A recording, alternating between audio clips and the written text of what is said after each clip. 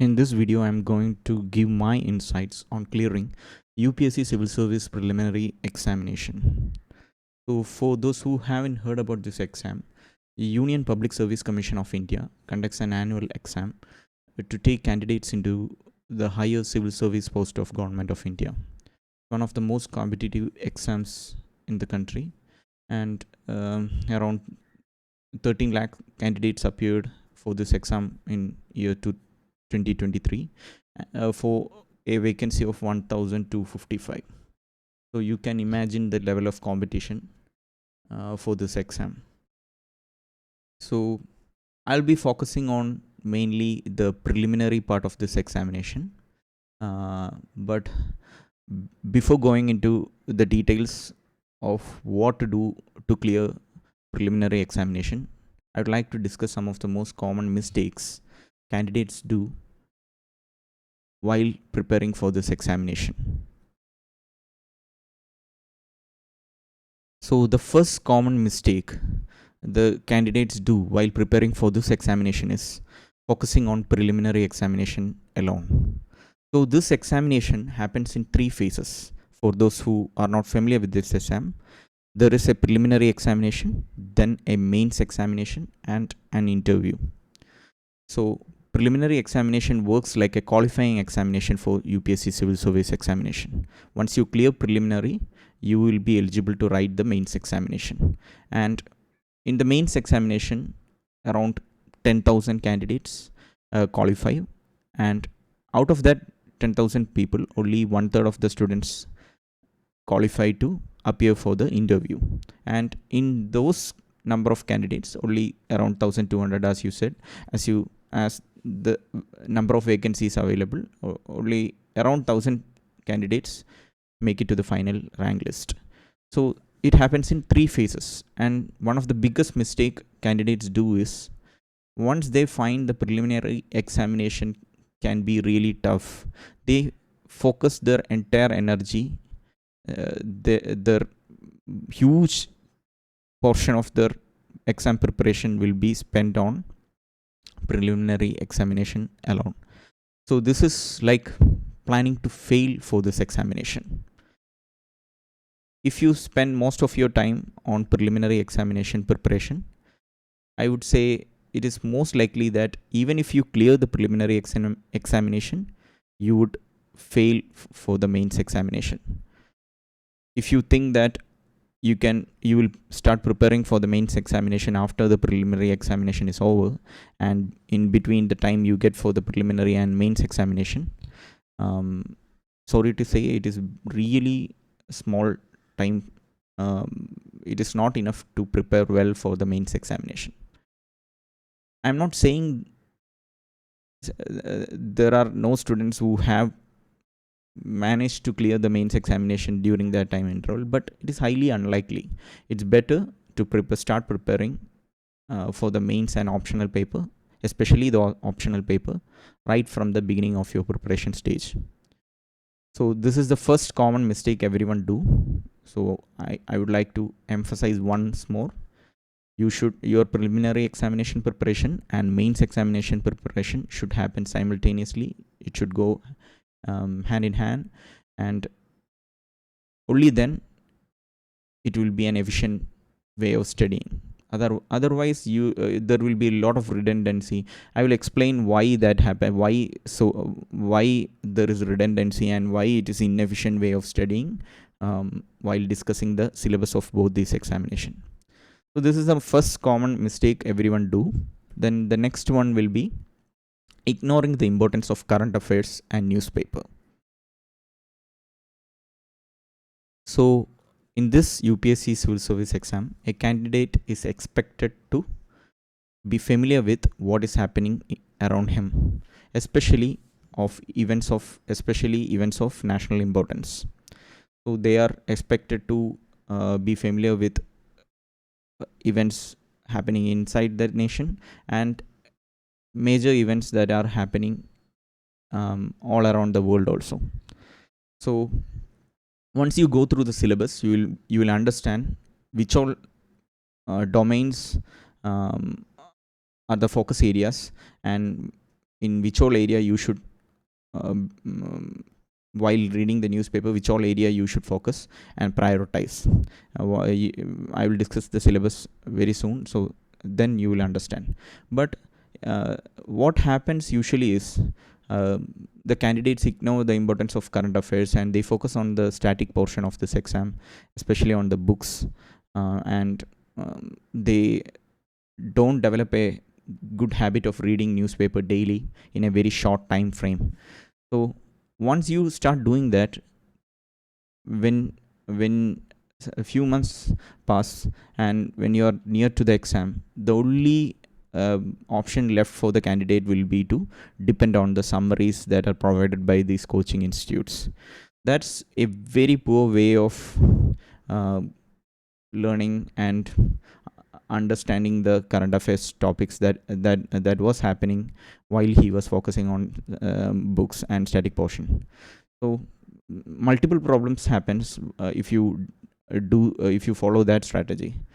First one is every candidate, if they in their strategy, if they plan to complete the newspaper in the morning itself or evening, in a short time frame, say 1 or 2 hours, if they plan to read the entire newspaper and analyze it and make notes from it, if they plan to complete the entire thing in a very short time frame in the strategy, that will benefit in multiple ways for the candidates.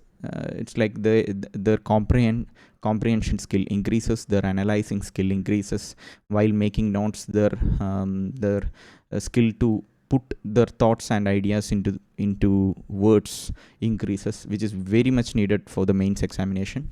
So that all those are very important in different stages of the exam. So you shouldn't skip reading newspaper regularly and making notes of important events happening around you. So, and you will see why current affairs reading newspaper is a very big important part in preparing preliminary examination, also later in this video. So um, for preparing mains also, you need notes. You need to there is a certain way you should prepare the notes and say file it for later usage. So um, I will discuss that on a later video if there is a demand on preparing how to prepare for mains examination. So that is one thing. And then so if you constantly have a habit of reading the newspaper, making notes, going through the figures, the data figures, say like maternal mortality rate, the growth rate, the GDP growth rate, when it comes to economics, or so the some figures connected to crime rate, some figures connected to say uh, GDP growth, export import figures, something. All these, if you go through these figures multiple times throughout your preparation while making notes from current affairs, you will definitely remember those figures and you will be able to reproduce those figures while writing for the mains examination.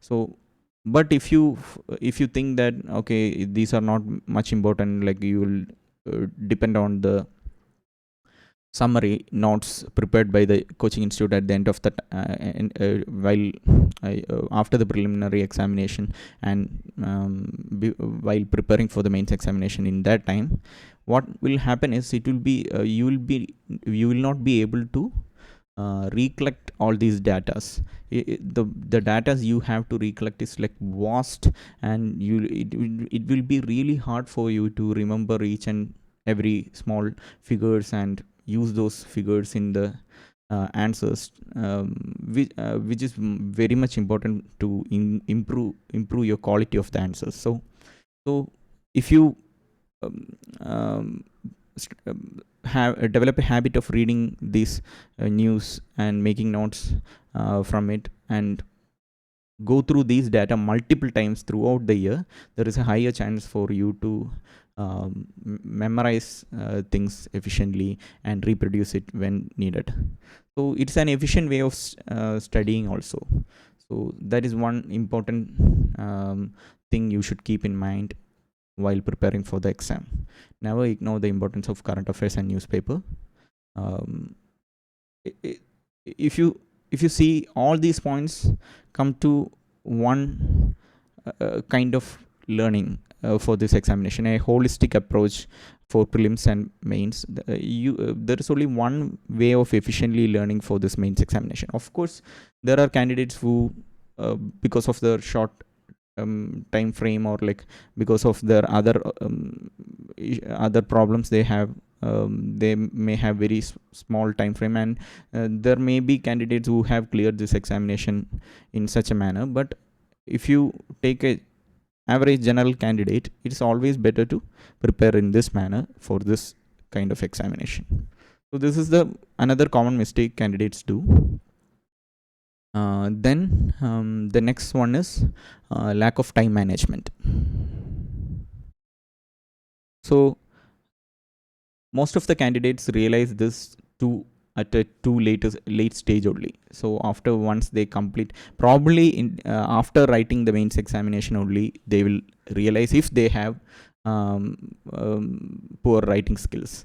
So to avoid that mistake, you should start, as I said earlier, you should start your mains preparation from the beginning itself, from the beginning of your preparation stage itself, so that when you make notes, see whether you are able to complete you are able to write an answer in a short time. Say if you are not able to write a 250 word answer in 10-12 minutes, then you have to work on your writing skill. By writing skill, I mean two things mainly: how legible you are, and two, how fast you can write. Yeah, there is one more aspect, like whether you are able to write write the answer in good English, like is your grammar proper. If you're obviously, if you're writing the answers in English, if you are choosing any other language for the mains exam papers, in that language, are you able to write good answer, legible good answers, clear answers, I would say. The answer when an examiner picks up the paper and evaluates it, he should be able to go through the answer very quickly and understand what you have written. So that aspect, like you should be able to write good answers in a very short time, and all that will become possible only if you have good writing skills. So for mains examination, writing skill is of super importance. Like if even if you are super knowledgeable, and if you know everything that is in the syllabus, like if given enough time, if you are able to produce beautiful answers, if you are not able to produce those answers in a short time, that becomes totally useless. So you should most of the candidates realize this. They have realized they have poor writing skills only at a very later stage, probably after writing the mains examination, in the real mains examination. So make sure that you are not doing this mistake in the initial phase itself. See whether you have any problems in writing skills, let it be speed or clear writing, handwriting, whatever it is. Like from holding the pen also, it's important. Make sure that you are able to sit and write for hours. In mains examination paper, for one examination paper is like 3 hour duration, so you should be able to sit and write for hours. In the forenoon session, you have to write for 3 hours, then in the afternoon session also you have to write for 3 hours. So you should have that good writing skills to pull that off. So make sure you write enough examinations, or enough notes at least, to see to catch if you have any problems in writing skills and work on it at a earlier stage itself. So not realizing the importance of a writing skill is one big common mistake candidates do. Another one is not undermining the importance of optional paper. So a candidate has multiple choices for optional paper, like economics, public administration, geography, mathematics. You have a lot of options. You can choose one from any of those options. You even have languages for optional paper. So choose one and make sure that you are comfortable with your optional paper. Of course, optional paper, there are two optional papers for the mains examination, 250 mark each, and 500. In those 500 marks, scoring a good mark from optional paper itself is very important in having a total good marks for the main written examination. So make sure that you're comfortable with your optional paper, and at any stage if you feel that you selected the wrong optional paper, make sure that you switch that optional paper. Don't do the mistake of sticking to one single optional paper throughout your exam preparation. So there is a highly likely chance that you chose a wrong optional paper. You thought that you would do well for that optional paper, but while studying and preparing, you realize either it is tough or it is affecting your other exam preparations. So in that case, definitely do switch the optional paper. Make sure that you prepare for this optional paper from the initial stages itself. Collect the materials, make notes, write, go through the previous year papers, and make sure that you are able to write good quality answers. Check with your peers or good teachers, and make sure that the right answers you write for those questions are really good. So most that definitely happens while writing mock test for mains examinations, but make sure that you prepare for the optional paper well from the initial stages itself. So this is one common mistake students do, that they undermine the importance of optional paper, and they start preparing well for the optional paper at a very late stage only. So don't do this mistake. Optional paper is of very importance, at least in the current exam pattern. Optional paper is of very important. I am not sure whether they will take away the optional paper, but if the current syllabus like pattern continues, optional paper is of utmost importance. So this is one mistake. And another one is ignoring the importance of practice test. So I can't stress enough the importance of practice test. I often see many candidates ignore this. They focus solely on preparation, gaining the knowledge, and they never test their knowledge out.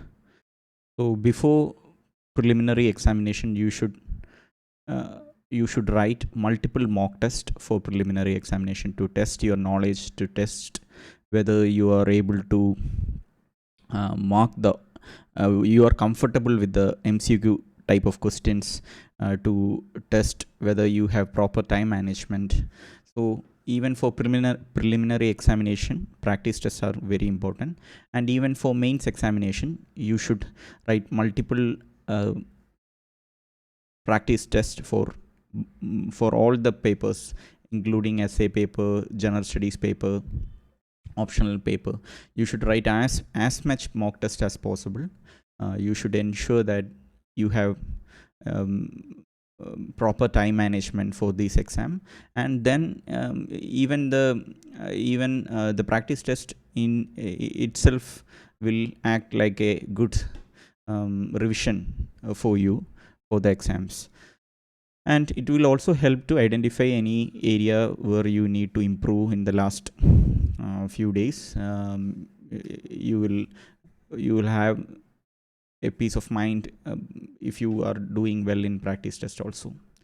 So um, practice tests are very important. Never ignore that. Even if you know the subject well, even if you are confident that you have prepared well, do practice tests, a lot of practice tests. I even know people who do just practice tests for preliminary examination, even if they haven't gone through the static books or current affairs. I even know people who have cleared the prelims by just doing lot of mock test and gaining knowledge and speed through practice test. I don't recommend that strategy, but definitely do lot of practice tests. So this is another mistake the candidates do. Then this is one of the important points you should keep in mind if you fail this exam. Unfortunately, if you fail this exam once, so this is a mistake everyone do. They just stick to their initial strategy plan. They never critically review.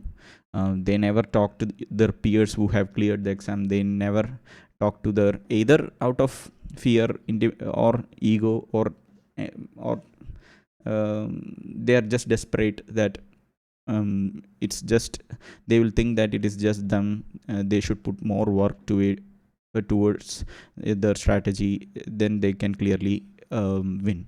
Probably that is right also, but but you shouldn't shy away from critically reviewing your preparation strategy if you have failed once. So I have seen people work really hard and fail, and then uh, the problem might be slight change. They need slight change in focus or priorities, or slight change. They just have to make slight changes to clear the exam, but they don't do that, and they continue doing the same old strategy, which once didn't help them, and they continue with that and end up failing again. So definitely critically review your preparation strategy if you have failed once. So this is another mistake everyone do. And then the last one is, it's the last but not least, you should not ignore your health. I can't emphasize this enough. Like, you are in for a long preparation, steady preparation time. So there will be huge stress involved. You will have personal problems along the way.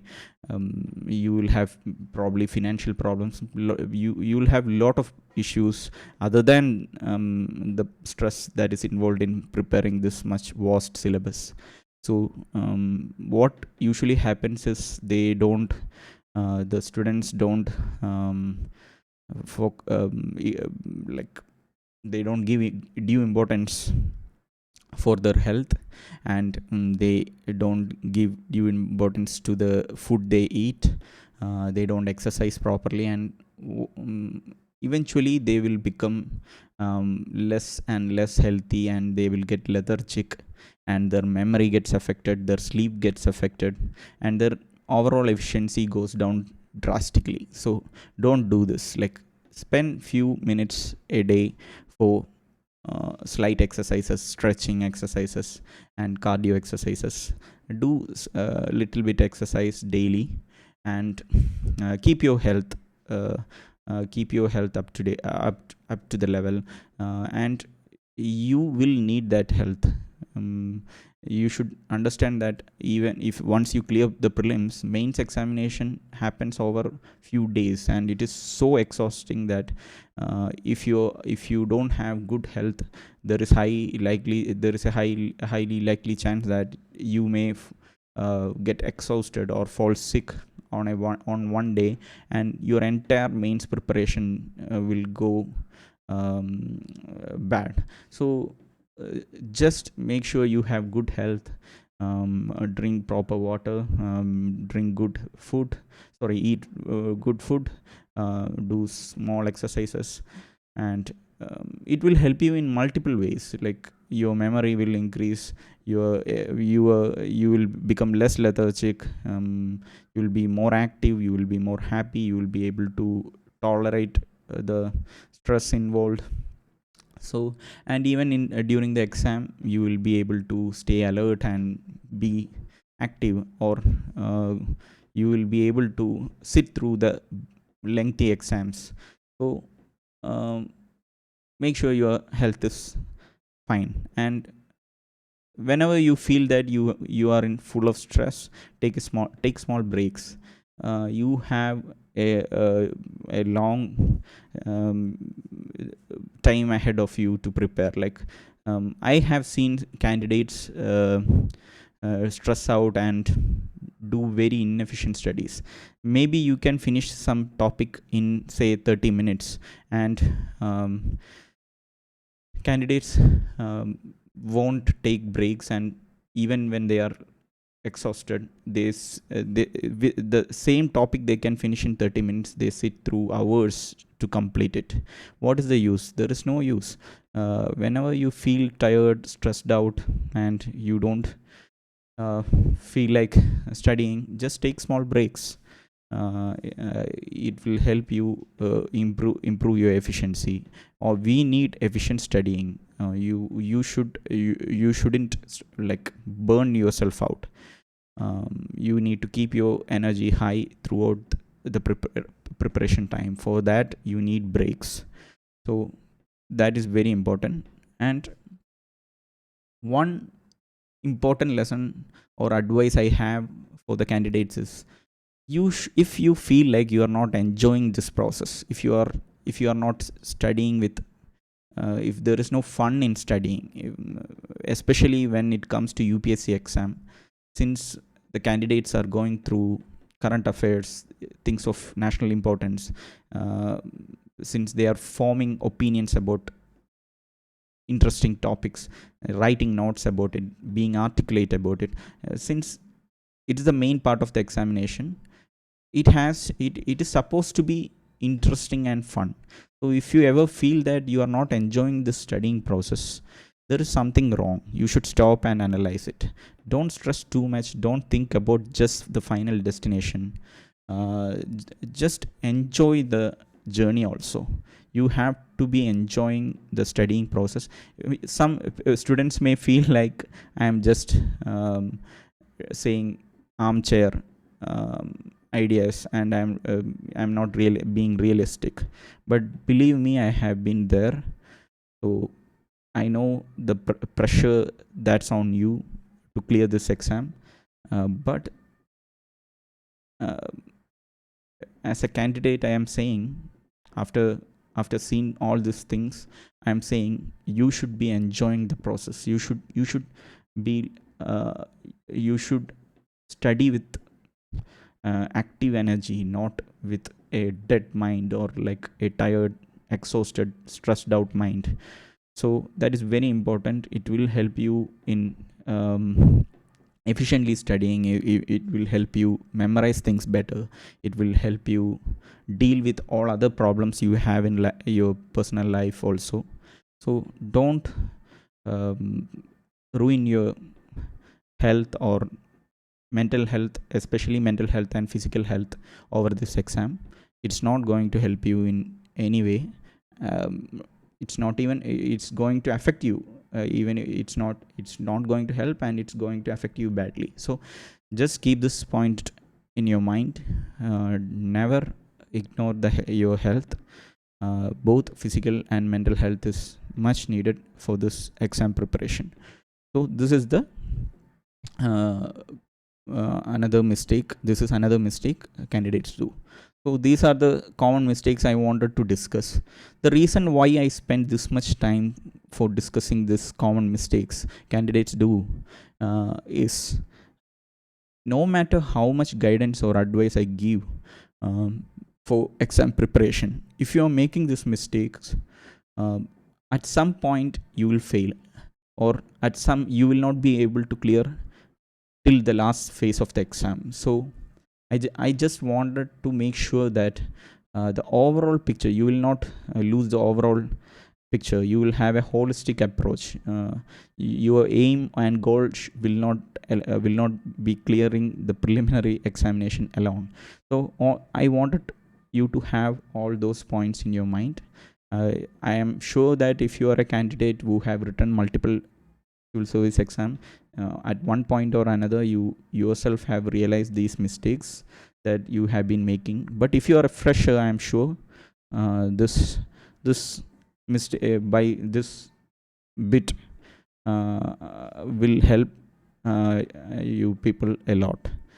So these are the common mistakes candidates do. Make sure that you don't do the same mistake I did or my peers did. So yeah, now before discussing the preliminary examination, I will just quickly go through the syllabus and pattern of the both preliminary and mains examination to just give an idea uh, how mains examination will is overlapping, or like how the mains examination is going to be, and the subjects in mains examination will be overlapping with the preliminary examination. Having that concept is very important, because it will help you prepare the general studies paper 1 preliminary examination with much confidence. Like, you will feel less intimidated. Like, you will not feel like you are wasting your time for a qualifying examination. If you are preparing for both preliminary and mains examination parallelly, you can avoid that tension, that that you are not creating any redundancy and you are not doing any redundant work. You are efficiently studying. So to drive that point, I will just discuss the syllabus and pattern of the preliminary examination and mains examination just quickly. I won't take much time, and then I will jump into the main topic of this video, which is my insights on clearing the preliminary examination of this exam. So if you are already bored and if you are finding all this information useless, you can just skip this part and just go to the analysis part, and I'm sure you that will be helpful. So yeah. So in the preliminary examination, you have two papers, two general studies paper, general studies paper 1 and general studies paper 2. General studies paper 1 is the main topic of this video. I will be discussing what is the syllabus of general studies paper 1, how to prepare, and what you can expect, how to approach different questions. All that will be covered in this video. So each paper is of 200 marks and 2 hours each. General studies paper 2 is of qualifying nature in the preliminary examination. The entire preliminary examination is kind of qualifying exam for the mains examination, but still in the preliminary examination you just need to score 33% mark for general studies paper 2. It will not be counted to determine the cutoff mark of a candidate. That is, if you score 100% or 33%, it is same. You don't have to score high marks for general studies paper. You just have to make sure that you score more than 33% marks. Once you score more than 33% mark, your general studies paper 1 will be evaluated, and its mark will be used to see whether you are above the cutoff marks. So that is how preliminary examination happens. And when you come to mains examination, you have 9 papers. 2 language papers are of qualifying nature. You just need to score 25% mark here. So one paper has to be English. So that is, paper B has to be English, and paper A you can choose one language from the languages listed in the 8th schedule of the Constitution. For certain states, if I remember correct, paper A can also be English, like northeastern states, but I'm not sure. You have to check. But for other people, you have to choose one language and write that language as paper A. So for both paper A and paper B, you have to score 25% mark. So once you have 25% mark in paper A and paper B, other papers will be evaluated and counted for merit. So other papers other papers are 1 paper you have an essay paper. You have to write two essays, and out of many essay topics, you have to pick two essay questions. From section A you have to choose one, and from section B you have to choose one. So you have to write two essays. So that paper also is 250 marks, and each of these papers, that is essay paper, GS1, GS2, GS3, GS4, are of 3 hours duration. Even the optional paper is of 3 hours duration. So you have one essay paper. Then general studies, you have 4 general studies paper. General studies, one paper includes Indian heritage and culture, history, geography of the world, and various aspects of society. So that is how general studies 1 paper is designed. And general studies 2 paper has governance, constitution, polity, social justice, and international relations. So general studies 3 paper have technology, economic development, biodiversity, environment, security, and disaster management. And general studies 4 paper has ethics, integrity, and aptitude. So you have 4 general studies paper. Then you have 2 optional paper. As I mentioned earlier, you have many choice for optional paper, like economics, geography, public administration, mathematics, language. You can pick languages. So you have many options. You can choose one option and write 2 optional papers on that topic. So each paper is of 250 marks. So total there are 9 papers, and in this 9 papers 2 are qualifying nature, and you will the other 7 paper will be counted for merit.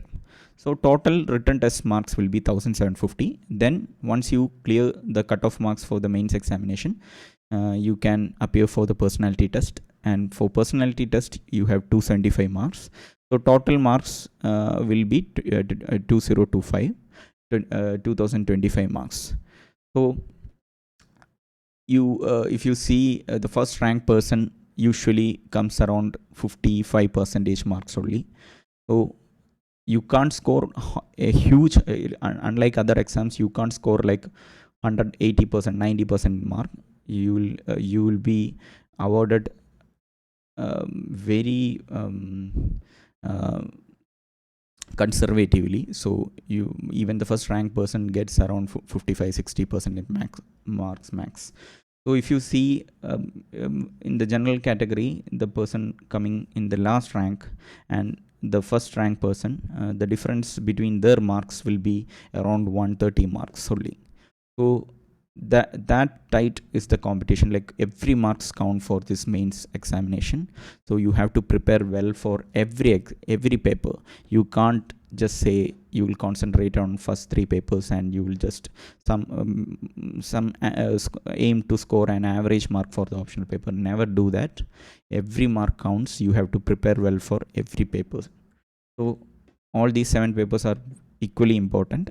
So the main point I wanted to discuss was, if you see the general studies paper 1, so this is the paper 1 syllabus for the preliminary examination. Just take a pause and look through the topics.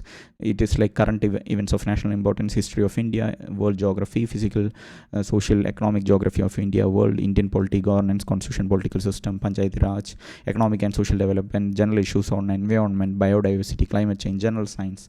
So if you read through the syllabus of the paper 1, you can see a lot of overlap happening between the general studies papers of mains examination and preliminary examination. So you have to realize that mains examination is like an extension of this preliminary examination, where you have to write detailed answer. In preliminary examination you have MCQs. Even if you know the concept and you are not very articulate, or you are not able to write few words, few paragraphs on those topic, you will still be able to clear the preliminary examination. But mains examination will check your in-depth knowledge on the topic and your analysis.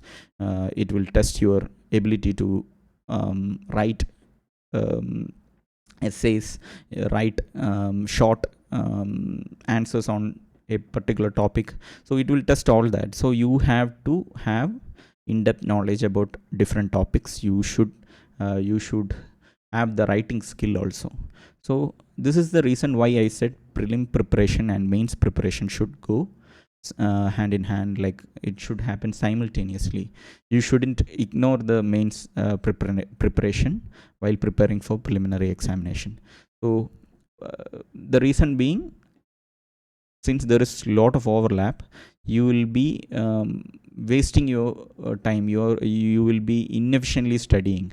There will be a lot of redundancy, so you don't want that. You If you want to make proper use of your time, prepare notes from the beginning itself. When you read paper, just make notes for mains also. Once you identify that this particular portion is relevant for the mains also, just make sure that you take proper points, so that that will be useful while forming an answer for a mains exam. So definitely there are weightages and areas you should prioritize in both the exams, in prelims and mains. So that comes so that is the so a candidate should be very familiar with the pattern, the weightages, where to focus. They should have a clear idea of the previous year questions and the patterns, so that he will be able to prepare, or sorry, they will be able to prepare well for the exam. So yeah, that is what I need to discuss. This is a preliminary examination, means examination. So before going to the focusing on the preliminary examination, just if you are a person who is not familiar with the mains examination, definitely do a analysis which for the mains examination before starting your preparation, like the analysis I am doing for the prelims in this video. So you should identify the patterns, the areas where you should give more focus, or the areas you should prioritize over other topics. You should have a clear understanding before preparing things, because you will be reading the newspaper for prelims preparation anyway. If you are preparing seriously, then you will be able to once you have the clear understanding what all questions comes for the mains, you will be able to identify the news that is relevant for mains examination, and you will be able to extract the points from that news very fast if you are well versed with the syllabus of the mains examination, previous year questions, and patterns that usually come for the exam. So yeah, I'm not doing the mains analysis here. Maybe I'll think of doing another video later if there is demand.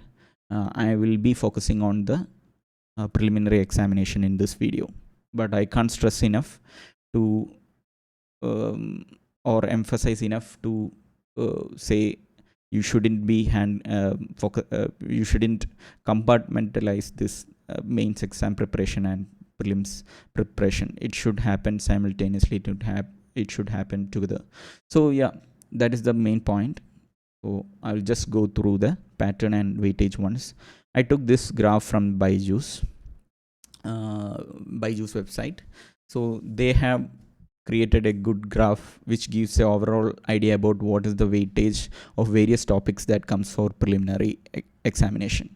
So if you see, they have categorized it as history, geography, polity, economy, science and technology, environment, and current affairs. So I have a problem with this categorization. So if you personally, I have an opinion that if you categorize this current affairs as a separate one, your preparation style, or the way you prepare for prelims will be entirely wrong. So I will explain that point later while analyzing the paper.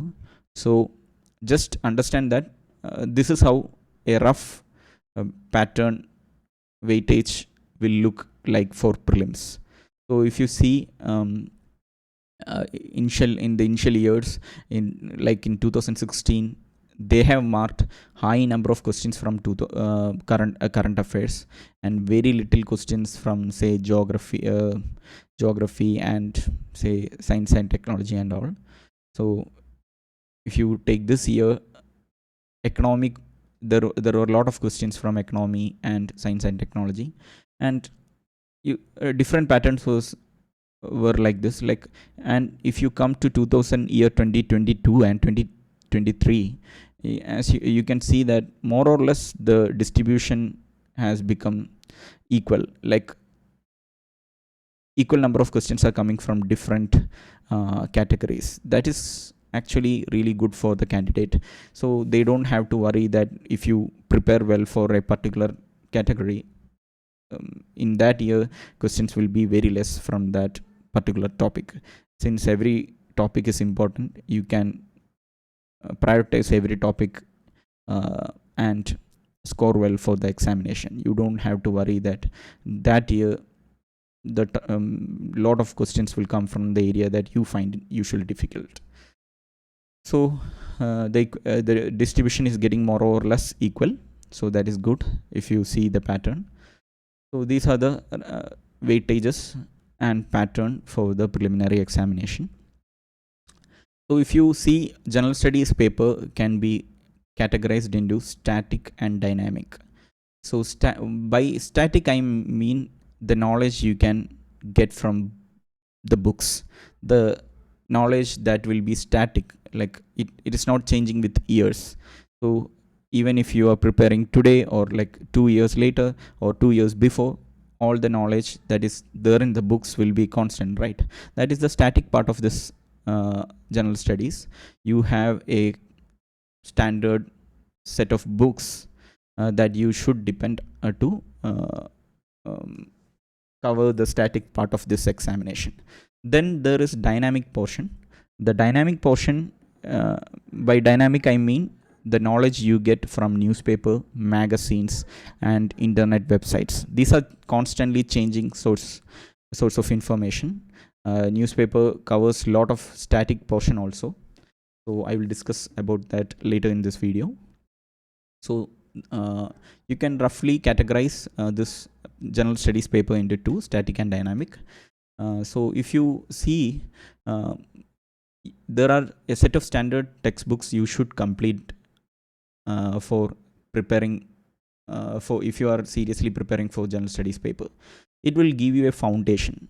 So if you are not good with geography, so if you are not good with, say, world map, or if you are not good with world Indian history, you should go through the standard textbooks. I will show you the standard textbooks now, just in just few minutes. But you shouldn't skip this standard textbooks. You should cover as early as possible, so that you will have a very good foundation, and with that foundation you can read newspaper in an efficient manner also. So for a person who is very good with the geography of India, will be able to read newspaper more clearly and efficiently, and make notes in a better manner, I would say. So that is one advantage. So you should aim to cover the standard textbooks as early as possible. And as I said earlier, don't think that you will first cover the static portion, then come to the dynamic portion. At least you should be reading newspaper daily, even if you haven't completed static portion, even if you haven't completed all the standard textbooks. So the reason being, as I said earlier, if you start to skip this newspaper, what happens is you will the current affairs topics or the data that is there will keep on mounting, and ultimately you will not be able to cover the newspaper properly. You will be forced to depend on summaries, which is again a very bad or poor method to cover the current affairs. I will that part will be more clear to you while I finish the analysis of the paper, of the preliminary paper. I will explain that part clearly in the later part of this video. So yeah, roughly there is two. We can divide the entire exam into static and dynamic part, and static part should be covered using standard textbooks, and dynamic part should be covered using newspapers, magazines, including Frontline, Down to Earth, PIB, such things, publications. And internet websites, by internet websites I mean Wikipedia, say Wikipedia, even PIB can be dependent. Then there are other websites also, CCRT website, that you can use to cover topics. Then such things. So such websites are all useful. Again, there is a tendency for candidates to take up a lot of sources and make the content so vast that it is almost impossible to cover the entire thing. So don't do that.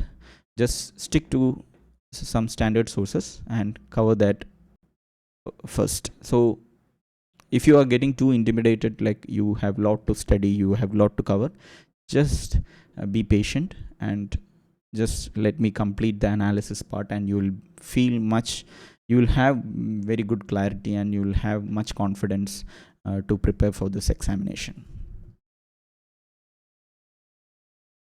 So to cover all the books, standard books, I will be using some references. I'm just going to Google the standard book list for UPSC exam preparation and show you first few top results. I'm not recommending any of these websites for any other purpose. So I have randomly picked few results that came on the top. So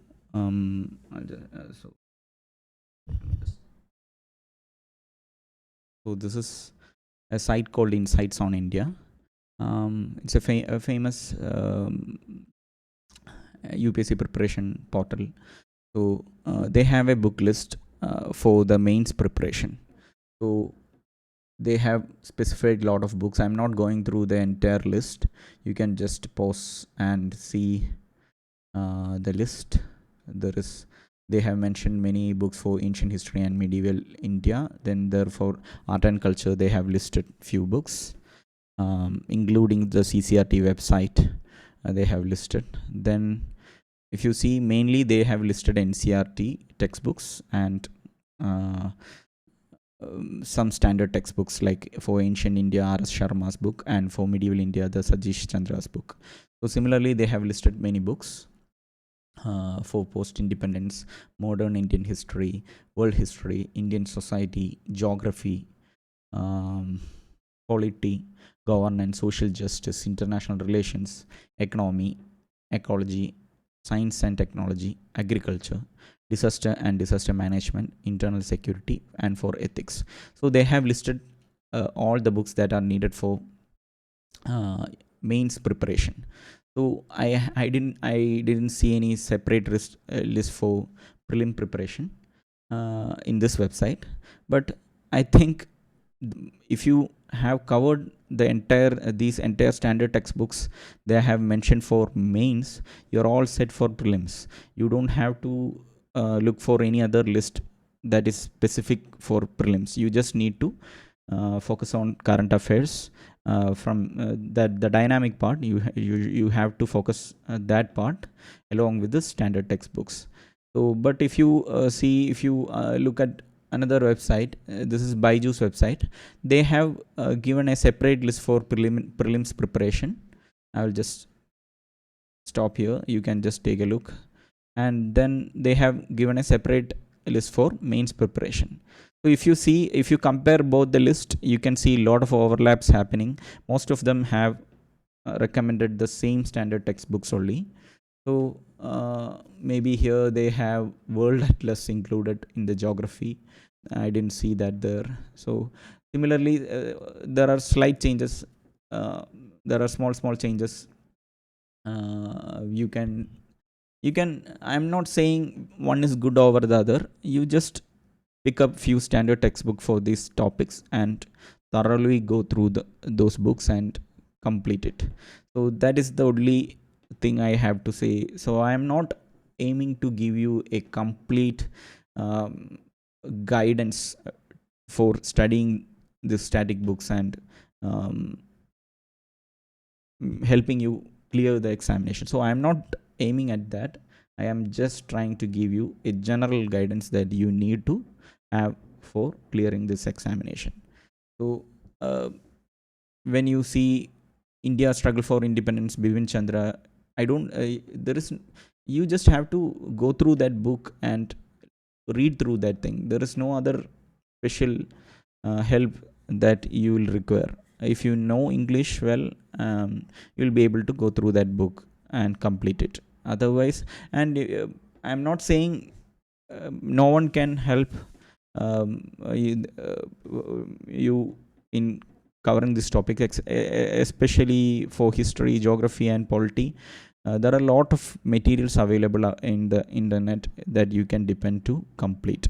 I'm planning to say do videos on each separate topics, maybe at later stage if time allows. Until then, all I can say is just you have to cover the static textbooks with the help of others and other sources. So probably I will do videos on these topics one by one, in my own manner. I won't say that is the best thing or anything. You can depend on any source as you please. So these are the standard textbooks. I will show just one more. So this is an academy.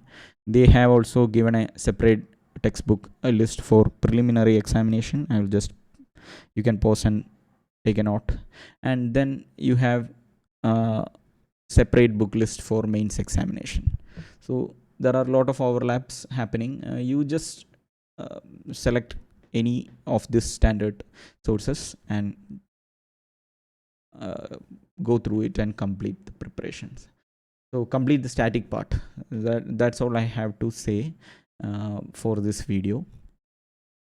And while discussing 2023 questions, I will for sure include some guidance that will be useful to cover these static textbooks. So anyway, that is the book list part. So I just wanted to show you some book. So if this is not clear, I will just zoom. You just have to get this book list, you just have to type book list for UPSC preparation. That you will get the Google results, and you can get these pages from Google results itself. So yeah, the book list. Now to the main part of this video, so which is the analysis. So I'll be going through 2023 General Studies Paper 1. I'll be using that as my source to recommend you what you should focus and what you should prioritize, what you shouldn't prioritize, and how you should read newspapers, how you should study static textbooks, and what all tips you can use to find answers for MCQ questions, what all tricks that you can use even when you are not familiar with the information given, all the tips and tricks, all the exam preparation strategies. I'll be discussing all that while going through this paper, 2023 General Studies 1 paper.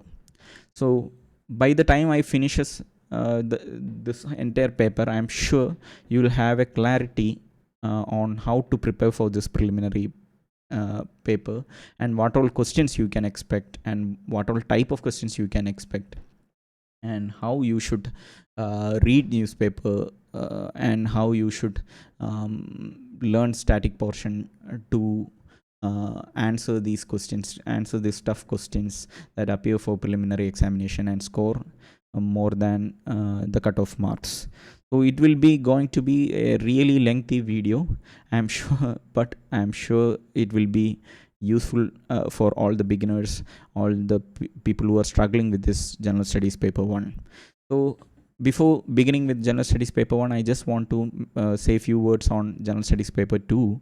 So General Studies Paper 2 involves comprehension and some logical reasoning, mathematics like questions.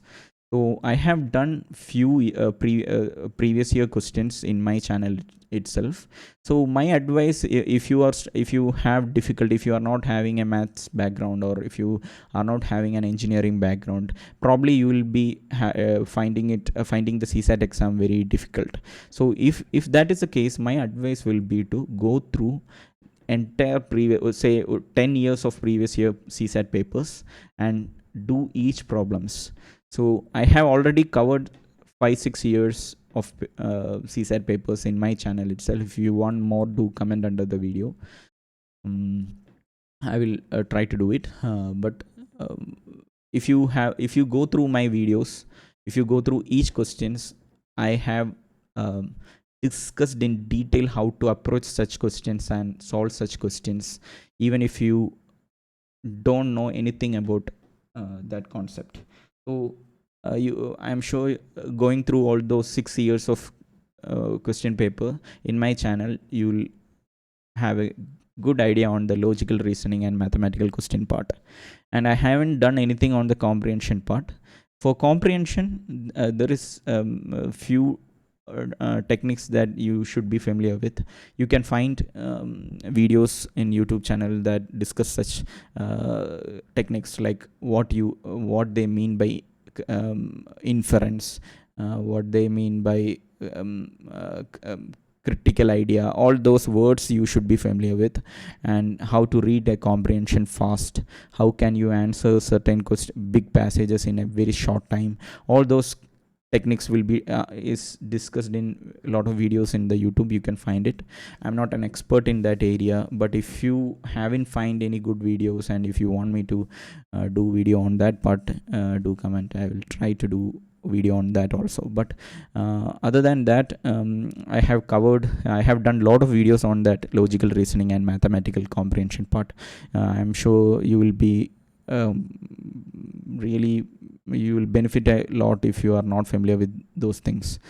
So that is about General Studies Paper 2. So General Studies Paper 1 is the main villain for a lot of people. So I will be spending my rest of the video on the analysis of this General Studies Paper 1 and the techniques, tips, tricks, and all to solve this exam.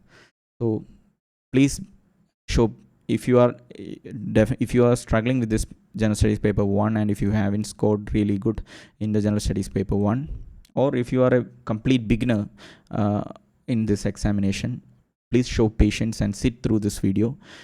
I'm sure you will benefit a lot by this video.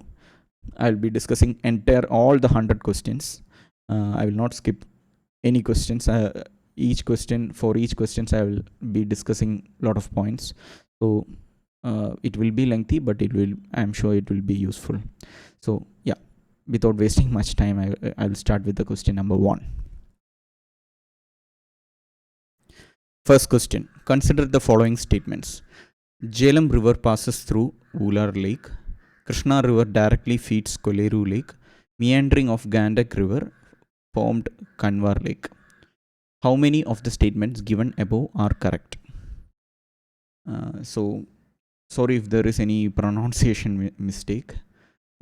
Anyway, if you look at this question, by going through newspaper articles, I understood that this is not a question from newspaper. At least I couldn't find any source from newspaper.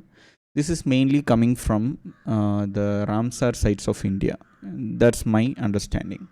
So if you see, I have written few important things you should go through while studying environment part of the syllabus. So which is, one is endangered species, then there is national parks of India, wildlife sanctuaries of India, biosphere reserves of India, rivers of India, which has sources, states through which they flow, tributaries of rivers, and then there is Ramsar sites of India, organizations and various organizations connected to environment and the reports they produce, and then UNCC conferences, various convention of parties, locations, major conventions and protocol like Montreal Protocol, Vienna Convention, all major conventions and protocols, and then important acts. This is not an exhaustive list. I will be adding to this list as I go through the new prelims paper. So, but these are the standard things that you should look before attempting the exam. So, if you take Ramsar sites of India, so if you can see there are these are the Ramsar sites of India. So, and they have given a brief description of each Ramsar site. You should be familiar with it, where the Ramsar site is and the name of the Ramsar site. So each if you see, each state has only a handful of Ramsar sites. Some states, the total number of Ramsar sites in India is, like, let me just check, it's 80 only. So there are only handful in a particular state. So if you see, these are the you should be familiar with all these Ramsar sites. It may feel like a large list, but there are no we don't have many such lists to learn. So we could, once you are familiar with all the states, locations, the wildlife sanctuaries, all those things, it will be easier to learn. It will be easier to connect and remember these sites. So let me just go back to the question. The question, in the first question, it is about Jhelum River passing through Wular Lake. So if you see, Wular Lake is a Ramsar site. So here there's a brief description. So you should be familiar with Wular Lake and where it is going, and in which state it is, and what is the source of water in Wular Lake, how it was formed, all that details you should be familiar with. There is a brief description here. It's not just enough. Like, you should go through the Wular Lake wiki page and just read through it. So one of the basic information about Wular Lake is the lake basin was formed as a result of tectonic activity and is fed by the Jhelum River and stream Madhumati and Arin. So if you see, Jhelum River passes through Wular Lake is the information given. That is how it is relevant here. So I'm saying, once, if you are a candidate, if you are an aspirant, and if you are serious about this exam, you should have gone through all the Ramsar sites of India and all details. You should be knowing all the such details. So you can answer option one is true or not from this information. And if you see, Krishna River directly feeds Kolleru Lake and Kanwar Lake. So we have Kolleru Lake and Kanwar Lake. And let me just go back. Kanwar Lake. If you see, Kanwar Lake is a Ramsar site in Bihar, and Kolleru Lake is another Ramsar site in Andhra Pradesh. So this is so all these lakes are Ramsar sites, and you should be familiar with it. I'm not going to discuss what, rather than discussing what is the correct answer in this question, I'll be just explaining what is the source, in which way a aspirant should have prepared, so that he will be equipped to answer this question. So I hope it is clear now. The source is clear now. All these lakes are Ramsar sites of India, and you should be familiar with these lakes and source. If you see Kolleru Lake, you should go to Kolleru Lake. When you read something, you should go to its wiki page. If you are not familiar with that, you should just go to the wiki page and quickly run through that wiki page. The important aspects, like, you don't have to read each and every small details, like the sanctuary is approachable from all four sides of the Lake Bay Road, and all this information. These are not necessary. Like, the important information will be like, this is one of the largest freshwater lakes, so freshwater lake is important. and it is situated in Andhra Pradesh. That is important. And then the lake is located between Krishna and Godavari deltas. So this is important. Kolleru Lake is located where it is written, and then it is fed directly by water from the seasonal Budameru and Tamileru streams, and is connected to Krishna and Godavari irrigation system by over 67 major canals. So if you see, this lake is fed by seasonal Budameru and Tamileru streams. So it's not in the question. In our question, it was Krishna River directly feeds Kolleru Lake. That is not true. So it is connected to Krishna and Godavari irrigation system by our major irrigation canals. So it is connecting to the irrigation systems of Krishna and Godavari through canals only. So it is not directly fed by Krishna River.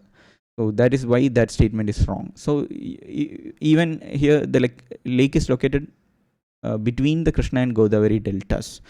So if you see, there is Krishna delta. Krishna and Godavari is like this, and it is situated in between. So it is not directly fed by these rivers. So all these information you will get if you go through such wiki pages, and if you have basic idea of all these things.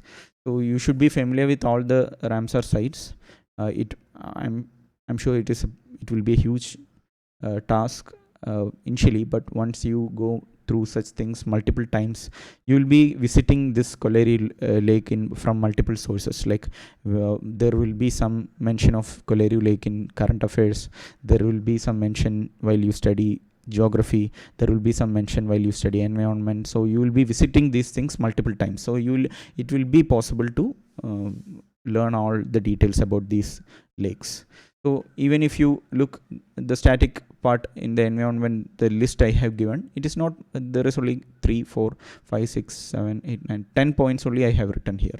It is not, okay, it is not exhaustive, but these are some of the basic standard stuff you should be knowing while preparing for the examination. So I will be sharing the links of all these documents in the description. So don't worry about that. So this is the first question. So you want, you can read about Kanwar Lake also. I'm not, if I go and discuss every single point in every question, it is going to take a lot of time. So I will be quickly running through the questions and discussing the source. I'll be concentrating on the sources, like what should have the aspirant done to get this question, and what that aspirant can expect in the next exam. That will be my focus rather than answering these questions. So yeah, that is the question 1. Then we have the next question. Next question is about ports. Second question read, consider the following pairs, ports and some description of each ports. So we have 3 ports. First one is Kamarajar Port, first major port in India, registered as a company. Second is Mundra Port, largest privately owned port in India. Third is Visakhapatnam Port, largest container port in India. So how many of the above pairs are correctly matched is the question. So the static part of this question is, it talks about major ports of India. So you should be familiar with major ports of India. This is the wiki page of list of ports in India.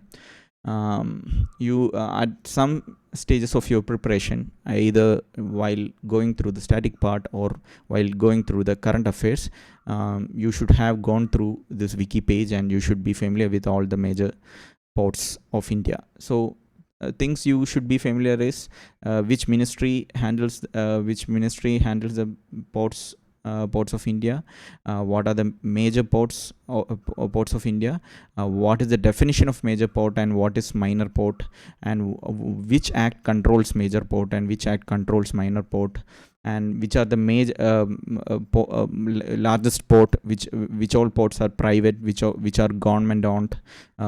All those details you should be familiar with. So there are some information in this wiki page, you can go through it, but this is the static part of this question. So But there is also the important thing you have to understand is there is also a dynamic part to this.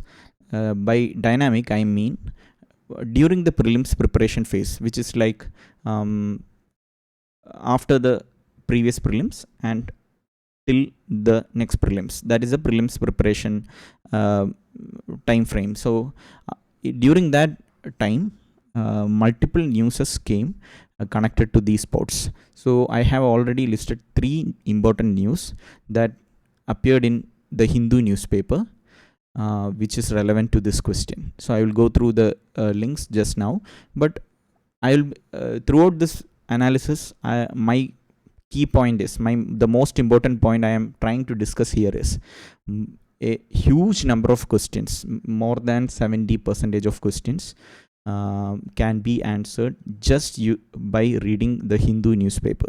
If you are reading the Hindu newspaper daily and making notes of it, you will be able to answer more than 70% of the questions. I will show you how by going through this paper.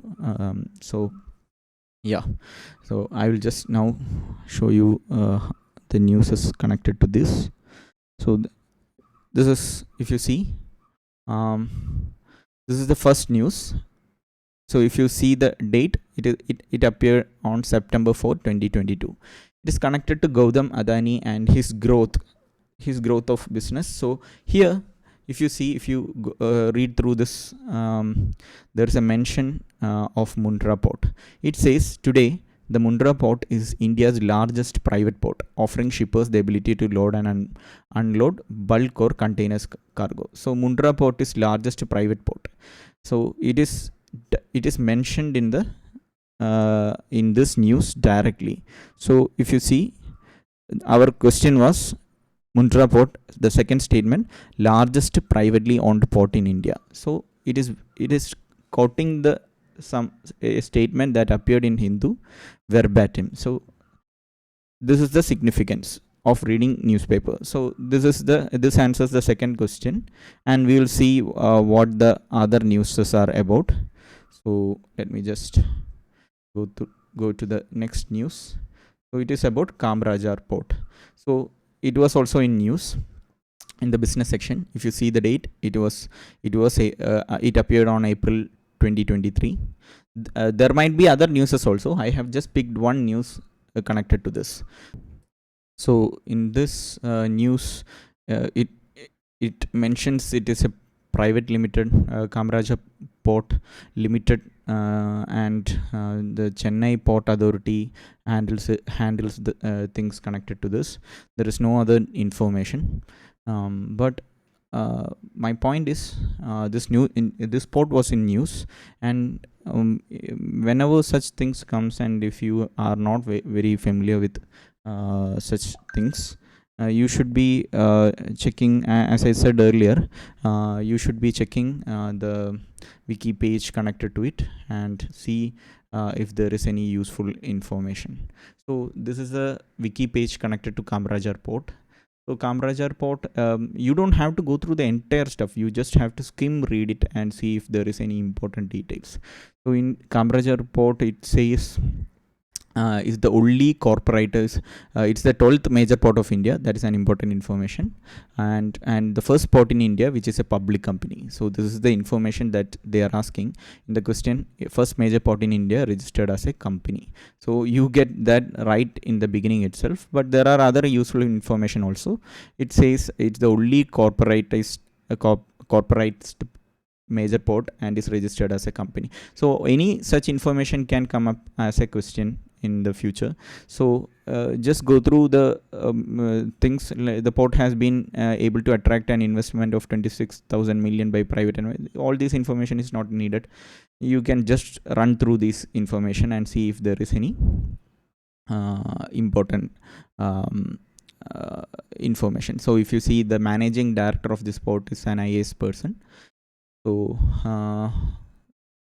and you can see the port was declared as a major port under the Indian Ports Act 1908 in March 1999. and incorporated as the Ennore Port Limited under the Companies Act in 1956. This information is important. So if you just run through it, you will get all such important information. So this is my key point. So you could have answered this question if you have visited this wiki page at least once and skimmed read it. So this is the second point, second news. So then we have the third point about Visakhapatnam port, and interestingly, it was also in news. I will just show you 1 second. So if you take Visakhapatnam port, there is a news that came in the Hindu on May 2023. It's very close to prelims, but it was there in the Hindu, which says Visakhapatnam port attains 4th position in cargo handling in India. So it is not the largest port. Even if if you didn't read this news, and if you know if you know which port handles the largest cargo, then you'll indirectly know that Visakhapatnam is not the port which handles the largest cargo. So you can answer that part also. So this is how this is why current affairs becomes important in such prelims questions. So as I have shown, the statement about Mundra port was there in the news. Kamarajar port was mentioned in the news, and you could have answered this statement from the news also about Visakhapatnam port. So second question analysis is this. These are the sources. If you want, I will be sharing this document. You can go through this questions and sources again, and if there is any doubt, you can comment under this video. So that is question 2. Now we will see what is question number 3 talks about. Third question reads, consider the following trees. 3 trees are mentioned with their scientific name. So how many of the above are deciduous trees is the question. So jackfruit, mahua, teak. Before discussing the sources for this question, if you have gone through the different standard environment books, you will be familiar with the different flora and fauna in India, and most of them are famous trees only. So jackfruit is usually found in Kerala and South region, which is a evergreen, which has a tropical evergreen climate. So we can say jackfruit is not deciduous. Then teak is usually found in deciduous forest, especially in Tamil Nadu, Andhra, that kind of region. You can see teak. So it is usually found in deciduous forest. So teak is a deciduous. It's a famous deciduous tree. And mahua, for me, it is not very famous one. I haven't read much about mahua. So if maybe in your region, mahua is a famous tree. I am not familiar. Sorry. But if you look at the sources, all these trees were in news, in multiple newses, and this is the first link here is a link to Down to Earth article. So I will show you what that article was about. Let me just take that page. This is the article. So it is Down to Earth article. It says, can mahua seeds provide Adivasi a reliable livelihood? Mahua seeds harvesting practices of the tribals are non-invasive and can promote conservation. So this is a very important article as far as prelims is concerned, as far as mains is concerned. So for this question, you should read through this question and you should be writing notes on it. The livelihood, it is connected to the livelihood of Adivasi people and environment conservation, economy, different aspects are coming in this article. So this is a very important news. So you should be you should make notes out of this news. So you may be thinking why I am looking at Down to Earth website. So you may be thinking, if I am going to pick up news from different websites, then every new there will be some news about everything that is coming in prelims. So how can a person aspirant read through the entire websites that is available in internet? So that is a genuine doubt. But what I am saying is, I will be focusing only on two main sources in this entire analysis video.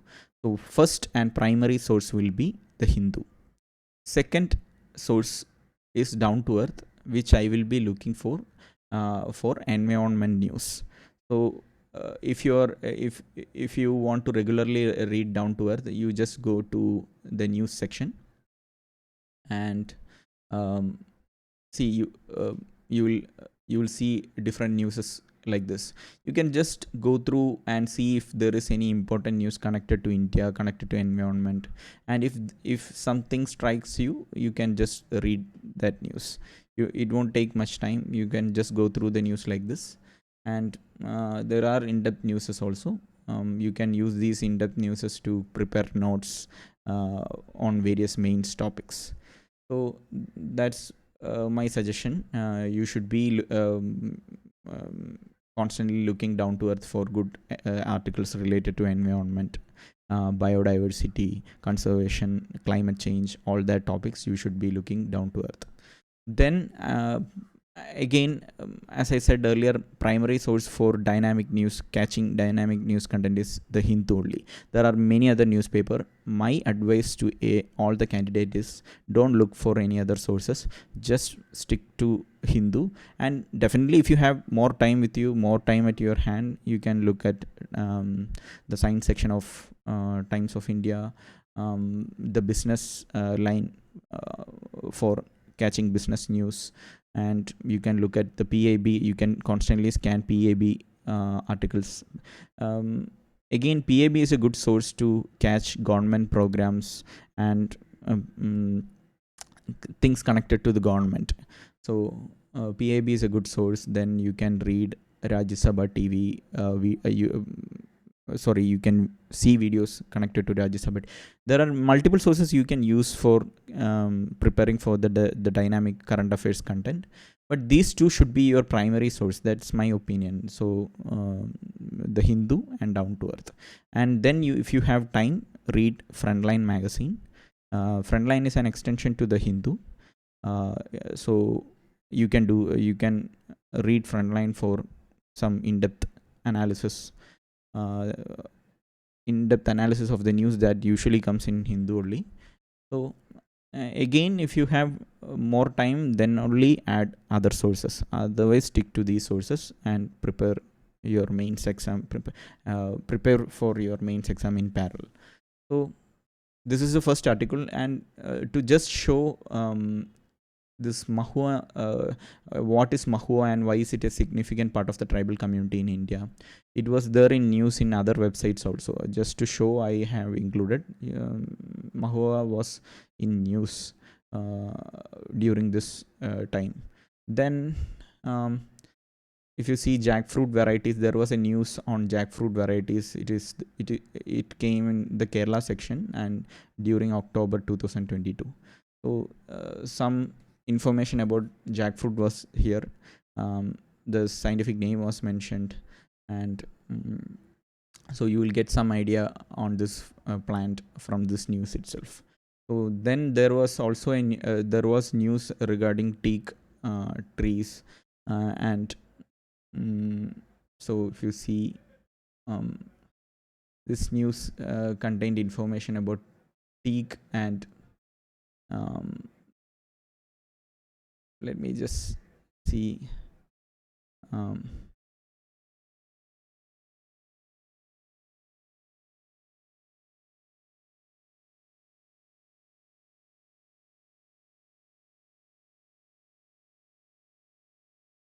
Okay.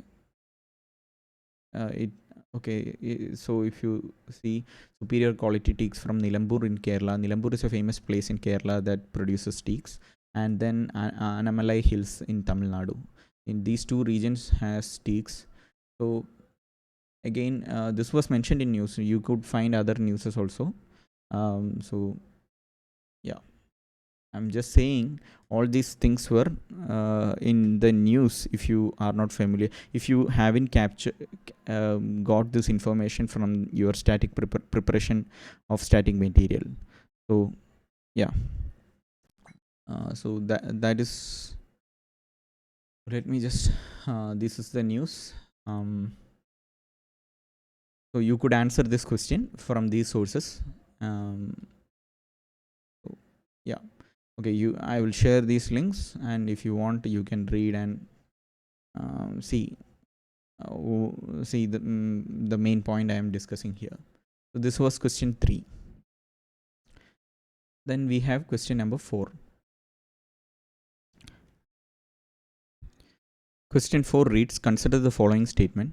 India has more arable area than China. The propagation of irrigated area is more in India as compared to China. The average productivity per hectare in Indian agriculture is higher than that in China.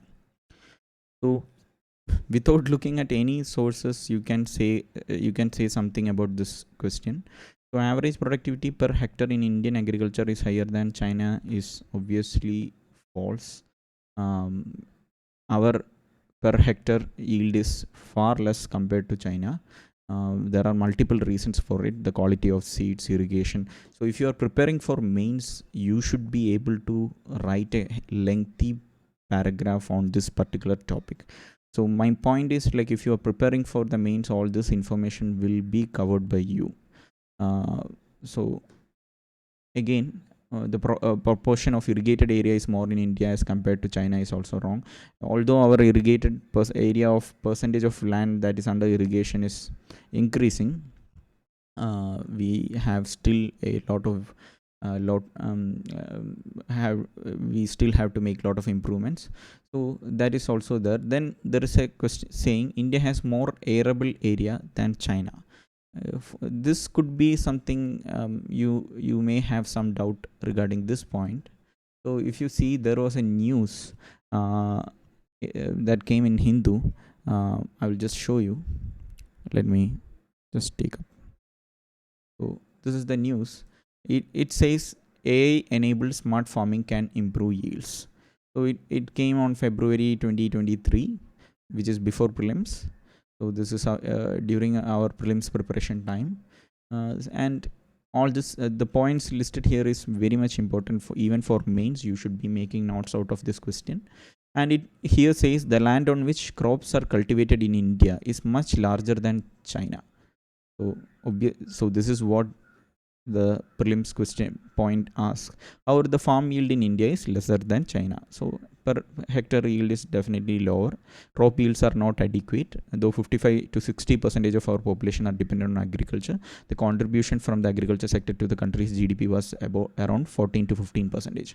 All these details are very important. You should make note on all these points whenever such a news come, and whenever such important information is there in the newspaper, you should be making notes, and you should reproduce these points while writing quality mains answers. That is the main point I am trying to discuss here. So there are many other points. He also suggested using mild pesticides that are less harmful and crop specific pesticides. All this information is important. So at least 5% of agriculture can go organic is what his suggestion is. You can note down all these points. So again, back to the question. I will just let me. Okay, this was the question. The India has more arable area than China is true. So already we have larger area under agriculture. So this statement is true, and you can answer the rest from basic logic. Even from this news, you can answer this question. So this is how this one could have answered question 4 if you have read that news. So yeah, that is question 4. Let's see what is question 5.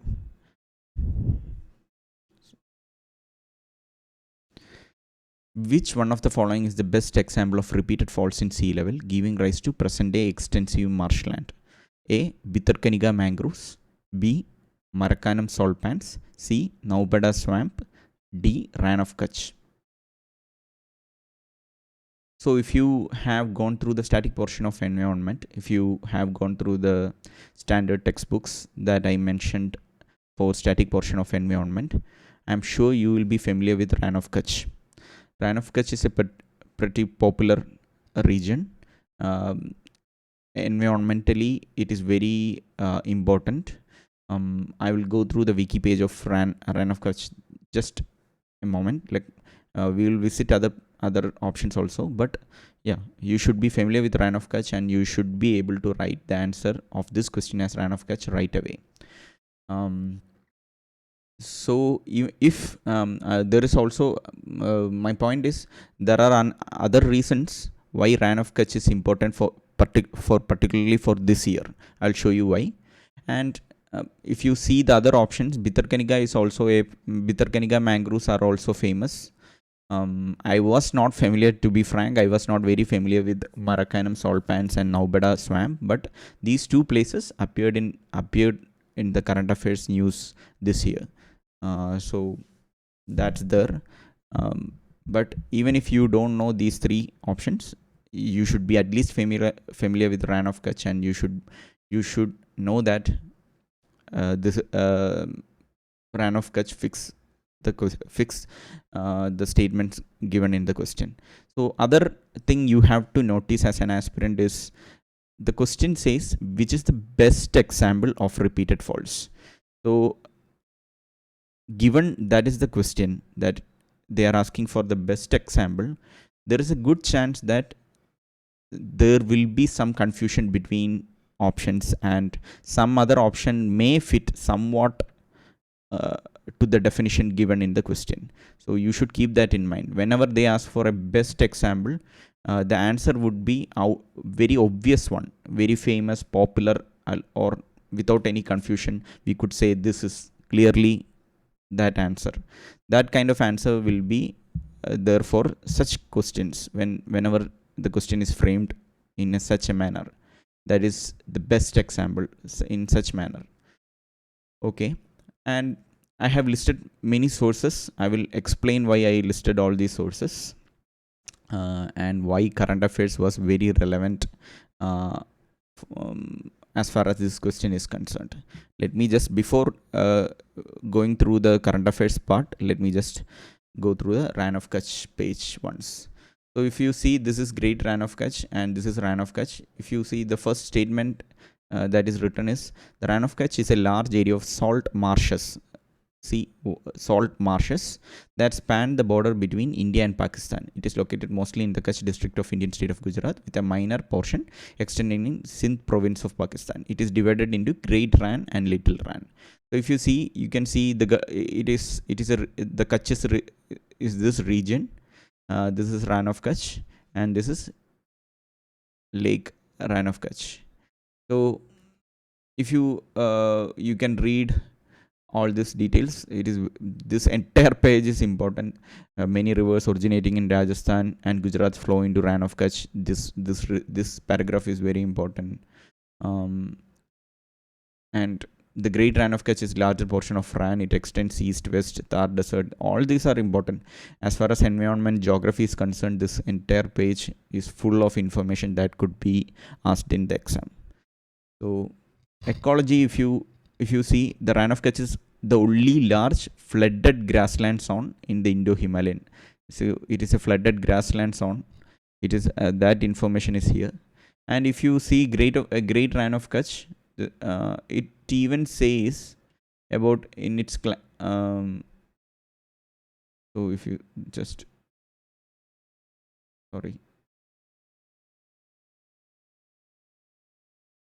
let me just go through to the relevant portion. The area was a vast shallow of the Arabian Sea until continuing geological uplift closed off the connection with the sea, creating a vast lake that was still navigable during the time of Alexander the Great. So the area was a vast shallow of the Arabian Sea. It's also mentioned. So you can there is enough information here to answer the question as Rann of Kutch. So you should have visited this wiki page and you should be familiar with all these details. I could see another potential question coming for prelims connected to the Ran of Kutch. So yeah, that is important. Then let's go through the different current affairs sources. Salt flats around the world are covered in a similar pattern of ridges. Different salt flats of India was discussed in a news like this. So what are salt flats, how they are formed, explain. So salt flats, if you see the question, most of the options given are salt flats. So I am saying there is a reason why salt flats was important this year. Why probably there were news connected to salt flats this year. Then if you see G20 first tourism track meeting to be held in Ran of Kutch. So Ran of Kutch was in news for other reasons. The G20 meeting, the tourism track was held in Ran of Kutch. So Ran of Kutch was mentioned in the newspaper itself. So again, you should be giving importance to Ran of Kutch if a region is mentioned in the news. Then if you see this is a PIB news, salt pan owners and workers of Marakkanam. So Marakkanam salt pans was also mentioned in the options. So Marakkanam salt pan was also mentioned in news. If you see every current affairs sources I mentioned here is appeared on during that time frame we are preparing for prelims. That is like just after previous prelims and just before the current prelims. So that is the time frame that I am picking current affairs from that time frame. So yeah, Marakkanam was in news. And then if you see Bhitarkaniga, first ever coastal Odisha. So Bhitarkaniga mangroves was also in news. See Odisha's Bhitarkaniga and West Bengal Sundarbans. So Bhitarkaniga was also in news. If you are not familiar Bhitarkaniga, so my point being, if your only logic to answer that question was eliminate all other options that is not towards the coastal region. So since the question is framed like that, the only chance for an option to be true is if it is near the coastal region, right? So as you can see, even Marakkanam and even Odisha, this Bhitarkaniga are all near the coastal region. So it is very difficult to eliminate options like that. So also remember the question framed asked us to cite the best example. So you should be familiar with Ran of Kutch and how Ran of Kutch was formed, all that to answer the question. And again, Naubada swamp was also in news for a different reason, but now Naubada swamp was also in news in the Hindu. So I am picking only the Hindu news. Just remember that I am not asking you to read all current affairs sources. Just stick with the Hindu. And for an environment alone, just quickly go through down to earth also. And for government programs, PAB. So these three are the sources I am asking you to refer for prelims preparation: Hindu, down to earth, and PAB. In PAB you can pick up different government programs, schemes, their targets, goals, objectives, progress rate, all that can be picked up from PAB newses. So that is there. Priority should be to read Hindu alone, even if you are not getting time to refer down to earth and PAB. At least make sure that you cover Hindu thoroughly. Make notes from it for both prelims and mains. So these are the sources. I think you get the point. Like I am not spending more time on this question. So my point being, all the options were in news for different reasons. Ran of Kutch was in news. Ran of Kutch, you should be familiar with Ran of Kutch. Otherwise also, it is, as far as environment is concerned, Ran of Kutch is a very important region. There is a lot of information in the Ran of Kutch wiki page also. You can answer such questions from these sources. So yeah, that is question 5 for you. Then let's see the next question. Question number 6. Ilmenite and rutile, abundantly available in certain coastal tracts of India, are rich sources of which one of the following? Aluminium, copper, iron, titanium. So this question is from the current affairs section. I will show you the sources. So let me just switch to the links. So this is the news. So the news says Kerala state-owned KMML hands over dividend from record profit to CM Pinarayi Vijayan. So it's a news from Kerala, state Kerala, and okay, sorry. So let me just go through the relevant portions of the news. So if you see, during the period, the company also made an all-time record in beneficial ilmenite or synthetic rutile production used for manufacturing titanium dioxide, its flagship product. So this is the relevant portion. So if you, in this news, Kerala Minerals and Metals Limited is producing titanium dioxide from this ilmenite and which is synthetic rutile production. So which is enough to answer the question. There was another news about fishermen stakeholders to draw a plan to combat sea mining. In this news, if you go through the news, there is a mention of the minerals include ilmenite, rutile, silicon, garnet. So in this news also ilmenite and rutile was mentioned. So the reason why I included this news, it's also from Kochi, which is from Kerala. So the reason why I mentioned this news is whenever you go through such a news, the main, it is connected to sea mining, and whenever there is a news connected to sea mining, we should be knowing what all minerals we can extract from the sea mining. In the mains section also, the potential of sea mining for the country and its economy is an important area. So the acts connected to offshore areas minerals and Regulation Act, you should be familiar with this act.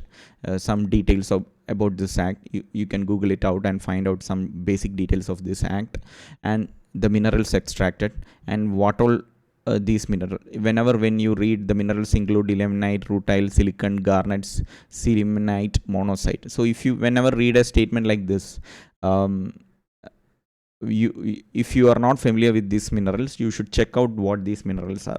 Just have a basic under what ilmenite is, what rutile is, and what it is used for. That basic information, you should be familiar with it. So whenever you read something unfamiliar, just go and look what it is and what is the basic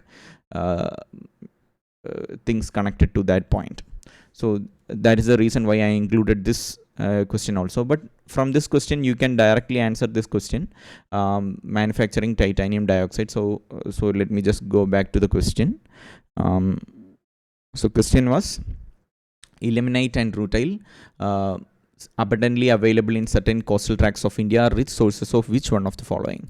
So answer would be D, titanium. So that's how you can answer this question.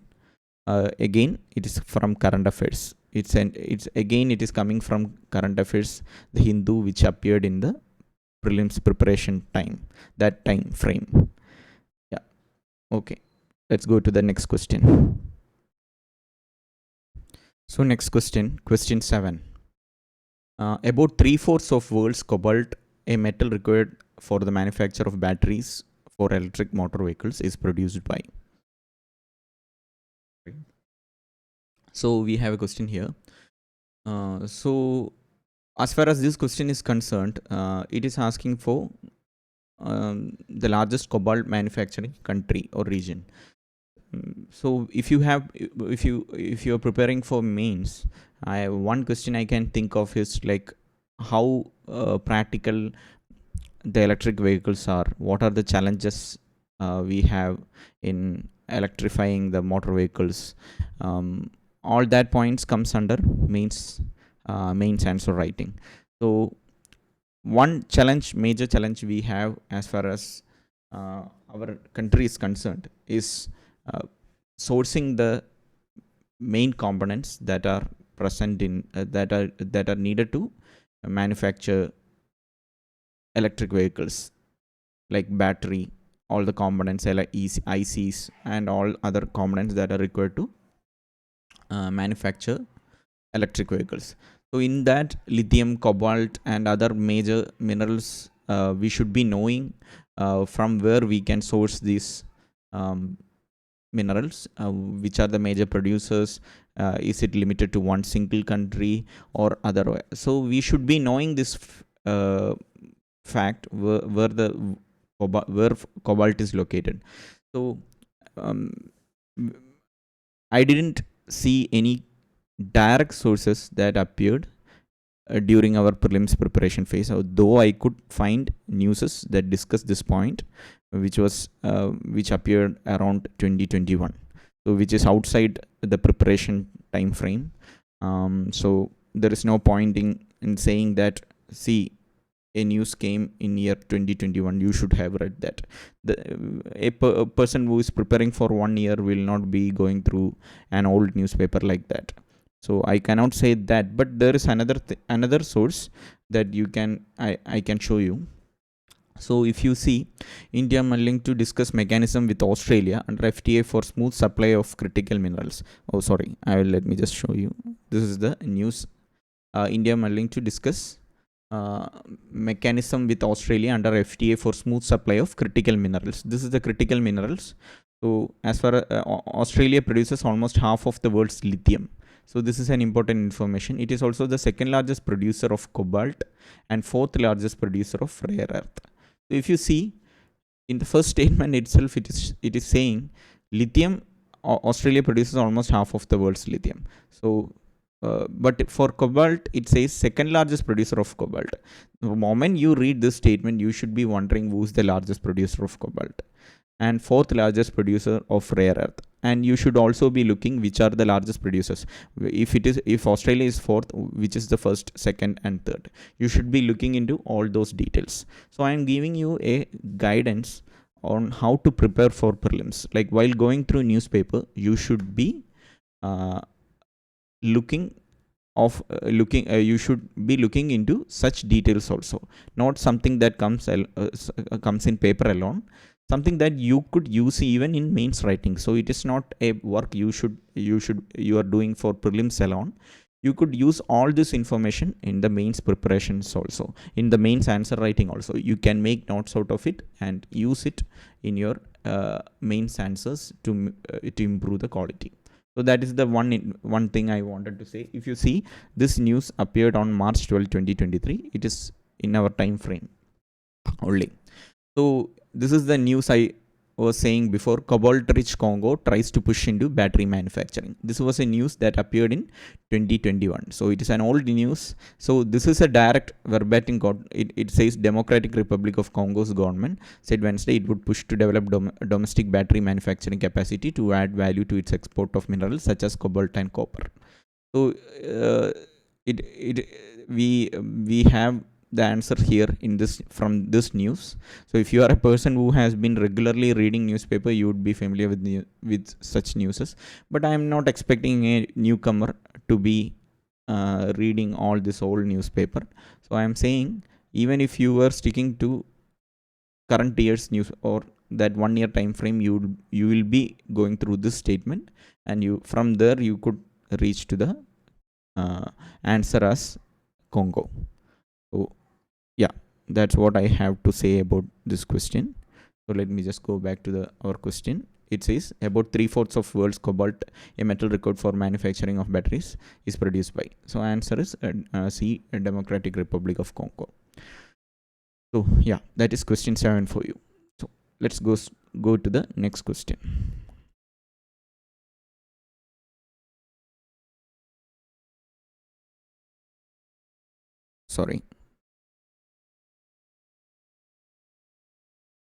Sorry, give me a second.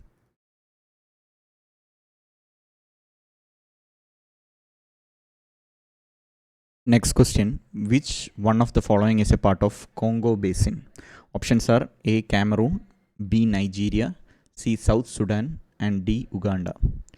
So question asked about Congo Basin. The reason for this question is Congo Basin was mentioned in the news. I'll show you the link. So, see, WHO plans to rename monkeypox over stigmatization concern. So if you see the date, it is August 14, 2022. It is during the time frame, our time frame. So let me just go through the news. Sorry. WHO says it is holding an open forum to rename the disease monkeypox after some critics raised concerns. The name could be derogatory or have racist connotation. So that is the question. The version of the disease formerly known as the Congo Basin will now be known as clade 1 or 1, and West Africa clade will be known as clade 2 or 2. So Congo Basin was in news, connected to this news. So if you see, this is the reason why they are asking about Congo Basin. So whenever Congo, you should have, whenever you read something like this, you should see what the Congo Basin is. And I will just go to the wiki page link. As you can see, Congo Basin is the area that is drained by the Congo River. So this is the region. So it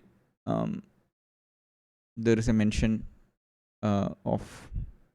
So if you see, countries wholly or partially in the Congo region is Angola, Gabon, Burundi, Cameroon, Democratic Republic of Congo, Republic of the Congo, Tanzania, Zambia. So this much region is covered. So I will just go back. This is the Congo Basin, and this is Congo Basin was in the news. So let me just go back to the question. The question was to identify which one of the following is a part of Congo Basin.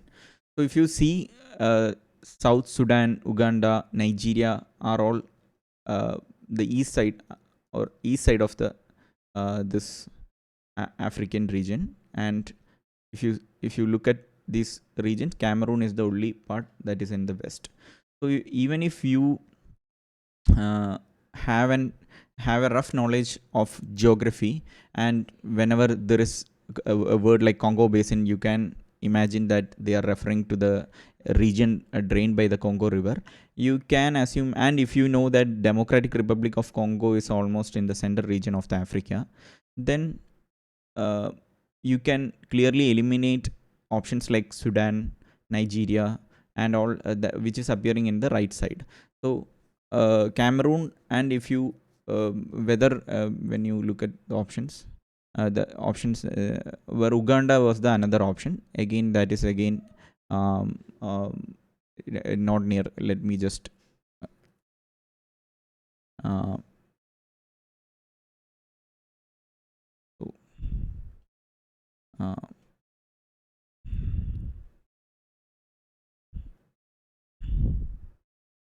so I hope you can see this.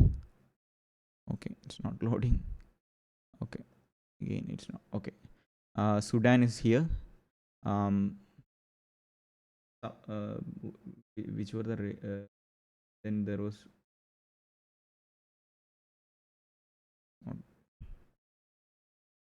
okay. I hope now you can see the regions. Okay, this is the graph.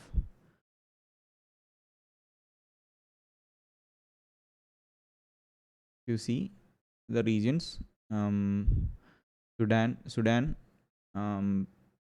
Uganda is very close to the Congo region. I could not say for sure that Congo River some tributary of this Congo is not going to this region. So we cannot say for sure.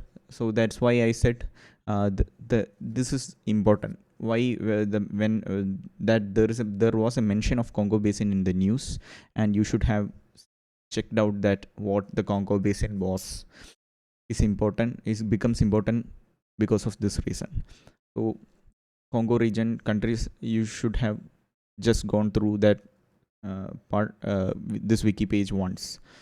So again, I am coming back to my original point of the importance of identifying the importance of current affairs in and preparing for the prelims. So again, another question from directly from a news that appeared in the Hindu. So that is question 8, and Cameroon is the answer. So let's go to the next question. So question 9.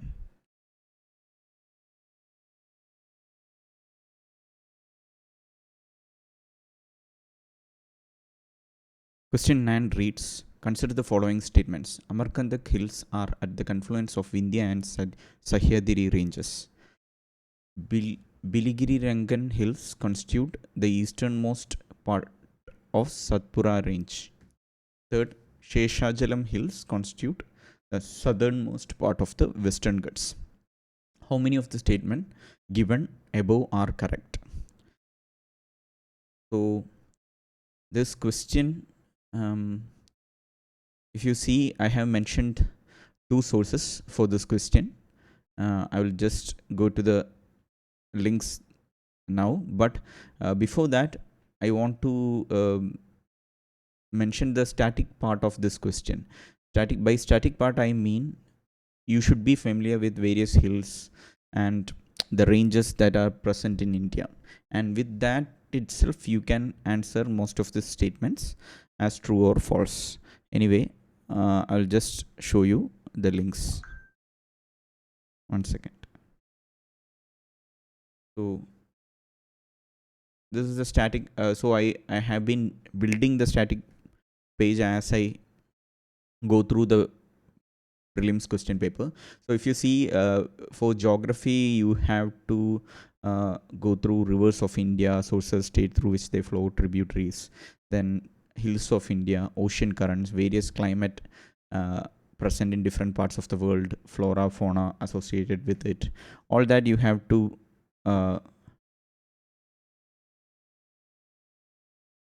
be familiar with. So we will discuss that later.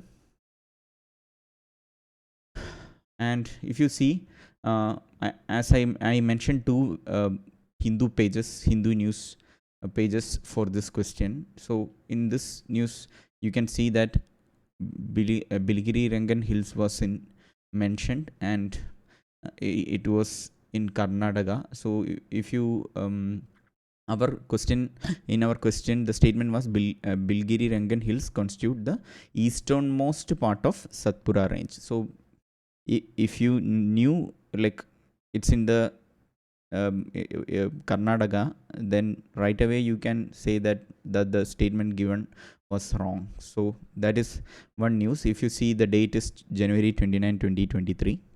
It is within that time frame only. And if you see the second news, Sheshajalam Hills was also mentioned in the news. So Sheshajalam, the news was from Andhra Pradesh. So, and the news itself is not important, but I am saying all these names appeared when if you're a person who regularly goes through newspaper, you will be familiar with these names from newspaper itself. And even if that's not the case, you should be, as I said, there are some static areas you should be familiar with. One of it is various hills and ranges of India. I will show you, I will discuss that. And just before that, I will just see, Amarkantak Biosphere Reserve is one, is there in the Man Biosphere Reserve. So if you see, in the environment, I mentioned you should be familiar with all wildlife sanctuaries, national parks, and biosphere reserves. So if you go through various biosphere reserves of India, so there is a special category called MAB program, and World Network of Biospheres, and only 12 are listed from India. So if you see, Achenmark Amarkant Biosphere Resource, which is in Chhattisgarh and Madhya Pradesh, is there in this list. So you will be familiar with Amarkantak and that region and the hills and all that also. So my point is, if you go through the static portion, the basic static portions that you should which you get from the standard reference book mentioned in the beginning of the video, and if you regularly go through the newspaper, you will be familiar with all these terms, all these air regions. So one static portion you should be familiar with is this. So this is I took this image from a website called PMF IAS. So PMF IAS is one really good source that we could depend to learn geography. PMF stands for Poor Man's Friend, as per the author. So I have found the notes they provide is also very cheap and accessible, and they, even if you don't want to buy anything, they run a YouTube channel and they have a good playlist which covers basic concepts of geography in a very detailed manner. You could go through it. I'm in no way connected to this website or the author. I'm just recommending one good source I have seen. So you could refer this or any other standard textbooks. I am not saying this is the only source or anything like that. You could use such sources whenever you see. So if you see, this is a good picture that captures all different ranges and hills of India. So you should be familiar with all these things. So if you see Vindhyas and Satpura's range, roughly where it lies and through which region it goes and what are the features of these hills, you should be familiar with all this. So if you are familiar with all these things, you will be able to answer this question. That is my point. So let me just go back to the question. So from this, western Sheshachalam hills is in Andhra Pradesh and southernmost part of Western Ghats. That's wrong. Bilgiri Rangan hills constitute the easternmost part of Satpura range. Satpura range, if you see, Satpura range extends to the central India. So if you say the easternmost part, it is not coinciding with the region of Bilgiri Rangan hills. So that is wrong. So you can answer all those from these sources. So that is my point about question number 9. So I hope that is clear. The sources which mentioned the names that appeared in this question and how you should be approaching the geography concepts. And whenever such names appear in the paper, you should be aware where it is located and what are some, and for what reason that appeared in the newspaper, and what are some features associated with it. So yeah, so let's see the next question. Next question is question 10. Question 10 reads, with reference to India's projects on connectivity, consider the following statements. East-West Corridor under Golden Quadrilateral Project connects Dibrugarh and Surat. Second, Trilateral Highway connects Moreh in Manipur and Chiang Mai in Thailand via Myanmar. Third, Bangladesh-China-India-Myanmar Economic Corridor connects Varanasi in Uttar Pradesh with Kunming in China. How many of the above statements are correct? So, when I saw this question, I went on to look for the source from which they picked up this question, and I couldn't find any source from the Hindu, which is the usual place where I look for such news. I couldn't find any such proper sources from PAB also. So I was wondering from where this question came. So my main point is, whenever such a question comes in prelims, they must have picked it from some particular current affairs source which we should be following for the prelims exam. They don't usually pick up news from very odd places and make the exams really tough for the students. So they must have picked it up from some familiar sources, what my thought was. So, and then that's when I found out this news in news from News on Air. The News on Air is a website of All India Radio. Usually All India Radio is one of the sources which all the previous all the coaching institutes and previous examiners all suggest to listen to and make notes from. So I will discuss about that later in this video. So I will just show this news first. If you see in our question, we have three main core projects, which is first one is East-West Corridor, then Trilateral Highway, then Bangladesh, China, India, Myanmar Economic Corridor. So now I will just go on to the news. This is the news. Azad Bharat Ki Baat, Agashwani ke saath. So in the 75th year of independence, they started a new series called Azad Bharat Ki Baat, Agashwani ke saath. So that is a special program that came during the prelims preparation phase. So if you see, it is September 2022. That is during the 2023 prelims preparation phase. So this program was a special program. All India Radio was running, and there are, if you go to the related news, you can see different. They were publishing different stories, and if you see the titles. Journey of Hindi films in India, Story of Incredible India campaign, Economic reforms in India, Internationalization of higher education, New thrust on Indian foreign policy, Story of the Civil Aviation Ministry. So all these articles will be really good for preparing notes for mains exam at least. At the least, I would say. So as you can see from this news, one question came for the prelims also. So my two areas you should in new All India Radio news, two areas you should be listening to is, one is a program called Spotlight. You can see there is daily broadcast, and if you see Spotlight news analysis, you can listen to the Spotlight, or there are multiple sources where they make a summary of the Spotlight. They will present the text form of what they were saying in the Spotlight. You can depend that, and if you find it very useful or which fits in our mains preparation topics, you should make notes out of it.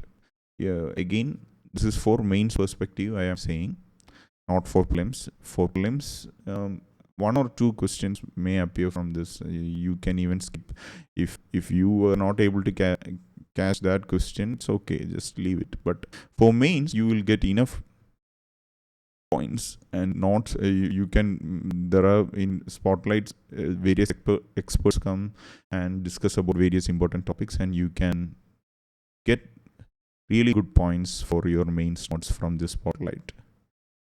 Then coming back to our question. So if you see here, they were discussing development journey of northeast region of India, which is very important for mains also. So you can make notes from this for mains also.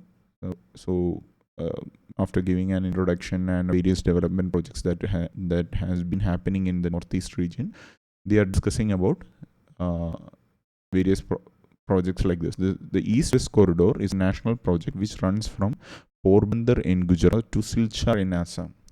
Then international projects include Trilateral Highway connecting Manipur to Thailand via Myanmar, the Bangladesh, China, India, Myanmar Economic Corridor, and the Kaladan Multimodal Transport Project, which comprises a sea route for shipping cargo from ports in eastern India to Myanmar, as well as land route to the country from the northeast. So if you see, the three corridors were picked up. I can say these three corridors were picked up exactly in that order from this passage. So obviously there could be other sources they could have picked this source from, but my point is this is an important source one should be listening to, even if you are not listening to this source. Development journey of northeast region is an important topic for mains, and when you prepare notes from different sources for this question, you would be going through these three projects. That is my point. These three projects are very important projects as far as Northeast is concerned. So you will be visiting these projects, and I will just show you. This is BCM corridor. This is okay. I will just to answer the first one. Okay, I missed the first one. 1 second. East-West corridor. East-West corridor. Sorry, not this one. Just go back. Okay, I think this would be enough. Yeah, I think this image would it's not loading.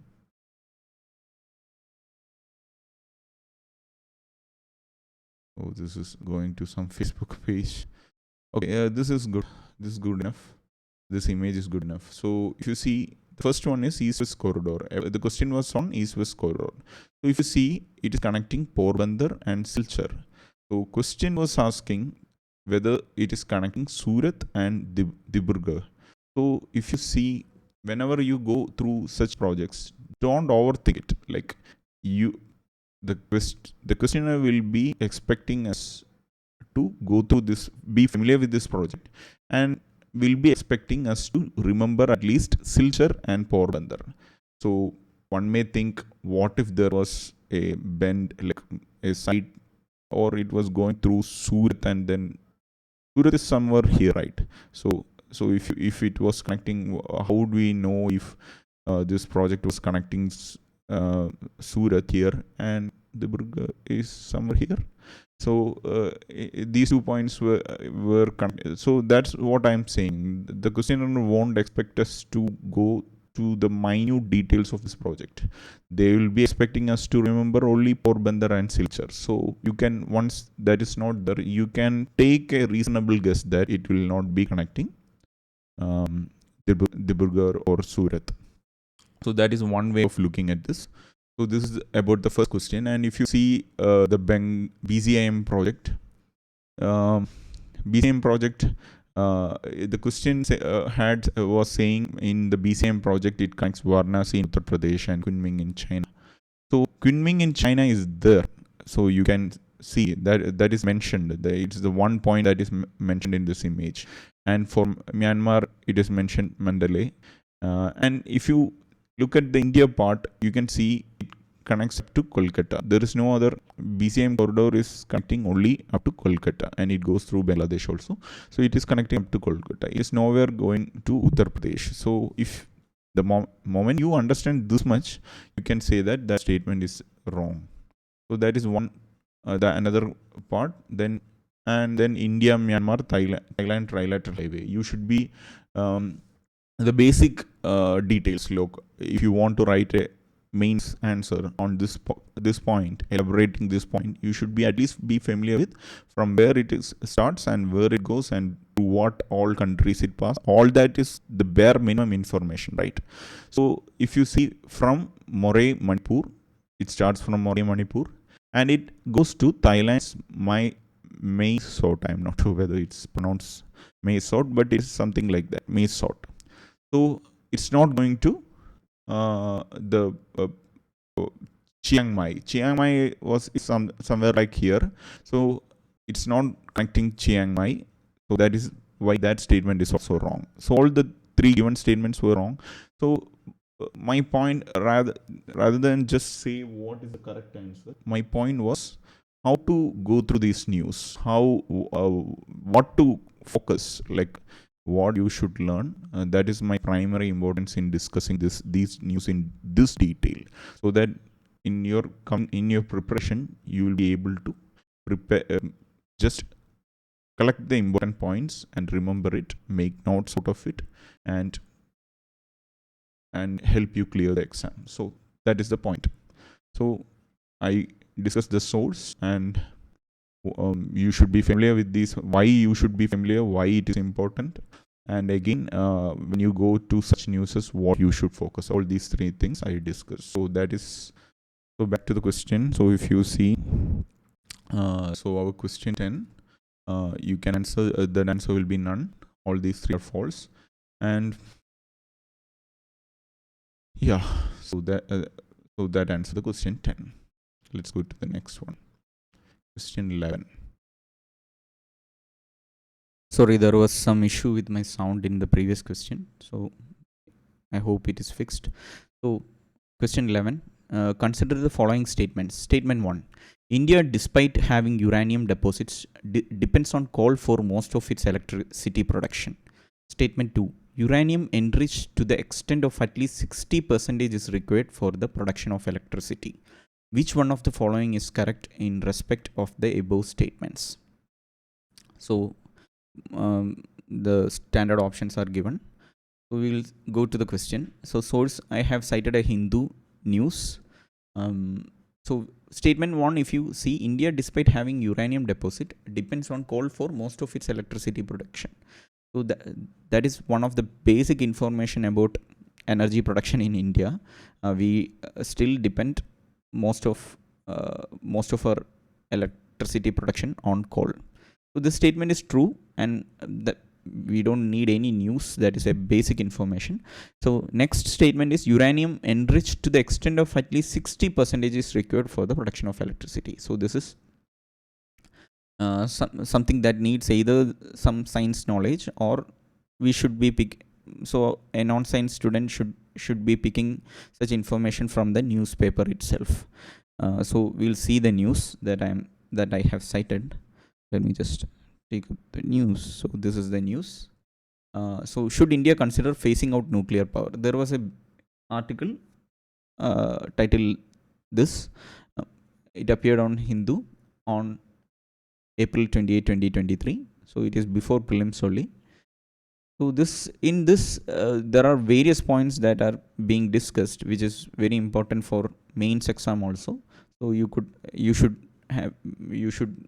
go through this news, and you should have gone through this news and should have made notes out of it. So for the mains, so if you had gone through this news, you at one point they are talking about Kudankulam nuclear power plant, and it is saying what you require. This statement, just see this statement, what you require over a year is only 25 tons of low enriched uranium fuel. Low enrichment means below 5% proportion of fissile uranium. So in Kudankulam, you are producing electricity from low enriched uranium, which is like less than 5% uranium. So even if you could have picked up this information from this news, even if that is not the case, whenever how much enriched uranium is allowed for a country to keep for research purpose and for electricity production, all that scenario, this figure is coming up. So you must have seen that figure in multiple places.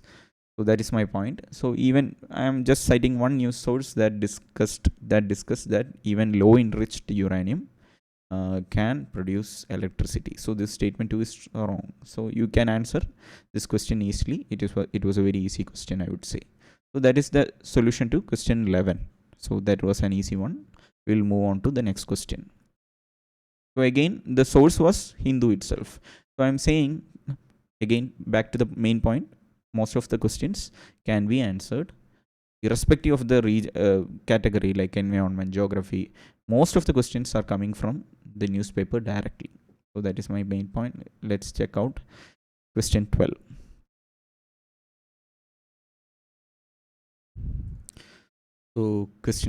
So before going to the question 12, just statement 1 is wrong and statement 1 is right and statement 2 is false.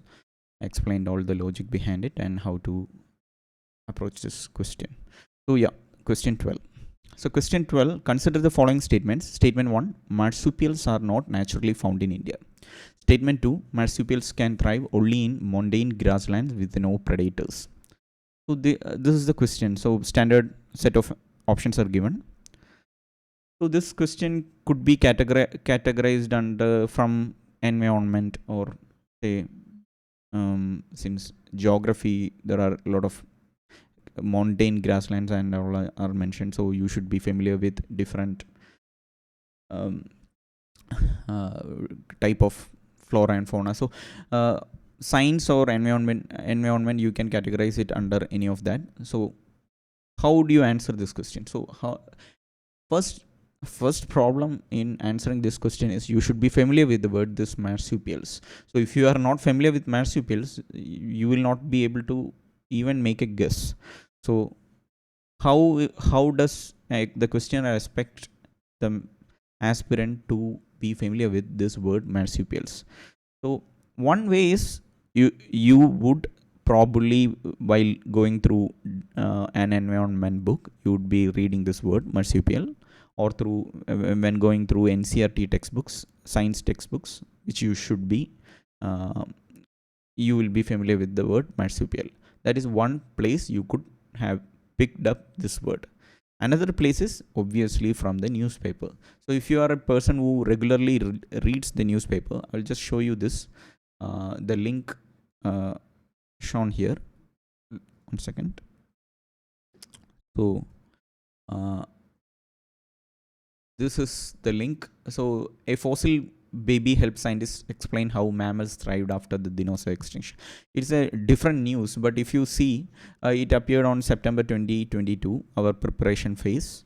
And if you see this news, they are discussing about marsupials. So these are pouched marsupials, including kangaroo and koalas, and egg-laying monotremes. So these two words appeared in the news. So marsupials and monotremes. Ideally, you should be checking out what marsupials and monotremes are and what are the different categorizations, all that. So if you see marsupials, if you this is a wiki page. So marsupials are diverse group of mammals belonging to infraclass Marsupiala. They are primarily found in Australia and the Americas. One of the defining features of marsupial is their unique reproductive strategy, where the young are born in a relatively underdeveloped state and then nurtured within a pouch.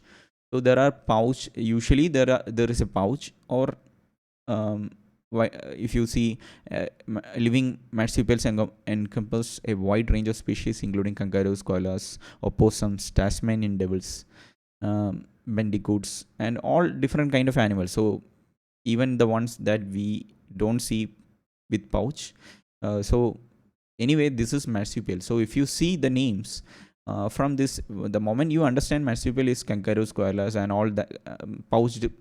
If you take it as pouched mammals, even then you can answer our question. So if you go back to the question, I will just go back to the question. The question was, marsupials are not naturally found in India. So that is if you know, kangaroos and koalas are not found in India, and it says are not naturally found in India. That is most likely be true.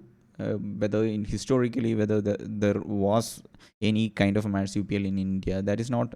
That is all very detailed things that you are not expected to know. So on a first reading, cursory reading, marsupials are not naturally found in India is true.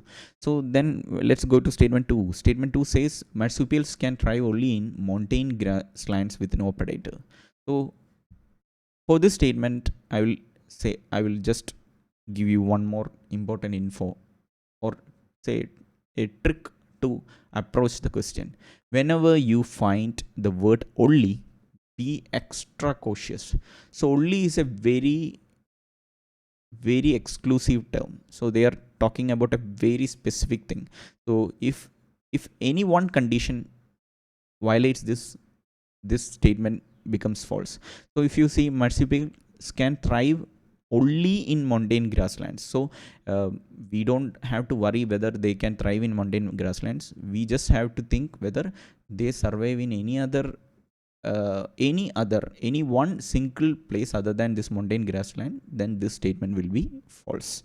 And it says with no predators, then this no is also a very exclusive word. So with less predators, or with if they used some mild terms, then it does not become that exclusive. But they used no predators, only in montane. So whenever such statements appear in prelims, be extra cautious. That statements is probably wrong. I am not saying all the time, but be extra cautious. That are exclusive words that you should be you could think whether any one situation may happen, which if that statement for that statement to be false, only just one condition should satisfy. So that is one approach you can take whenever you see such terms, only, no, and such exclusive terms. So yeah, back to the point, marsupials can thrive only in montane grasslands? No, if you have seen, there are forest regions in Australia. When if you remember, when the forest fire and all came, we saw a lot of koalas getting burned and all that. So it's not just in montane grasslands, in arid semi-arid regions and all, we see marsupials. So in different climate conditions, they exist, and with no predators, it's false. Like, there are predators and still they survive in those regions. So this statement is false. So you can answer this question from simply knowing what marsupials are, and having knowing some basic information about marsupials. So you could have picked up from either the static books or the newspaper. So this is how you should approach this question. So this is question 12, and let's move on to the next question. So I hope that is clear. Question 13. Invasive species specialist group that develops global invasive species database belongs to which one of the following organization? Option A, the International Union for Conservation of Nature. Option B, United Nations Environment Program. Option C, the United Nations World Commission for Environment and Development. Option D, the Worldwide Fund for Nature. So one way to approach this question is be familiar with all the important international organization, and be familiar with all the reports, all the works they are doing, and answer this question from that information. So that is a difficult way of answering this question. Then another way is, again, regularly read the newspaper. So I have cited the news, and I will let me just take that news. So this is the news. So as you can see, this news appeared on June 4th, 2022, the prelims preparation phase. The title reads, "The worst invasive species among plants used for tank beautification in Coimbatore." So when you read such a news, you may think that this is a local news and is of no big importance. But whenever you see some news from environment, and they're discussing about a pollution related issue or environment related issue, you should be going through the news and see whether you have any points to pick for the mains and for the prelims. So let me just quickly run through this news. So here they're talking about a particular issue. I'm not going to discuss the entire issue, but I will focus on what is relevant to this question. So it says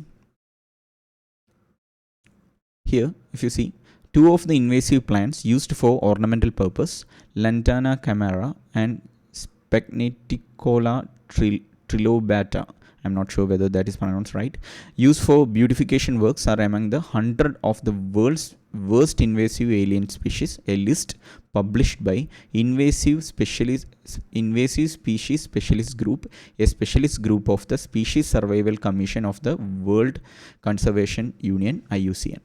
So world worst invasive alien species and invasive species specialist group and IUCN. It is all mentioned in this news. So I'm just going back to the news. I'm not going to discuss the entire news or anything like that. So let me just go back to the news. Let me go back to the question. And in the question reads, invasive specialist group belongs to which one of the following organization? So you can easily answer this question from the information in that newspaper. So correct action answer would be A.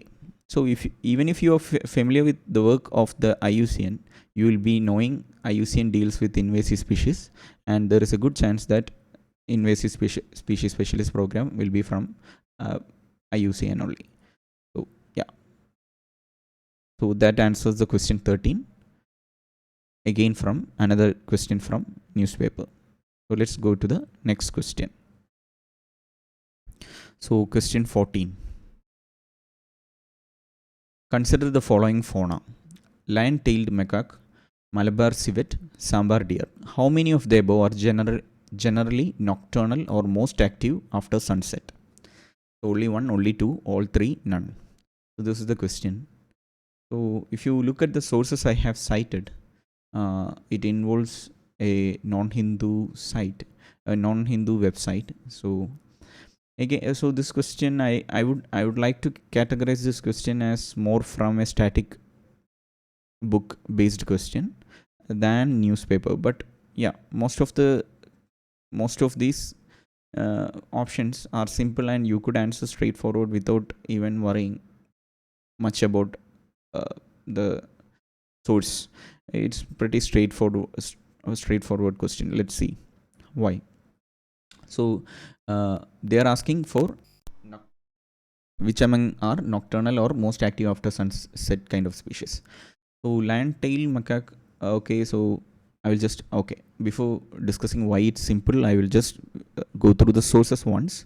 Let me just show you the sources one by one. So this is the sources. So first one is, it appeared in the newspaper. It was about land tail macaque. So they are discussing various things. So I will just take the relevant portion. So it says land tail macaque. They are shy, fruit-eating primates. You can find them only in rainforest of Indian Western Ghats, and there is even a video showing. So as you can clearly see, the video itself, it's happening. The entire video is happening in the daytime, and they are very active during the daytime. So if you know anything about land tail macaque, so it is a primate which is very much active in the daytime, and it's not nocturnal. So you could have easily eliminated land tail macaque from the options. So second one is about Malabar civet. So Malabar civet, there's a good article searching for India's most endangered mammals that appeared in WTI. I just cited because it covers most of the important points related to Malabar civet. So let me just,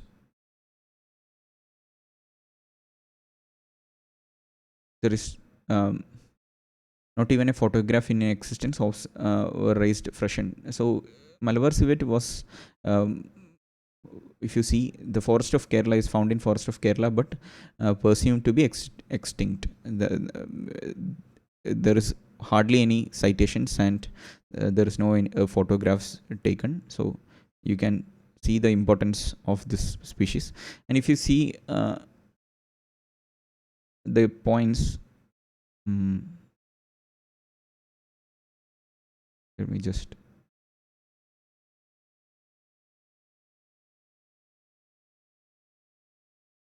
if you see Malabar civets, it's saying since Malabar civets are nocturnal, chances of sighting them at night are high.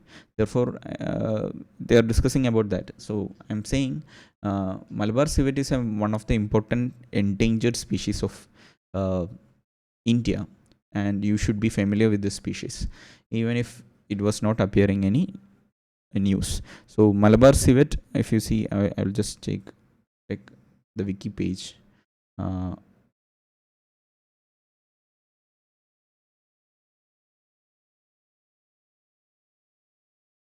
Civet.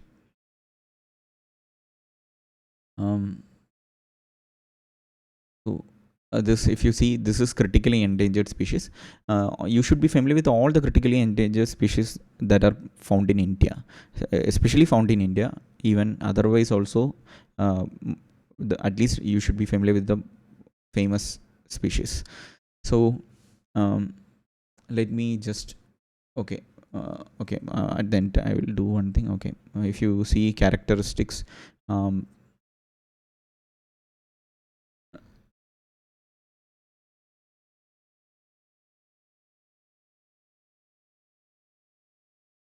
you get ecology and behavior. Malabar civet is considered nocturnal and so elusive that little is known about its biology and ecology apart from the habitat use. So this is a very important information about Malabar civet, that it is nocturnal. I'm from south, and I knew this even without going through the static portion. So again, Malabar civet being a nocturnal is a very common information, I would say, at least as far as environment and various flora and fauna of India is concerned. So it is a famous species and it is a famous feature of that species that it is nocturnal.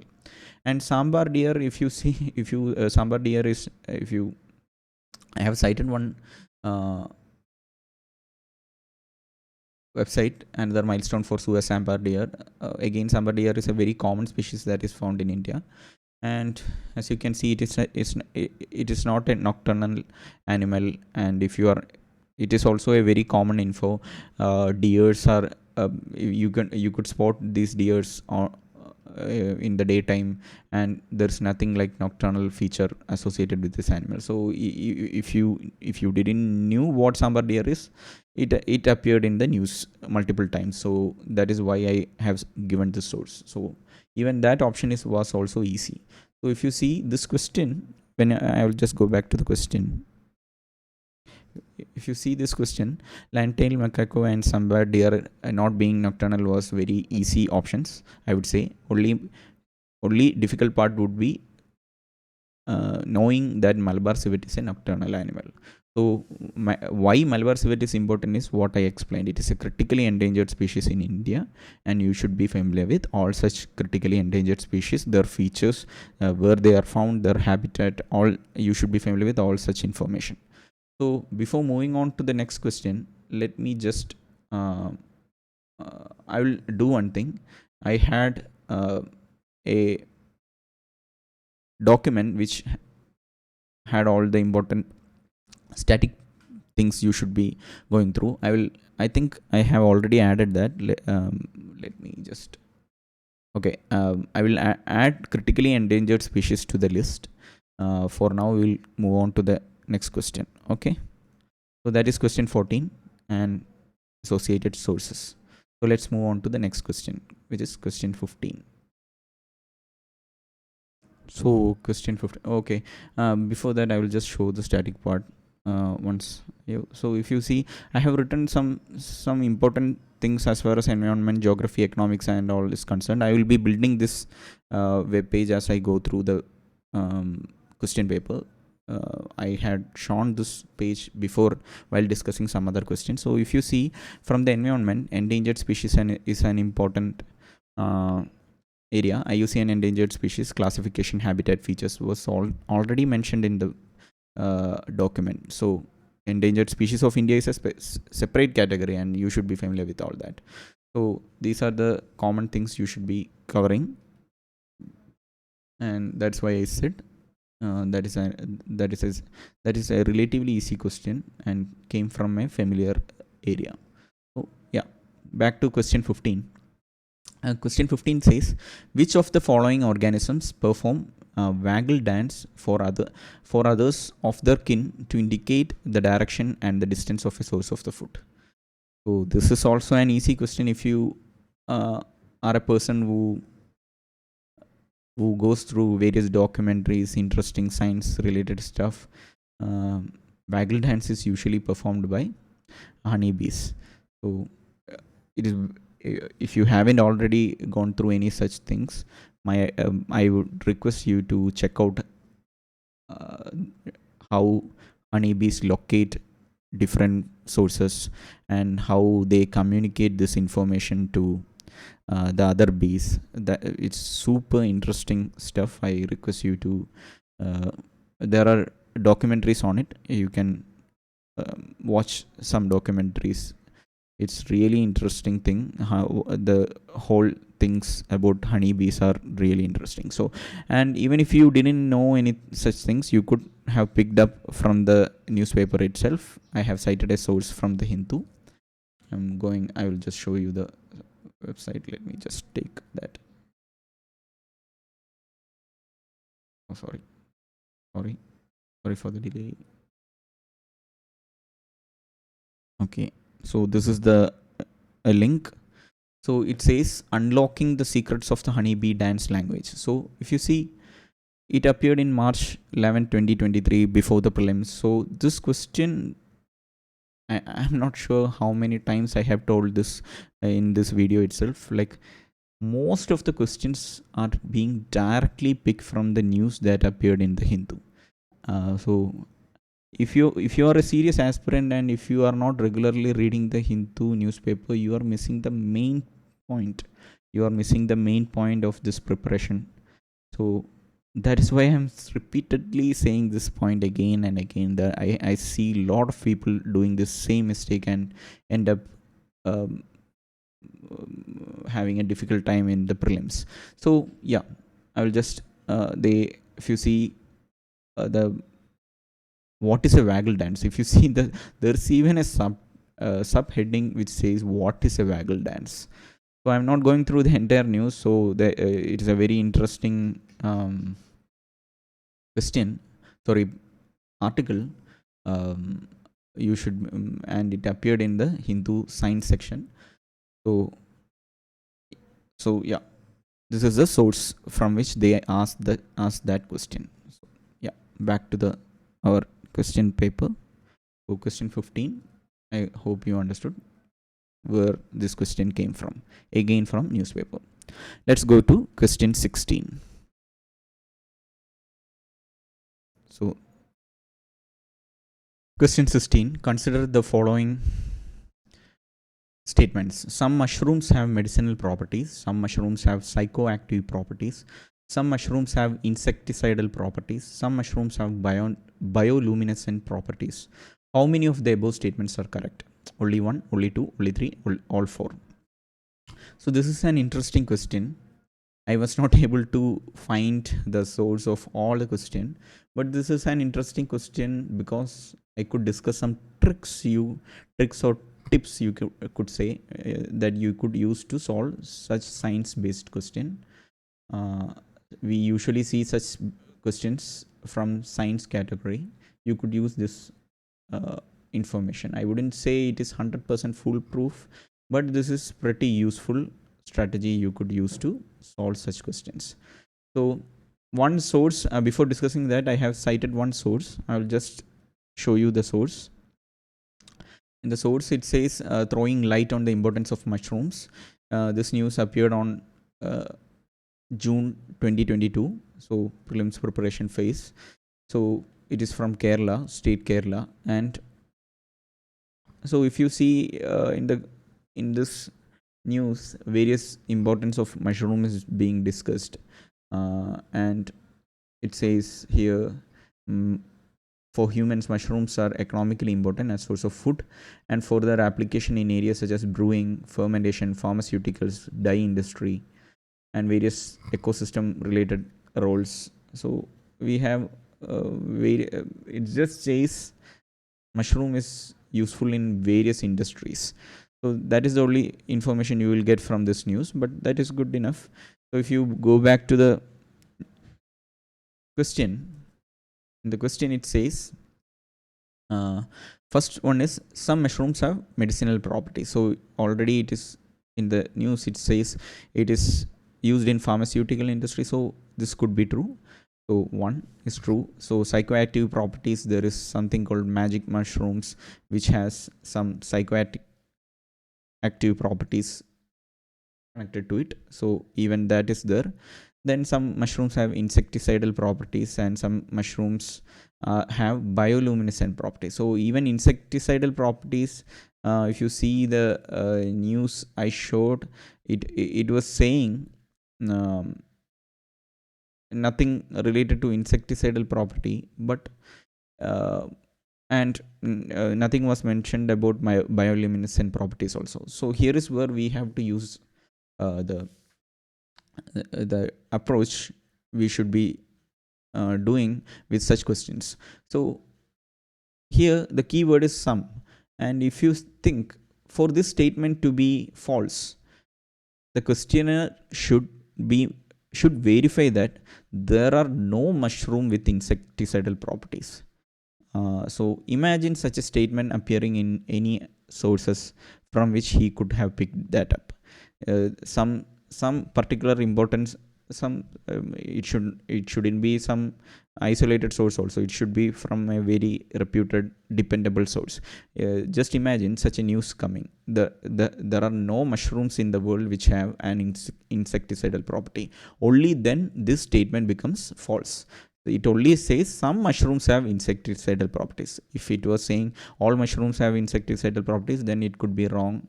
in multiple ways. So, but here it says some mushrooms. So for this statement to be false, no kind of mushroom should have an insecticidal property. So if you think about that, the chances for that is pretty low, and you could say this statement, there are high chance that this statement is true. It applies, the same logic applies for this also. Even though it sounds weird, if a questioner has picked up a statement and put it here like this, he must have seen somewhere saying some mushroom varieties have bioluminescent property. Otherwise, this statement would not be here, because uh, for this statement to be false, the questioner should be absolutely sure that no mushroom in the world has a bioluminescent property. So that is very difficult to verify itself. So he has to go through every possible source and make sure that no mushroom in the world have bioluminescent property. So that is pretty hard to do. So if you think from the questioner's perspective, there are high chances that all these four statements are true.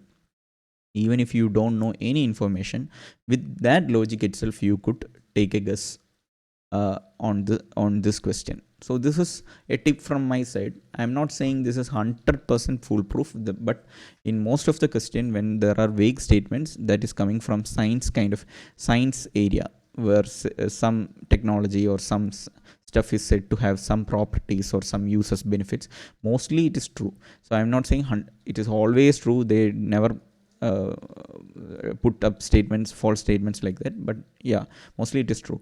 And in certain questions, like in certain questions, it will be like some agents or some products have this benefit, probably that product have exact opposite benefit. So in such question, that could be easily wrong.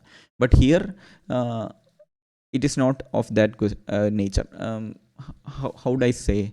You say there are some material which have water absorbing quality. If a statement says that product has water repelling property, that could be totally wrong, because the opposite is the true situation. Here it is not that kind of statement. So some mushrooms have bioluminescent properties. Opposite is non-bioluminescent. Some mushroom having non-bioluminescent property does not make this statement false. Some mushrooms still have bioluminescent property. Yeah. So I hope you understood the point. But this is a tip you could use for such question. Otherwise, I think I didn't find any source which was discussing about mushrooms having bioluminescent property. I don't know where the questioner picked this statement from, but yeah, I think he just wanted to pick up some weird properties or weird benefits of mushrooms and put four statements. Whatever. So say question 16, all four are true is the answer I am assuming. So yeah, that is question 16. Let's go to the next question.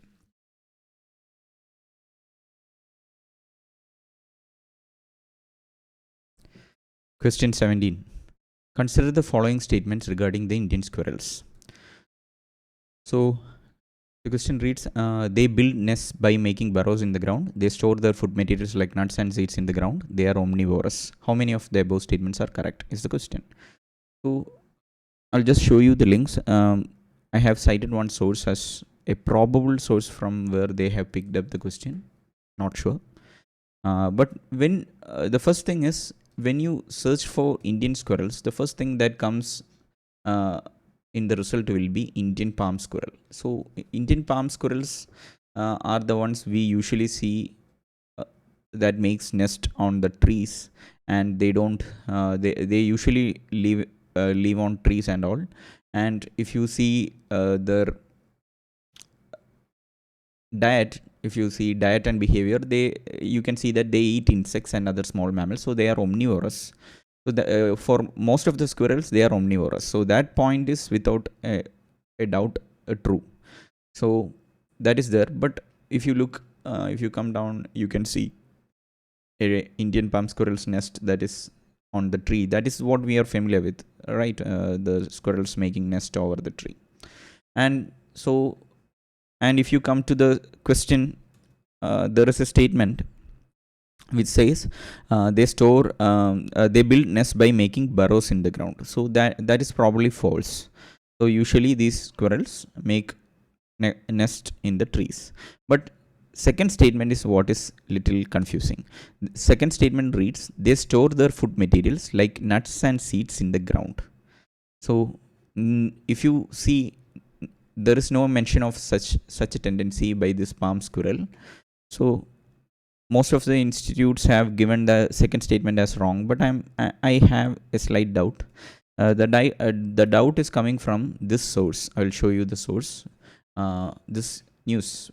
This news says Virudhunagar district's own grizzled squirrel is mascot of its first book fair. So it's very it looks like unrelated. Just have a mascot, a squirrel as their mascot. But in this, I read a statement which says the squirrels are major disperser of seeds. They sow the seeds that grow as plants and trees. Here we use it as a mascot for the book fair that would sow the seeds of knowledge. So from this statement, we get we understand that squirrels are major disperser of seeds. They have this tendency of like putting seeds under the soil. So if that is true, second statement could be true. So coming back to the second statement says they store their food materials like nuts and seeds in the ground, which could be true. So this is how I would say this question is little confusing. I have to wait for the official UPSC key to have a clarity on the answer. But it looks like they build nests by making burrows in the ground is false, but they store their food materials and nuts seeds in the ground is true, and they are omnivorous is true. So two statements are true and one statement is false is what I am getting, but probably it could be it could also be two statements are false and one statement is true. Let's wait for the official UPSC answer to know the correct answer. So this is a little doubtful question. There are some questions like this in the UPSC which could where some ambiguity lies. So even different institutes will have different answers. So yeah, they build. I haven't seen. If you just search squirrel, Indian squirrel, squirrel building nest. Build nest burrows in the ground. We just search that statement. You can it does not burrow in the ground is what most of the most of the institutes have answered. But there are some squirrels which are ground squirrels, like Himalayan marmot. Marmot is a squirrel, ground squirrel. You could call it a ground squirrel which burrows in the ground. So they build nest by making burrows in the ground could be true for Himalayan marmot, but when it just says Indian squirrels, I don't think that statement is true for a general statement like general Indian squirrel. So when you just say Indian squirrel, I don't think that is true. So there is confusion like that. If you are considering, should you consider ground squirrels when you read this statement is a doubt. So but if you see they build nest by making burrows in the ground is what is some squirrels build nest by making burrows in the ground. If the statement was like that, it was more confusing, but it is like for Indian squirrels that is a true statement. It is given like a true statement. So the chances for that to be true is very less. So answer this could be wrong. And this is the part where a second statement is other confusing part. Again, as I discussed, squirrels have a tendency to burrow seeds, so that could be true, and they are omnivorous is without a doubt true. So that is question 17 for you. It's a little doubtful. Let's wait for the official key. So yeah, so let's move on to the next question. Question 18. Question reads, consider the following statements. Some microorganisms can grow in environments with temperature above the boiling point of water. Some microorganisms can grow in environments with temperature below the freezing points of water. Some microorganisms can grow in highly acidic environment with a pH below 3. So before going to the source, if you remember the question that involved mushrooms, I did tell you a tip that we could use to answer such questions, especially when it comes from science. So if you see, all these three statements have some as the keyword. Some microorganism. So for this statement to be false, say some microorganism can grow in environments with temperature above the boiling point of water. For this statement to be false, the questioner has to verify there is not even a single microorganism that can grow in temperatures above boiling point of water. That is pretty hard to do.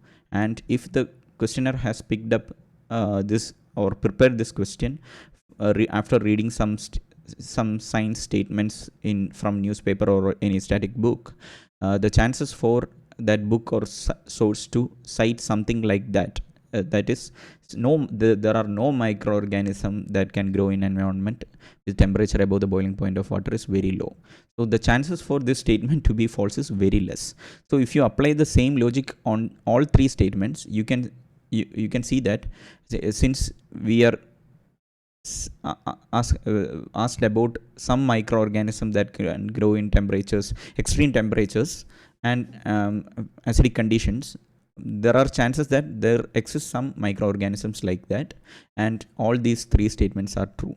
I am saying this without even properly reading the statements. So by the general structure of the statements, I am saying the chances are all these three statements are true. And now let's think about let's look at the source I have given. I have mentioned one source, as you can see. Let me just open it up 1 second. So it's an article from Hindu. So as you can see, microbes at the top of the world.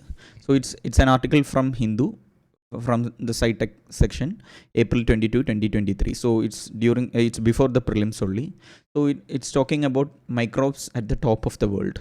So it says there are microbial communities. At high altitude, there is low oxygen, strong winds, temperature usually below minus 15 degrees, and high levels of UV radiation. All these make life process difficult. And as there is an interdependence among species of all sizes in all ecosystem, even microbes cannot sustain themselves. So they are saying there are some extreme conditions in the high altitude, so even microorganisms cannot sustain in such conditions, is what they are saying. So, but if you see,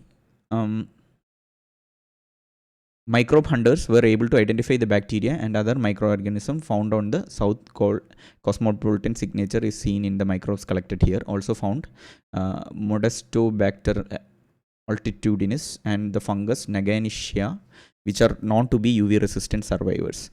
So basically they have found some microbes in those extreme conditions. So that is what this news is about. So probably this is what, I'm not sure, but this is what triggered this question. And if you go back to the question, let me just, in the question, it says, some second statements reads, some microorganism can grow in environments with temperature below freezing point of water. So minus 15 degrees Celsius and all, there are some microorganisms that was news about. So, and probably this statement triggered the person who prepared this question to just add two other statements where microorganism has found in extreme some conditions like low pH, and that is highly acidic environment and high temperature. You can easily find out such instances if you just Google. So that is what I said. This is a tip you could use to approach such questions. So again, a warning, this is not a foolproof method. This could be wrong, but you could keep this point in mind while looking at the options and making a reasonable guess. So if that is the only point that is left, like if you know the data, if you know the correct option because you have read something about it, then this tip is not needed. But if you are a person who got stuck, who is not very clear, who haven't read anything on it, you could use this tip to approach this such kind of questions. So yeah, so yes, that is the question 18 for you. Okay, I'll take up the next question, question 19.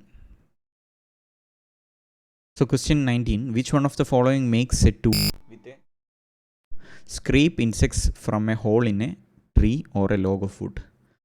Fishing cat, orangutan, or otter, sloth, bear. So how to approach this question? So this is a question from again from environment or science, we can say.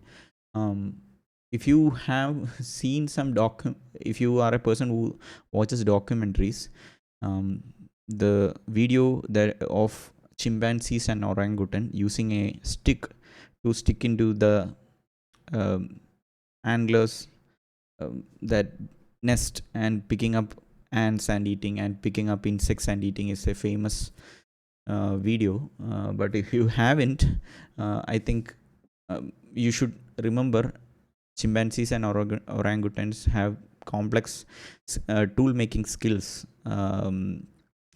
While going through the species, you should be familiar with such information about that species, which will help you answer this question. But if you see, there was a news which where orangutans appeared in the paper. So I will just show you the news. That is this news that I just showed earlier.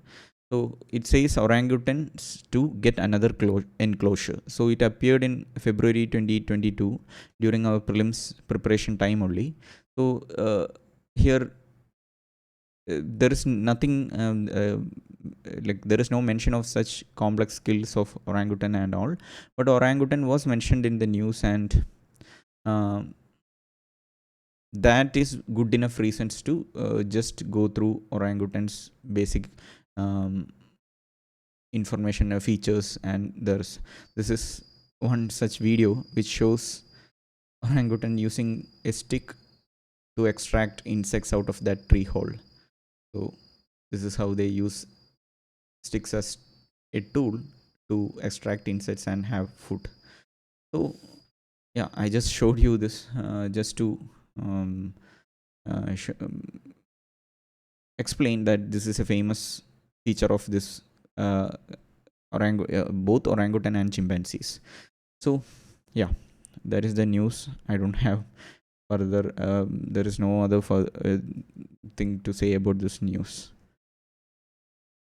So this is question 19. So orangutan is the answer. So let's move on to the next question. So question 20.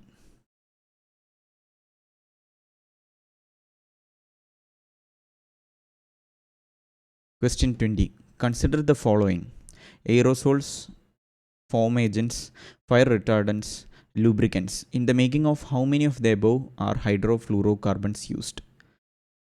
So only one, only two, only three, all four is the options. If you so this question, if you ask me how to approach this question, hydrofluorocarbons is the key word here. So hydrofluorocarbons is a familiar term that we all learn when we discuss about ozone layer, and what affects the ozone layer, and what are the measures we take to address this ozone hole depletion problem. So I have listed one or two sources. I will just go through the sources and explain. Let me just show you the link. 1 second.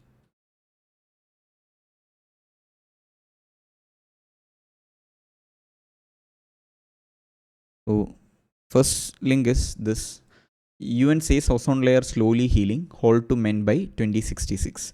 So there was such a news which appeared on Hindu newspaper on January 20, 2023. So our prelims preparation phase.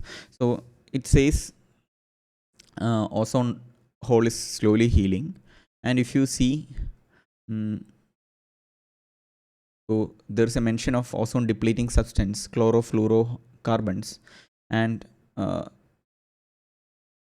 let me see hydrofluorocarbon if there is a mention of. Okay. So it says hydrofluorocarbons do not directly deplete ozone but contribute to the climate change. So that is there is a mention like this, and so there is also a mention that Montreal Protocol that banned a class of chemicals used in refrigerants and aerosols as one of the biggest ecological victories of humanity. So chlorofluorocarbons was used in this refrigerants and aerosols, and it was banned through Montreal Protocol. So there is a mention of that, and a third generation of those chemicals called hydrofluorocarbon was banned a few years ago, not because it would eat at the ozone layer, but because it is a heat trapping greenhouse gas. The new report says the ban would avoid 0.5 to 0.9 degrees of additional warning. So there is a mention of hydrofluorocarbons also. So why is this important? So you should know the timeline. So initially chlorofluorocarbons was banned, which used to deplete ozone layer. So it was replaced by HFC, which did not affect ozone layer, but later it was found out that though HFC did not affect the ozone layer, it is a greenhouse gas and it is contributing to the climate change, and this HFC was banned few years ago. That is what this news is about. So you should be familiar with this hydrofluorocarbon, and it's where they were used, and what are the alternatives for HFCs since now it is banned. What are the applications of HFC? You should be familiar with all such things. That is what I'm trying to say. Let me just show you another link. One second.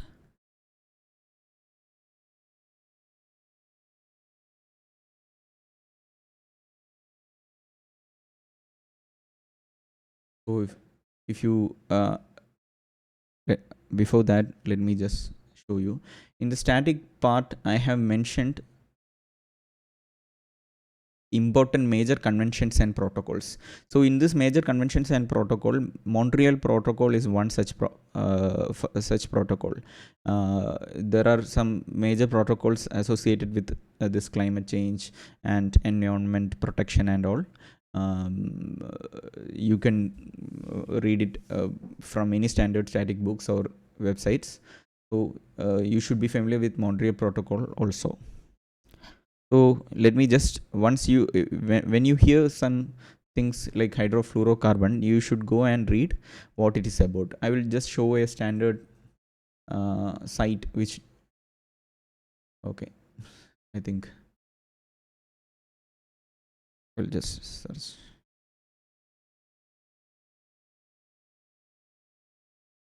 I think the link got expired or something. So this is a page from Britannica. You could take anything, any websites, but you see HFC are also being used as as refrigerants. HFCs are used in a wide variety of cooling systems, from refrigerators, freezers, automotive air conditioning units. HFCs are also used as blowing agents in the production of polymer foams, as firefighting agents, solvents in cleaning products for plastic and metals, and in plasma etching, semiconductor technology, and as a propellant in metered dose inhaler prescribed for the treatment of asthma. So it various applications are mentioned in the in this website. So these are some basic information about hydrofluorocarbons which you should be familiar with. So if you know that, if you see the question, in the question it says HFCs in the making of how many of the above are HFC used: aerosols, foaming agents, fire retardants, lubricants. You can see that all such things HFCs are used, it as mentioned in the website. So yeah, that is how you could answer this question if you were preparing in a correct manner. So you should be that flow should be like, you should be familiar with Montreal Protocol, you should be familiar with the banning of CFC, then replacing it with HFC, then again HFC getting banned. What are CFCs, what are HFCs, what is Montreal Protocol? You should be familiar with all this stuff. So if you were, you could answer this question. That is my point. So yeah, that is question 20. We go to question 21. Question 21. Consider the following statements. Statement 1. Interest income from the deposits in infrastructure investment trusts in which distributed to their investors is exempted from tax, but the dividend is taxable. That is the statement 1. Statement 2. InvITs are recognized as borrowers under Securitization, Reconstruction of Financial Assets and Enforcement of Security Interest Act 2002. So these are the two statements. Which one of the following is correct in respect of the above statements? So A, B, C, D options are given. So if you see, I have mentioned a source which is from Hindu itself. I will just go through the source.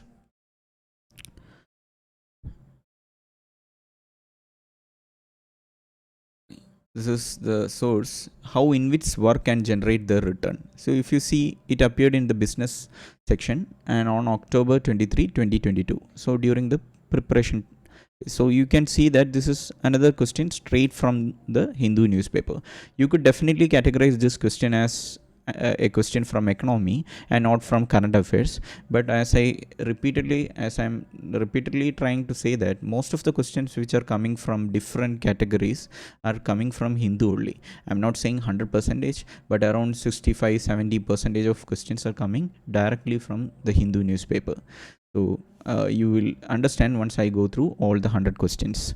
So this is one such questions. If you see, if you come down to the return and taxation, it says InvITs may earn the return from the assets they own in three forms. One, if the InvITs hold assets on its own balance sheet, it may earn income from toll collections, power transmission fees, or other avenues, which after meeting expense is distributed to shareholders. Two, it says different ways of earning income. Then it says the taxation of the distribution you receive depends on its source. Interest and dividend income will be taxed like income from bonds and shares respectively. So this is the first important part. It says the interest and dividend income from InvITs will be taxed exactly like bonds and shares. If you go back to the question, the first statement was interest income from the InvITs will be exempted from tax, but the dividend income is taxable. Only dividend income is taxable is what the statement says, which is false. Interest income is also taxable. So you get that from the newspaper itself. So that is, so they are quoting this point exactly. So so this is the first part. And if you look at the second statement of the question, it says InvITs are recognized as borrowers under the Securitization and Reconstruction of Financial Assets and Enforcement of Security Interest Act 2002. So this is not mentioned in anywhere in this website. So this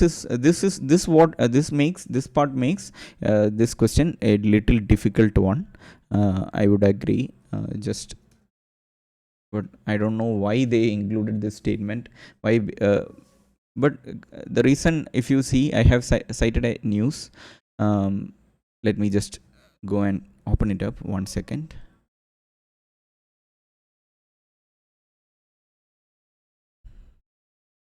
So budget can deepen the debt market for rates. So it's you can see this is a source, non-Hindu source. So this is not from Hindu. So that's the reason why I said this. It makes this question little difficult. So here it is mentioned in 2021. So this news happened in 2021.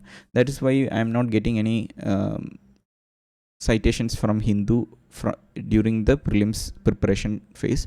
In 2021, the Security Contracts Regulation Act was amended to recognize lending to rates and InvITs, and the Finance Act also recognized rates as borrowers. So this part of the statement is appeared in the newspaper during our prelims phase, but this major change happened in 2021, 1 year before the prelims preparation. So if you are a person who was reading the newspaper regularly from 2021, you would be able to catch this news. But a person who started his preparation from 2022 and was depending on Hindu news only would miss this point, making this question little difficult. But as I said, this statement is true, and it appeared in the newspaper during our preparation phase only, but in a different news source. But yeah, we can't read all the sources right during the preparation phase. So yeah, this makes this question little bit difficult. But if you want to take a guess, you could say the statement 1 is false, and if you read the statement 2, in which are recognized as borrowers under the under this act, you if you know what is in which in you could make a reasonable guess, somewhat an educational guess, and assume that this statement is true. But I'm not saying that is a foolproof method or anything like that. I'm just saying that you could have made a educational guess if it ends up to be like that. So I will just explain that why you should make a guess in such a scenario. You clearly know statement 1 is false, so you have already eliminated 2 options. So statement 1 is false, may both statement 1 and 2 are correct is false, both statement 1 and 2 are correct, and statement 2 is not the correct explanation is also false. So the answers are either C or D. You are down to 50%. So choosing once you are down to 50%, I personally feel it is you should go for the question, you should answer the question, because if you make it correct you get 2 marks, and if you make it wrong you will lose only 1/3 of that win you get. So it is more probable in the when if you take, say, if you have 10 such questions and if you answer all such questions in similar manner, it is highly likely that you gain some points than completely leaving all those 10 questions. But yeah, of course, in an unfortunate scenario you could lose marks, but you should make a analysis, right? If all other answer will, if you feel like all other answer you marked will fetch you enough marks to clear the prelims, then don't make such choices. But if you feel like you are a little low on marks, definitely you could try this. This is one other tip I have for people who are writing UPSC prelims. So this is question 21. So I will just go to question 22 now. Question 22. Consider the following statements. Statement 1. In the post-pandemic recent past, many central banks worldwide had carried out interest rate hikes.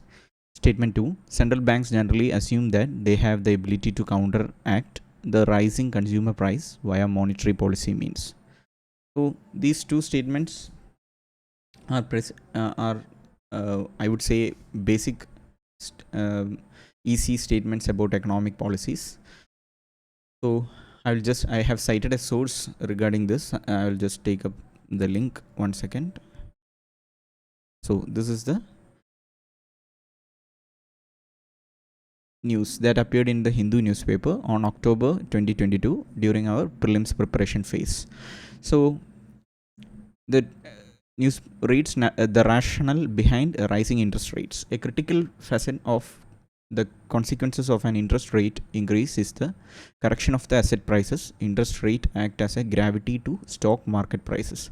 So here the Federal Reserve and other central banks around the world have raised interest rates to curb inflation. This is the first statement, and I'm not going to read the entire news. You can read if you want, but again, coming back to the point, if you see our first statement, it says in the post-pandemic recent past, many central banks worldwide had carried out interest rate hikes. So that is true. So again, statement 2, central banks generally assume that they have the ability to counteract the rising consumer prices via monetary policy means.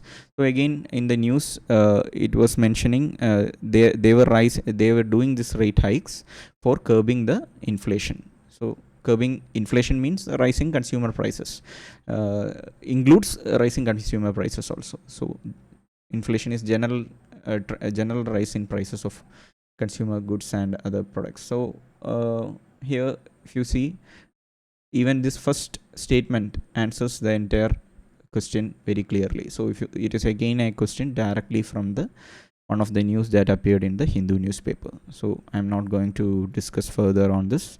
You could read if you want. So that is the solution. You could easily find out the solution to question 22 with just that news. So yeah. Okay, now going to the next question. Question 23.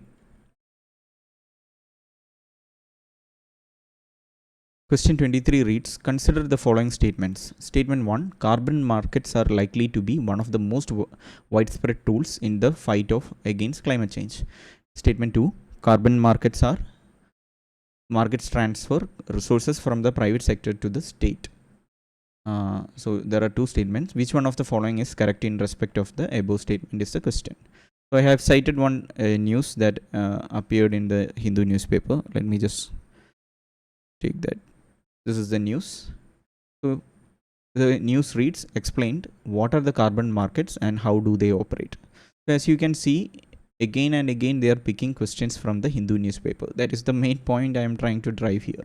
So if you read what are carbon markets and what does carbon markets do, you could see they are trying they have this they are trying to fight the climate change problem and see how they perform this kind of stuff. You will be able to answer this. I'm not going to read a long article.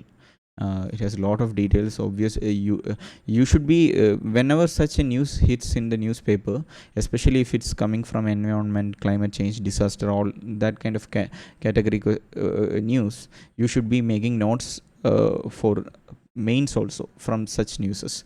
So you will be familiar with all the points that are mentioned in this news, since you are taking notes from these news for mains and noting any points important for prelims. So these news are very important.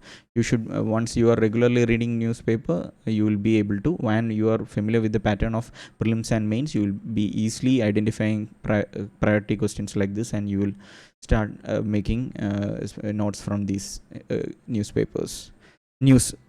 Sorry. So yeah. So that is how you could answer this question from that newspaper. You could read the news if you want. I'm not going to go through the entire thing. So if you say somehow you missed out this newspaper, I'll just give you a tip.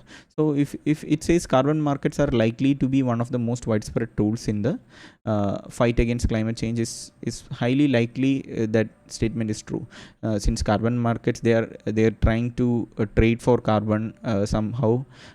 You will get an idea from that word itself.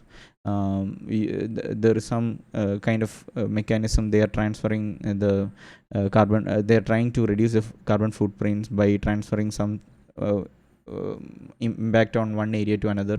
You will get that idea from that word itself, right? You can make an educated guess from that word itself. Then carbon markets transfer sources from the private sector to the state, transfer resources from the private sector to the state. You can see in the carbon markets, the private players will be participating, the state will be participating. So there's a high chance that this could be happening, even if you don't know. But I'm not saying start making educated guesses in all questions. You should be preparing for the prelims well. You should be going through all these newses and making very informed answers only. So I'm not encouraging you to do, but again, if you somehow misses, there is high chances to miss out some points, right? In the exam hall, if you are in a sticky situation, you could use such tips. So that's what I am trying to say. Yeah, okay. Anyway, that is question 23. I'll just move on to the question 24.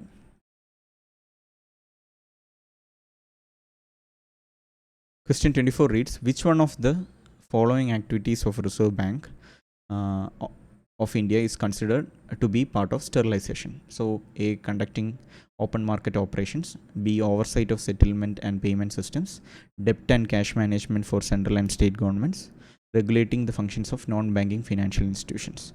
So this, I would say, it's a concept question on what sterilization means. So I think this question, the questioner expects the aspirant to know basics of different operation conducted by Reserve Bank of India.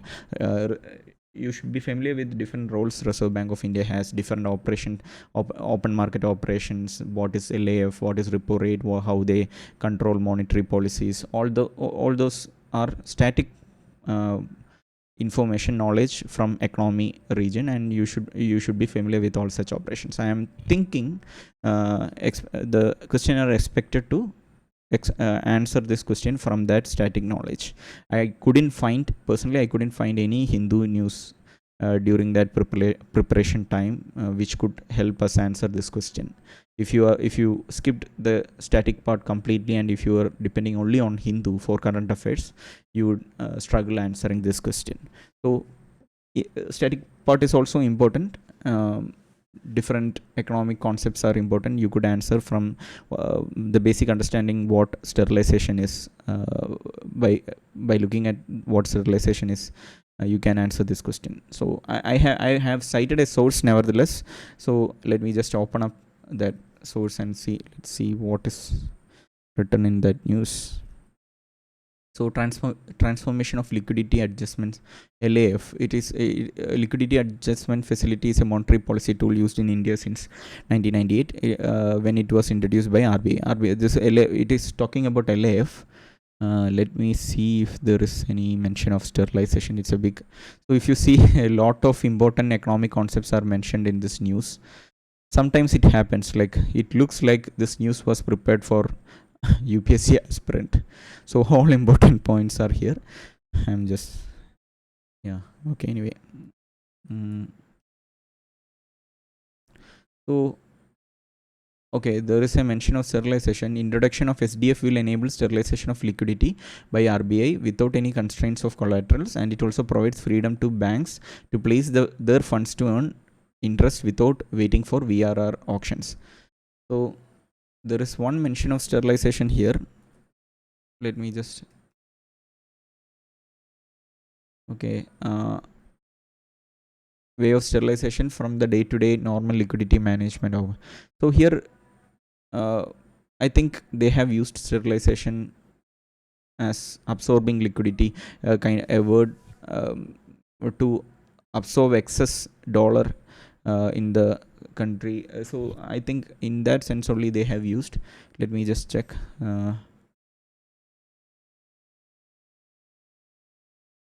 Okay, so here conducting open market operations is the only option that matches this. Oversight of settlement and payment systems, debt and cash management for the central and state governments, regulating the functions of NBFC, non-banking financial institutions. So all these three options looks doesn't match at all. So conducting open market operation is the only stuff that matches.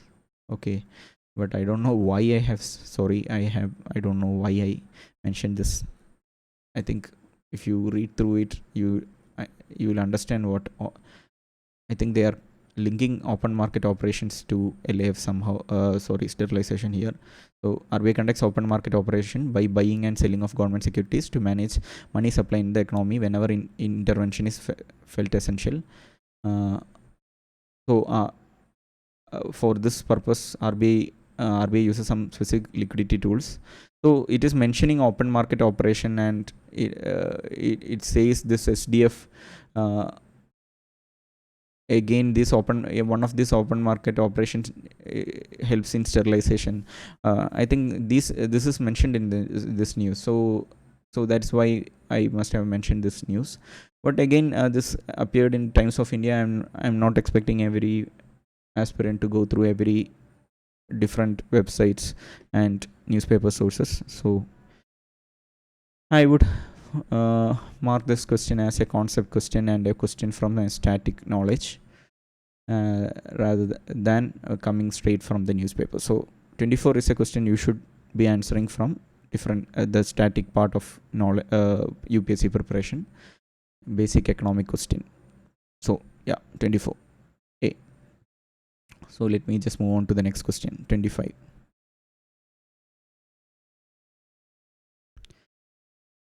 Consider the following markets: government bond market, call money market, treasury bill market, stock market. How many of the above are included in the capital markets? The options are only 1, only 2, only 3, and all 4. So I couldn't find any current affairs source or any news from the Hindu which I can link to this question. So I think this is from a static part of prelims preparation. So as you can see, money market versus capital market is a fundamental concept you study while going through economic basics. So I have given a link here. Let me just take that. So this is from a random site I chose. So it differentiate what money market is and what capital market is. So fundamental difference is money market fulfills short-term liquidity needs, while capital market offers a platform for long-term investing. So that is the main difference. Then as you can see, there are different types of examples are given for different money markets and different stock market, and there is a table which explains the difference between these two. So you can go through that if you want. So this is a very basic concept. So let me just go back to the question. So in the question it says government bond market. So government bonds, so government collects money from people from the bond market in two ways. There are short term bonds, which is usually called treasury bills. Then there are long term bonds, which is called government bonds in general. So government bond market is a long term instrument, so it falls under the capital market. So similarly, call money market is a short term instrument which is used to raise funds. So that is a money market instrument. You can read from the site I linked, you can read all about call money markets and different such instruments.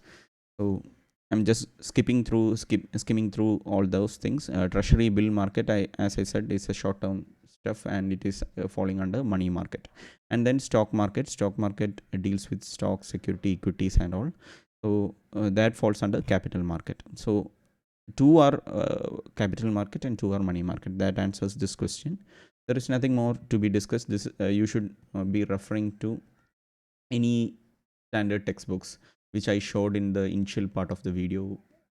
You can pick anyone and it will have such basic concepts. So yeah, that is question 25. Let me just go to the next question.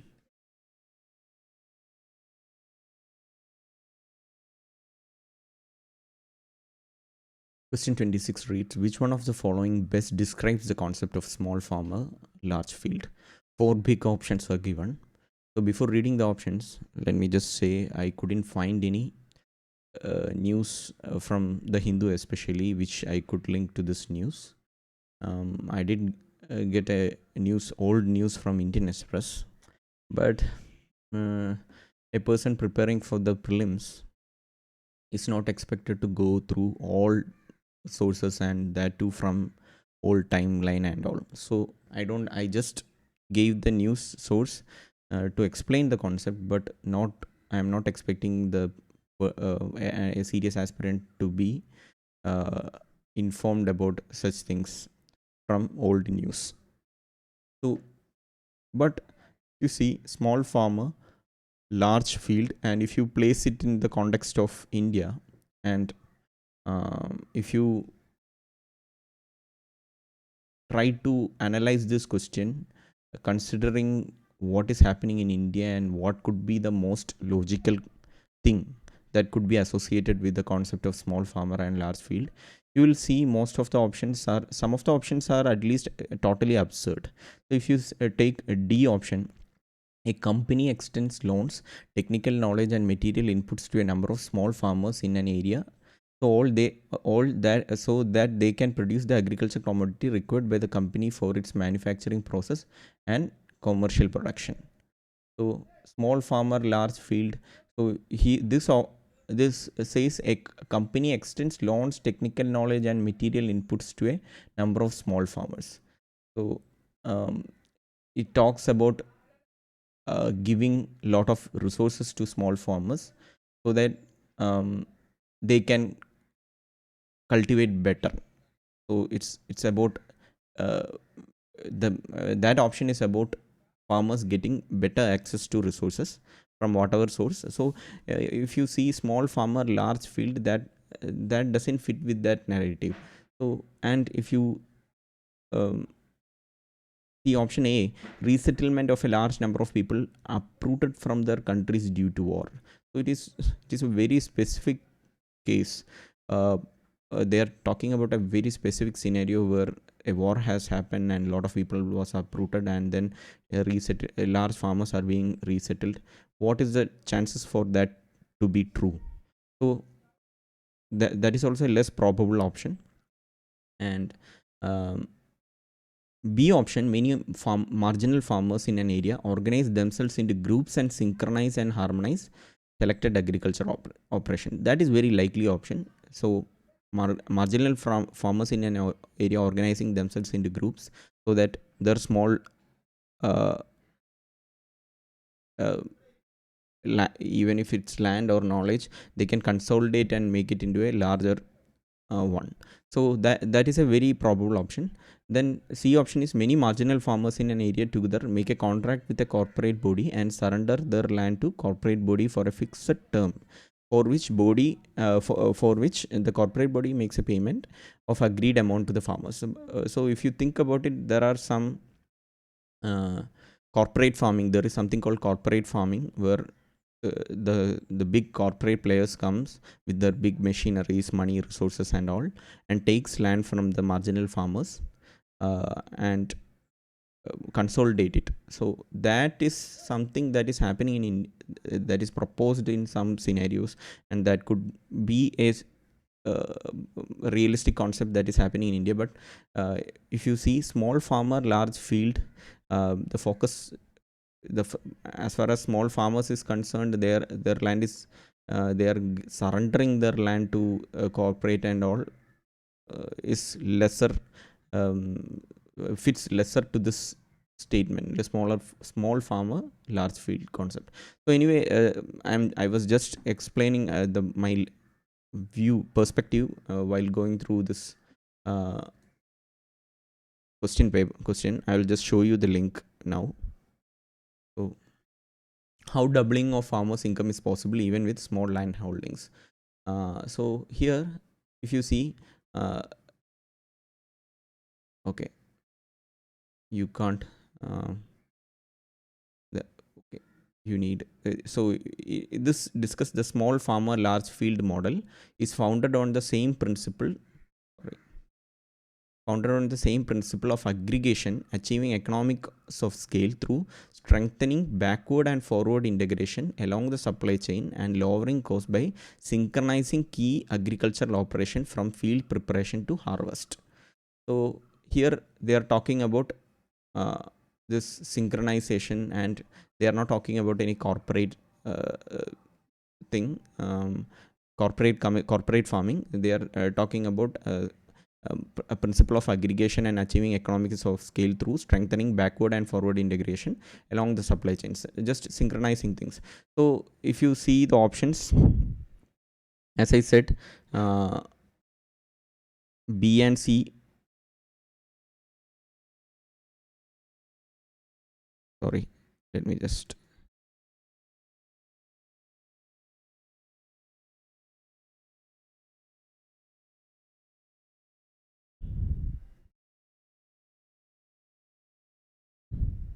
okay, sorry for the pause.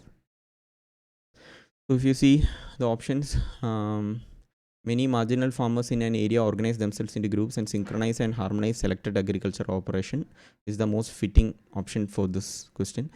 But again, corporate farming, in corporate farming also, some of this aspect, that is consolidation and converting into scale, happens. But again, small farmer large field is not a term associated with it. So option B is the uh, most sensible option.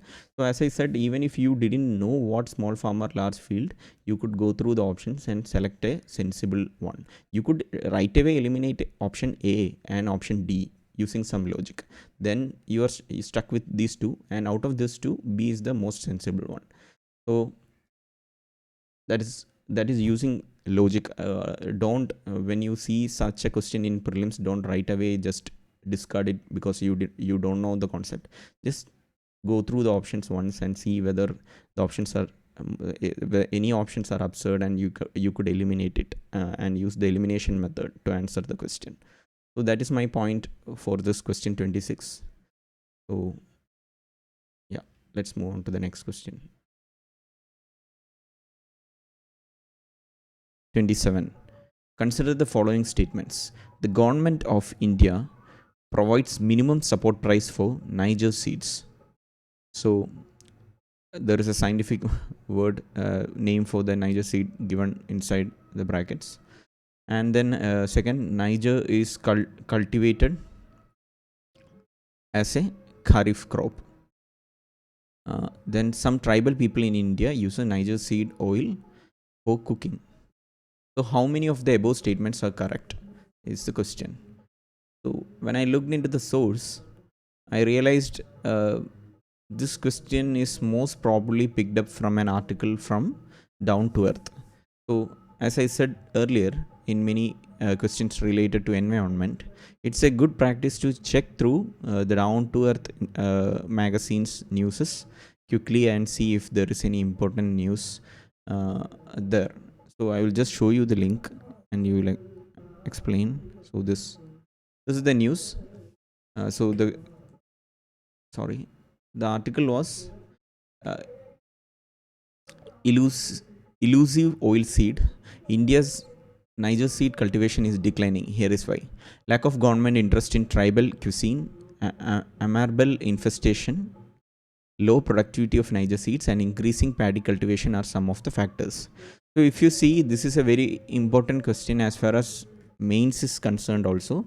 So you could expect such a question in mains, and you should be preparing notes from such an important article and see, since a lot of domains are involved, the tribal economic development, tribal wealth and health is involved, agriculture is involved, environment is involved, a lot of domains are involved. So this is a very important article, and if you see, almost all the points given in this question can be directly answered from this article itself. So let's see. In the question, it was asked whether MSP is provided. So it is one of the 14 kharif crops for which center releases MSP every year is an unlikely plant called Niger or Rantil. This is lesser known oilseed commands one of the highest MSPs fixed on the basis of cost of production and the market demand. So it is MSP is given for Niger seed. So that is mentioned. Then what was the other statement? Let me just go to the statement. It is cultivated as a kharif crop is the second statement. So see, in the first statement itself, it is mentioned it is kharif crop. So even that is mentioned. Then some tribal people in India uses Niger seed for oil for cooking. So it is also since the tribal population uses Niger seed oil for cooking. So that is the statement. So that is also mentioned. So if you see, even if you didn't go through the entire article and if you are just noting down the main title and just the subtitle, the main heading and subheadings, even then you will be able to answer this question. So all the important kharif, that this is kharif crop is only mentioned in the article. So yeah, anyway, my main point is Down to Earth is a good source to depend on such articles. Then there is as far as okay, if you come back to the Hindu as a source, I have given one article here. Odisha says its suggestion regarding MSP calculation of paddy was ignored. That is the news. So if you see, there is a mention of if you see, in case of MSP, when they are mentioning all the MSP crops, they are mentioning Niger seeds also. So the MSP is given for Niger seeds is You can pick up that information from Hindu source itself, but that it is a kharif crop, and tribal population use it for oil.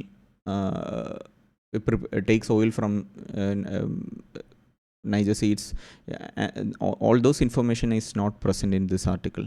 So that is why I said most this is the most likely source for that question. And obviously all this information you can find from static textbooks, like probably from something related to agriculture.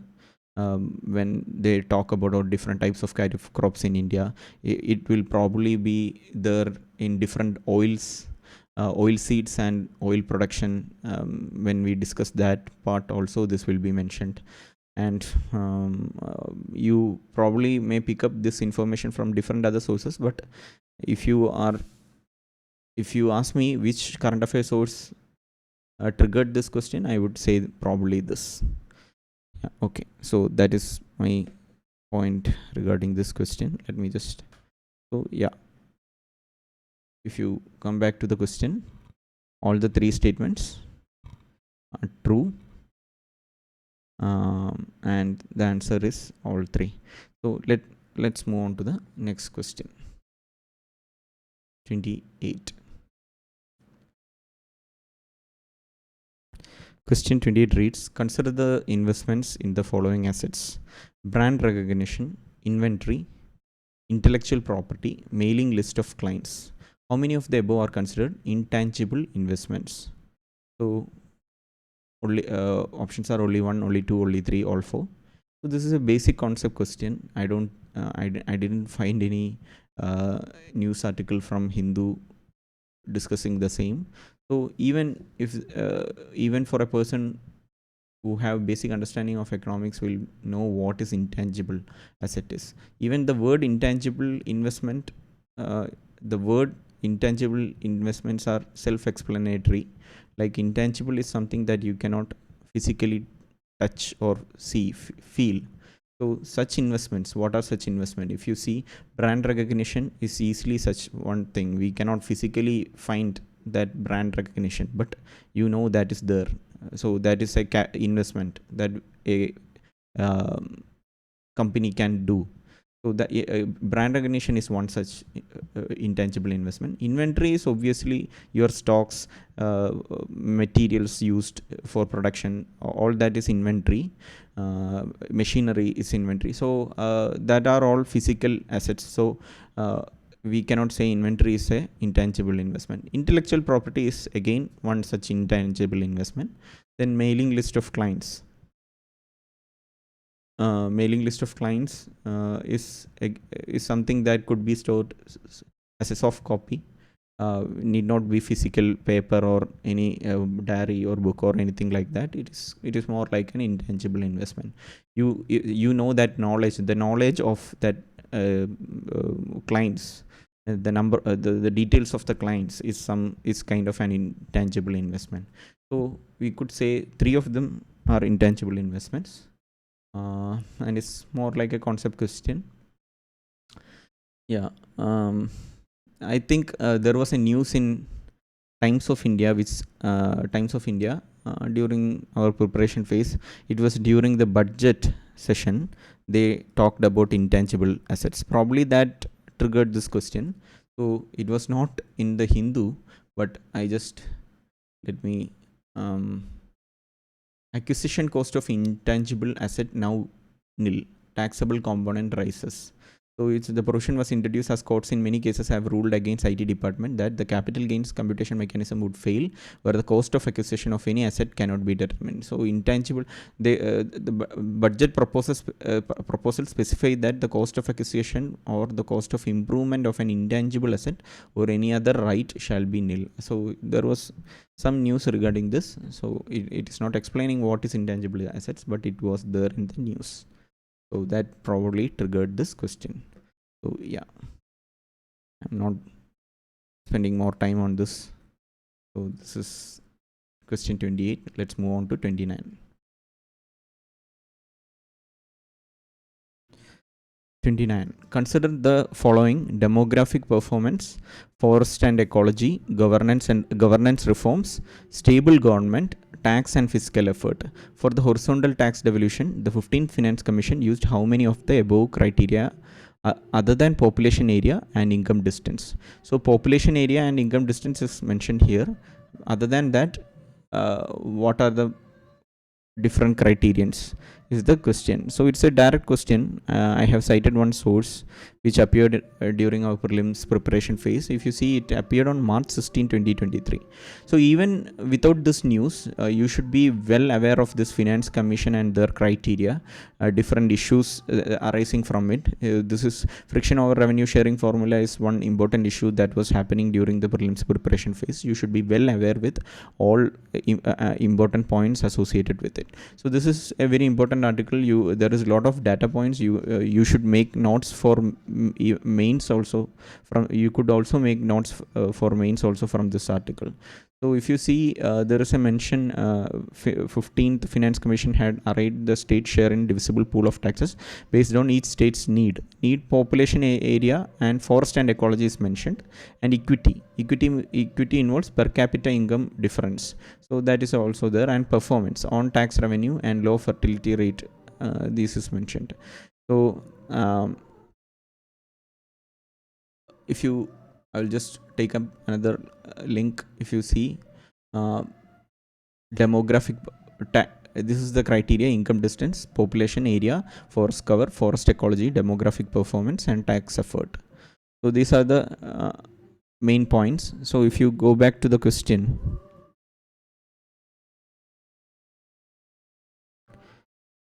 so demographic performance, forest and ecology is there, governance reforms is not there, stable government is not there, tax and fiscal efforts is there, that is there. So you could answer easily from this. You could the main points, 1 is there, 2 is there, and 5 is there. Tax effort, as in tax and fiscal effort is there. So governance reforms and stable government is not mentioned. So 1, 2, 5, 3 are there. It is very easy question, direct question. So there is nothing much to be discussed there. So I'm moving on to the next question.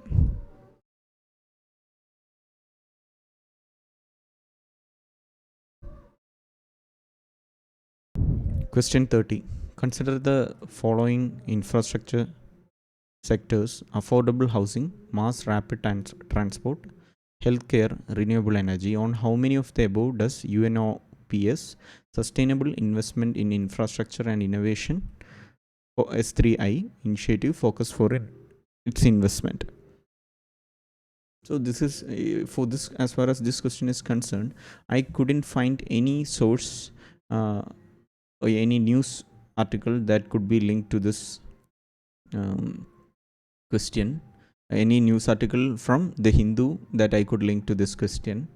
Neither did I find any mention in any PIB or any other familiar sources. So this I consider as a difficult question. There will be very few questions like this in the UPSC exam. You could, if you have come across this question in some notes or something, you could attempt. Otherwise, you could take a guess. That's the only thing you could do. Yeah. Anyway, I have included 2 sources. If I will just show you why, probably this is the reason why this question was asked. So if you see, during our preparation phase, there was a big important news related to this project. There was a $60 million UN scandal impacted a housing project in Goa news that appeared in Deccan Herald. So if you see, there is a mention of this UNOPS and S3I project. There is a mention of this, but it doesn't explain what UNOPS does or S3I does. So let me just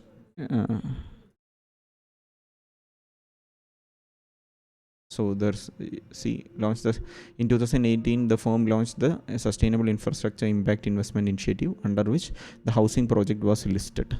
So there is a mention of this project, and there was an important news.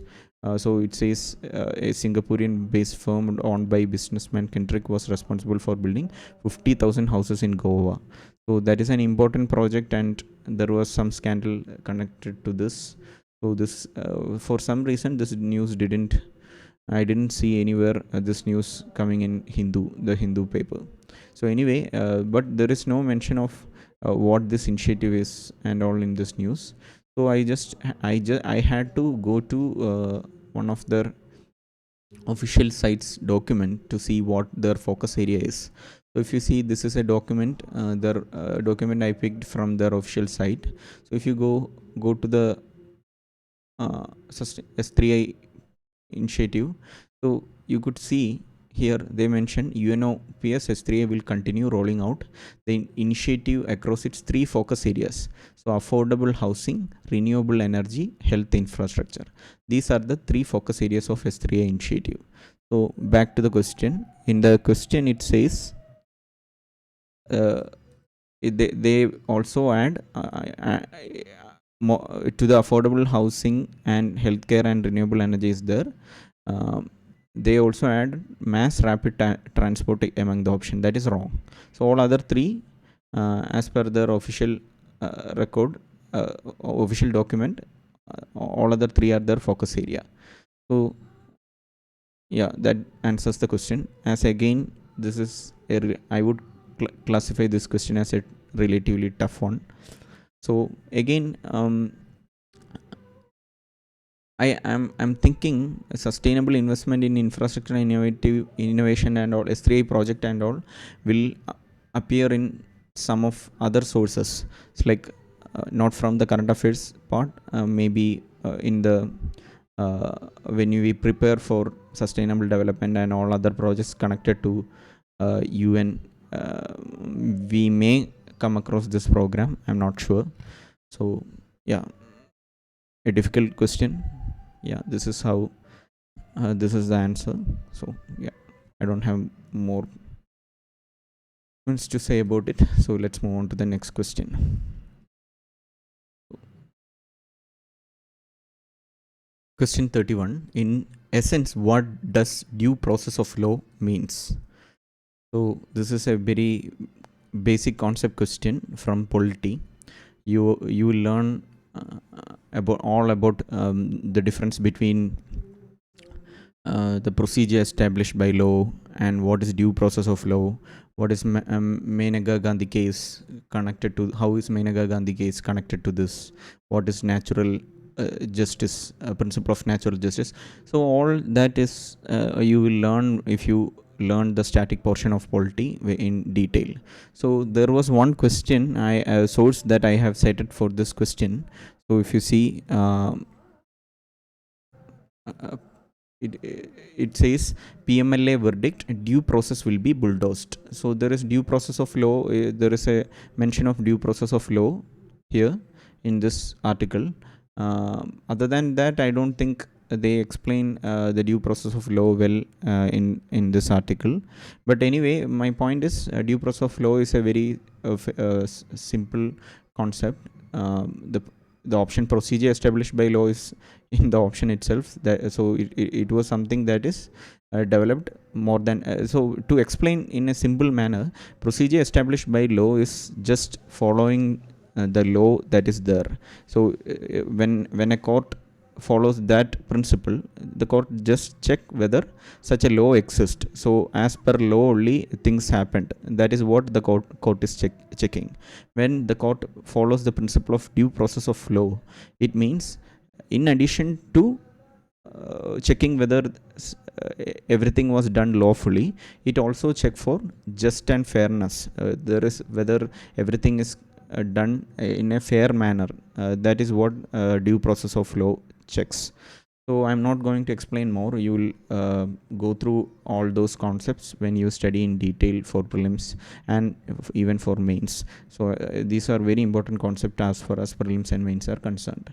So if you see the one option you may find confusing is the procedure established by law and equality before law gets eliminated easily. Then there is an option, fair application of law and the principle of natural justice. So that could be little confusing as far as this question. So just and fairness, just fair and just, the natural justice captures due process of law better, I feel, because fair application of law need not mean it is just. So the law should be the law must be applied, must have been applied fairly, but whether that is just in the first place is another problem. So I think principle of natural justice is the most appropriate answer for this question. So yeah, that is question 31. Let's move to the next question, question 32.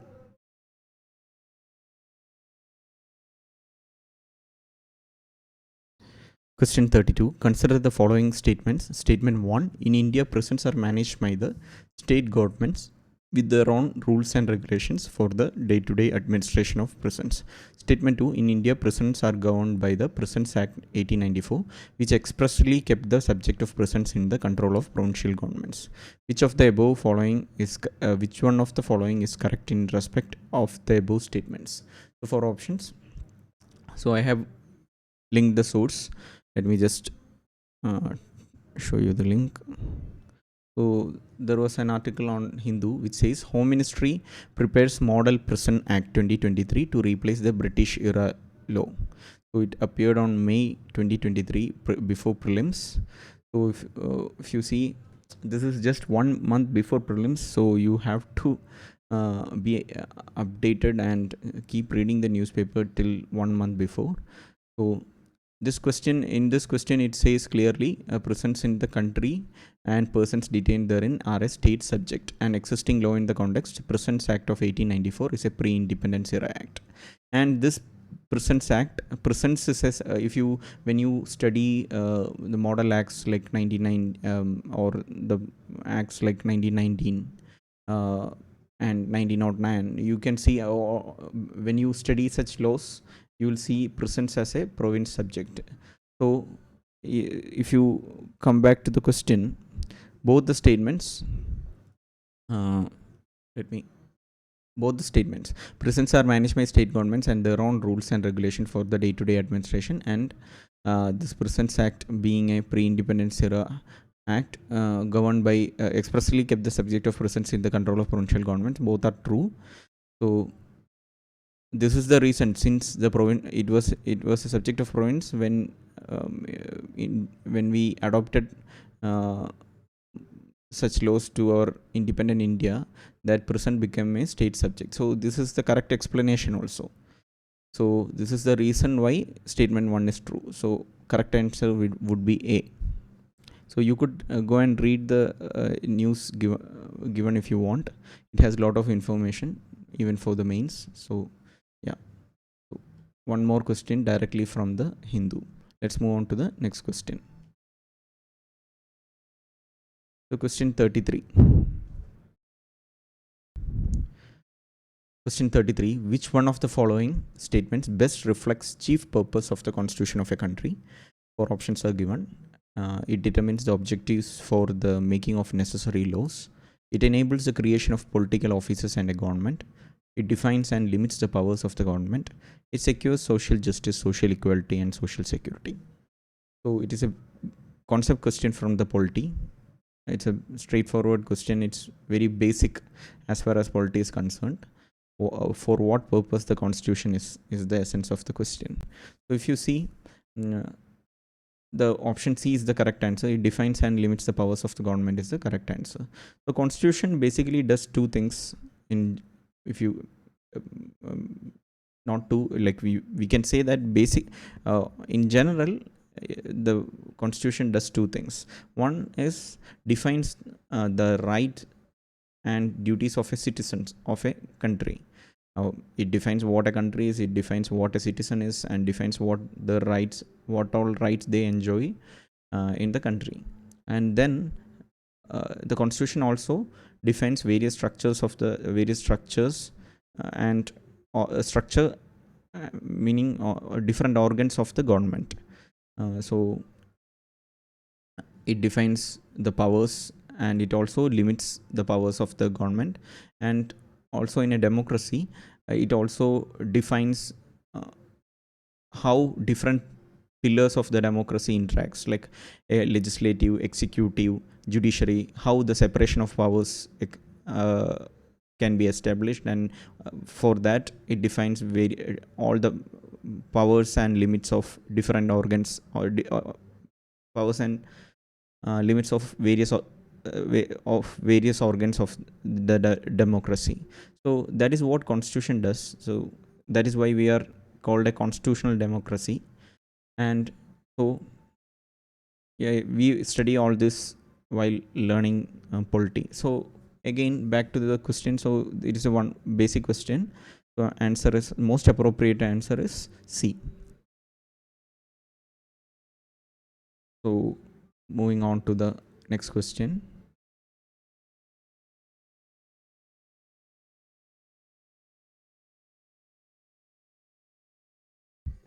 Question 34. In India, which one of the following constitutional amendments was widely believed to be enacted to overcome the judicial interpretations of the fundamental rights? First Amendment, 42nd Amendment, 44th Amendment, 86th Amendment. These are the options. So it's a concept question from polity, but this is a tricky question, I would say, because question asks which of the amendments was widely believed to be enacted to overcome the judicial interpretation of the fundamental rights. So for that statement, even option A and option B fits. So if you look at the option A, I think most of the institutes would give option A as the correct answer, because first amendment was brought in to put some restriction to the right to property, and so that the government can carry out distribution of lands and land reforms. So to execute the land reforms, a right to property was a problem, and there was cases going on, and first amendment was partly brought in to address that issue. Then it also put some reasonable restriction to the freedom of speech and expression. That is how. So first amendment does fits right into the statements question statement given in the question. So but when you look at the 42nd amendment, it also uh,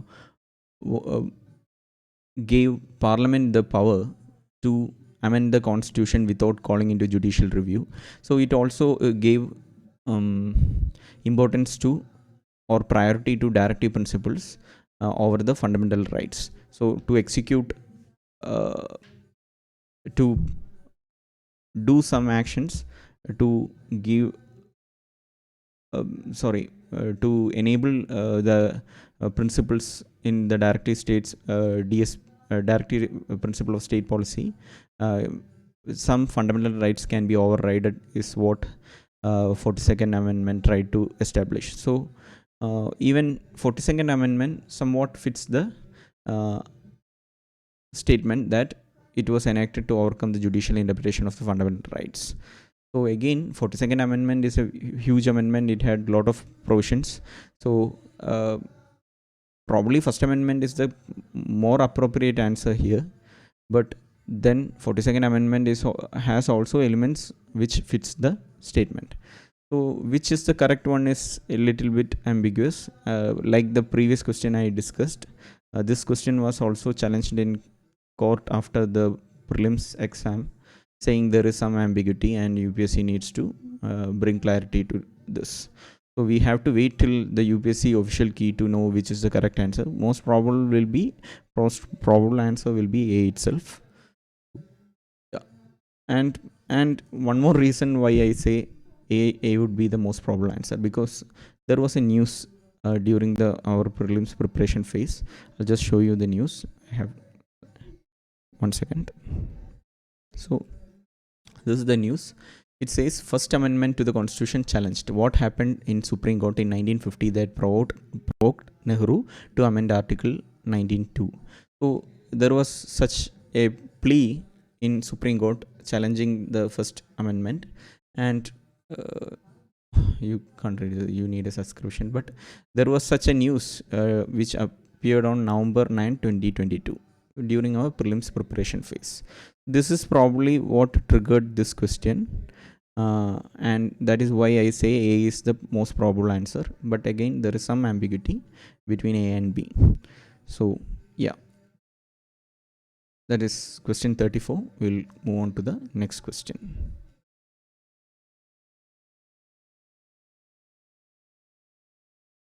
Question 35 reads, consider the following organization or bodies in India: the National Commission for Backward Classes, the National Human Rights Commission, National Law Commission, National Consumer Dispute Redressal Commission. How many of the above are constitutional bodies? It's a concept question from polity. All the if you are a person who have read Lakshmi Gant and prepared notes from it, there is a separate section for all the constitutional bodies. You should be very familiar with all the constitutional bodies, who are the members of the constitutional bodies, how they are elected, what are their qualification, what are different purpose functions of constitutional bodies. You should be familiar with all these things for mains and for prelims. So uh, for a person who is familiar with all those details, just naming whether these bodies are constitutional bodies or not will be very easy. So, but I have given different sources which explains why these questions came. Look, let me just open up the links 1 second. So this is the first link. Center yet to constitute 9th National Commission for Backward Classes. So central government is yet to appoint the chairperson and members of the 9th Commission for Backward Classes, despite the term of the previous commission ending 4 months ago. So there is a mention of this. The previous panel was the first to be accorded constitutional status through 102nd Constitutional Amendment. Sorry. So it is clearly explained. 102nd Constitutional Amendment was gave NCBC constitutional status. You can read the news if you want. So this is the first news. Let me just go to the next news. So that answers whether NCBC is a constitutional body from newspaper itself. So giving Human Rights Commission more teeth is the second article. So here, how this Human Rights Commission was created is all explained here, and I think in this article it says human Human Rights Commission need constitutional status to. So let me just check.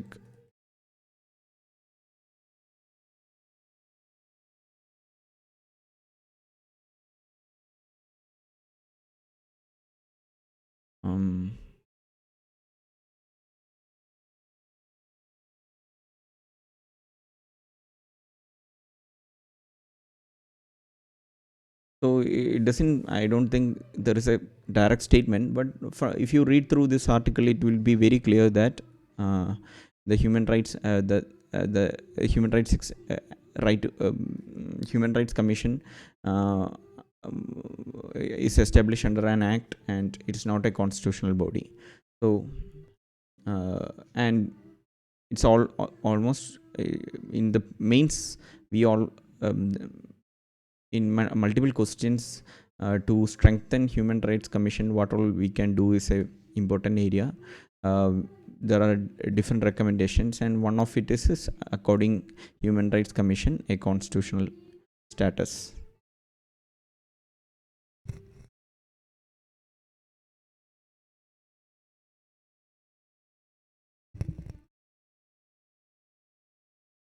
Okay, sorry, I missed this part. It's actually mentioned some of these bodies are constitutional bodies established by the constitution itself. These include, for instance, election commission and office of the comptroller and auditor general. Others have been established under law. For example, information commission under right to information act and human rights commission under protection of human rights act. So it is clearly mentioned it's not a constitutional body, and it is established under an act in the news itself. Sorry for missing. So one could answer whether Human Rights Commission is a constitutional body from this article. Let me just open up the next news. Terms of 22nd Law Commission. So there was a news regarding Law Commission also. Again, different features of Law Commission is mentioned in this news. And Law Commission is another body which is established by executive action. It's not a constitutional body. So again, you could read this if you want. This was another article where one of the options was mentioned in the Hindu newspaper. You can see another article here which discuss about National Consumer Dispute Redressal Commission, which is also established by an act. So it's also not a constitutional body. Again, this was also in news. So as you can see, even though this is a basic question from polity, even though this question this question is from a static portion of the polity, most of the bodies were in news, and that is one good reason to give focus to those bodies while reading Lakshmikant. So my advice is, whenever you read newspaper and you see some overlap between the static and dynamic current affairs portion, give importance to that particular static portion. It is highly likely that questions will come from that static portion. So here it is one such example. This question probably came because all these commissions were in news, and it could be otherwise also, but I am saying all these commissions were in news. So yes, that is question 35. Let's move on to next question, 36.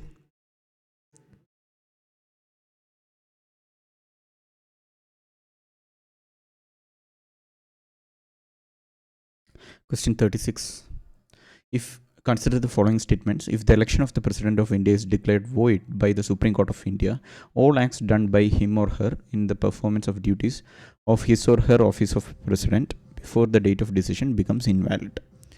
Second statement, election for the post of the President of India can be postponed on the grounds that some legislative assemblies have been dissolved and elections are yet to take place. When a bill is presented to the President of India, the Constitution prescribes time limits within which he or she has to declare his or her assent.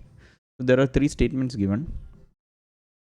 And if you see, this is a concept question from polity, and most of this is coming from Lakshmikant itself, the points in the Lakshmikant itself.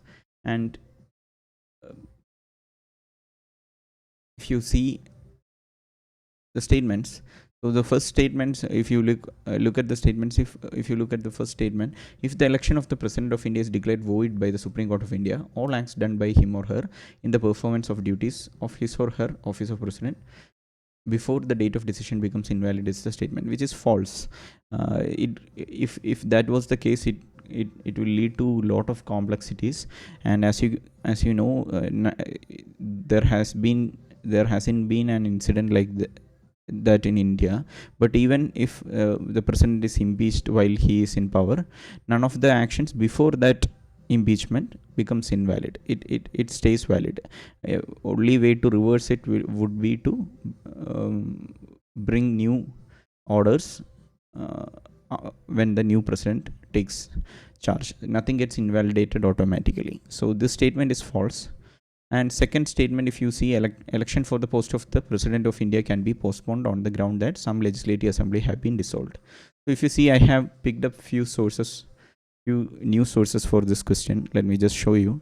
First one is regarding the election of the process of election of India's president. So during the preparation phase only this happened. So there are few questions connected to election of president and president's power, etc. in this prelims. So that's why I put up this news. And if you see second news, Jammu Kashmir Assembly to miss presidential polls for the second time in history. So as you know, it is converted to UT, and then the Legislative Assembly is not yet formed. So since it is dissolved, they will not be participating. So there is some past history mentioned.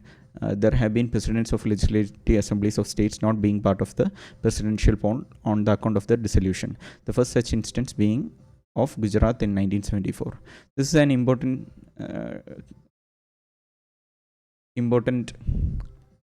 case where Supreme Court in 1974, when it was challenged, said dissolution of an assembly will not be a grounds for cancellation of or postponing of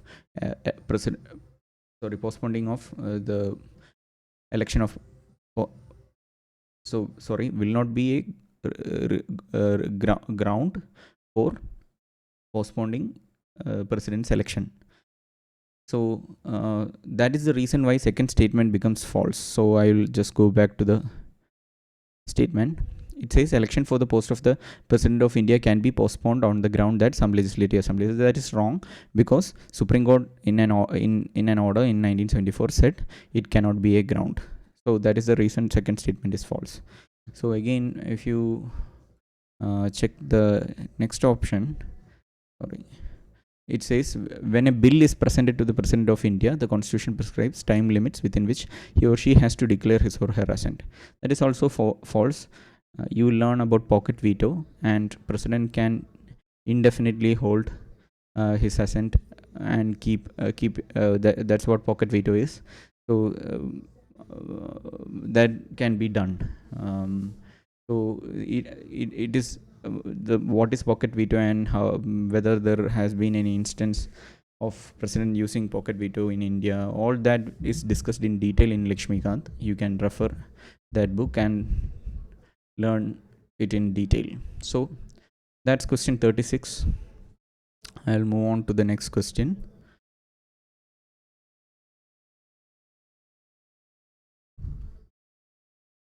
Question 37. With reference to the finance bill and money bill in the Indian Parliament, consider the following statements. When the Lok Sabha transmits the finance bill to the Rajya Sabha, it can amend or reject the bill.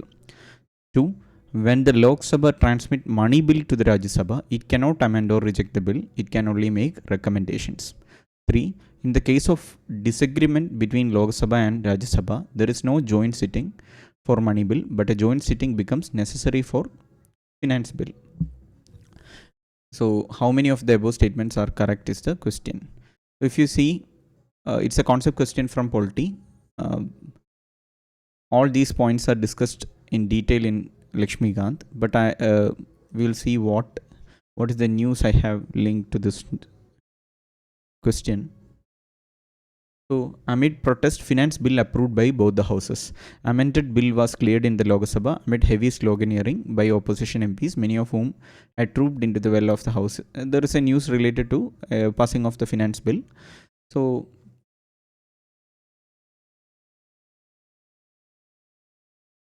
let's see. I think there is no important points to answer this question in this news. I'll just show you some static portion content. Let me just take the link. Sorry, this is our question, and so I guess you can see the polity, the notes. The notes, if you see, as far as money bill is concerned, it cannot be amended or rejected by the Rajya Sabha is true. And for finance bill is divided into finance bill 1 and 2, and both finance bill 1 and 2 can be amended or rejected by the Rajya Sabha. So let me just take the question So in the question, when the Lok Sabha transmits finance bill to the Rajya Sabha, it can be amended or rejected. The bill is true. When the Lok Sabha transmits money bill to Rajya Sabha, it cannot amend or reject the bill. It can only make recommendation is also true. So both are true. And then the question was about, in the case of disagreement between Lok Sabha and Rajya Sabha, there is no joint sitting for money bill, but a joint sitting becomes necessary for finance bill. So we'll see. The last point is no provision for joint sitting for both the houses to resolve the deadlock. That is for money bill. And President can summon the joint sitting for the two houses for finance bill 1. President can summon the joint sitting for the finance bill 2 also. So the statement, in the case of disagreement, there is no joint sitting for money bill, but a joint sitting becomes necessary for finance bill is true. All these statements are true. So again, these are some basic concepts of polity. These are the notes I have made from Lakshmikant. Maybe I will do a separate video on polity someday. Anyway, you should be reading Lakshmikant in detail and making notes out of it. It's very important for both prelims and mains. So this is the question. Let's move on to the next question. Question 38. Consider the following statements. Once the central government notifies an area as a community reserve, in this, the chief wildlife warden of the state becomes the governing authority of such forest. Hunting is not allowed in such area. People of such area are allowed to collect non-timber forest produce. People of such area are allowed traditional agriculture practices. How many of the above statements are correct? So I couldn't get a news article from Hindu for this question, but I saw a good article which covers all these points from Down to Earth. So as I said multiple times, Down to Earth is a very good source, which I have felt UPSC uses to prepare questions that is connected to environment, pollution, climate change, or science, all that region they usually use Down to Earth. So it is a good source to refer. So let me just go to the Down to Earth article. So this is the article. Community reserves are the forest department's backdoor entry into Northeast India. So if you see, this question is a very important article. Sorry, this article is a very important article even for mains exam. So this you could make notes out of these articles for even for mains. So if you see, it talks community reserves fall under protected areas along with marine protected areas, national parks, wildlife sanctuaries, and conservation reserves according to the Wildlife Protection Act. Conservation reserves and community reserves are protected area of India, which typically act as a buffer zone between established national parks, wildlife sanctuaries, and reserved protected areas of India, according to the Union Ministry of Environment, Forest, and Climate Change. So these protected area categorizes were first introduced in Wildlife Protection Amendment Act of 2002. Then provisions of WLPA apply to an area once it has been declared as community reserve. All these points are important. The authority of the sanctuary to the chief wildlife warden. This is the first point. Section 33 of the WLPA, which is Wildlife Protection Act, passes the authority of the sanctuary to the chief wildlife warden. So if you see the first option, it was saying, let me just take, chief wildlife warden of the state becomes the governing authority of such forest. So that is true. That is taken directly from this article. It says, as you can see, the authority of sanctuary to the chief wildlife warden.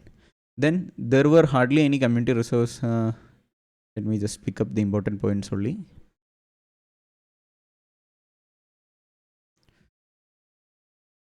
So joint forest management is introduced by entering into an MOU with the village council.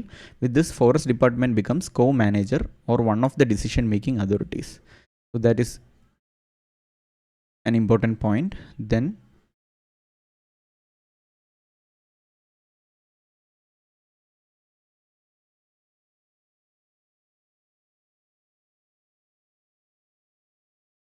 so one important aspect is village council members who sign the MOUs with the forest department are mostly illiterate and do not understand what they are getting into. That is an important point in this issue. Says,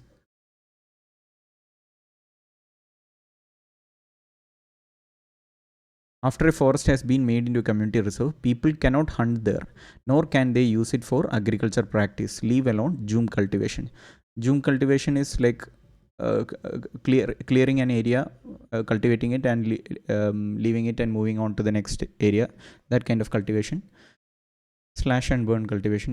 There are many words for Zoom cultivation. Just shifting cultivation farming techniques that is practiced in certain part of Northeast India. So shifting cultivation means cultivating an area and then moving on to new area, like that. So anyway, it says people cannot hunt there, nor can they use it for agriculture practice, leave alone Zoom cultivation. So that is an important point.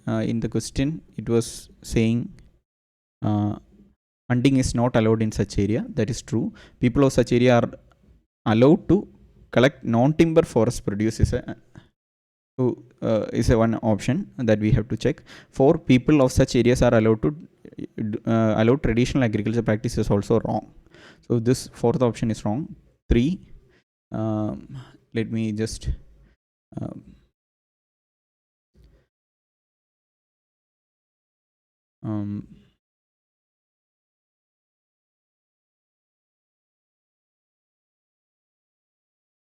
just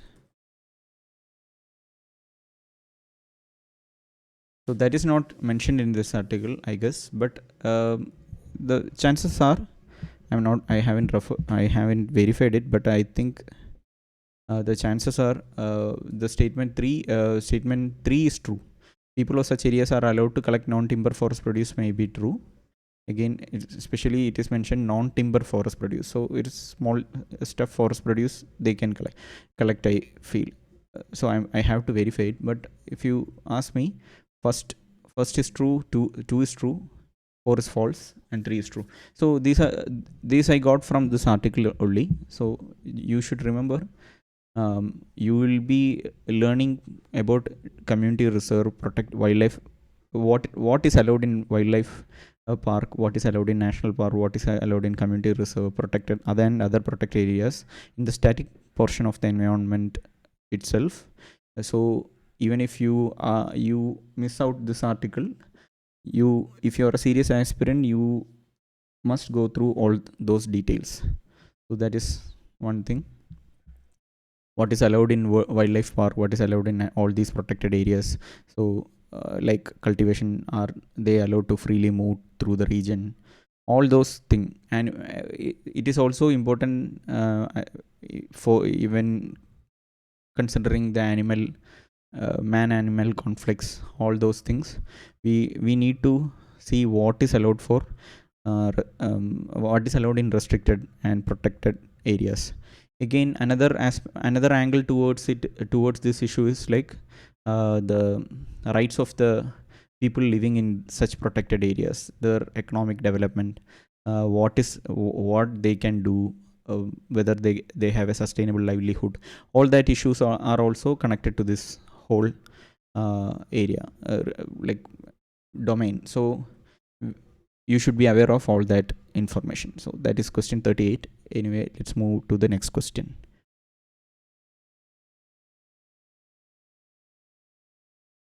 Question 39 reads, with reference to the scheduled areas in India, consider the following statements. Within a state, the notification of an area as a scheduled area takes place through an order of the president. The largest administrative unit forming the scheduled area is the district, and the lowest is the cluster of villages in the block. The Chief Minister of the concerned states are required to submit an annual reports to the Union Home Ministry on the administration of scheduled areas in the states. How many of the above statements are correct? Is the question. So this is a question from basic concepts of polity. I couldn't find any current affairs source that could be linked to this question. This is one such question that is coming from the static part of the prelims preparation. So before discussing the source I have shown here, let me just go to my notes, the polity notes, and show you how you could easily answer this question.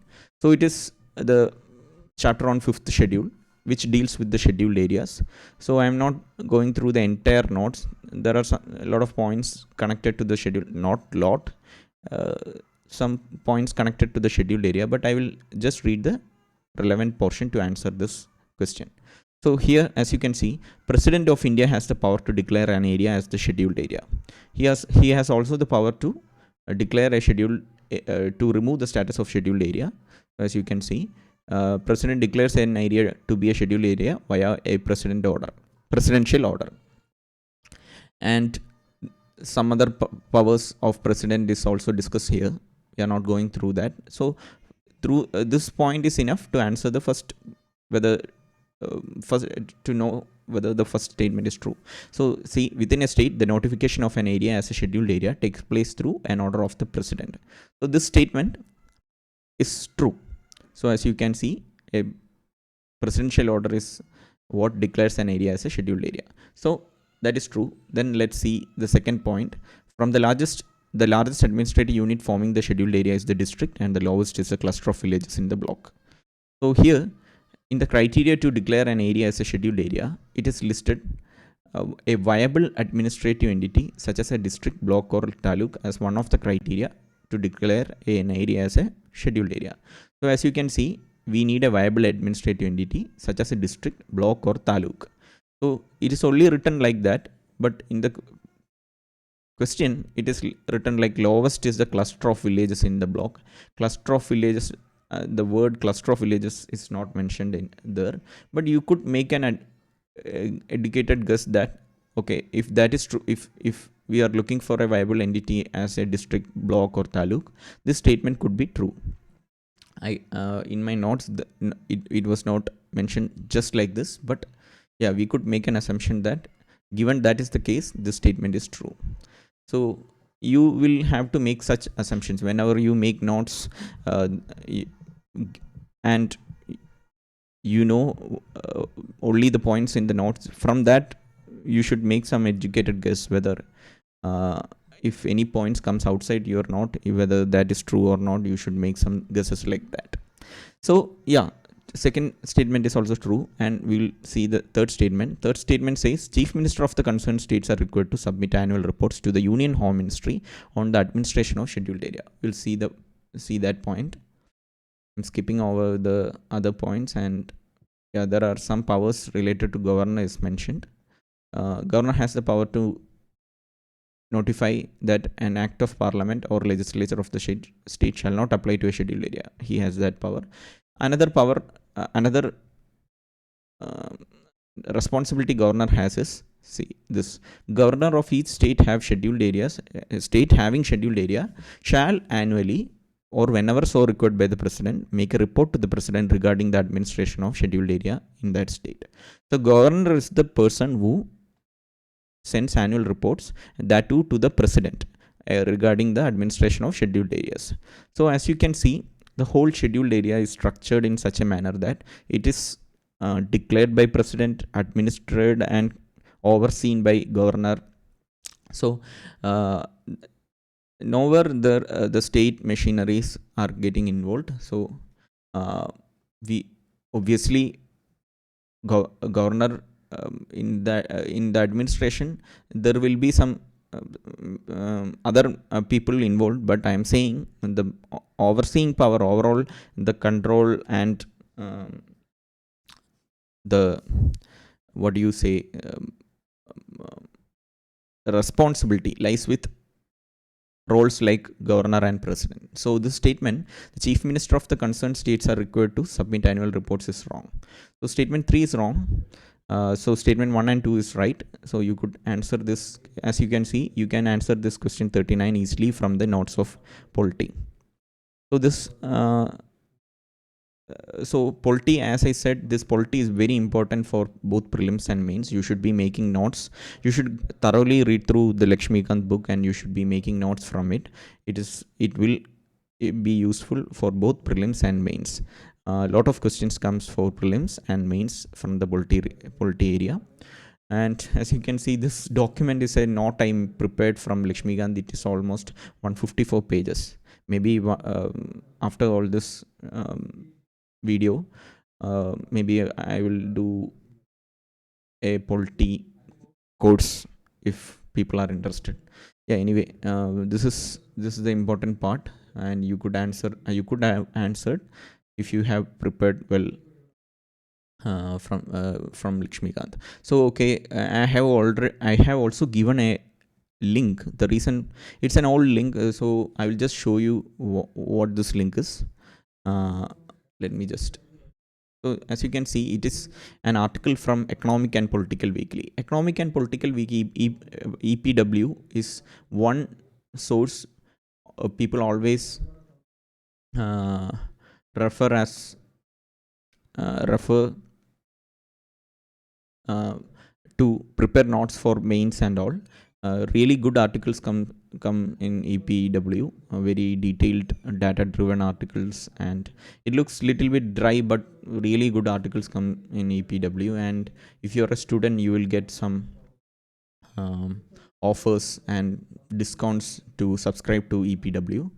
Now I have in my subscription expired, so I'm not able to read through the article. But if you see, it discuss about it's an old article which discuss about the governor, the power of governors and fifth schedule, and it is discussing all the aspects of that. And here you can see, I noticed a statement: the largest administrative unit forming the scheduled area has been the district, and the lowest the cluster of villages in the block. So this exact statement was there in the question paper. So that's the reason why I included this source in the um, uh, in that document. So as you can see, it appeared on 2019. So there is no point in saying okay, in 2019 there is an article. In an article, this exact statement came. But I'm saying I just wanted to introduce EPW. If you have enough time, obviously this is another source you could depend to get quality articles on various topics. So it will be very useful to prepare really good articles. Really good notes for mains. So I'm not saying it is a mandatory source, but this is definitely a good source you can consider if you have time. uh, EPW. So yeah, I just wanted to introduce that also. So, yeah, so back to our document. mm, we will move on to the next question.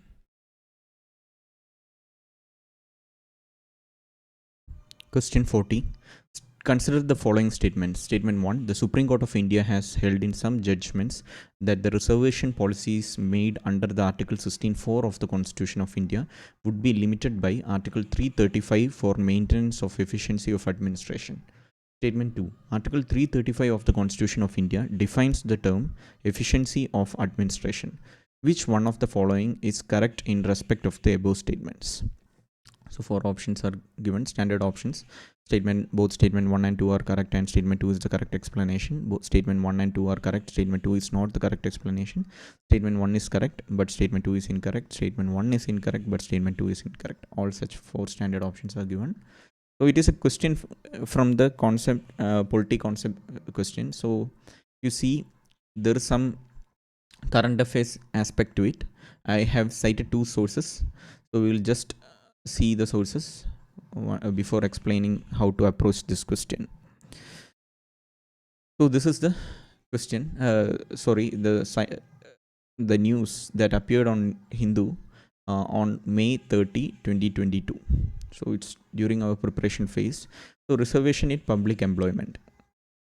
So Jarnail Singh judgment authored by Justice Rohinton Nariman indicates a critical turn in the jurisprudence of reservation. So that is what it's saying.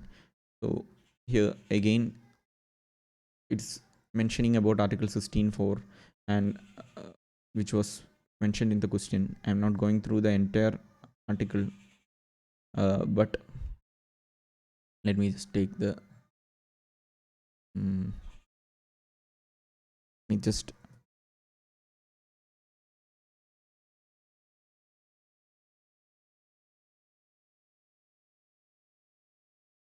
Okay. So as you can see, it's talking about different cases that was concerned with the reservation, how much reservation can be given and what is the criteria, all that is being discussed here. So surprisingly, article 335, that was not mentioned, that is not mentioned anywhere in this article. So but again, the reason why I showed this is reservation in public employment and concerned articles and all that was in news during that time. That is one reason why this uh, question came.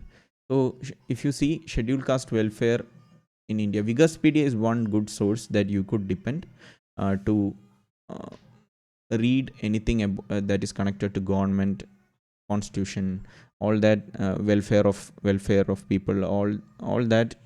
uh, Wikipedia is a very authentic, dependable source. So here, if you see, Article 335 provides the claims of the members of scheduled caste and scheduled tribes shall be taken into consideration consistently with the maintenance of efficiency of administration in the making of appointments to service post and in connection with the affairs of the union. It is mentioned clearly here. So if you see Article 3, it's a long article. I'm not going through it.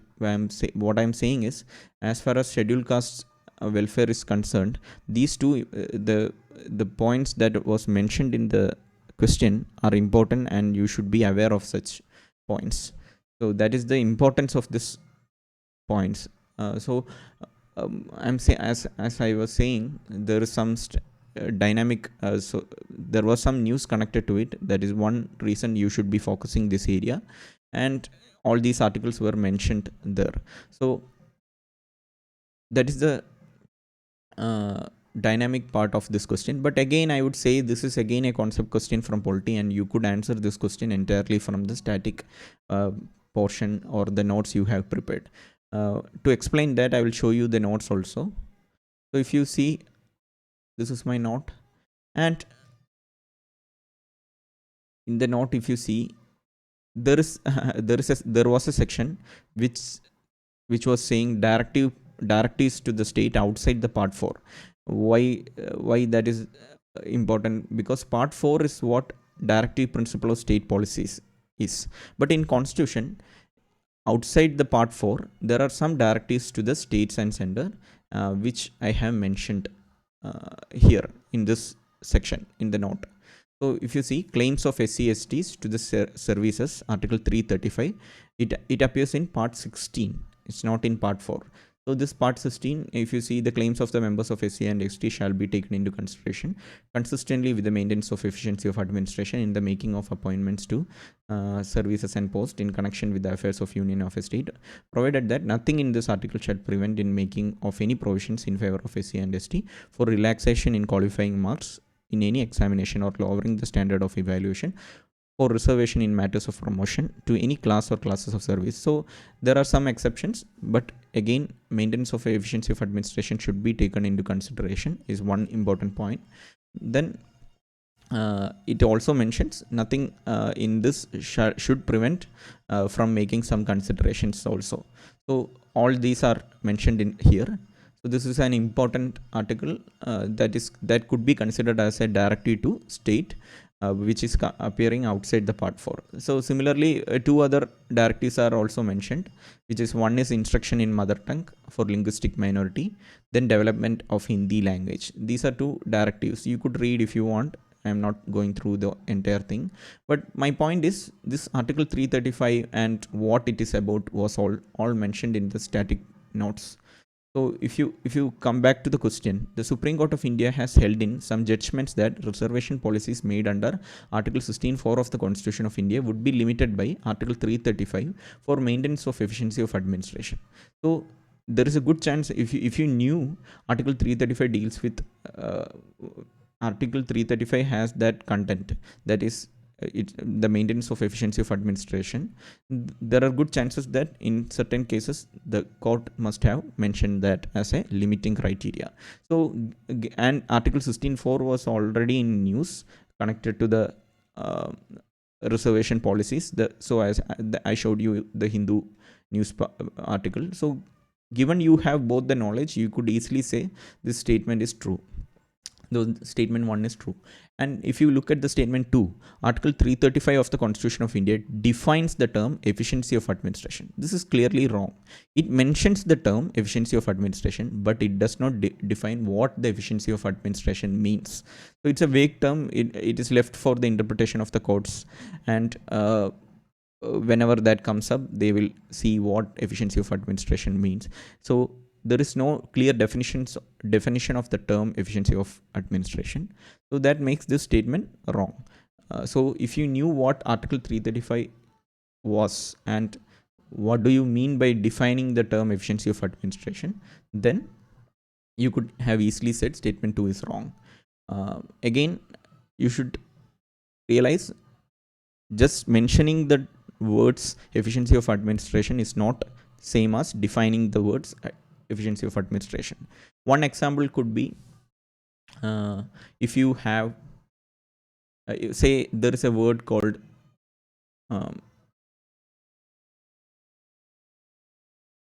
cabinet. So there is a mention of a word cabinet in the Constitution. Say I'm giving you a hypothetical an example. It may not be true, I'm just saying it. So there is a word cabinet, but if someone asks, if two statements are given, there is a mention of word cabinet in the Constitution. The word cabinet finds a mention in Constitution. If that is one statement, then second statement will be the word cabinet is defined in the Constitution. So these two are two separate statements. If the word cabinet is just mentioned, that does not mean Constitution defines the word cabinet. Otherwise, Constitution should specifically mention what a cabinet means. So that is what definition means. So I just want to make a clarity on that. So again, all these are nuances that you should pick while you are learning polity. If you feel it, these are all complex, don't worry. Like once you start learning polity through Lakshmikant, you will pick up all these nuances and it will be all familiar to you. So that is question 40. So I'll be moving to the next question. Question 41.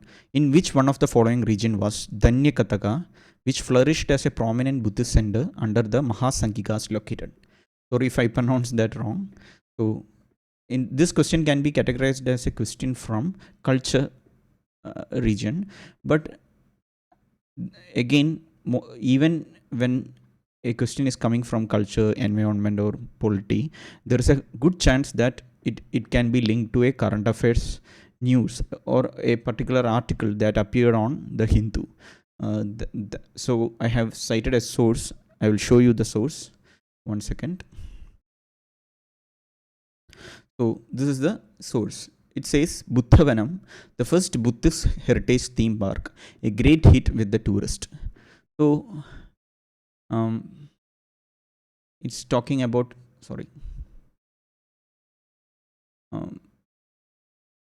Buddhavanam, and let me just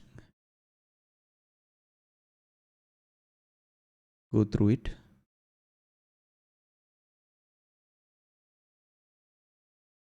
Okay, so if you see, so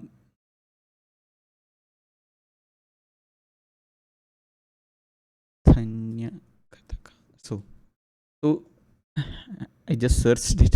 So it is built according to the dimensions and architecture of the original stupa of Danyakataga, Amravati, with a Vedika and Anda and Harmika on its top. So if it says Danyakataga here, mention of a Danyakataga, Amravati. So as you know, let me just search Danyakataga, Amravati. So it is a famous stupa. Amravati stupa is a ruined Buddhist stupa at the village of Amravati, Andhra Pradesh. Probably built in phases between 3rd century BC and about 250th century. So there is an article on it.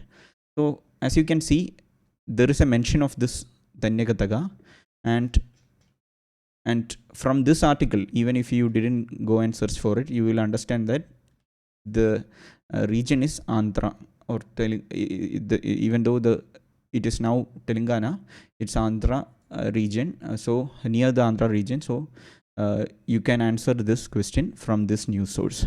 So that is my main point. I am not saying don't study static portion. Do study static portion, but whenever you see some culture related news or environment related news, you should focus that area and make a mention note of it.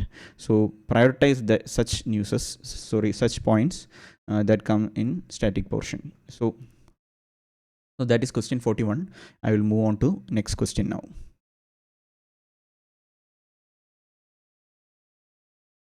Question 42. With reference to the ancient India, consider the following statements. The concept of stupa is Buddhist in origin.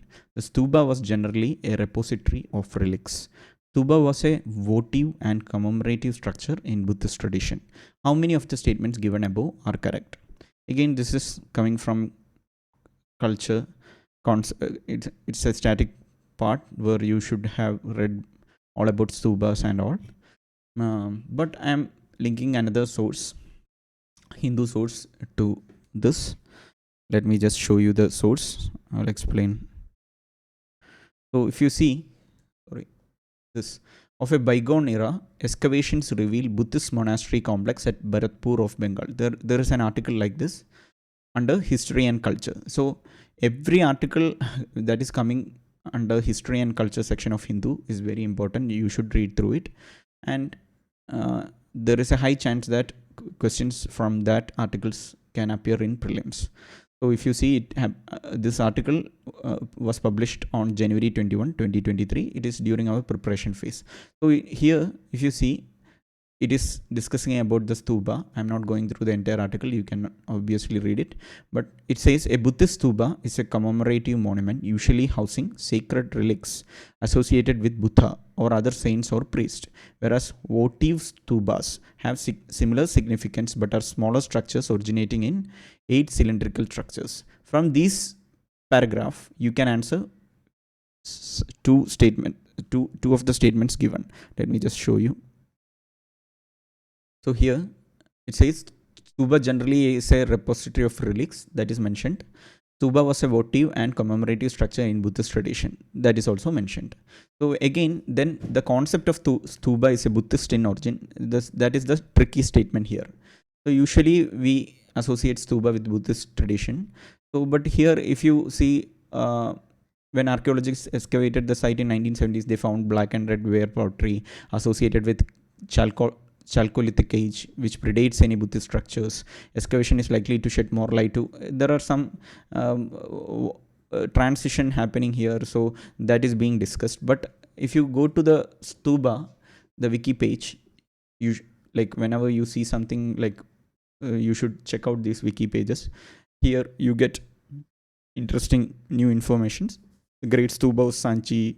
The image is shown there. That is an important architecture we should be aware of. So again, many important points are given, but if you see description and in history, stupas may have originated as a pre-Buddhist tumuli in which Sramanas were buried in a seated position called Chaitya.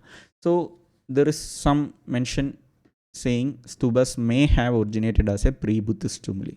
So that is an important point here. So here in our question,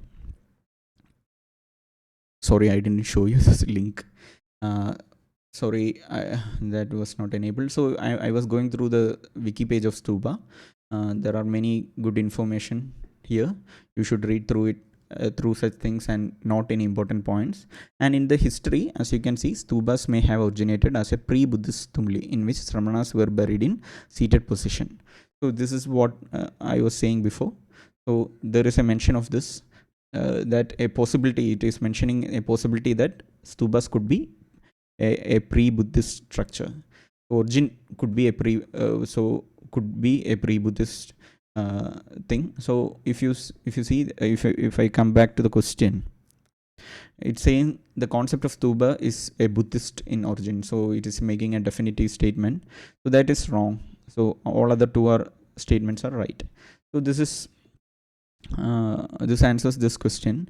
So again, my main point was, these articles gives a clarity on lot of points, especially when it comes to 2 and 3. It was clearly mentioned in this Hindu article, and one was a tricky thing. Whenever you read things, or do a little bit analysis, like further research, do some research. You don't have to like go through all the pages. Just a wiki page and a wiki page read would be sufficient. You don't have to just go through different websites and just go through it. But there are some websites that are important that you should take note of. When it comes to culture, CCRT website is important. When it comes to environment, even down to earth page is important. And some government pages like wildlife related pages are important. Like I will explain which all are important sites as we discuss each questions. Like when I remember, I will just discuss. So there are certain websites that are important, like for government schemes and all. PAB website is important, as I discussed earlier. For mains, some new, even All India Radio podcast is good to refer. Sometimes we hear you should refer yearbook. So there are a lot of sources that are thrown at aspirants, like you should read all the books. So I know that the time is a constraint, like we can't go through all the book, and more than that, we even if we go through such sources, it is very difficult to memorize and remember everything. So you have to limit the sources as much as possible and do little research only, like with other sources, reference sources. You spend little time only. Don't waste your time. Don't make your notes into a huge book that you will not able to revise and recollect. So that is my take on such things. So yeah, that is question 42. We'll move on to the next question.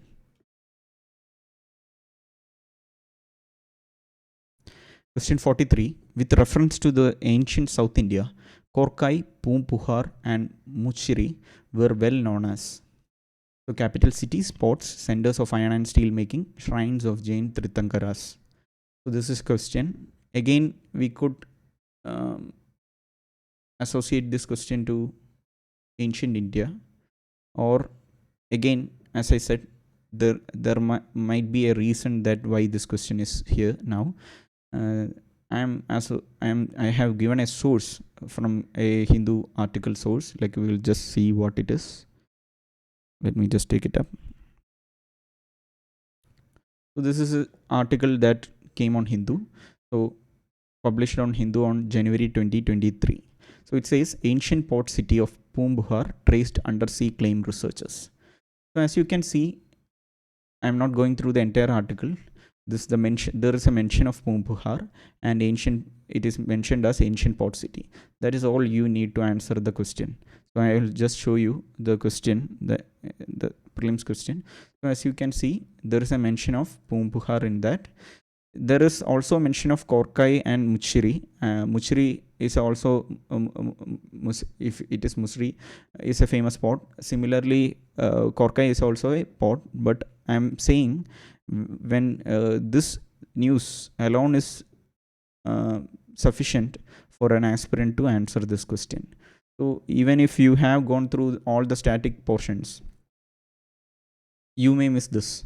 So, and you may even think that this is not, when you see that in your static book, you may not feel that this is very important. So this is where focusing on current affairs, reading newspaper regularly becomes important. Even in a vast area of ancient India, you could answer one question from that area with just newspaper reading.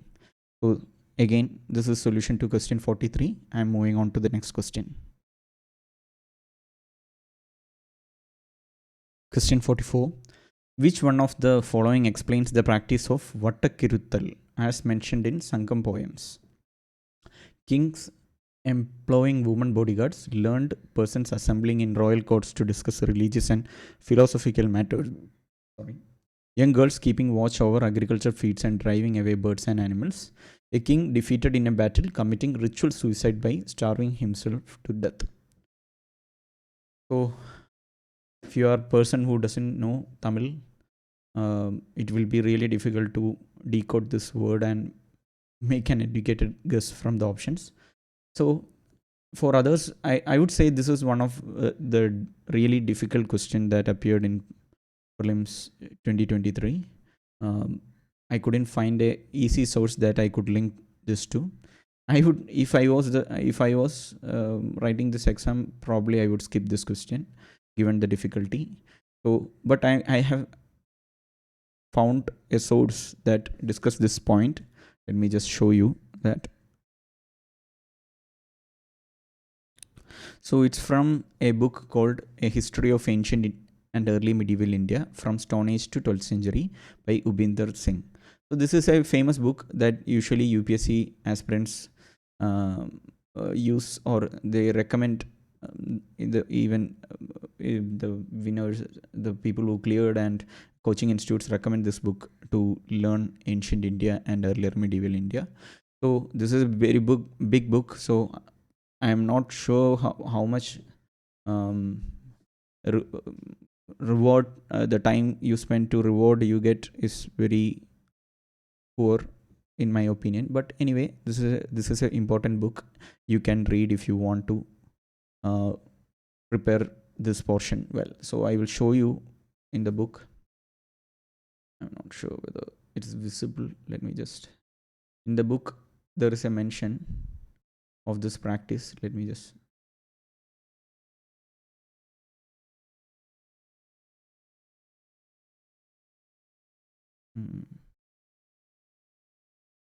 so if you see this region, the practice of Vattakiruthal was one in which a defeated king committed ritual suicide by starving himself to death, accompanied by those who had been close to him during his lifetime.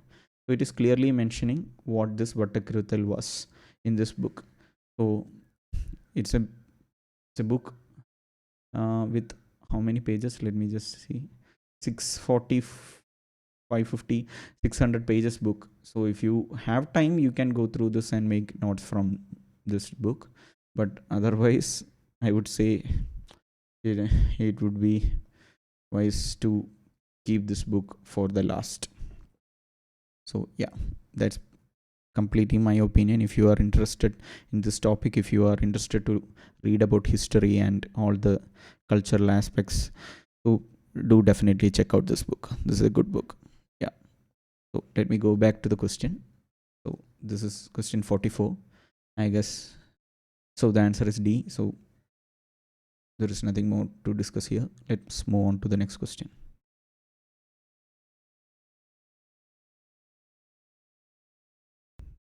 Question 45. Consider the following dynasties: Hoysala, Gahdavala, Kakatiya, Yadava. Sorry if I pronounce it wrong. But yeah, how many of the above dynasties established their kingdom in the early 8th century AD? Only one, only two, only three, none. So it's a concept question from ancient and medieval India portion. All these dynasties are famous while you go through the medieval ancient India. Sorry. So you could answer this question, the question from the static part of your preparation. But I have listed few of the current affairs sources that discussed this kingdoms. Let me just show you. Probably that is the reason why they picked up these dynasties. Let me just show you. So Hoysala temples are India's nomination for World Heritage Tag. So it is an important news that was published in Hindu on February 2022. It's during our preparation phase. So this is one good reason to learn all things about Hoysala architecture. There are many important points mentioned in the article. I'm not going through it. You should make notes out of it. You should have made notes out of it. And once you hear something like this, just visit the wiki page of that say Hoysala kingdom and just go through whether there are any important points. So if you see when it was established, like what is the capital, and it was initially located in Belur and moved to Halebidu. So all these information are very important. It could appear in prelims. So just take the important information, make notes out of it, especially when it appears in newspaper and it has some importance that year. So, and as far as our question is concerned, if you see, they was established way after 8th century, and Hoysala kingdom was relatively new kingdom. So that doesn't so that answer, it was not established in the early 8th century. And similarly, Kakatiya was in news. So again, Kakatiya Empire, you should be reading. There is some mention about around which time they were there, but you should go to the Kakatiya wiki page and see or if whether there are any important information and makes note of it. So if you see, established on after way after 8th century, even though earlier ruler were 800 century, it was established way after 8th century. So even that doesn't fit. And similarly, Yadava kingdom, and in here if you see, there was an article saying what's in name, the journey from Aurangabad to Sambhaji Nagar. So there is a big article, there are a lot of points, and here they are discussing about Yadava dynasty and Kakatiya, Rashtrakuta, Yadava dynasties and all. So here Yadavas were mentioned in the news, but I'm not saying that is the only reason you should read about Yadava. If you are reading about ancient and medieval India, you should be going through all this and making and have a basic understanding where in which regions they were and what were the in which times they were, and some important and some like culture, architecture related important information, all that. So yeah. And similarly, Gahadawala dynasty, it was not, I didn't see anywhere in news, maybe I missed it out. So even it was established way after 8th century. So none of the dynasties mentioned in the news, mentioned in the question, was established in the early 8th century. So that is an important. So you can take other points also, and it may probably come in the future prelims exams. So yeah, that is this question. And before moving on to the next question, I will show you an interesting video. If you haven't checked that out, you definitely check it out. It was published 7 years ago, already have 8 million views and all, but this is very interesting video, and it shows various kingdoms established different at different times. I'm not I haven't vetted the informations, but this is a really interesting visual representation of different kingdoms coming and going. So do check this video out. It's really interesting video. Yeah, I just want to say that. Yeah, let me go back to the question now.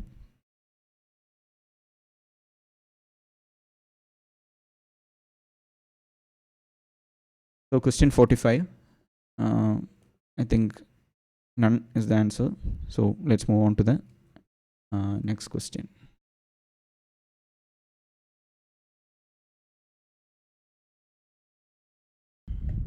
Question 46. With reference to ancient Indian history, consider the following pairs. So literary work and author pair is given. Devi Chandragupta, Bilhana, Hamira Mahagavya, Nayachandra Suri, Milinda Panna, Nagarjuna, Nitivakya Mruda, Somadeva Suri. I'm sure pronunciations are all wrong, sorry. How many of the above pairs are correctly matched? So this is a concept question from culture, ancient India culture section. Medieval India, ancient India culture section. So there is no current affairs that I could link this question to.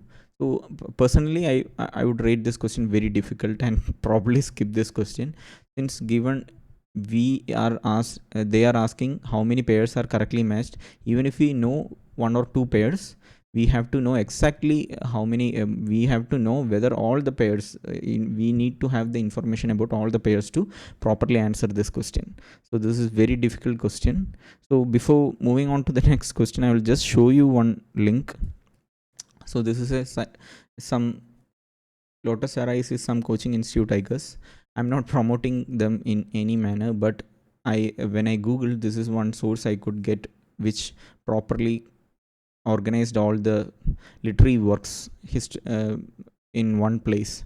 So if when you pick up any culture book which covers the syllabus, they will have a lot of literary works mentioned all over the book, and they have collected this site has collected all the famous literary works into one place. So if you see this literary, I'll just slowly go through this list.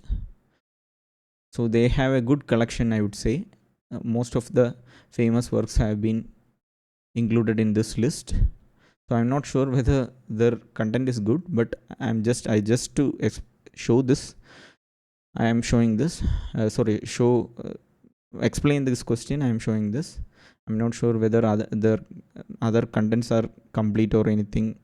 I'm not promoting them in any manner. Yeah, okay. Anyway, if you see, first option was Devi Chandragupta. So if you see Vishagadatta, Devi Chandragupta is a story of Chandragupta Maurya. It is listed. So the Devi Chandraguptam is a famous work we learn when we study about Gupta kingdom.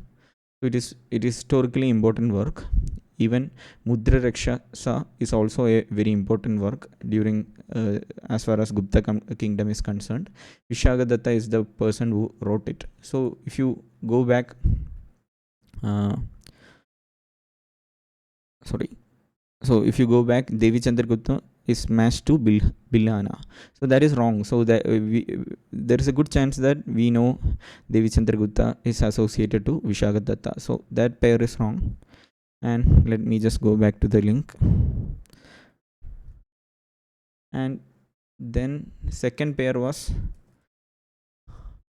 Amira Kavya. So Nyaya Chandra is the author's name. To be frank, I am hearing this for the first time. So usually I don't focus on culture this deep, but yeah, if you want, you could make note of this such good notes and prepare well for the culture. Yeah, anyway, Nyaya Chandra. So if you go back to the pair, Nyaya Chandra Suri is the one given. So that is correctly matched, right? Next one is Milinda Panha.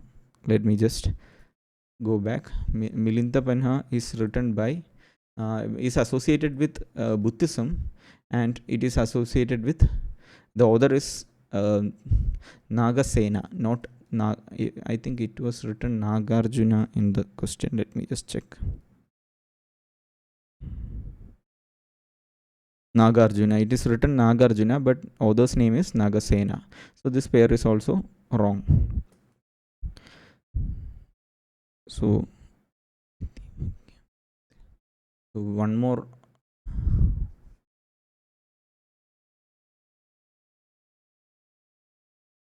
So the last one is not mentioned in this list. Last one is, let me just Google it out. Nidhi Vakyamriti.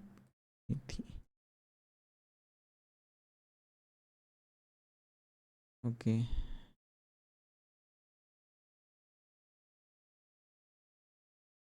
So here Nidhi, okay, all the information is given in detail here. So I'll just post it out. So yeah, 1 is incorrect, 2 is correct, 3 is incorrect, and 4 is also correct. So Somadeva Suri is the author's name. Nidhi Vakyamrita. So I'm not concerned about the correct answer here. I am more concentrated, like I'm checking like what source should we read to cover all these questions and how we can prepare for the next exam, right? That is my main concern. So as far as that is concerned, all I can say is this is very difficult question. You can pick up any book. Usually the book that is suggested is Nitin Singhania, and there are some other sources like Hindu, CCRT website, and all that is mentioned. Maybe when you look at one source, you will not be able to catch every single question that is coming from culture. My advice would be, don't waste too much time. Okay, I'm not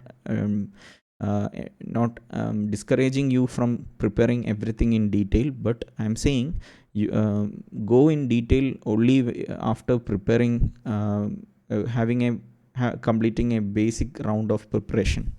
So only then you should spend more time and prepare your notes in that detail. So otherwise, this is one, just mark this question as a difficult question and leave it and move on to the next question. So that would be my approach. If you have history optional or something that has culture, you may have a different perspective, but I'm saying, yeah, okay, anyway, we will move on to the next question.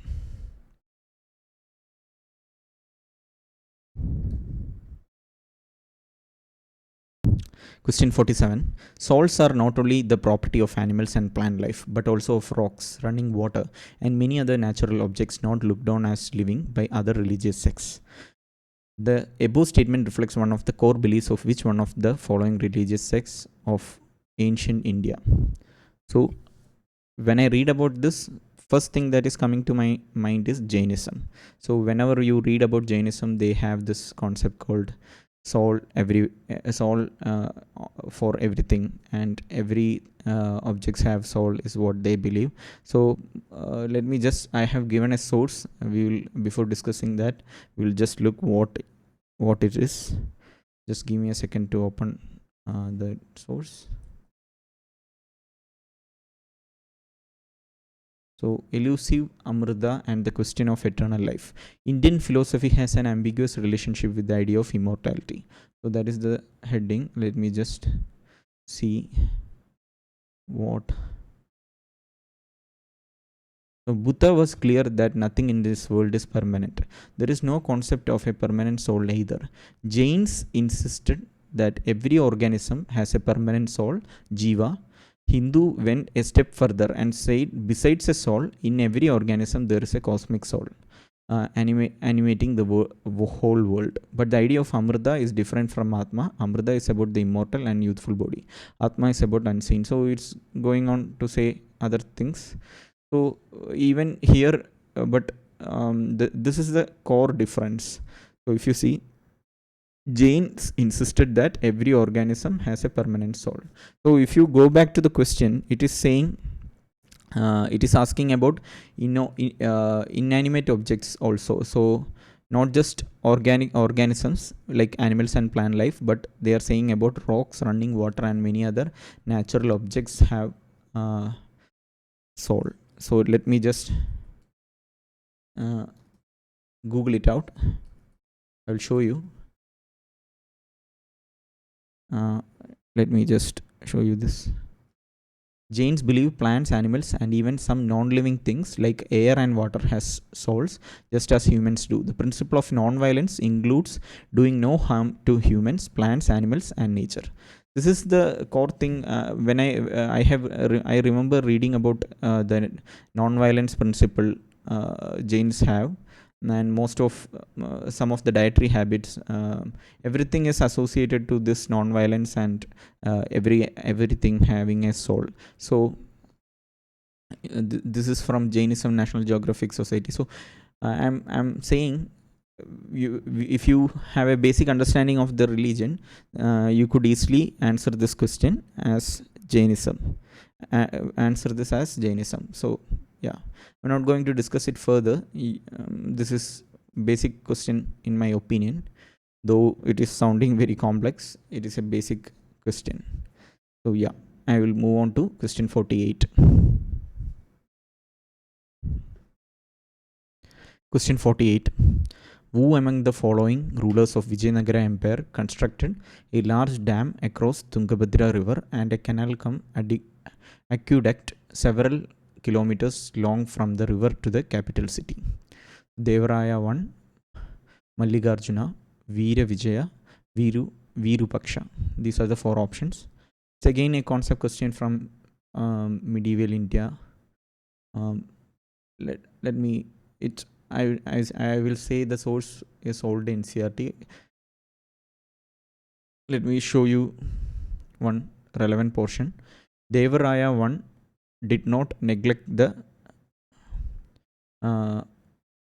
Aris of peace. I don't know what Aris is. He constructed a dam across the Tungabhadra so that he could bring the canals into the city to relieve the shortage of water. It irrigated the neighboring fields also, for we are told the canals increased his revenue by 350,000 peradavos. I think that is the old currency. He also built a dam on the river Haridra for irrigation purpose. So this is from NCRT, a screenshot from NCRT. So this question could be answered from NCRT. Again, a reminder that some of the foundation, your prelims preparation foundation has to be NCRT. Then only you have to pick up other books. Again, you have to build notes from the notes you have made from NCRT. So yeah, okay, I'm not going to spend more time on this. 48, question 48, it's A. I'll move on to the next question. Question 49. Who among the following rulers of medieval Gujarat surrendered due to Portuguese? So 4 options are given: Ahmad Shah, Mahmud Begara, Bahadur Shah, Muhammad Shah. So correct answer is Bahadur Shah. This is a concept question from medieval India. So I'm not sure whether I'm not able to find the source of this question. This is probably from from the books, medieval India history books, but I'm not sure where the exact source is. The answer is Bahadur Shah. You could I hope probably it is discussed in some of the familiar sources, most recommended books in for the medieval India. So I can't comment more on this question. I will move on to the next question. Question 50. By which of the following acts was the Governor General of Bengal designated as the Governor General of India? So it is Charter Act of 1833. The source is again Lakshmikant. It's this, although it sounds like modern India history question, this part is also included in the polity section, which deals with all the charter acts. So I will just show you the key points. This is a few points I have written for some of the acts. So historical background is the chapter. It has some of the acts and various points. So 1833. So if you see, Governor General of Bengal was designated to Governor of India, and first Governor of India was William Bentinck. These points are discussed in detail in polity. So that is the answer for question 50. So if you take question 49 and 50, like these are and some of the questions from culture and ancient India, medieval India, there is no current affairs link to such questions. So there will be definitely a few questions like that in the exam. My point is around 65-70 questions are connected to current affairs. Rest 30 will be from the static portion of the prelims preparation. So yeah, that is question 50. We'll go to question 51.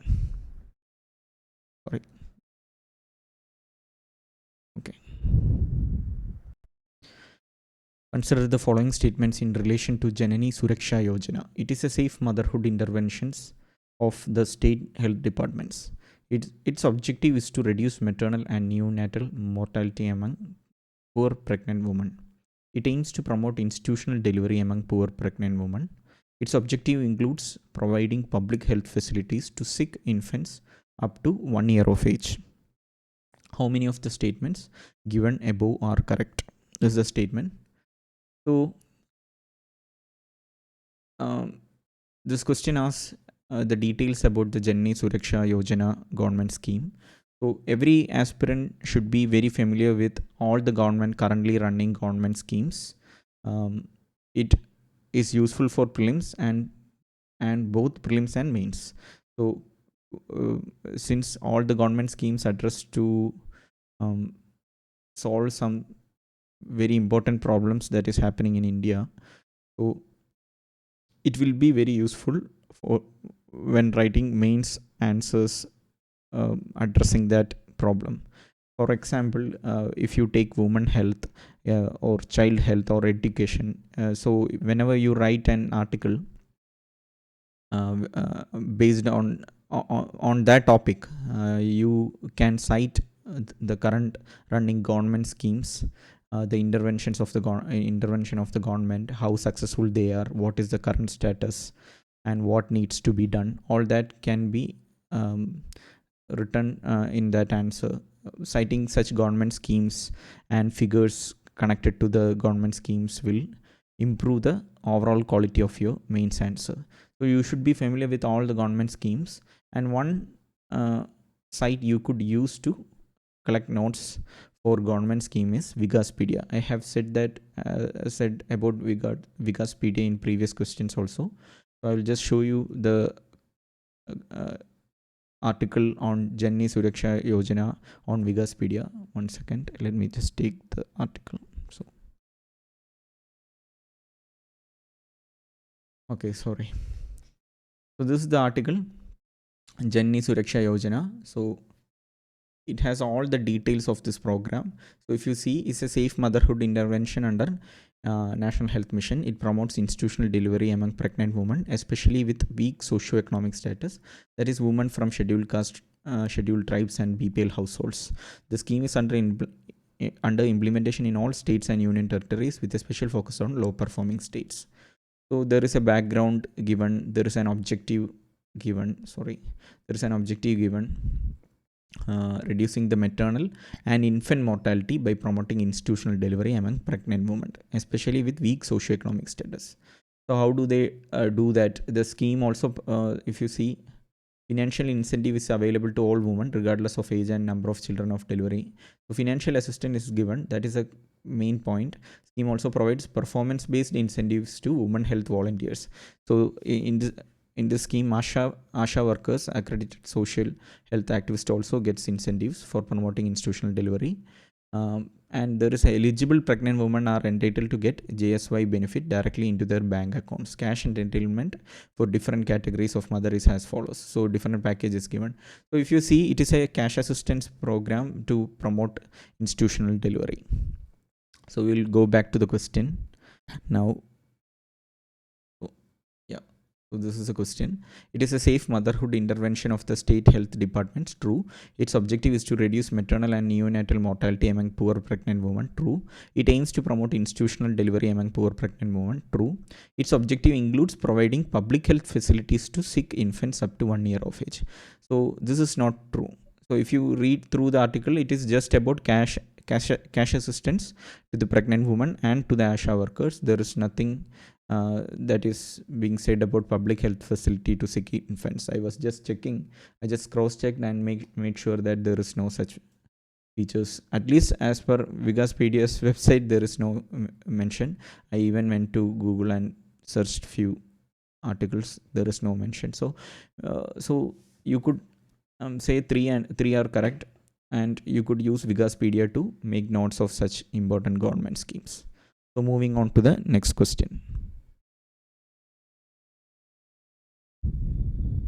Question 52. Consider the following statements in the context of interventions being undertaken under Anemia Mukt Bharat strategy. It provides prophylactic calcium supplementation for preschool children, adolescents, and pregnant women. It runs a campaign for delayed cord clamping at the time of childbirth. It provides for periodic deworming to children and adolescents. It addresses non-nutritional causes of anemia in endemic pockets with special focus on malaria, hemoglobinopathies, and fluorosis. How many of the statements given above are correct? As a question. So again, it's another question asking for various uh, various various features of a government scheme. So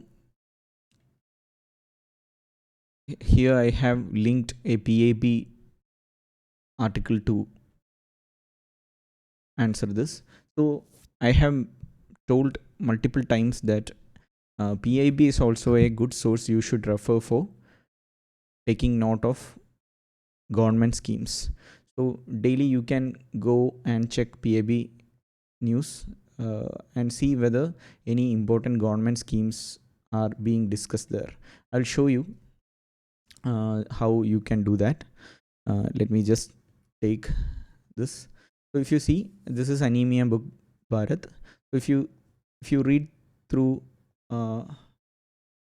the interventions for tackling the various interventions are mentioned under Anemia Book Bharat. So various interventions under Anemia Mukt Bharat is mentioned here. So if you see, all the options can be answered. All these four can be answered whether true or false using this. So if you, I will just quickly go through it. It provides prophylactic calcium supplementation. So if you see, prophylactic iron folic acid supplementation is there. I'll just do one thing. I'll just search everything. Sorry. So prophylactic iron and folic acid supplementation. So in the question it was said calcium supplementation. So for anemia, that is iron deficiency, it is usually iron deficiency, and usually it is iron and folic acid that is supplemented. So that is a mistake there. It provides it. Let me just show. Let me go back to the question. In the question it was said it provides prophylactic calcium supplementation. So if you have any basic understanding about anemia, you could have written this as false. So yeah, but again, nothing prevents them from including calcium also in this scheme. So it's important to know all the details. So next is, it runs a campaign for delayed cord clamping. So let me just, so if you see, ensuring delayed cord clamping after delivery in health facilities. So there is a campaign for this. So that option is correct. Then the third option was, it provides for periodic deworming of children. So deworming. So again, campaign for deworming.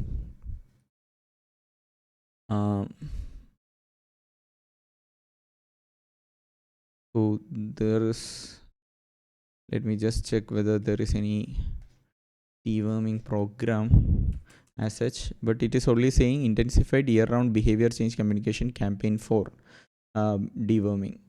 So that is only mentioned. So in the option it was said it provides for periodic deworming to children and adolescents. So that is not mentioned as such. Let me just,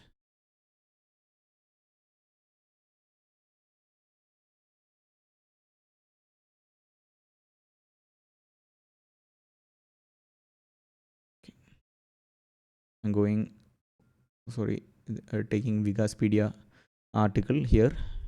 Let me just, so interventions, deworming is there. So dose and regime. So there, if you see, up to 5-9 years, so adolescents are given deworming. So this is why I said Wikipedia is a good article to note down the important points for a government program. So it is mentioned in detail here, deworming. Then I will just check whether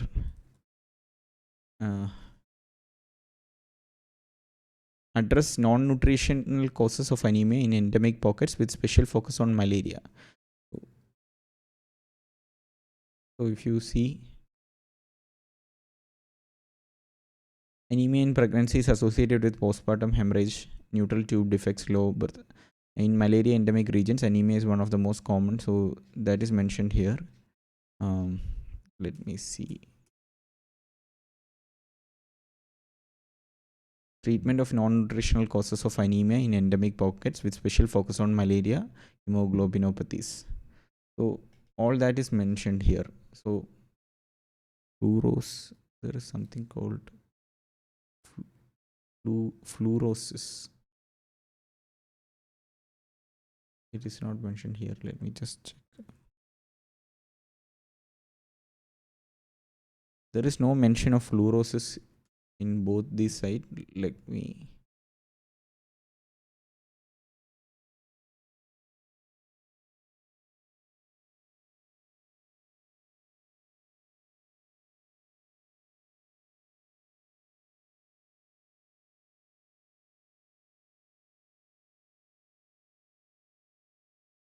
Okay, sorry.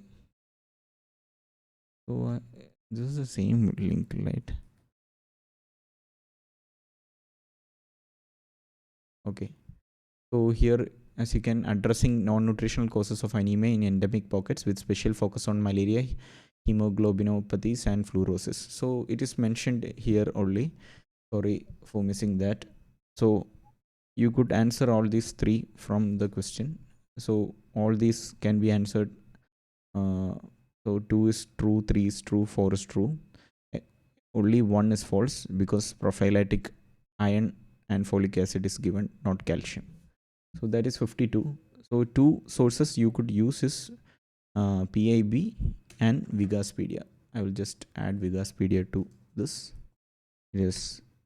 So yeah, these are the two sites that you could use to pick up points of various government schemes. Okay, one more thing I need to show you. Oh, sorry, I was. Let me just go back to the question. So as you can see, statement 1 is false, statement 2, 3, 4 are true.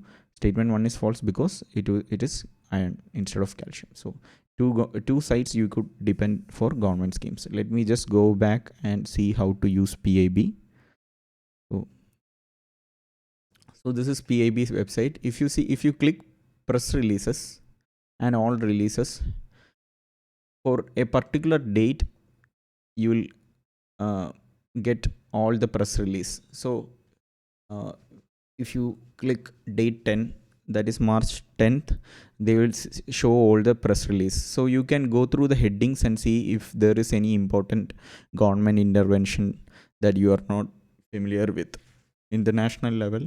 So Prime Minister's office, you have to give focus on these ministries, newses from these ministries, and see whether any important government scheme is mentioned, any new technology names, any government scheme names is mentioned. So if you see PMJVK, you should take a note of that, whether that is there. Then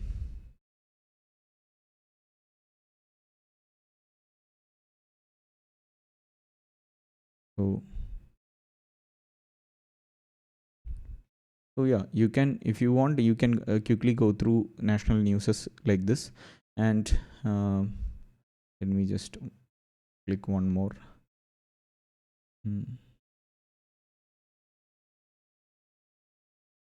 So there is something called Vikasit Bharat, Vikasit West Bengal. You can similar important programs will be highlighted in the PIB press releases. You can quickly go through it and see if there is any important news that you missed. So yeah.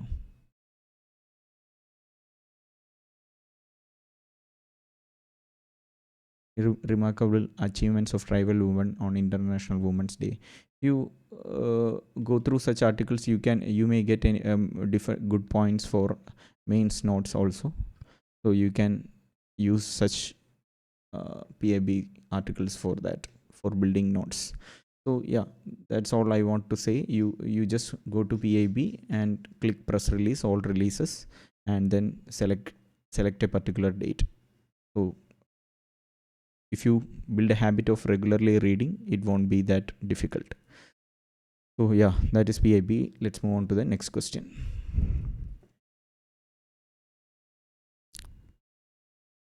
Question 53. Consider the following statements. Carbon fibers are used in the manufacture of components used in automobiles and aircrafts. Carbon fibers once used cannot be recycled. Which of the statements given above is or are correct? 1 only, 2 only, both 1 and 2, neither 1 or 2.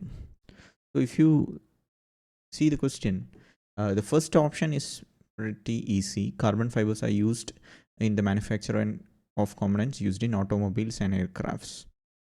So probably you have read various uses of carbon fibers, and carbon fibers are used in automobile and aircrafts industry is not that hard to know. So that is okay. So but when it comes to statement 2, carbon fibers once used cannot be recycled. This is a tricky statement in my opinion. If you go and Google it out, you can see it's not explicitly written in the Wikipedia page or anything like that, if I'm right. Let me um 1 second.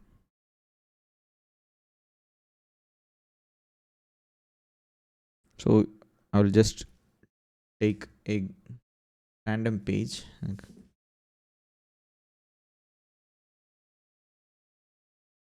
So if you see Wikipedia, if you take the wiki page, there's a big page on carbon fiber.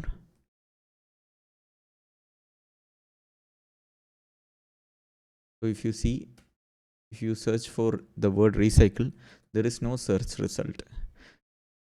There is nothing called recycle. There is nothing that is connected to recycling in the wiki page of this big page. Does not have a single mention of this carbon fibers getting recycled. So I was thinking from where this question came. So that's the importance of finding the correct source of this question. So in my opinion, I think this question came from this news. If you can see, I'll just show you the news. Reliance Industry to build world's largest carbon fiber plant. So if you see 29th August 2022, this news, this event is happening during our prelims preparation phase. So Reliance Industry to build world's largest carbon fiber plant. That is actually a very important news as far as nation is concerned. So if you see in the article, they are saying committing to their vision for new materials, Reliance Industry announced to build India's first and one of the world's largest carbon fiber plants. So that is there. So this is the Reliance page, and here you can see what is this new materials and that news. Consistent with our ambition to decarbonize our business and our vision for new materials, we will build in phases India's first and one of the world's largest carbon fiber plants at Hazira. And they are they have written about all these things. So if you see, if here they are also mentioning, we are championing sustainability through circular economy and are India's biggest leader in recycling polyester and plastics. We will strengthen our leadership position in PETS recycling. And we have developed an innovative chemical recycling pathway to enable conversion of waste plastic to valuable refinery feedstocks. So they are in the end, they write, we are on our way towards attaining global leadership in recycling and producing sustainable materials. So this entire thing is written in one paragraph. So as you can see, this new material and a fully, so they are associating this new material with new energy. So the whole article is about going green, and so as you can see, our new energy and new material business will be an optimal mix of reliable, clean and affordable energy solution. We are committed to helping India lead in green new energy future and bridging in green energy divide. So my point is, if this carbon fiber was not recyclable, or if it cannot be reused, this wouldn't find a mention here. So if you see the whole picture, they are going for green and green energy, green materials, green economy, cyclical economy, all that, and in that only they are mentioning this carbon fiber. So if you have read this news and if you know the correct context, you can guess that this carbon fiber is can be reused and is recyclable. So that is why I said, if you knew the source, you could have answered this question. So, but even if you just Google carbon recyclable, you can see some isolated sources which explains different process of carbon recycling. There are different methods like chemical recycling, physical, and there are different methods to recycle carbon fiber. Uh, all that you can read in detail, but I'm saying you don't have to read there is how will a student go and pick up such sources and learn about carbon fiber, learn such details about carbon fiber? It's not possible, quite not possible. It is not expected also. So, but if you knew this news, which is something that every aspirant should know, he could have answered this question. That is my point. So, again, I am not trying to explain the answer, but rather I am trying to teach a newcomer or a beginner uh, how he or she should prepare for the exam. So I hope that is clear. That is question 53. Let's move on to question 54.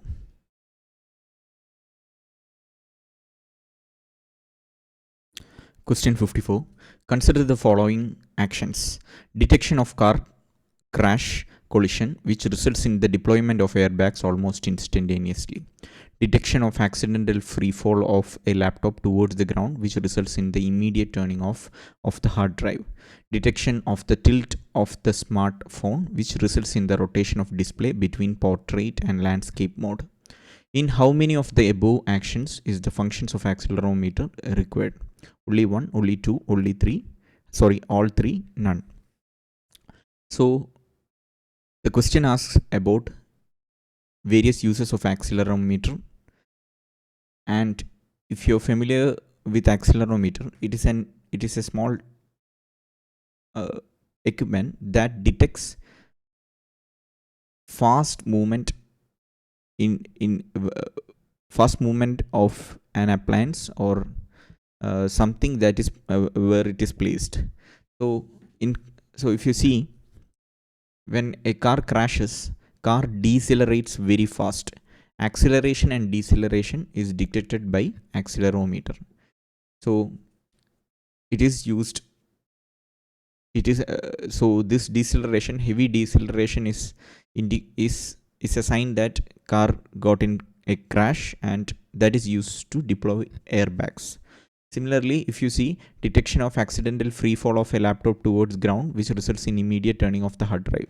Maybe in certain laptops, this accelerometer is used for the same, for the protection of the hard drive, but not all the latest hard drives, latest laptops have SSD, which may not have this, but accelerometer can definitely be used to detect a free fall of a laptop. Detection of the tilt of the smartphone, which results in the rotation of display between portrait. So this acceleration, or the phone moving in a particular direction, uh, is used to find the orientation of the phone. Not just accelerometer, it is a complex process, but accelerometer is also used to find the tilt of the phone. So all these three, accelerometer is used. By just knowing what accelerometer is, you could have guessed all three as correct. So again, this is a science based question. um, Always remember, they don't completely um, cook up a false statements and confuse the students. Mostly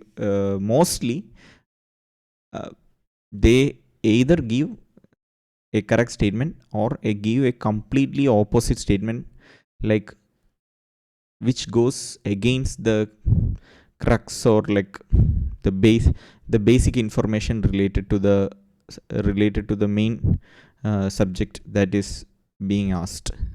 So yeah, in this kind of questions, they are just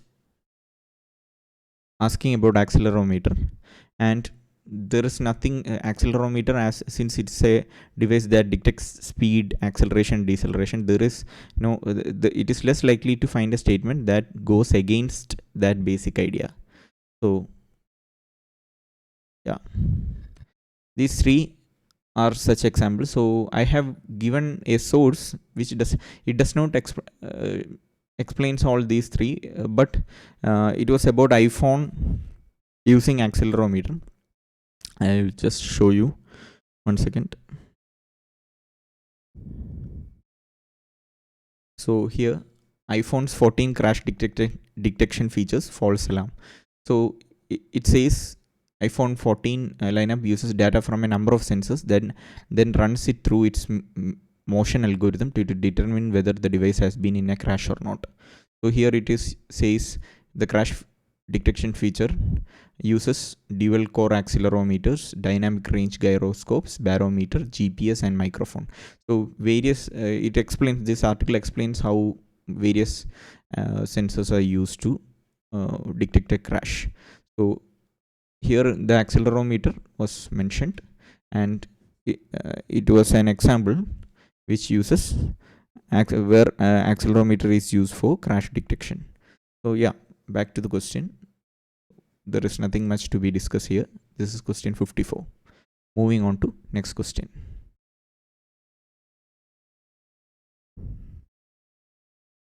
Question 55. With reference to the role of biofilters in recirculating aquaculture system, consider the following statements. 1. Biofilter provides waste treatment by removing uneaten fish feed. 2. Biofilters convert ammonia present in fish waste to nitrate. Biofilters increase phosphorus as nutrient for fish in water. How many of the statements given above are correct? So I was not able to find the source to this question. We can categorize this as a science-based question from science category. So I will show you a link which will help answer this question. 1 second. So it is a link that is not connected to recirculating aquaculture, but something related to aquaponics, role of biofilters in aquaponics. If you see in first in this article, it says different types of biofilters used in aquaponics. Role of biofilters in aquaponics. So conversion of fish waste into plant nutrients, removal of solid waste and organic matter, the role of biofilters in water filtration, enhanced nutrient cycling and plant growth. So there are different roles that biofilters play in aquaponics system. So you see in our question, it says about filtering out the waste from, let me just go to the question, provides waste treatment by removing uneaten fish feed. So if you see, most of the institutes has given that option as wrong. So, but if you look at one of the role of biofilter in aquaponics, it says it contributes to removing solid waste and organic matter from aquaponic system. So filter substrate act as a physical barrier, capturing and trapping particulate matter, uneaten food and fish waste. So that is true as per this system, aquaponics system. And it also says filtration, sorry, let me just name. So if you read this part, biofilters play a vital role in nutrient cycle process within aquaponic system, conversion of ammonia into nitrate by beneficial bacteria. So nitrate serves as a valuable source of nitrogen, promoting robust plant growth. Instead of plant growth, it is also important in aquaculture. So let me just take this. So biofilters convert ammonia present in the fish waste to nitrate is a true correct option. And one, biofilters provide waste treatment by removing uneaten fish food. It could give such advantages. So as I said, not all biofilters may be used to filter uneaten fish feed. If you usually biofilters are used to remove dissolved particles, dissolved nutrients. So physical filtration can be done using other type of filtration methods.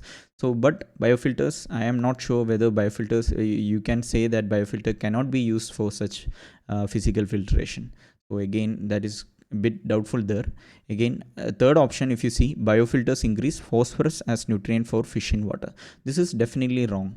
So one reason being, if you increase phosphorus, if biofilters increase phosphorus in water, and if this water is again and again recirculating, there is chance of phosphorus accumulation, and phosphorus accumulation can cause lot of problems.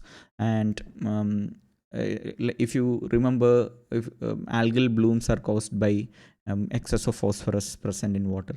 So all such problems can cause in bioaccumulation of nutrients in water. So definitely it does not increase phosphorus. uh, as per different articles, it removes excess phosphorus from water, which actually increases the bioavailability of phosphor in fish foods for fishes. So if when you remove excess phosphorus and from water content, fish can absorb better phosphorus from fish food. So phosphorus is an important nutrient, so fish can uh, absorb better phosphorus from fish food if you remove excess phosphorus from water. So the third option is wrong. So 1 and 2 are the correct uh, options, I guess. One is little bit doubtful, but as I showed in the link, biofilters are indeed used in aquaponics to remove some uneaten fish food, and so it could be used in a similar manner in recirculating aquaculture system also. So I'm not concentrating much on the answers here, but if you remember what I have told about science based question, most of them are right except when it goes against common basic logic or basic understanding of that system. So if you see, all biofilters providing waste treatment by removing uneaten fish food, or biofilters converting ammonia present in fish waste to nitrate, are nothing that goes against the basic idea. But biofilters increasing phosphorus as nutrient for fish in water is indeed logically problematic, even if you don't know whether phosphorus, whether biofilters have such a purpose. The reason being, it is a recirculating aquaculture system. If anything adds something to the such a system, it keeps on adding, and there will be excess of it, and will definitely cause problem. Anything excess is a problem. So third, there is very good, so you can use such logic in science based question if you want. Like obviously, if you know the answer because of your knowledge, definitely use that. If you, when you are in a situation when you don't know exactly what the answer is, you could use such logic to approach the questions. So yeah, that is question 55. As I said earlier, I am not sure why they asked this question. There was no mention of such a system in any current affairs news I searched of. So yeah, anyway, moving on to next question.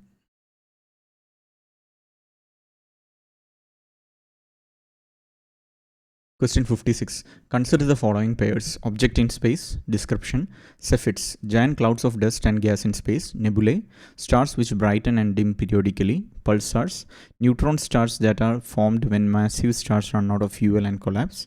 How many of the above pairs are correctly matched? So for source, I have given a Hindu article. Let me show you the article. 1 second. So this is the article, The Letter That Changed the Universe. So in this article, the words, you can find the words Cepheid variables. If you see, Cepheid variable is mentioned here. Then if you come, you see here the word nebulae is mentioned, and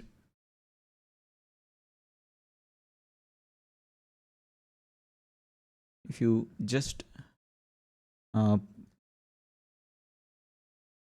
you see, a lot of articles have appeared on pulsars also in the Hindu.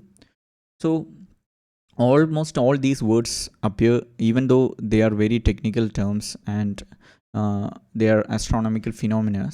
You can, if you're a regular reader of newspaper, most of these terms are discussed in the science section or other relevant sections in the Hindu article. So you will be familiar with such names, and whenever you find something, read something that you don't know, you have to go and check the wiki page and have a basic understanding of it. So if you see, Cepheid variable is a variable star that pulsates radially in both diameter and temperature, and nebulae is a distinct luminescent part of interstellar medium, which can consist of ionized, neutral, or molecular hydrogen, and also cosmic dust. And pulsars is a highly magnetized rotating neutron star that emits beams of electromagnetic radiation out of its magnetic poles. So a pulsating radio source, that is pulsars. So there is something pulsating, that is electromagnetic radiation out of its magnetic poles. So what is neutron star? If you see, neutron star is a collapsed core of massive supergiant star which had a total mass of between 10 and 25 solar masses. So neutron stars are formed by when massive stars. So one such type of neutron star is pulsars. So in addition to being a neutron star, it emits electromagnetic radiation out of its magnetic poles also. So if you come back to the question, let me just show you. It says giant clouds of dust and gas in space, which is actually nebulae, not Cepheids. Cepheids are variable stars, the stars which brighten and dim periodically. So this is connected, should be matched to Cepheids, and this should be matched to nebulae. And as far as pulsars is concerned, it is a neutron star that are formed when massive stars run out of fuel and collapse. So this option is correct. Pulsars is correct, and these two are wrong. So more than this answer, I just want to show you how these technical terms, even for such questions with such technical terms, are can be answered if you are a regular reader of Hindu newspaper, and if you constantly make sure the words you are not familiar with, whenever it appears in newspaper, you check that out. So that is the main point here. You could answer such questions from the source alone. Okay, that is question 56 for you. I'm moving on to next question.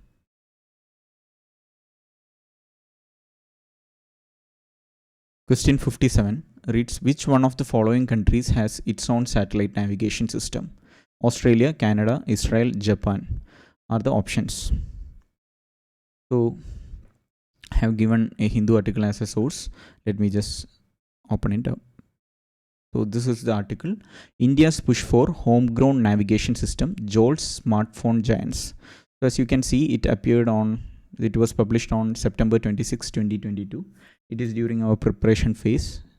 And if you come down here, it clearly mentions China, European Union, Japan, Russia have their own global or regional navigation system to rival GPS. GPS is for United States. So it is meant the list is specifically given here, and with this you can answer the question. There are a lot of other points that is connect. I will just show the article. It's a really good article, so you can see a lot of other information is also mentioned, but as far as our question is concerned, this is the only required information. I'll just show the question. So here, as you can see, Japan has, which one of the following countries has its own satellite navigation system? Australia, Canada, and Israel does not have its own navigation system, but Japan has. So option D is the correct answer. So yeah, you could answer question 57 with this Hindu article. Moving on to next question.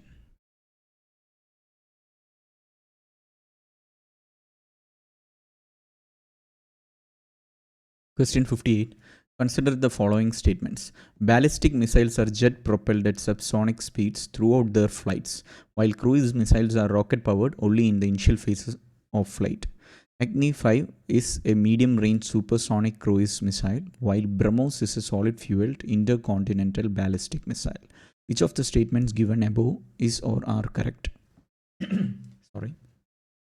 So I have given the source to this question as a Hindu article. I'll open up the article 1 second. So this is the article. It says India test fires Agni 5 ballistic missile having range of 5,000 kilometers. The development comes amid lingering border row with China. So it's an article. It was published on December 16, 2022 during our preparation phase. So in this article, it mentions about Agni 5 and all the properties of Agni 5, and then it also mentioned about BrahMos supersonic cruise missile, an extended version of BrahMos supersonic cruise missile, and there are other information also in this article. But if you these are enough to answer our question. If you know what is a ballistic missile, if you know the basics of ballistic missile, it's a type of missile that uses projectile motion to deliver warhead. So once it is put into orbit, then it follows a projectile motion. So in physics, you know how to calculate the projectile motion, right? It goes and hits the target as a projectile. So if you know that basic information, you could answer the question easily. I'll just take up the question. So it says ballistic missiles are jet propelled at subsonic speeds throughout their flights. No, that is not how ballistic missile works. It just goes into orbit. It powers through and goes into the orbit and falls as a projectile. So it's not powered throughout their flight. And cruise missile are rocket powered only in the initial phase of flight. So it is reversed. These things are reversed. So this is wrong. Agni 5 is a medium range supersonic cruise missile. So as you can see, Agni 5 and BrahMos is mentioned here. And BrahMos is a solid fueled intercontinental ballistic missile. No, BrahMos is a supersonic cruise missile. So this option is also wrong. So 1 and 2 are wrong, and those two can be easily answered using this Hindu newspaper article. So that is question 58, an easy one. Let's move to next question.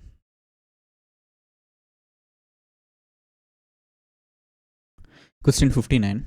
Consider the following statements regarding mercury pollution. Gold mining activity is a source of mercury pollution in the world. Coal-based thermal power plants cause mercury pollution. There is no known safe level of exposure to mercury. How many of the above statements are correct? Only 1, only 2, all 3, none. So I have given two sources. One is from Hindu and another is from Down to Earth. So Down to Earth, as I have mentioned multiple times, is a good source to read about environment, pollution, climate change, all such related articles. It's also a good habit to go through the daily articles of Down to Earth and see whether any such important articles is mentioned. So there's question 15. I will just show the links and see how we can answer these questions.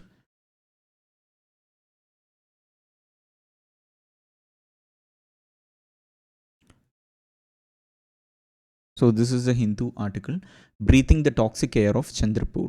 So if you see, it appeared on February 2023. It is during our preparation phase. So it talks about Chandrapur Super Thermal Power Station. So here, you see, if you see, it is written, there were also heavy metals such as mercury, arsenic, and cadmium, which can cause cancer of the bladder and liver. So coal ash, so it is talking about the thermal power plant pollution. So as you can see, mercury poisoning can come from ashes of this thermal power plants. So that is one source. And if you see, gold mining is one of the world's most destructive and unnecessary industry. Here is how to end it. Around 7% of the gold purchased globally each year is used for industry, technology, or medicine. If you read, gold mining also account for 38% of annual global mercury emissions, which cause millions of small-scale miners to suffer from chronic mercury poisoning, which can cause debilitating illness, especially in children. So gold mining is another source of another source of mercury. And this is an old article. It talks about India being a mercury hotspot, lot of mercury. So it's about importing mercury waste. Here it says, according to the World Health Organization, there is no safe level of mercury for humans. So otherwise, also if you search, mercury is a highly toxic element. There is no non-safe level of exposure. It talks about some levels at which there are clear signs of mercury poisoning, but if you read mercury and if you read articles from World Health Organization or UNEP, it says there are no safe level of exposure to mercury. So these are the important points that one could use to answer such question. So as I said, most of the such articles that appeared on the newspapers could, or newspaper or sources we follow, had enough information to answer this question. So yeah, you could easily answer the question 59 now. Coal mining activity is a source of mercury. True. Coal-based thermal power plants cause mercury pollution. True. There is no known safe level of exposure to mercury is also true. So that is question 59. Moving on to next question.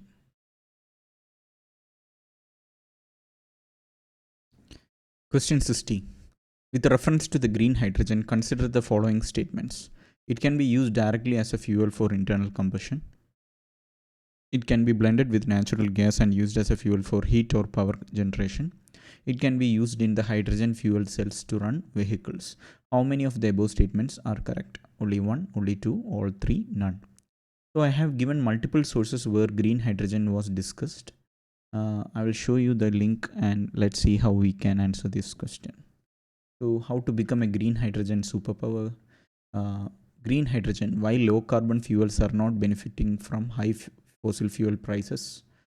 Green hydrogen, fuel of the future. And then another news, Reliance showcase hydrogen run truck at India Energy Week. So all these newses appeared during our prelims preparation phase.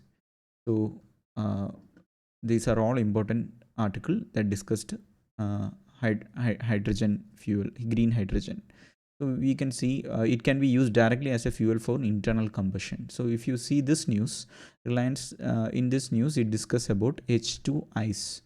So H2 is the formula for hydrogen. ICE stands for internal combustion engine. So if you see what H2 ICE is, you will see this is nothing but hydrogen internal combustion vehicle.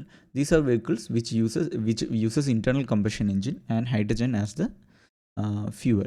So if you have read this news, you will know it can be used directly as a fuel for internal combustion. So next one is it can be blended with natural gas. If you see this news, it says in US some power stations are being upgraded to allow hydrogen to be blended with fossil gas, and the Norwegian oil company Equinor is steamed with thermal. That is not required, but again it discusses about blending hydrogen with natural gas. So that can be answered, and then it can be used in hydrogen fuel cells to run vehicles. So if you see this, it talks about green hydrogen can be stored for long periods of time. Stored hydrogen can be used to produce electricity using fuel cells. So fuel cells, that technology is also discussed. So as you can see, all these articles has many important points and connected to green hydrogen, and all these can be answered. All the above question can be answered from Hindu articles completely. This is question 60. I have given all the sources, and all these three statements are correct. So let's move on to the next question. Question 61. Question number 61. Consider the following countries: Bulgaria, Czech Republic, Hungary, Latvia, Lithuania, Romania. How many of the above mentioned countries share a land border with Ukraine? Only 2, only 3, only 4, only 5. It's a map-based question, and Ukraine war is the context. I have given a Hindu article as a source to this question. Let me show you the article. So this is the article. So it reads, Nearly 16,000 Indians evacuated from Ukraine so far, but it's a long wait for 700 in Sumy. So it appeared on March 6, 2022 during our preparation phase. So if you go to this article, there are a lot of information related to the Ukraine war, but our relevant portion is this. India has been bringing back its nationals from Romania, Poland, Hungary, Slovakia, and Moldova after they crossed over to these countries from Ukraine through land border transit points. So, from this paragraph, it is very clear that Ukraine is bordered by Romania, Poland, Hungary, Slovakia, and Moldova. So, if you go back to the question, you can clearly answer the question now. How many of the share the land border? So Romania is there. Then this is the other one. Bulgaria is not the. Bulgaria is not there. Czech Republic is not there. Hungary is there. So Hungary is there, and Latvia is not there. Lithuania is not there. So only two are present: Hungary and Romania, right? Yeah.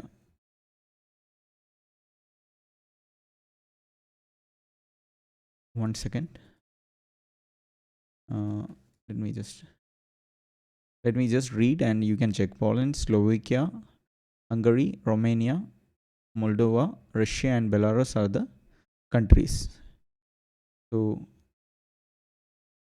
you can find the answer. So if you see this question, though map based, this entire information was given in the article itself. So you could answer from this. See, if you see from an evacuation point of view, it was discussing from which all point Indians entered other regions, and was discussing which all are the neighboring countries of Ukraine. So this is one reason you should read the paper regularly and follow all the important national news. So you can't predict from which direction the question comes from. So yeah, that is question 61. Moving on to next question.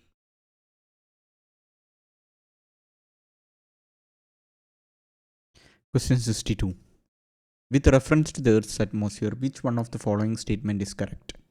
The total amount of insolation received at the equator is roughly about 10 times of that received at the poles. Infrared rays constitute roughly 2/3 of insolation. Infrared waves are largely absorbed by the water vapor that is concentrated in the lower atmosphere. Infrared waves are a part of visible spectrum of electromagnetic waves of solar radiation. So I have given the source as NCRT. So as I have said in many other questions, your base should come from the NCRT textbooks. The static part, I have mentioned various books in the beginning of this video, and all those books are you should build information from all those books after completing the basic NCRT textbooks. So NCRT textbooks are very important even for this exam. Though it has very basic information, without that you cannot build more information on it. So I will just show you the NCRT textbooks link. One second. So this is the NCRT chapter, which you see, solar radiation, heat balance, and temperature. That is the chapter name, chapter 8. So it's from Fundamentals of Physical Geography textbook, class 11 textbook, I guess. So here, if you see, almost all information are given related to insulation. The relevant information here is within the troposphere, water vapor, ozone, and other gases absorb much of the near infrared radiation. So this is the third option, which is the correct answer. Let me just go back to the question once. So If you see the third C option is infrared waves are largely absorbed by water vapor that is concentrated in the lower atmosphere. So that is mentioned in the textbook itself. So you can answer that just with this information, but we will just see what the other information also. So here insolation received at the surface varies from 320 watt per meter square in the tropics to 70 watt per meter square in the poles. It is also mentioned that in equator, due to the clouds, the insolation is lower than the tropics. So that means we could answer our first option as wrong from this information. So the total amount of insolation received at the equator is roughly about 10 times that received of at the poles is not true. Even at the tropics, which receives more insolation, does not receive 10 times that of poles. That is, it comes around, let me see what was the percentage. So if you see 70 and 320, so less than 5 times only. So that is another information given. Similarly, you can find the if you see the last one, infrared waves are a part of visible spectrum of electromagnetic waves, so solar radiation is wrong. So it's not part of the visible spectrum. That is one basic information. You cannot see infrared so with your naked eye. So uh, this option is again wrong. Then infrared rays constitute roughly 2/3 of the insolation. That is a tricky one. Here it's not directly mentioned. So if you see the sunlight, in terms of energy, sunlight at Earth's surface is around 50 to 55% of infrared, 40 to 43% visible, and 3 to 5% ultraviolet. So it's not 2/3, but just around less than 50% only. So B also is wrong. C is the correct answer. Again, C, that infrared waves are largely absorbed by water vapor that is concentrated in the lower atmosphere, is mentioned in the textbook. Also, we know that if you learn about greenhouse warming and all, water vapor is one of the main greenhouse gas that helps in absorbing the heat radiated back and keeping the heat balance, or the keeping earth warm. Water vapor plays an important role. So all this information is mentioned there also. So again, C is the correct answer. You could have got that from the NCERT textbook itself, or from the basic static textbook knowledge. So yeah, that is how you could answer 62. And moving on to the next question.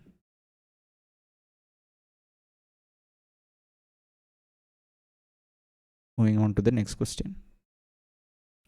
Question 63. Consider the following statements. Statement 1. The soil in the tropical rainforest is rich in nutrients. Statement 2. The high temperature and moisture of tropical rainforests cause dead organic matter in the soil to decompose quickly. Which one of the following is correct in respect of the above statements? So 4 standard options are given. Both statement 1 and 2 are correct, and statement 2 is the correct explanation.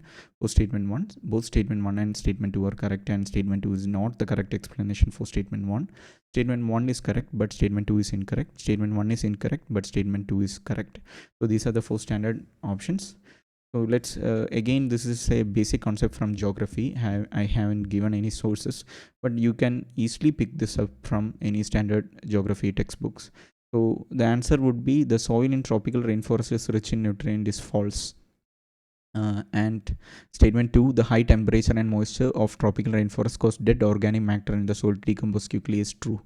So the nutrient cycle in the tropical rainforest is very fast, and when a plant or animal die and reach the soil, they decompose very fast. And all those, since due to the presence of humid moisture, humid climate, and the bacteria is present, it is decomposed very fast, and all these nutrients are taken up by the living organisms also very fast. So it doesn't get time to accumulate in the soil, and there is also heavy leaching also. So the point, the soil in tropical rainforest is rich in nutrient, is false. So one could ask, why then there is heavy growth of plant organism? If you think that since tropical rainforest have heavy lush growth of plants, the soil must be very rich in nutrients. That is wrong. That is actually little bit counterintuitive. But what happens is this: The soil itself does not have very rich nutrients, but the dead plants and other organisms um, provide constant supply of nutrients to the growing plants. So not from the not from soil, but a layer of from a top layer, one could say. So that is the reason why probably this this is kind of a tricky question for people who haven't gone through these concepts.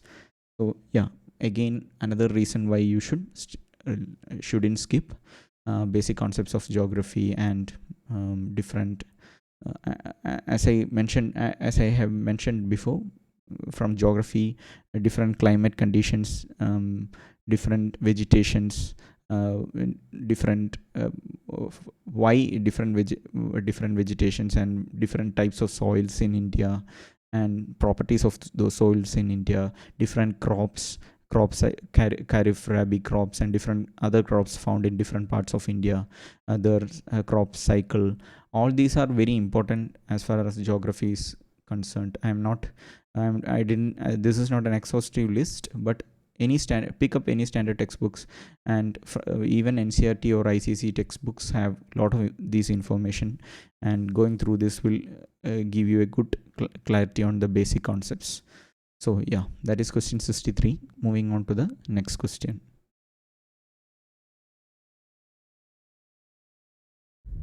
Question 64. Consider the following statements. Statement 1. The temperature contrast between continents and ocean is greater during summer than in the winter. Statement 2. The specific heat of water is more than that of the land surface. Which one of the following is correct in respect of the above statements? So the 4 basic standard options are given. So this is again from geography basics, or we could say science basics. I could not find any current affairs news that can be linked to this question. I will show you some relevant portion from NCERT though. So as you can see, this is a physics NCERT book.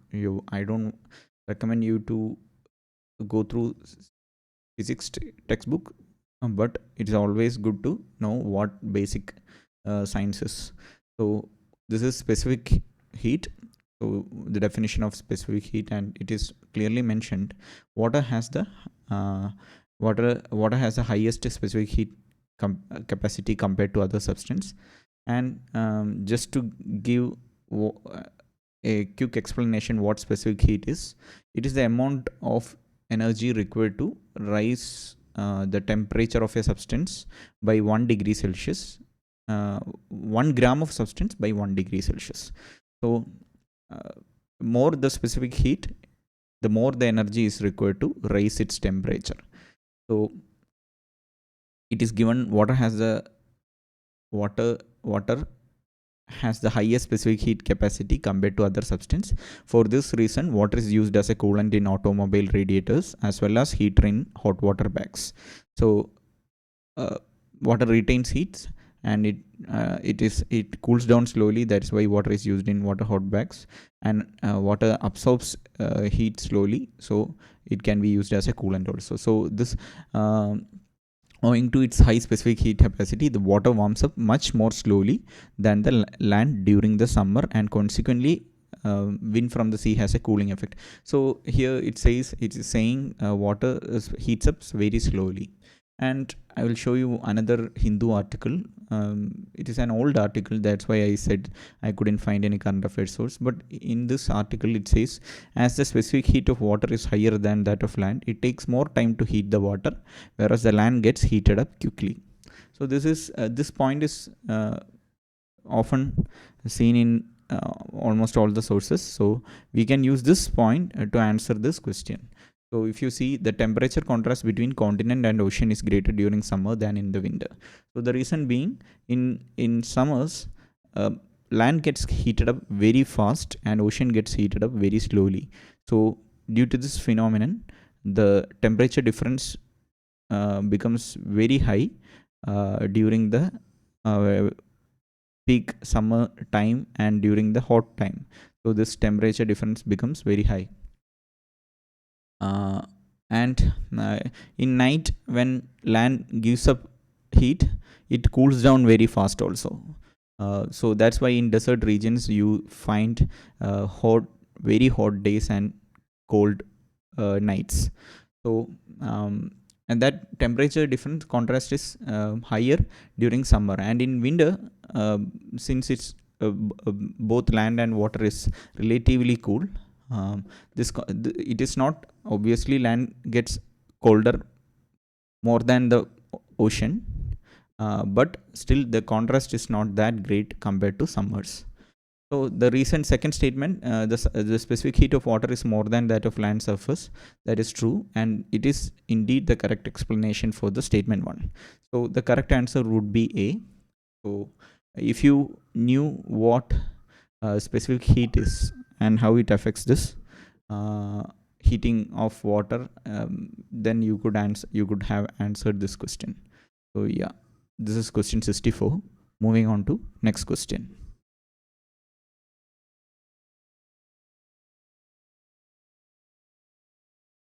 Question 65. Consider the following statements. In a seismograph, P waves are recorded earlier than S waves. In P waves, the individual particles vibrate to and fro in the direction of wave propagation, whereas in S waves, the particles vibrate up and down at the right angles to direction of wave propagation.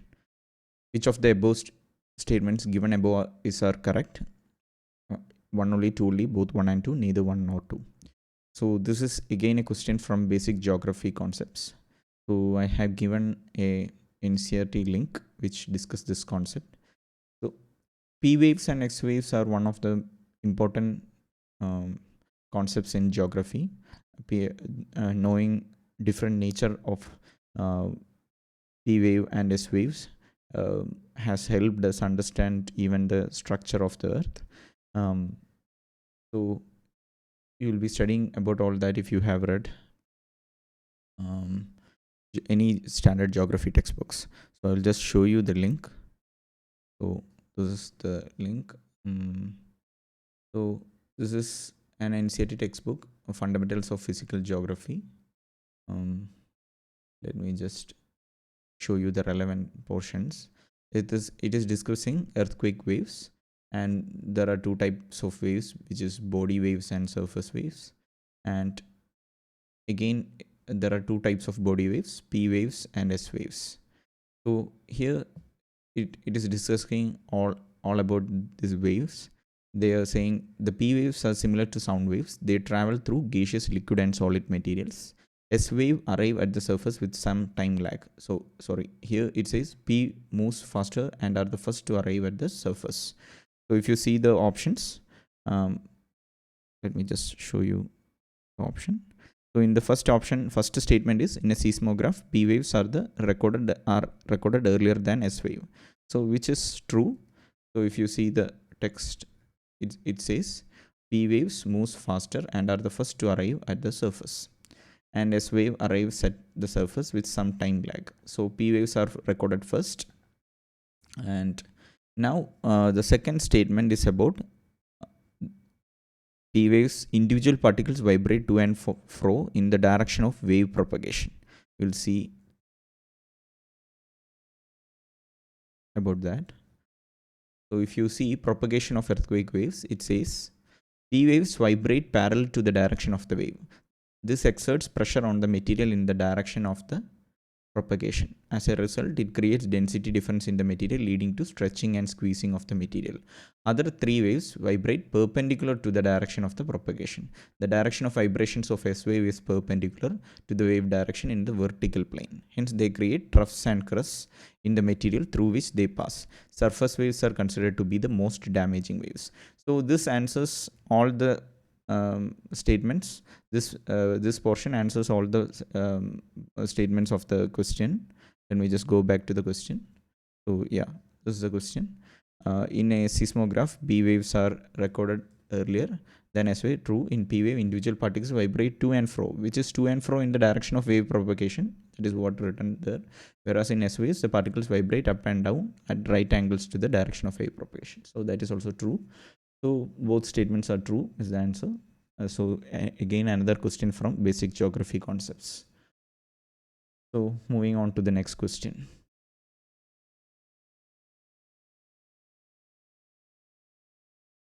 Question 66. With reference to coal-based thermal power plants in India, consider the following statements. None of them uses seawater. None of them is set up in water-stressed district. None of them is privately owned. How many of the above statements are correct? Only one, only two, all three, none. So for this question, I have given down to an article from Down to Earth as the source. So as I have mentioned multiple times during during the previous videos or previous sessions, Down to Earth is a very good source when it comes to news connected to environment, pollution, um, uh, natural disasters, uh, anything connected to flora and fauna, uh, geography, all that source. For all such newses, Down to Earth is often, I have seen Down to Earth has often been referred. So I thought this article is the most appropriate one for this question. I will show you the link. Just one second. So this is the article. The article says it is imperative to improve water efficiency in India's coal-fired thermal power plants. So massive water withdrawal will not only have a repercussion on the watersheds across India, but will ultimately interrupt the functioning of the power plants during the lean periods. So it's a very important article. It's from pollution category, and it was published on Monday, uh, May 2023. So right before the prelims. So during the preparation phase only. So if you see, it's a long article. It has many important points. So it talks about what the water consumptions. If you go back to the question, it's about seawater. First statement was about power plant using seawater. So if you see, the amendment also revoked the applicability of these norms on power plants using seawater. So there is multiple mention of power plants using seawater, and wherever there is water. Um, so um, um, the whole article talks about the water consumption by the thermal power plants and lack of availability of water, and power plants using seawater instead, and all such related issues. So if you have read about this article at least once, even if quickly, you would remember all those points. So more just my point is, like, this article is even important for the mains paper. So you should be making notes from this, so that you could write quality answers from categories like energy, reliable, self-sufficiency in energy requirements, so, and pollution, and something connected to switching from coal-based to nuclear, so advantages and disadvantages of thermal power plants. All these, from when you write some answers from all these from all these sections, you could use these points from this article. So it's not just for prelims. You could, reading such articles and making notes from these articles will come useful for mains answer writing also. So yeah, that is my main point. And if you go back to the question, none of them uses seawater is wrong. None of them is set up in the water stressed district. That is also wrong. None of them is privately owned. So that is, I think, that is not mentioned here, but it is a common. So I have list of power station. If you see, there are centrally owned, state owned, and private owned. And for coal, lignite, gas, diesel, and all, different split is given. So yeah, and if you see, the nuclear power plants, the state owned are 0 and private owned is 0, unlike for the coal based thermal power plants. So that is something that you could take a note of. And again, there is no diesel thermal power plant owned by central, or the ones that are owned is by state and private. All these are information that you can just take note of when going through such tables. So yeah, and which has more when it comes to coal-based thermal power plant, which has more capacity, which central or state or private, what is approximate percentage, all this you can just take a note of. So yeah, this is a good article which discuss about all those things. So these are some basic information you should be aware, the how energy is produced in India and where it comes from, that all that are some basic information. So yeah, that is question 65. So that answers all the 66, sorry, that answers all the statements of question 66, I guess. Moving on to the next question.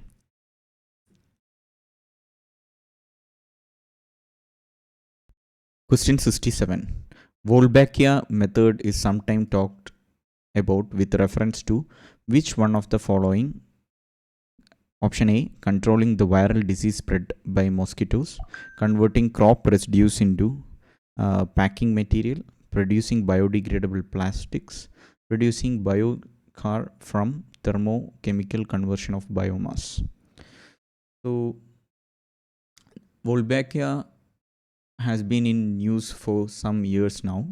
I couldn't find any news that appeared in the Hindu this year during the preparation phase, but I remember this Wolbachia appearing in newspaper in multiple years. So I have picked a few sources for this question. I will show you the link and explain the relevance of this question. Let me just, yeah.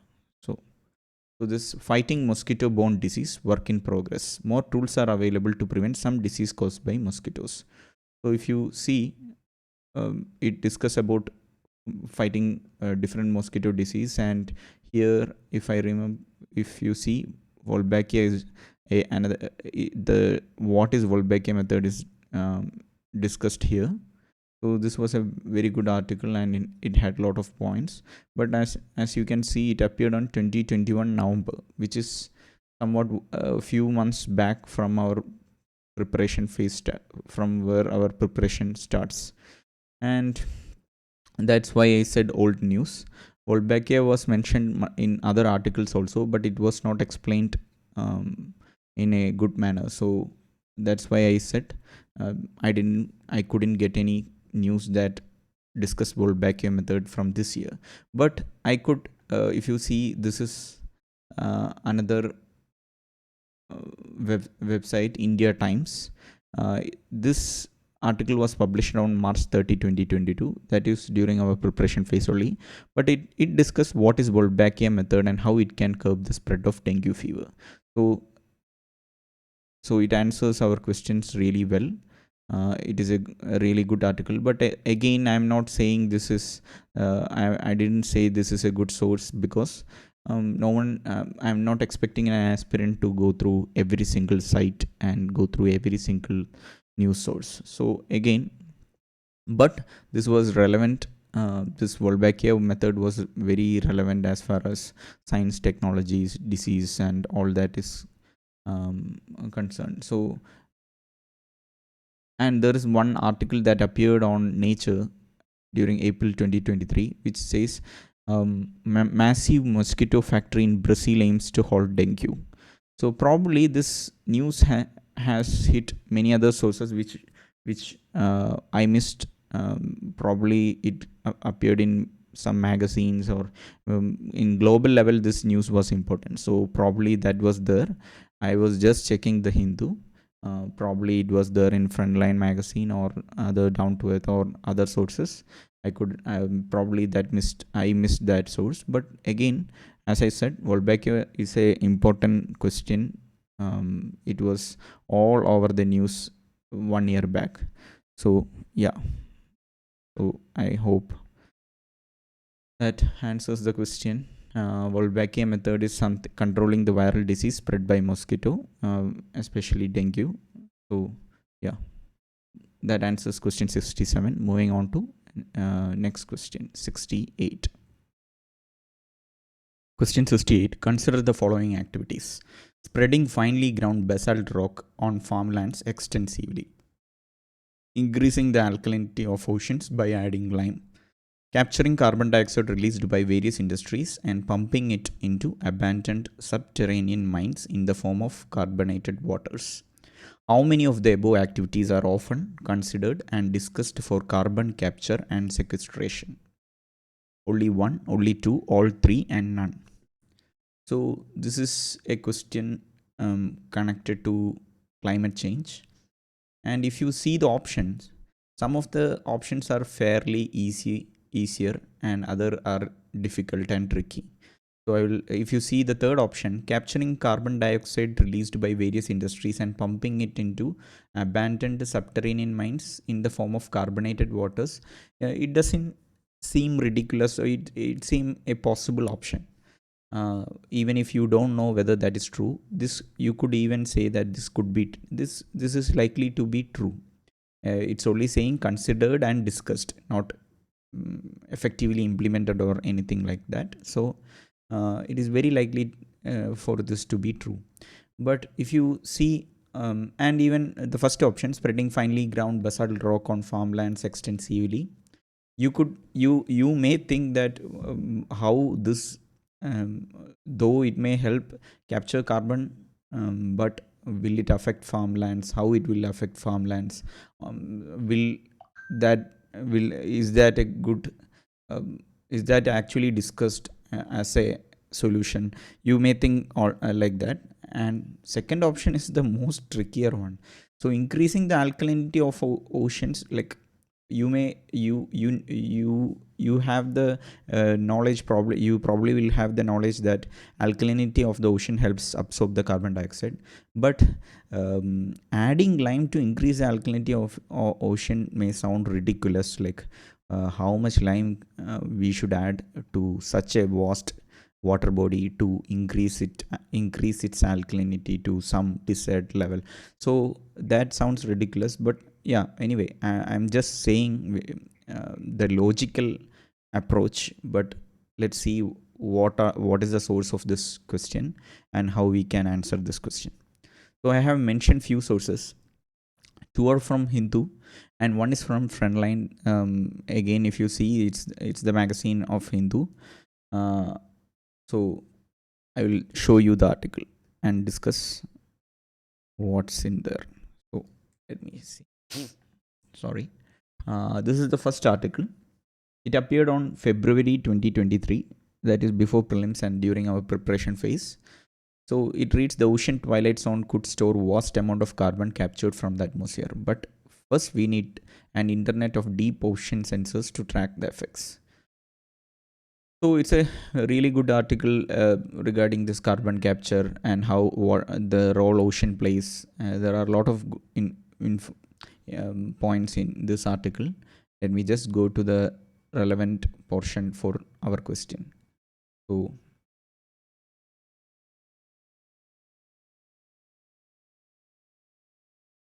okay.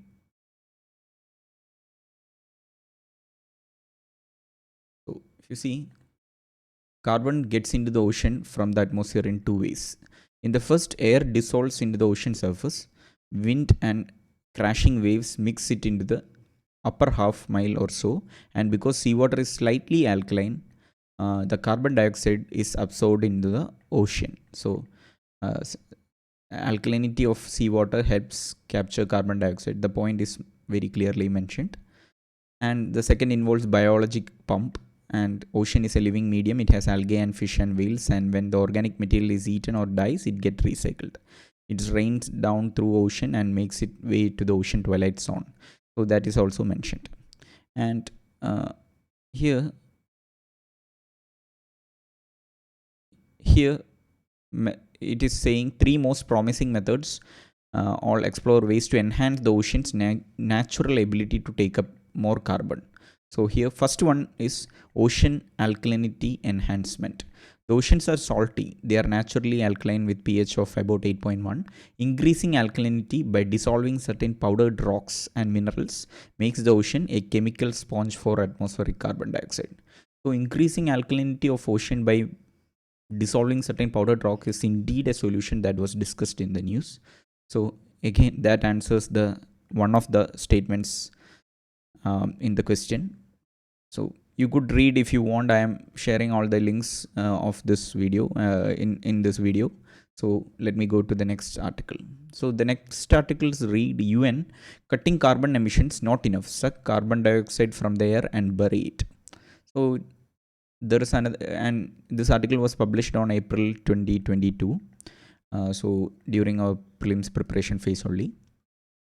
So here it talks about carbon dioxide will also need to be sucked out of the atmosphere and buried. And you see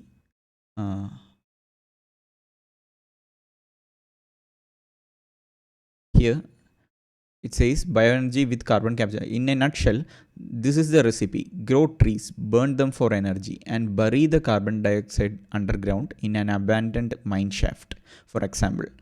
So this is also burying the carbon in abandoned mine shaft is also discussed in the news. So that answers yet another statement in the question.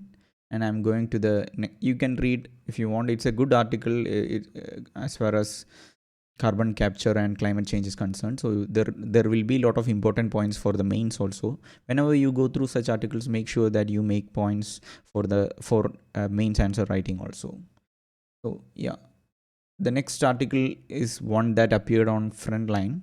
It was published on November 2021. So it's a little old article, I would say. So outside our prelims preparation phase, but if you see here, there was a mention of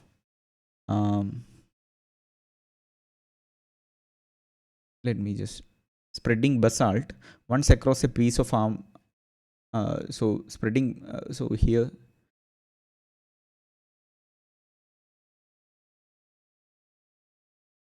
So dust to combat the climate crisis. Dust, or more precisely basalt dust, could improve soil's carbon storage abilities. When scattered on fields, it reacts with carbon dioxide dissolved in soil water, according to researchers writing in peer-reviewed journal.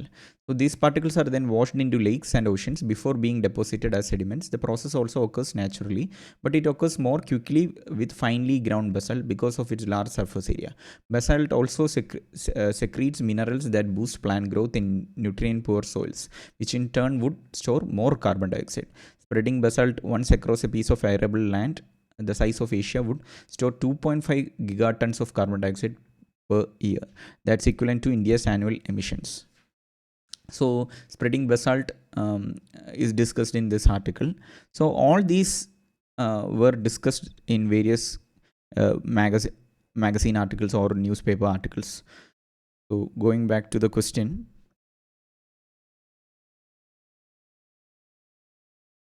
if you see, spreading finely ground basalt rock on farmlands extensively, increasing the alkalinity of oceans by adding lime, capturing carbon dioxide released by various industries and pumping it into abandoned subterranean mines in the form of carbonated water. All these were discussed in the news. So this is how you could answer the question. And this is a science-based question. Whenever there is vague statement, there is high chance for this to be true, and you should carefully see whether there is any absurd statements, and you should be very careful when marking it wrong. So second statement, in my opinion, was such a statement, increasing alkalinity, but to my surprise, even that was discussed in the news. So yeah, that is question 68 for you. Moving on to the next question.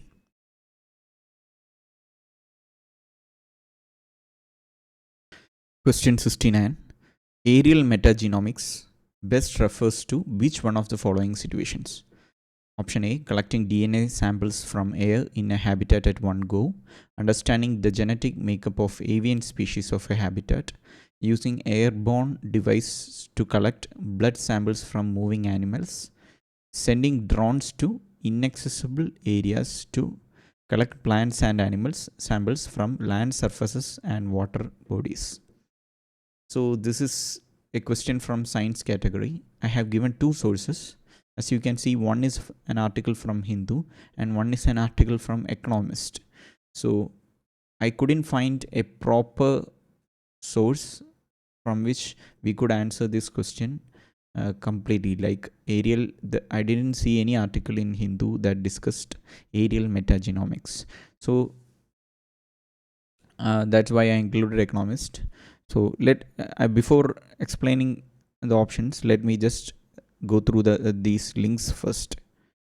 So metagenome sequencing is transforming pathogen surveillance. It was an article that was published on August 2023. So you see the date.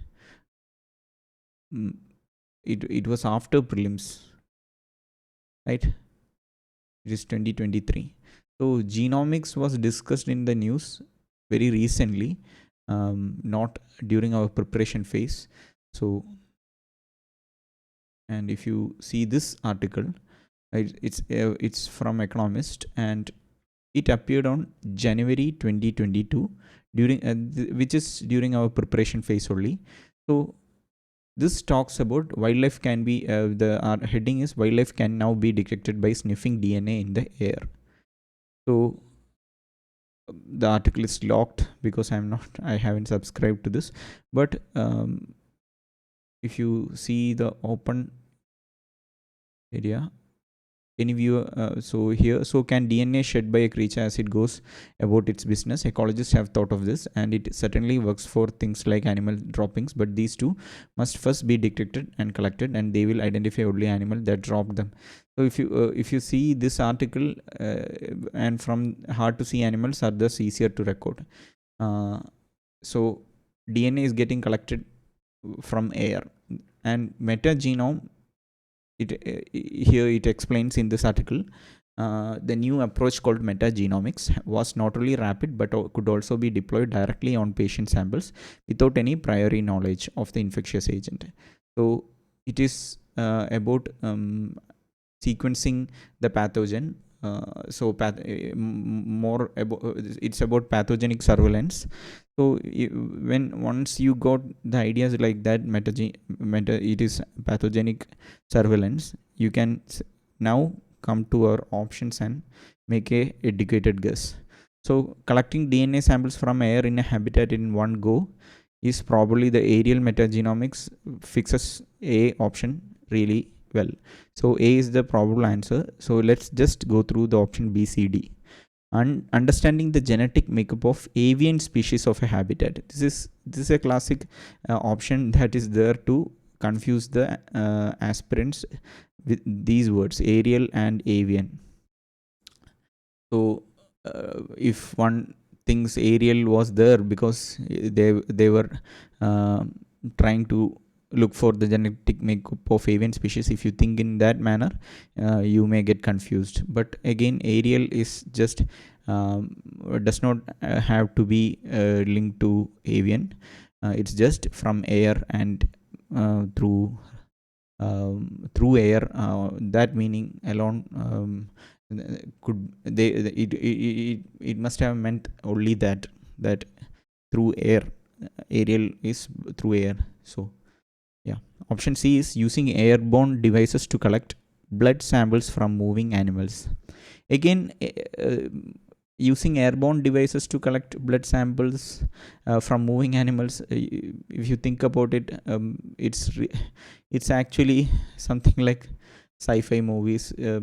Practically, it is less likely this is the correct option C, right? So some even if you think, we definitely have drones and all now, and aerial through air only drones is collecting. It is saying through air only it is collecting, but then only then it says blood samples, collecting blood samples from moving animals. So how practical that is? Like, it has to be very precise, it has to go and collect and return. So this is less likely option. So option C. And option D, sending drones to inaccessible areas to collect plants and animal samples from land surfaces and water bodies. So this could be an option, sending drones to inaccessible areas to collect plants and animal samples, so which help in which may relate to this. But if you see, metagenomics is not anyway reflected in this option.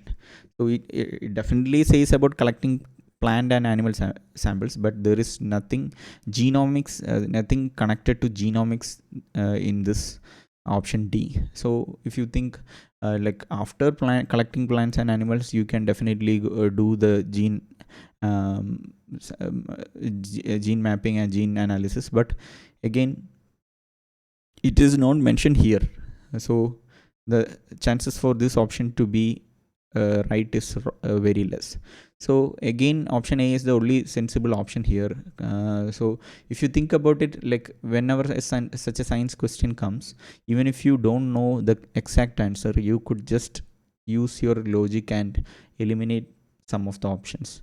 Some will be very absurd, some will be logically not correct, some will be less correct, and most correct will be the only one option. So you could just try eliminating some options if possible, if you are not well aware of the concept they are asking.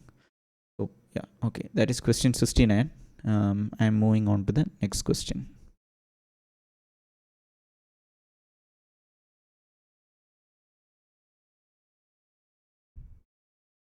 Question 70. Microsatellite DNA is used in the case of which one of the following? A. Studying the evolutionary relationships among various species of fauna. B. Stimulating stem cells to transform into diverse functional tissues. C. Promoting clonal propagation of horticulture plants. D. Assessing the efficacy of drugs by conducting series of drug trials in a population. So the source given is a bit old news from Hindu. I'll just show you the link. 1 second. So this is the link. Wilvadri cattle established as genetically divergent. So this article was published on October 30, 2021. It's few months before the prelims preparation phase. If you see, they have this is the relevant portion. The cattle population including crossbred cattle of Kerala, Vechur, Kasargod, Vadagara, and Vilvadri were studied using 25 microsatellites, genetic markers chosen from the FAO and International Society for Animal Genetics panel, which were amplified from genomic DNA using multiplex polymerase chain reaction. So the final result showed that native cattle breed of Kerala, Vechur, along with Kasargod and Vilvadri cattle, separated into distinct population with more genetic distance from others. So this is the relevant portion. And if you see our question, the first option says studying the evolutionary relationships among various species of fauna. That matches the answer. So from this news, you can answer this question. The correct answer is A. So this is a science-based question. If you look at other options, stimulating stem cells to transform into diverse functional tissues. So, and promoting clonal propagation of horticulture plants, assessing the efficacy of drugs by conducting series of drug trials in a population. So if you even though you can eliminate some of these options, it would be a little bit confusing if you don't know what microsatellite DNA is exactly. So yeah, the only source I can find is from October 2021, which is if you consider 1 year as the preparation phase, so it is few months old. But again, I think this is the source they have picked it up from. So that is question 70. So moving on to the next question.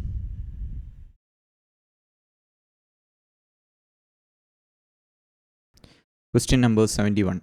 Consider the following statements with reference to India.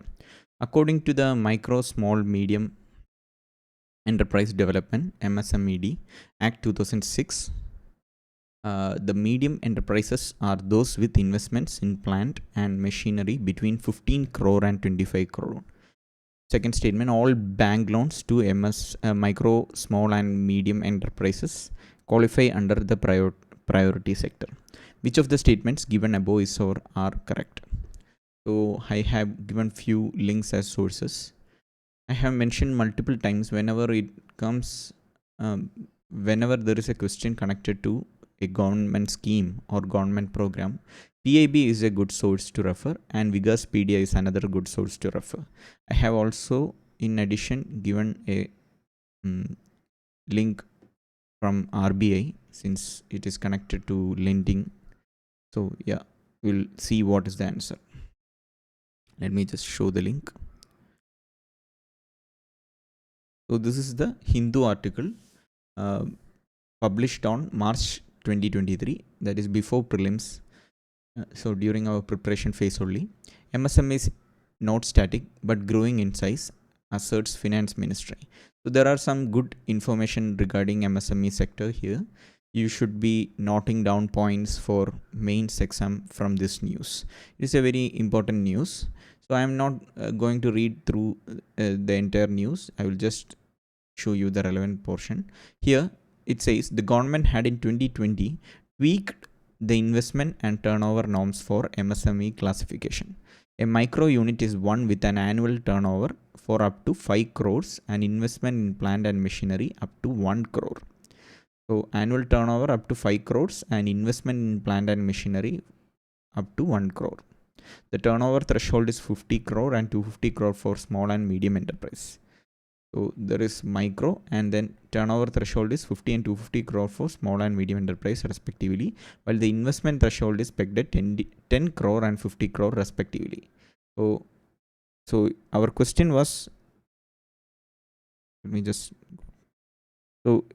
our question was about medium enterprises, and it says those with the investment in plant and machinery between 15 crore and 25 crore. So if you go back to the question, so here it says the turnover threshold is 250 crore for medium enterprise and investment threshold is 50 crore. So it is not, so that is that statement here that the medium enterprise are those with investment in plant machinery between 15 and 25 crore is wrong. Let me just, that is one information. Then I'm just going to the PAP. Here it says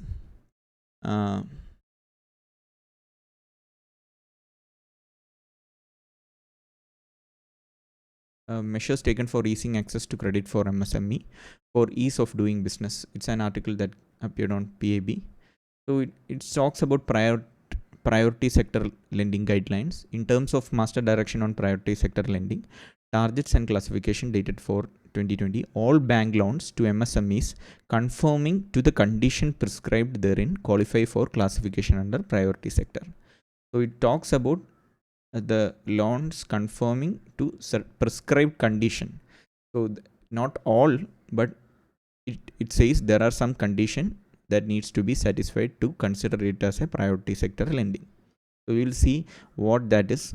There are some, there is any mention of threats and all of these are important as far as prelims and mains is concerned, but I'm not going through all that. Let me just show you one link from RBI. So here it clearly says a medium enterprise is an enterprise where investment in plant and machinery or equipment does not exceed 50 crore and turnover does not exceed 250 crore. This information was there in the Hindu article itself. If you were reading regularly the paper, like you will get that information from the Hindu itself. So as I showed here, it was 50 crore and threshold was 250 crore for medium enterprise. So that is one information. And about lending, it says definition of MSME is given, then It has to further, such MSME should be engaged in manufacture or production of goods in any manner pertaining to industry specified in the first schedule to the Industries Act 1951, or engaged in providing or rendering of any service or services. All bank loans to MSME conforming to the above guidelines qualify for classification under priority sector. So this is a bit tricky question. So it says first MSME should be producing any goods prescribed in the first schedule of the Industries Act, or it should be rendering any service. There is no restriction for what service it is, engaged in providing or rendering of any service or services. So, but there is restriction to the production of goods. It should be mentioned in first schedule of the act. So here, coming back to the question, this question becomes tricky because there is no, in the question there is no mention of any condition. It says all bank loans to MSME qualify under the priority sector. So there is if you look at the technicality, it's not entirely correct. Usually we can say loans to MSME comes under priority sector, but if you want to cherry pick or pinpoint, you can say it does not say the eligibility criterion, about any eligibility criterion. So one can say 2 is wrong in that sense, but I'm not sure how UPSC will mark this question. There is a good chance that one is both are wrong is the answer. So let's see for the official key. Anyway, but the important point is you could have answered this question from PIB and Hindu. So you should be regularly reading paper, and PIB is the point. So yeah, moving on to next question. Question 72. With reference to the central bank digital currencies, consider the following statements. It is possible to make payments in a digital currency without using US dollar or SWIFT system. A digital currency can be distributed with a condition programmed into it, such as time frame for spending it. Which of the statements given above is or are correct? So I have given a Hindu article as a source. Let me just show you the article. So this is the article. Explained RBI's concept note on introducing CBDCs. RBI floated a concept note delving into the risk and benefits of introducing central bank digital currencies in India as part of their phased implementation strategy. So it was published on October 15, 2022. So it's a good article which explains what CBDC is. What are the varied forms of CBDC? All that is explained in detail here.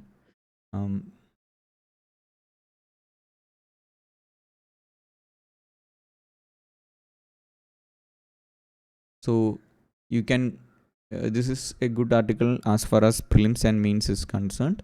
So I'm not going through the entire article, but once you are familiar with what CBDC is, this becomes a very easy question. It is possible to make payments in digital currency without using US dollar or SWIFT system. That is true. We don't. It is not linked to US dollar or the SWIFT system in any manner. You can send currencies without using this. So CBDC was various modes of payment are explored, which does not depend on US and various system designed and controlled by US. So this is one such system. If you read about problems we had with SWIFT, that will be very clear. So this is true, and a digital currency can be distributed with a condition programmed into it, such as a time frame for spending it. So that is also true. Certain conditions can be coded into the digital currency. That for one example would be a pension should be paid to a person only if that person's age has crossed this much. That kind of conditions can be programmed, or like if he comes under, or if he or she comes under certain income group. So that kind of conditions can be coded into it. So that is one example, like you can code any kind of condition also. So that is also true. So yeah. So this is the reason why this question came. Like CBDC was discussed in detail in Hindu article. So that is question 72. And moving on to the next question.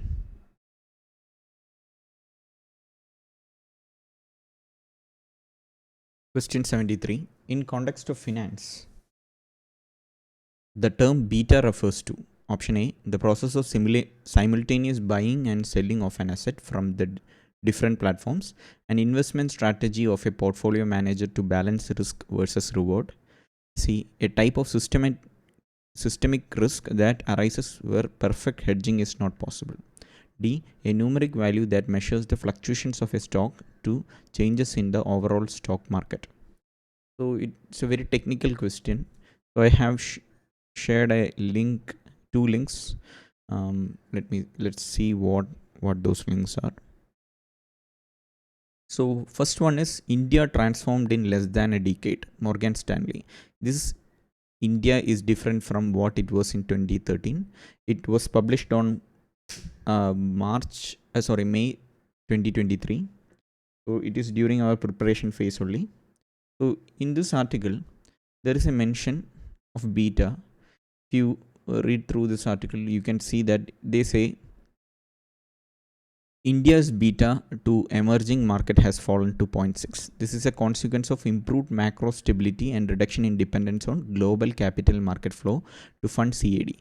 The key risk, however, remains a global recession, a fragmented general election outcome in 2024, a sharp rise in commodity prices. So we can, from this itself, we can understand India's beta is something that is connected to the risk, some risk, and it has fallen and it's better now. That's what it says. So whenever you read something like this, you should search and understand what this term means. So if you Google, you can see this is the India's beta. If you just Google it out, you will see what is beta, definition of beta. So definition, beta measures the responsiveness of a stock's price to change in overall stock market. So beta meaning how how much it changes with overall volatility, you can say like that. So if this is an article that appeared in Hindu itself, but it was published on 2017, that's why I didn't show you first. So it explains beta properly, a measure of volatility of a stock or any other financial security based on the magnitude of change in its price compared to the market as a whole. So when market moves some how a fixed percentage, how much would the stock move in response to that? That is what beta means. So here when you say India's beta has fallen to 0.6, so stock market is not that volatile as compared to other factors. So that is what it says. So with this information you can answer the question. Let me go back to the question. So if you see the process of simultaneously buying and selling of an asset from, it's not, so the correct option would be a numeric value that measures the fluctuation of a stock to changes in the overall stock market, D. So D is the correct option. You could have answered from some concept that was discussed in the news only. So as I mentioned, if you see in the news, the term beta was not obvious in 2017. It was discussed, but not in the our preparation time. But there we had a news like this: India transformed in less than a decade, which is very important news as far as even mains is concerned. Morgan Stanley is saying some important points that we could reproduce in mains answer writing also. So in this article there are a lot of important points that you should take note of. But here when you read such article, if there is any concept that is not familiar with you, if CAD is not familiar, if any other concept that is mentioned in the news is not familiar, you should make sure you Google it out and understand what that concept is. So that is very important as far as exam is concerned. So that is my key point. Not just read news, make sure that you understand the news. So yeah, a person who is regularly reading the paper could again answer this question. So moving on to the next question. Question number 74. Consider the following statements. The self-help group program was originally initiated by the State Bank of India by providing microcredit to the financially deprived. In an SHG, all members of a group take responsibility for a loan that an individual member takes. The regional rural banks and scheduled commercial banks support SHGs. How many of the above statements are correct? Only one, only two, all three, none. So I have given a Hindu article as a source. Let me just show you the article. So this is the article. It says self-help groups can help in widening women's labor force participation. Economic Survey 2020-23. The transformative potential of SHGs has been exemplified by the key roles played by them during the COVID-19 pandemic, survey says. So this was published on January 31, 2023. This appeared on Economic Survey. So that's why this news becomes important and SHGs become important. So you should learn all about SHGs. You should make proper notes both for prelims and mains whenever such a news hits, especially when it is when Economic Survey is quoting such things. So if you read through the article, there are a lot of important points. You can I will share the link and you can read it if you want. So here it talks about SHG bank linkage program launched in 1992 has becomes the world's largest microfinance project. So it doesn't say who started it, but if you know anything about SHG bank linkage programs, you will know understand it was not launched by SBI, but it was launched by NABARD. So if you search for it, you can see NABARD. The link comes. So National Bank for Agriculture and Rural Development. The link for SHGs come, and again there are a lot of important information in this article. Also, you should be familiar with at least the basic information. So here it says all details about SHGs, and another important point connected to our question is this financing of joint liability groups. So here financing of joint liability group was introduced as a pilot project by NABARD in 8 states with support of 13 regional rural banks, and later it was mainstream for banking system in the year 2006. So it answers two of our statements. It explains what joint liability group is. They are an informal group of 4 to 10 members who are engaged in similar economic activities and who are willing to jointly undertake to repay the loans taken by the group from the banks. So this concept of joint liability group is what they are asking in the question. I will just show the question. One second. So here, in an SHG, all members of a group take responsibility for a loan that an individual member takes. This is the joint liability group thing. So this is true. And regional rural banks and scheduled commercial banks support SHGs. As mentioned in the article, this is also true. So this was not initiated by SBI but by NABARD. So one is false. So two statements are true. So this is the source of the article, source of the question. You should remember you should take special importance to what Economic Survey has said. There will be enough articles based on the content of Economic Survey. You can use Economic Survey to prepare notes for the mains exam also. Economic Survey is an important document as far as this exam is concerned. You don't have to go through the entire Economic Survey. There will be summaries available. You can make notes from that also. Yeah, okay. So this is question 74, and moving on to the next question, 75.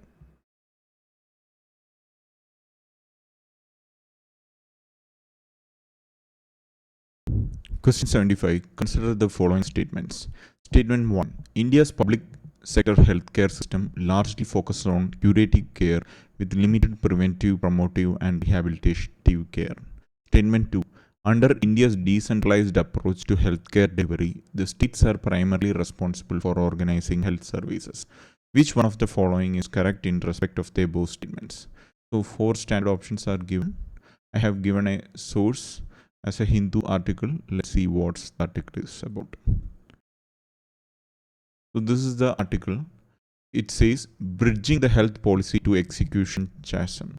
India state needs to act quickly in setting up a public health management cadre for a healthier society. This article was published on May 2022 and it is during our preparation phase. So as you can see, this is a long article. This is very important as far as prelims and mains is concerned. It talks about various problems our healthcare sector faces and how we can fix it.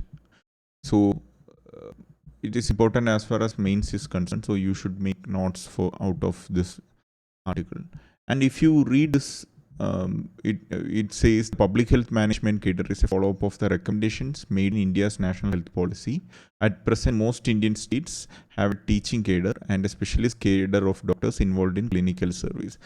Okay, so and it says union government released a guidance document on setting up of a public health management cadre as well as revised edition of the Indian public health standards for ensuring quality healthcare in government facilities.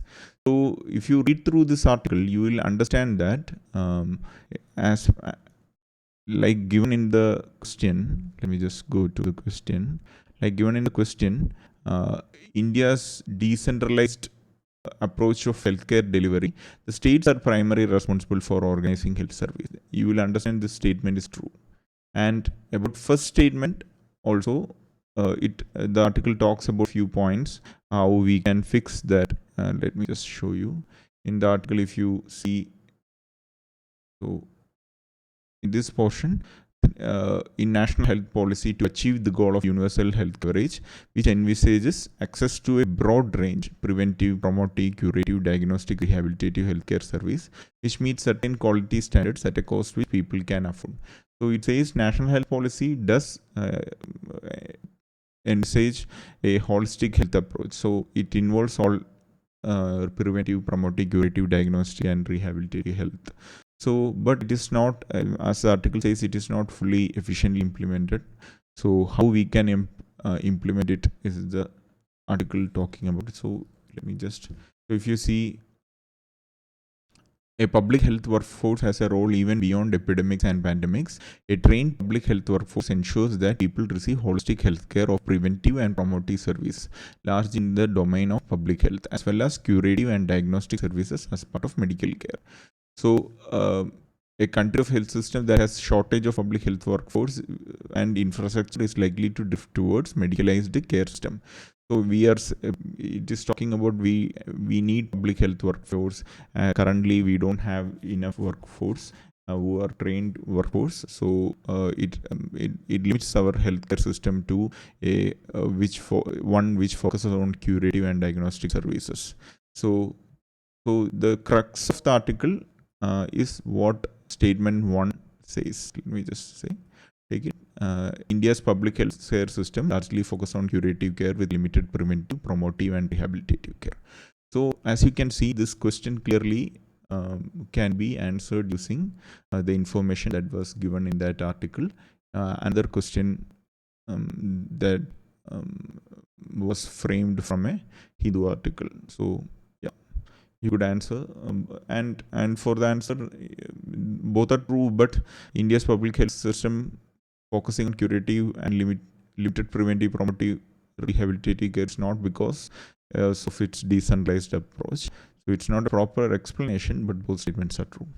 So yeah, that is 75. Moving on to the next question. Sorry, there was some issue with the sound in the previous video. I hope it is fixed now. So, question 76. Consider the following statements. Statement 1. According to the United Nations World Water Development Report 2022, India extracts more than a quarter of the world's groundwater withdrawal each year.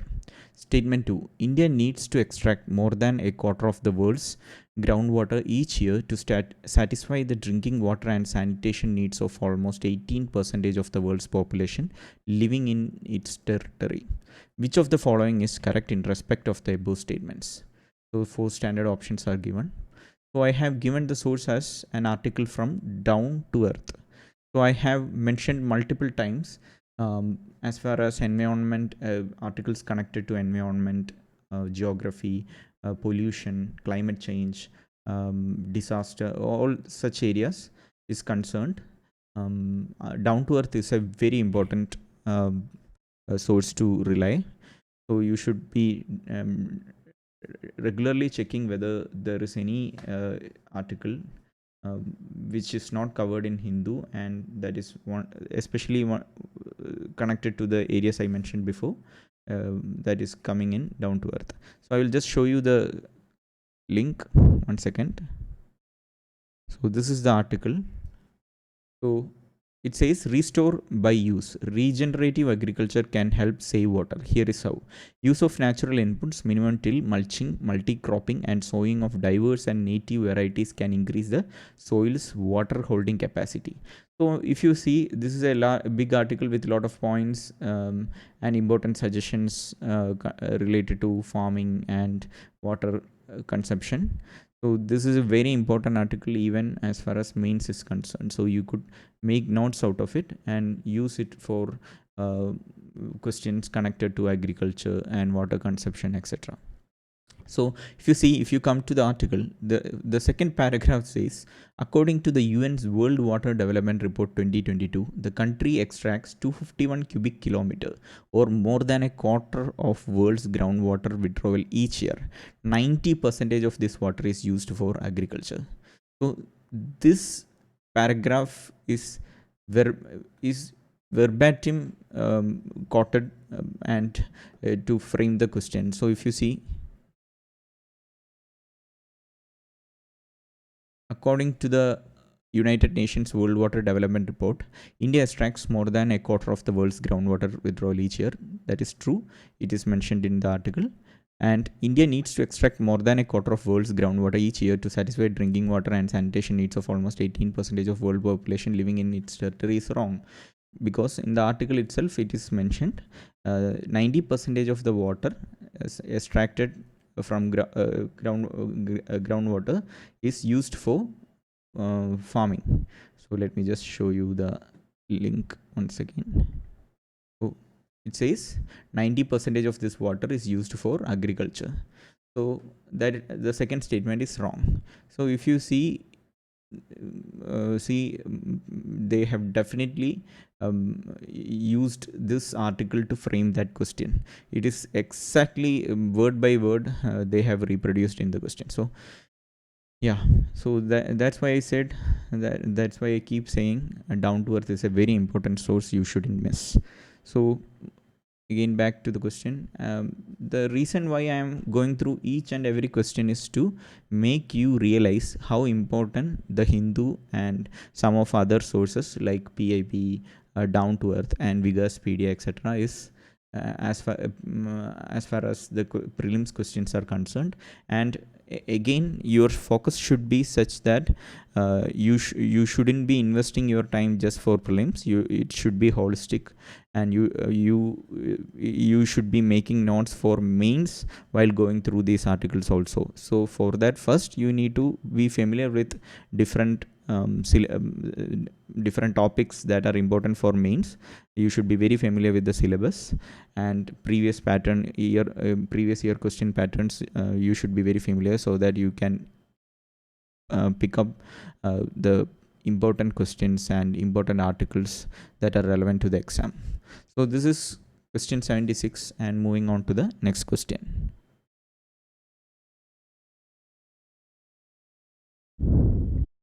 Question 77.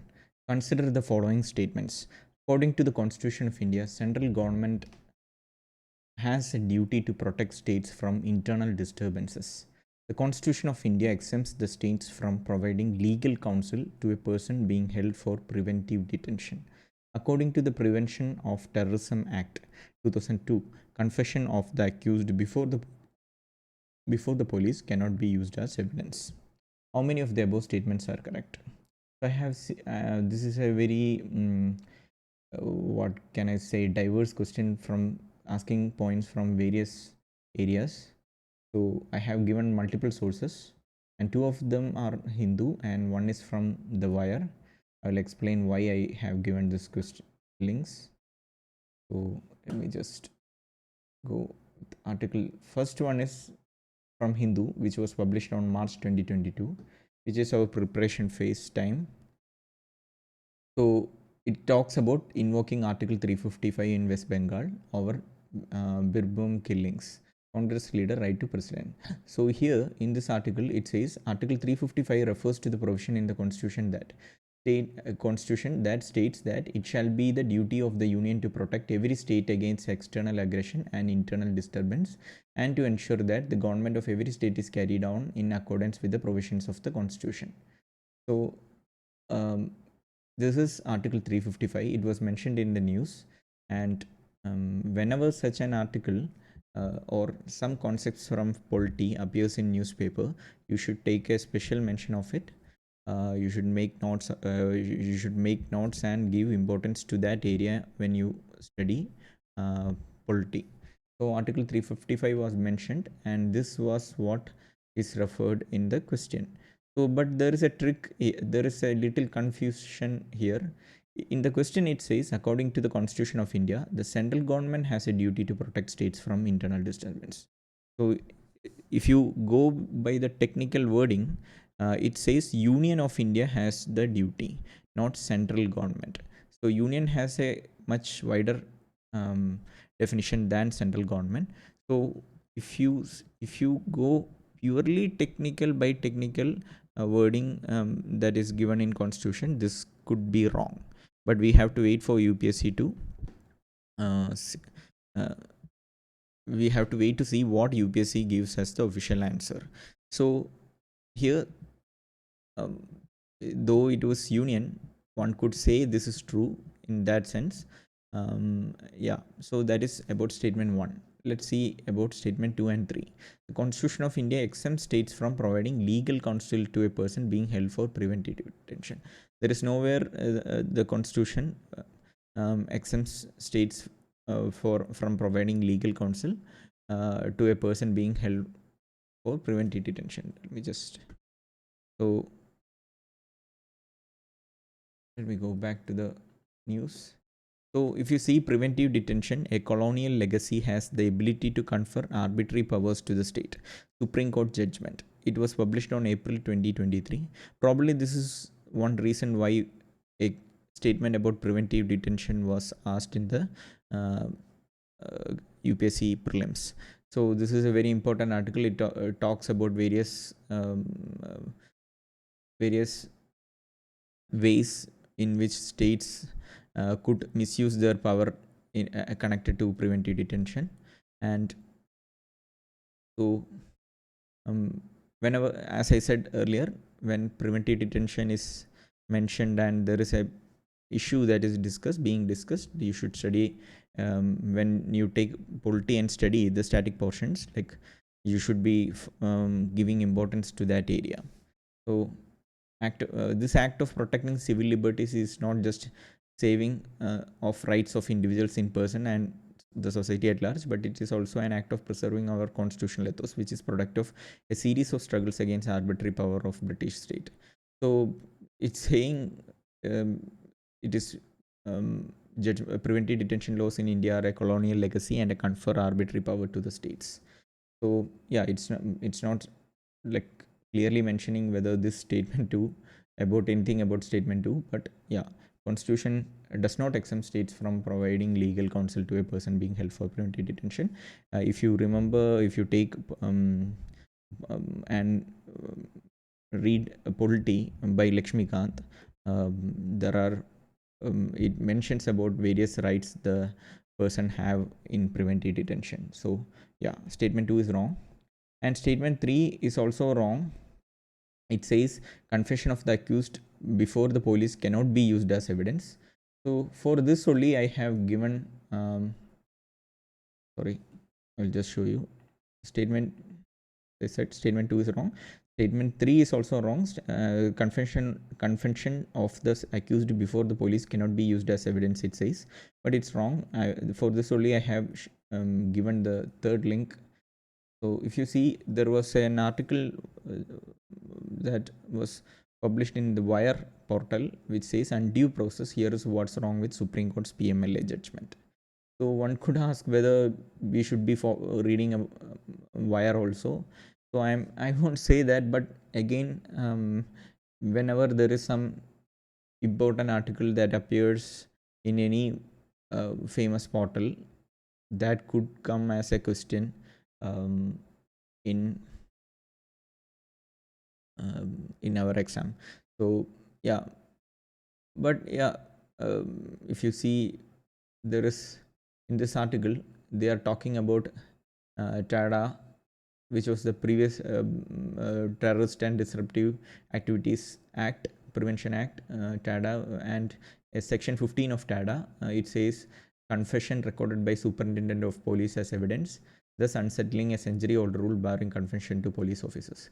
So section 15 of TADA is the first one that allowed confession recorded by Superintendent of Police as evidence, allowed confession. And then late when the law was lapsed, its successor, Prevention of Terrorism Act, brought an ordinance in 2001 and enacted in March 2002, contained section 32, which was similar to section 15 of TADA but exparred the co-accused from its effect.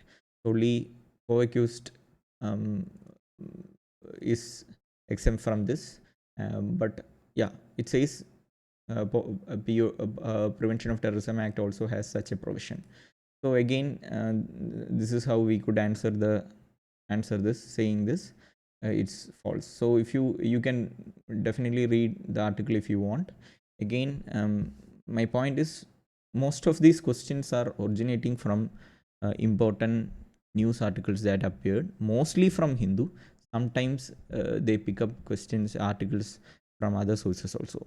So yeah, if you are a person who goes through such portals, Wire is famous for being critical of the government and always publish articles of that nature. So yeah, you should be aware of such critical points also. You could read.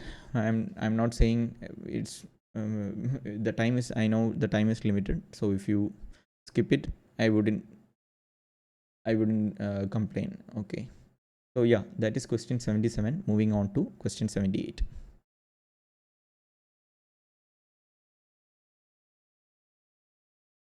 Question 78. Which one of the following countries has been suffering from decades of civil strife and food shortages and was in news in the recent past for its very severe famine? So I have given a article. So I will just show you article. The question itself says it was in news recently. So we will see what the article is. So 43,000 estimated dead in Somalia drought last year. So it was published on March 2023. At least 18,000 people are forecast to die in first 6 months of this year. A very terrible news. So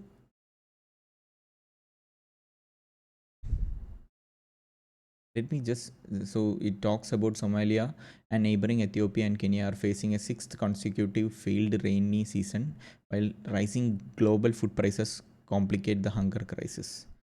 So let me just, UN partners earlier this year said they were no longer forecasting a formal famine declaration for Somalia for now, but called the situation extremely critical with more than 6 million people hungry in the country alone. Famine is the extreme lack of food and significant death rate. So it talks about this. And let me, so it was in, Somalia was in news. So the answer to the question 78 is D, Somalia. So moving on to the next question. Question number 79. Consider the following statements. In India, the Biodiversity Management Committee are key to the realization of the objectives of Nagoya Protocol. Second, the biodiversity management committees have important functions in determining access and benefit sharing, including the power to levy collection fees on the access of biological resource within its jurisdiction. So which of the following statements given above is or are correct? So I have given three sources. One is an article that was published on Hindu, then another article from Frontline magazine, then another article from The Wire. We'll see what these links are.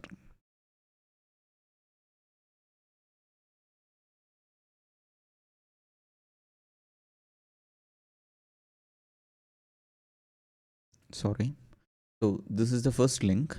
So it says government to strengthen biodiversity management committees in local bodies.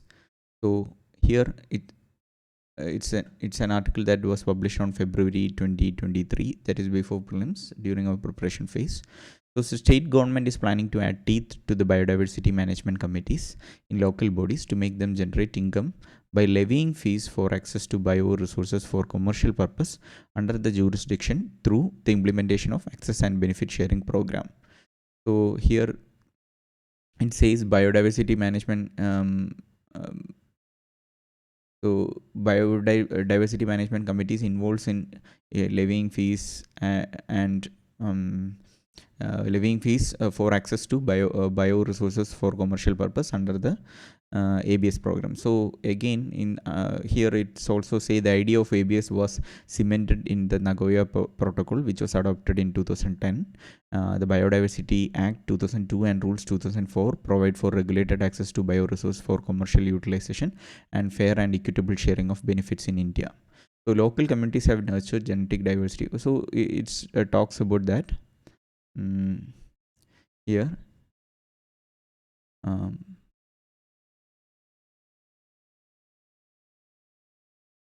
Even with its rich biological resources and associated traditional knowledge, Kerala has not been able to make the most of the ABS system, which it intends to correct by empowering BMCs. So that is what it's written here. So most of the points connected to the question gets answered in this article, but let's see the second one. So if you see, the second one was corporate control over biodiversity. That's what this new bill would like to see. So if you see, it was published on May 2022 during our preparation phase. So this is probably the reason why the question came in the prelims paper in the first place. So here what is happening is biodiversity. There was a biodiversity amendment bill, and which was discussing various provisions in the new bill. You should be very familiar with the changes that are proposed and what was the existing conditions and all. So if you see in this article, it is here if you can read, the BDA has been ignored not only by successive government but also by civil society groups and people movements. The implementation was limited largely to setting up of state biodiversity boards and national biodiversity authority. The common defining character of the boards, which are essentially manned by Office of Deputation from Forest Department, is the lack of staff and finance. The situation with respect to biodiversity management committees and people biodiversity registers was more dismal. The BMC formed the foundation of the BDA, since they are responsible for preparing and validating people's biodiversity register and utilizing the ABS fees. ABS is here access benefit sharing, right? When we access and benefit sharing. So BDA is it clearly says BDA is responsible for validating the PBR and utilizing ABS fees. And so it says all this changed with two legal developments that took place after 2016. First is the strong and continuous oversight by National Green Tribunal since 2016, which led to the setting up of BMCs in each and every local body. So as of date, there are 276,836 BMCs in India. So implementation of the third pillar of the act, that is fair and equitable sharing of benefits. High Court held that all entities, Indian or foreign, are required to pay fees under the ABS mechanism. So it is discussing all that important point. And if you come to the amendment bill, says amendment was introduced to address concern raised by stakeholders representing the sectors of Indian system of medicine, seed industry and research, and to reduce compliance burden. So, principal aim of the amendment bill is to facilitate ease of doing business for those sectors dependent on biological resources.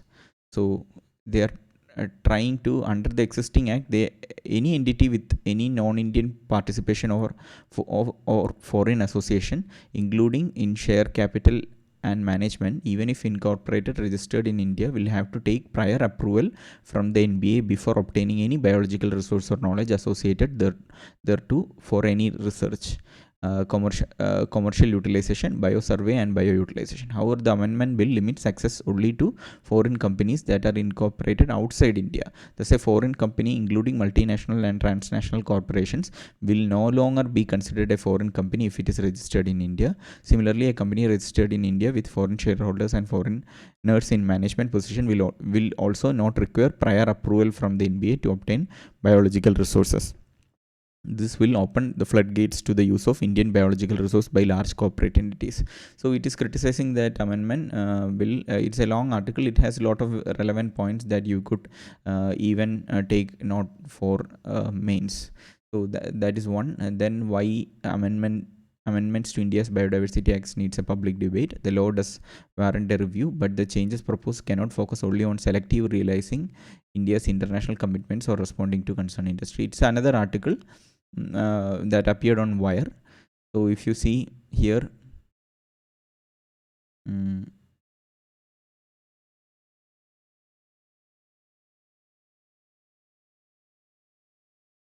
so it talks about will also introduce exemptions from adherence to procedures for access and benefit sharing. Registered Ayush. So yeah, the So this point, CBD's 2010 Nagoya Protocol, the international regime on ABS, lays down that access to biological resource should be reciprocated with the sharing of benefits that accrue from such access. So this point is discussed in detail. So yeah, you can read this article also. You can it does have a lot of points. So this amendment bill put biological diversity act in news, and especially in this some many points connected to biodiversity management committees were also discussed in news. So this is the reason why this question appeared in the prelims. So after going through the articles, you can clearly easily answer this question. So key to realization, this is true. Biodiversity management committees have important functions in determining access and benefit sharing, including the power to levy collection fees on the access of biology. This is also true. So you can easily answer this question from these sources. Moving on to the next question.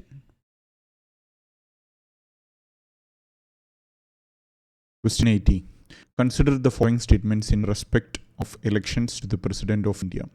The members nominated to either House of the Parliament or the Legislative Assembly of States are also eligible to be included in the Electoral College. 2. Higher the number of elective assembly seats, higher is the value of vote of each MLA of that state.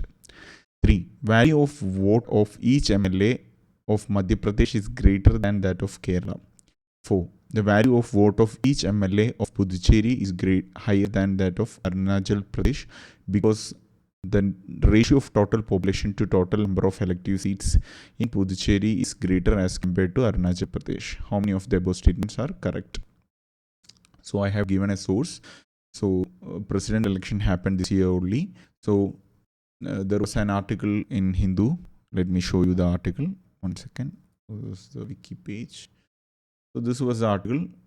It was mentioned in a question earlier also. So if you see, it's a long article. It discusses all about president election and what are the different features. Different facts associated with president election. So you can read this article if you want. Like I will share the link. But if you see value of vote of MLA and MP is discussed here. But if you come back to the question, let me show you the question. So this is the question.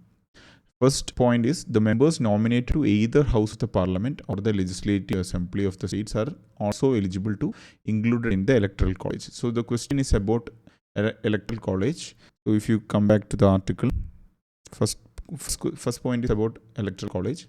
So here it says the Electoral College is made up of all the elected members. See, elected members of the upper and lower House of Parliament and elected members of the Legislative Assemblies of state and union territories. So it's not the nominated members. Only elected members can participate in the presidential election. So that is the first point. So let me just.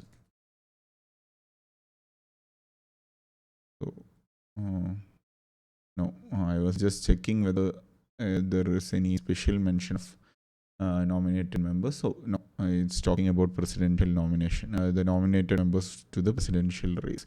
So yeah, okay, that is the first point. Then let me go to the second one. So that could be answered from the newspaper article itself. So if you see the second point, higher the number of elective assembly seats, higher is the value of vote of each MLA of that state.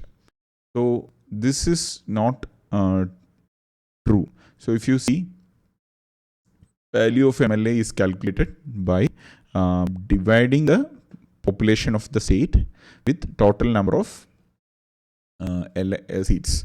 So if you see in this article, total population of the state by number of MLAs and then by 1000. So it says number of MLAs, value of number of MLAs as it increases, the value of vote of MLA increases. That is wrong. So, since it is so it is the higher value of the total number of MLAs of that state, lesser will be the value of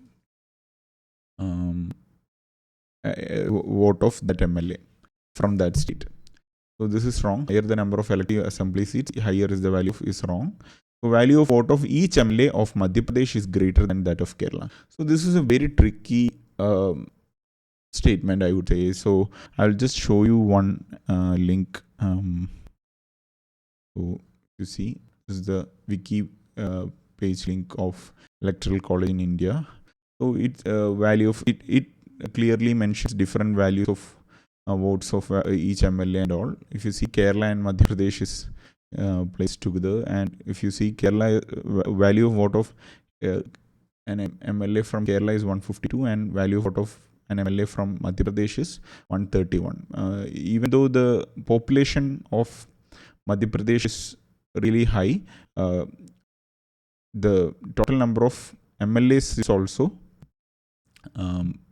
really high for Madhya Pradesh, making the value of vote a little bit less than the value of vote of an MLA from Kerala.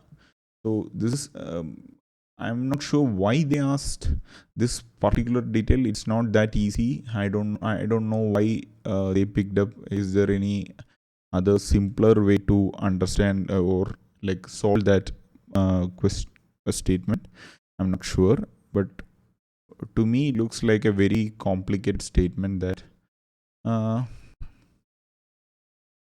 probably would counterintuitive also. So I'm not sure why they included this statement in the question. I didn't see it specifically being mentioned in the newspaper also. Maybe it appeared in some other newspaper. Yeah, anyway, sorry. So this is the third statement. So if you look at fourth statement, the value of vote of each MLA of Puducherry is higher than that of Arunachal Pradesh because the ratio of total population to the total number of elected seats in Puducherry is greater as compared to Arunachal Pradesh. You see, the way we calculate the value of an MLA is correctly mentioned here. So this could be right, but again, it depends on the value of population of if whether this ratio is higher for Puducherry is something that again a little confusing one. So let me just show you the link again. So if you see, for Arunachal Pradesh the value is for an MLA is 8 and for Puducherry 816. So again it is population by this population by 1000 by total number of MLs from that state, so or union territory. So that is how this figure is arrived. Again, 16 and 8 for Arunachal Pradesh. So from this you can answer, but again, how is one supposed to remember the value of vote of each MLA from every state is something very difficult as far as I'm concerned. Like I'm not surprised if many got confused by these statements. Anyway, that is question 80. The source was a Hindu article only. So over these years, I have never seen this paper asking for or not asking, expecting the aspirant to remember the value of vote of each MLA. So this is, I would mark this question as very difficult one. So yeah, anyway, that is question 80. I will move on to the next question.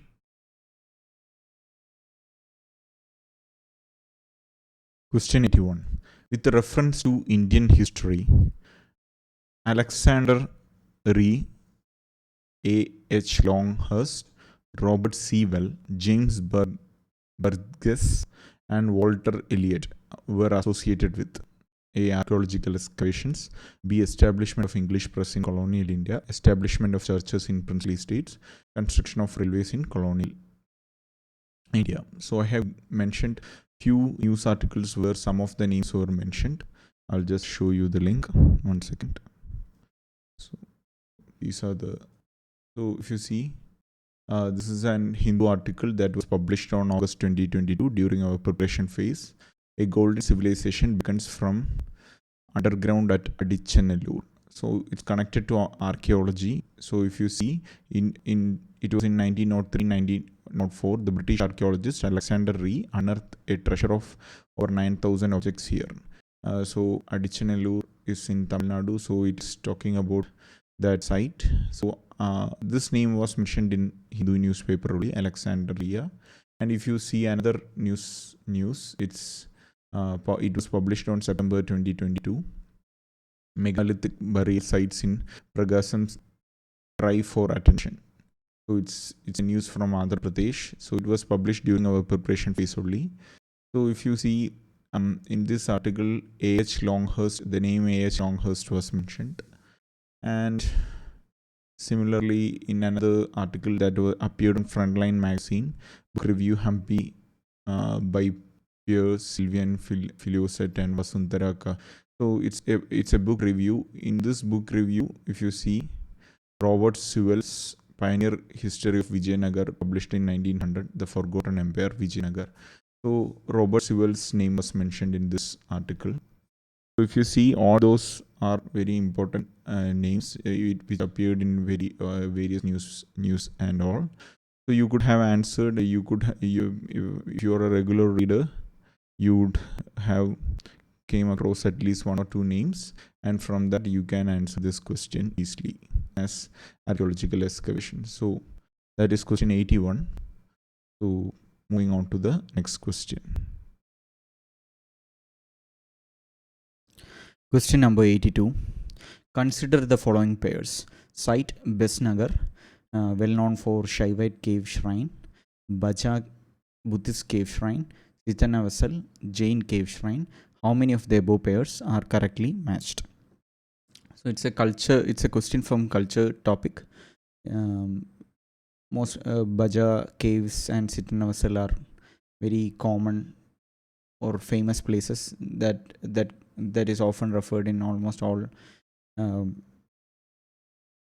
famous culture static books. So I have given a Hindu article and 2 old Hindu articles as source here. So I could only find one Hindu article which was published during our preparation phase. I will show you that article anyway. Let me just take. So this is that article. Sitanavasal. So a Jain heritage site in Tamil Nadu battles elements. So if you see, it was published on September 2022. So from this you can read the article if you want. So but from this itself you can say Sittanavasal is a Jain cave shrine. So that is true. And Baja Caves is a famous, as I said earlier, is one of the famous sites that you will see in almost all the culture books. So that also one could answer. But if you see Lonavala caves along with this, if you see caves of Baja and Karla, Buddhist rock cut caves of Baja and Karla is mentioned in this news article. This Buddhist Baja cave and Karla caves, caves in Karla, so Ajanta Ellora, all these are very famous places that you will see in the books. So again, there was this article was published in 2009 or 19, so I wouldn't expect anyone to read this news and answer the question, but instead you could answer the question from the static books. So another one is this was published in 2018, so it's another old article, but here it talks about a Vaishnavite place. So if you see, let me just, Besnagar. Vidisha was also known as Besnagar. So Besnagar was an important trade center, and if you see from the excavation, there was Vaishnav. This is, so if you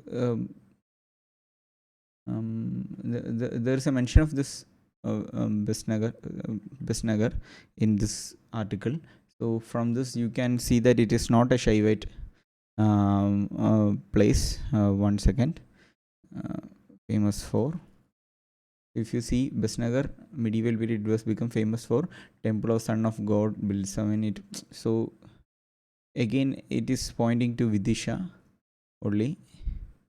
Vidisha. Let me just, okay.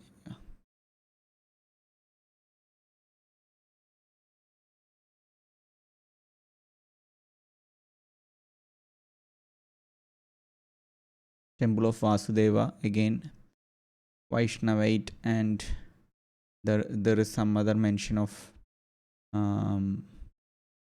Jainism and Buddhism here, but it was not as in the question. It was Shaivite cave shrine. It was mentioned as Shaivite cave shrine. That is wrong. So again, back to the question. Besnagar, Baja caves and Sittanavasal was all mentioned in the news, but again, old news only. Sittanavasal was the only place that was referred in the current year news.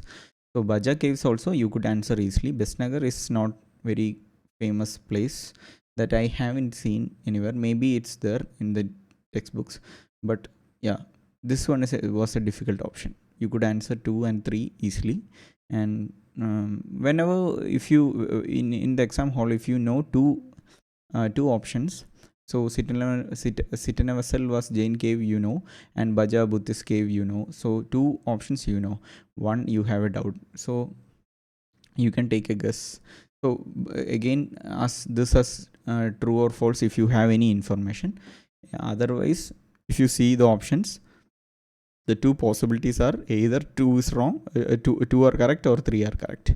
So only 2 or all 3. These are the two options that are the possible answers.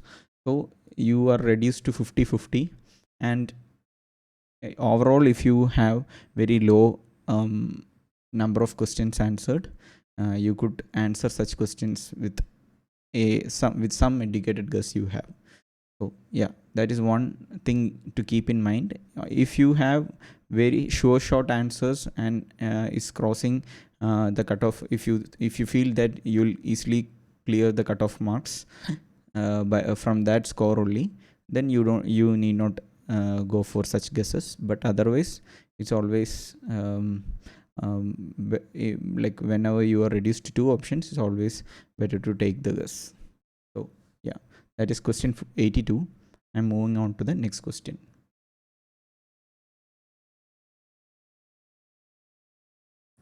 Question 83. Consider the following statements. 7th August is declared as the National Handloom Day. Statement 2. It was in 1905 that the Swadeshi movement was launched on the same day. Which one of the following is correct in respect of the above statements?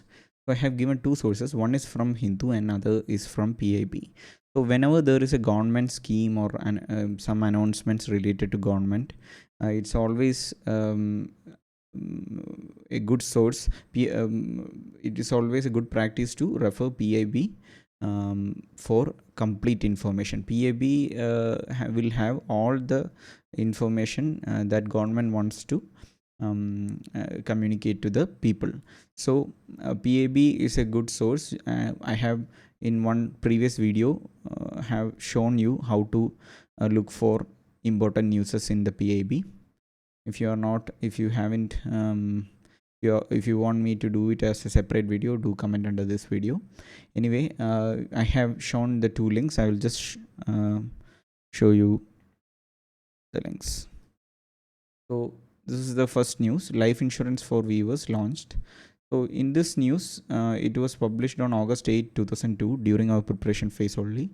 So if you see, on August 7, 1905, the Swadeshi movement was launched by Mahatma Gandhi against British to promote handlooms. So it was mentioned here on 7th August 1905 only. The Swadeshi movement was launched and to promote handlooms and all. So here, if you see the PAB news,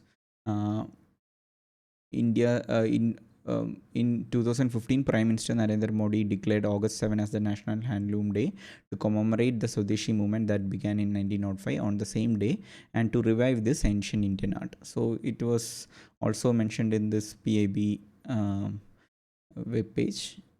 So I'll just, so this is the okay, yeah, this is the news. So from these two, you can clearly answer our question. Let me just go back to the question. If you see, 7th August is declared as National Handloom Day. True. It was in 1905 the Swadeshi movement was launched on the same day. True. So statement 2 is the correct reason of statement 1. So A is the answer. So that answers question 83. So again, another question that could be answered from the Hindu newspaper and the sources that I recommended for current affairs. Yeah, okay. Question 83. Now let's see question 84. Question 84. Consider the following statements in respect to of the national flag of India according to the Flag Code of India 2002. Statement 1. One of the standard sizes of the national flag of India is 600 mm into 400 mm.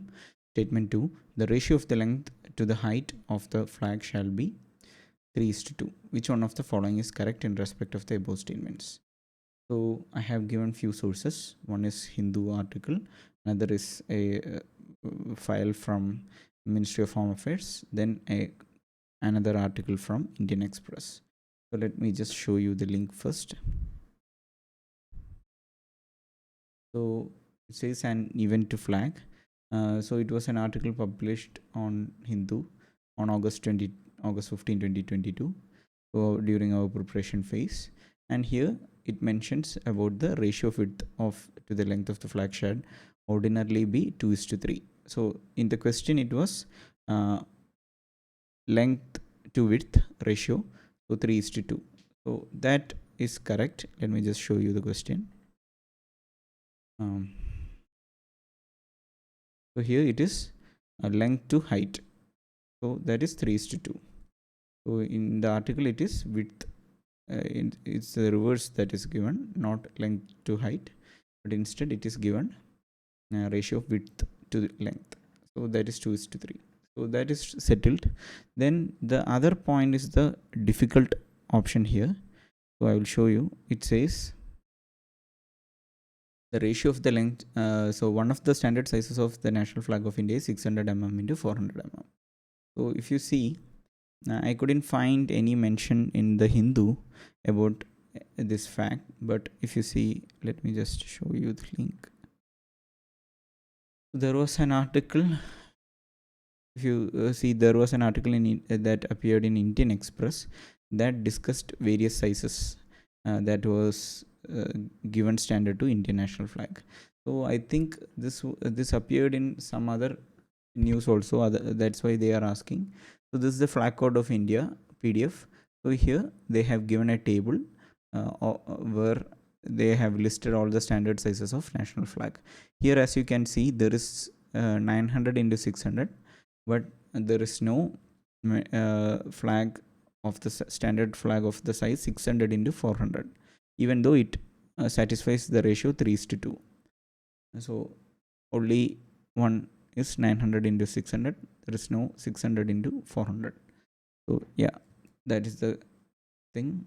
So I'm not sure exactly where this table was listed in the news, but yeah, that is mentioned in flag code of India, and in Indian Express also they have mentioned this table.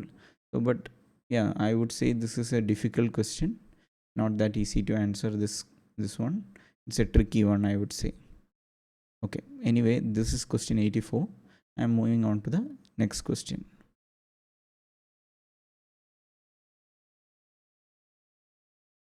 Question 85. Consider the following statements in respect of the Constitution Day. Statement 1. The Constitution Day is celebrated on 26th November every year to promote constitutional values among citizens. Statement 2. On 26th November 1949, the Constituent Assembly of India set up a drafting committee under the chairmanship of Dr. B.R. Ambedkar to prepare a draft Constitution of India. Which one of the following is correct in respect of the above statements? So, all these statements are some can be answered from static portion of the polity. All the information needed to answer these questions are there in the Lakshmikant book that we all refer for studying polity. But I have also included a source from Frontline magazine which discuss this information. I'll just show you. So India at 75 was there was a special edition, and a lot of articles was there in the magazine, and even in Hindu, I guess, articles connected to this was published. So if you see, it was published on August 10, 2022 during our preparation time only. So it is a very interesting article with a lot of information, historical information. And here you can see the Constituent Assembly was established, a drafting committee led by Dr. B.R. Ambedkar on August 29, 1947. So it was not formed on November 26, 1949. Rather, the Constitution was adopted on November 26, 1949. That is the reason why we are celebrating the Constitution Day. So, coming back to the question, if you want to read this article, you can read. Let me just go back to the question. So, here, Constitution Day is celebrated on 26 November every year to promote constitutional values among citizens. That is true. But statement 2 is wrong. The Constitution was adopted on 1949, and the Constituent Assembly was formed on August 29, 1947. So this 26 November 1949 was the date which Constitution was adopted, and hence there is no chance that it was set up on the same date. Everyone must be knowing that, and everyone must. It could have easily marked wrong. So anyway, that is question 85 for you. I'm moving on to the next question. Question 86. Consider the following statements. Statement 1. Switzerland is one of the leading exporters of gold in terms of value. Statement 2. Switzerland has the second largest gold reserves in the world. Which one of the following is correct in respect of the above statements? So I have given two sources. One is an article from Hindu, another is from Hindu Business Line. I'll explain why I included this source. 1 second. So this is the link. So first link is Swiss gold exports to China and India hit multi-year high. So this news was published on January 2022 during our preparation phase only. So here it talks about Swiss exports, and probably that is one reason it was in it was asked, like it is mentioned, Switzerland is world's largest gold refining center and transit hub. Its trade data showed a 2020 plunge in exports to Asia, where most gold is sold as jewelry, and huge shipment to US and Britain. So here it is saying about exports, and it is also mentioning about exports to India. And let me just go back to the question. In the question, it said Switzerland is one of the leading exporters of golds in terms of value. So that is true. So refining and transit hub, being a refining and transit hub, it exports a lot of gold, and Switzerland is one of the leading exporters of gold and in terms of value. And if you see the statement 2, Switzerland has the second largest gold reserve in the world. So that is another statement given. Let me just, so there is no mention about gold reserve here, but if you see, gold reserves up 36% in last 5 years. Central bank is gradually diversifying reserves away from US dollars. So there was a news that appeared in Business Line, and so India's gold reserves rises 9% in a year. All that data happened, and probably that is why they included that statement also. If you see, US and Germany are the first and second highest gold reserve countries.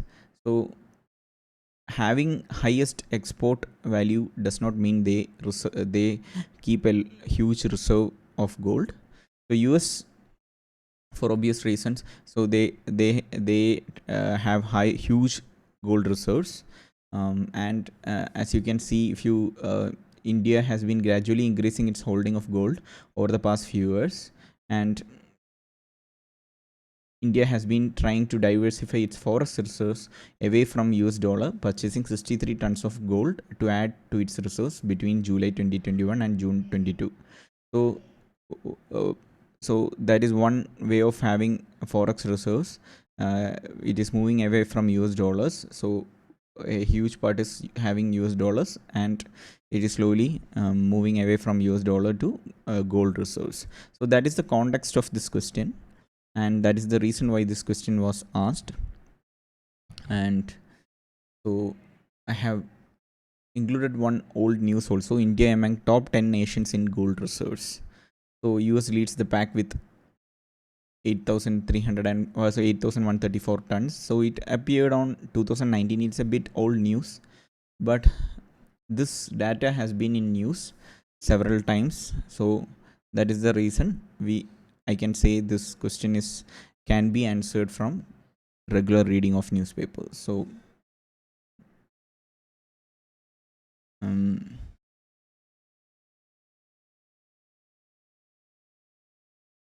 this is an interesting detail. IMF is ranked third with a holding of this much tons. So country wise, if you rank, IMF is ranked third. So all these data, once it hits newspaper, could be asked in exam. So yeah, there are many interesting info. Whenever such news come, just make a note of it. Okay, so I have shared all the links. I think I haven't shared this link. I will just add this to the document if you want to refer later. So yeah, so moving on to the next question.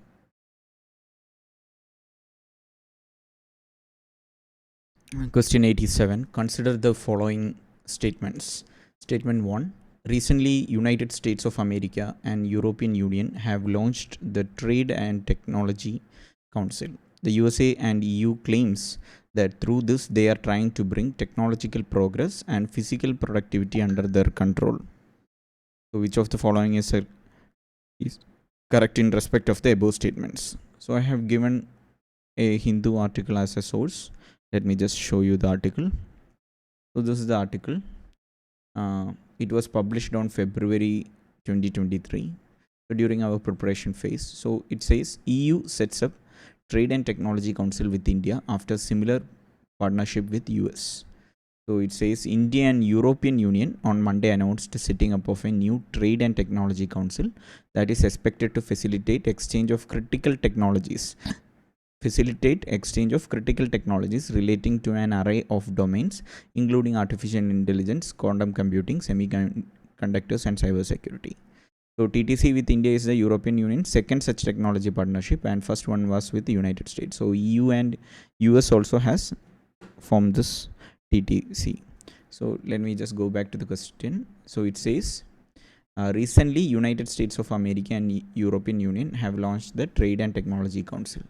So recently this happened between EU and India, not EU and US. So that EU and US partnership happened on 2021.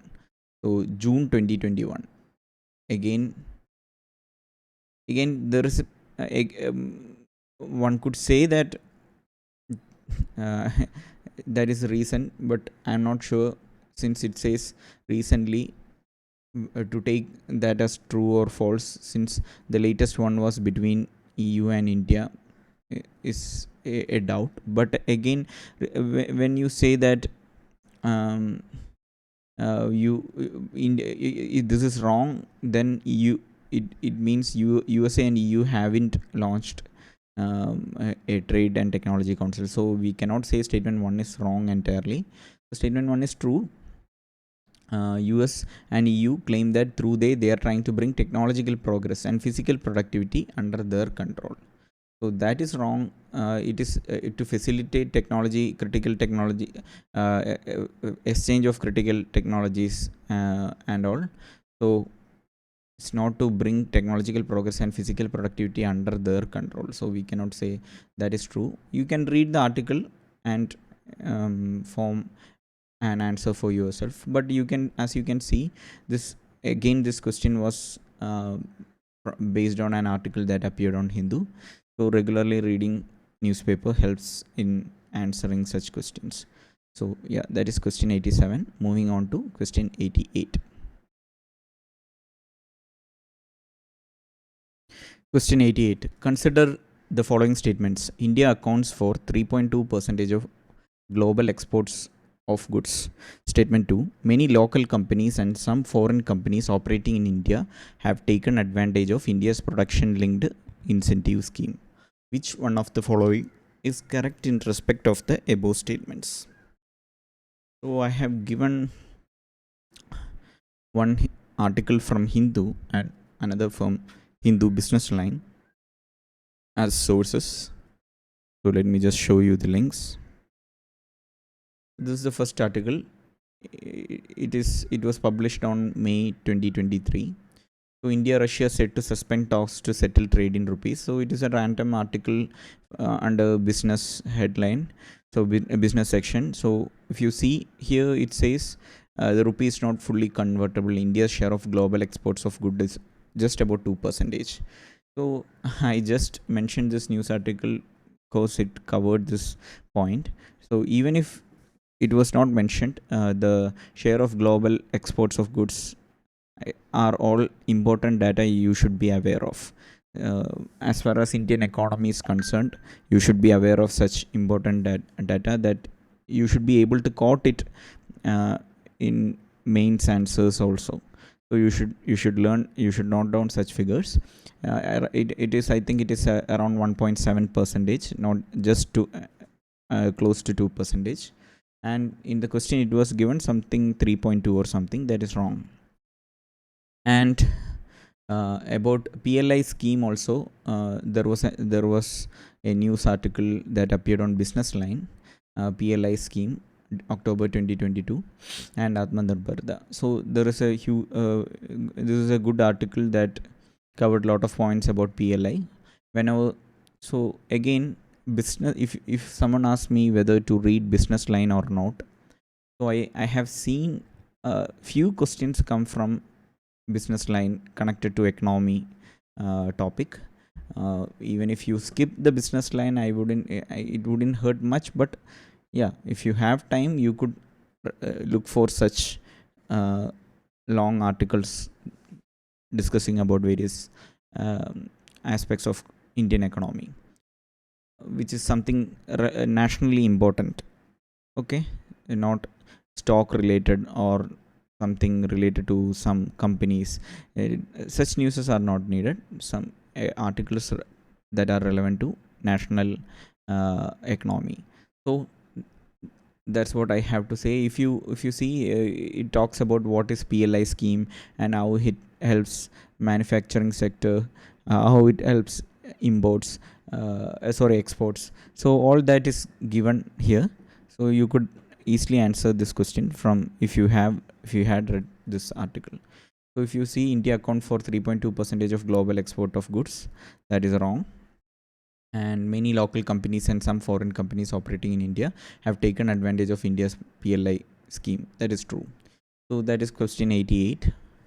Um, Again, even if you doesn't read the business line, you will be familiar with PLI scheme when you go through various government programs, how what government is doing for the manufacturing sector, how what are the steps the government is taking for improving labor participation and all such issues. When you read such points, like you will come across this PLI scheme and you will be familiar with it. So that is question 88. Moving on to the next question. Question 89. Consider the following statements. The Stability and Growth Pact of the European Union is a treaty that 1. Limits the level of budgetary deficit of the countries of the European Union, makes the countries of the European Union to share their infrastructure facilities, enable the countries of the European Union to share their technologies. How many of the above statements are correct? So I couldn't find the source for this question from this year. I have included two links, one from Hindu and one wiki link. Let me just explain that. So if you see, this news was published on November 28, 2021. So it's slightly outside our preparation phase. So this is the only article that I found which had a reference to this SDG. Sorry, what was that? Stability and Growth Pact, SGP, right? So let me just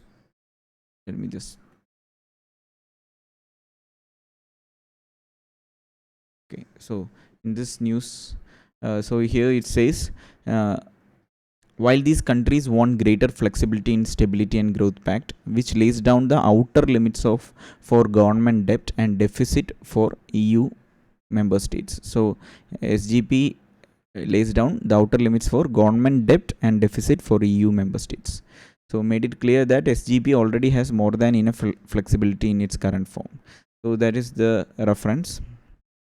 And let me just and let me just show you the Stability and Growth Pact wiki page. It says it's an agreement among all 27 member states of the European Union to facilitate and maintain the stability of the EMU, based primarily on Articles 120 and 126 of the Treaty on the Functioning of European Union. It consists of fiscal monitoring of members by the European Commission and Council of European Union, and the issuing of yearly recommendation for policy actions to ensure a full compliance with the SGP. So SGP outlines maximum limit for government deficit and debt. The surveillance and request for corrective action will intensify through the declaration of an excessive deficit procedure. So corrective action continues. So there's a lot of mention. So there is criticism, reforms, secondary legislation. It's a huge article. Like, we don't have to go through the entire thing. We'll just go back to the one. Since we have read that, we'll go back to the question. So it limits the level of budgetary deficit of the countries of the European Union. That is true. Makes the countries of the European Union to share their infrastructure facility. I haven't read anything that points to that direction. So let me just. So there is nothing connected to that, and enables the countries of the European Union to share their technologies. So sharing So there is no mention of sharing of technologies also. So it's something connected to this first statement.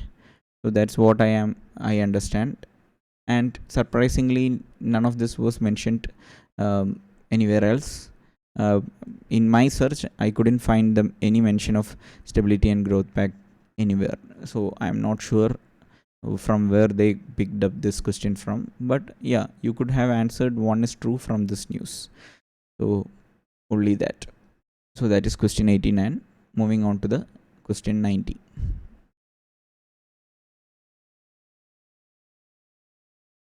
Question 90. Consider the following statements. Recently, all the countries of the United Nations have adopted the first ever compact for international migration, the Global Compact for Safe, Orderly, and Regular Migration. The objectives and commitments stated in the GCM are binding on the UN member countries. GCM addresses internal migration or internally displaced people also in its objectives and commitments. So I have given an article from Hindu as a source. So let me just show you the article. So this is the article, a retelling of the Indian migrant workers' plight. So it is a matter of serious concern that despite being the largest migrant sending country, India has yet to have tangible and comprehensive migration policy that upholds workers' rights. So it was published on December 2022. So in this article, if you come,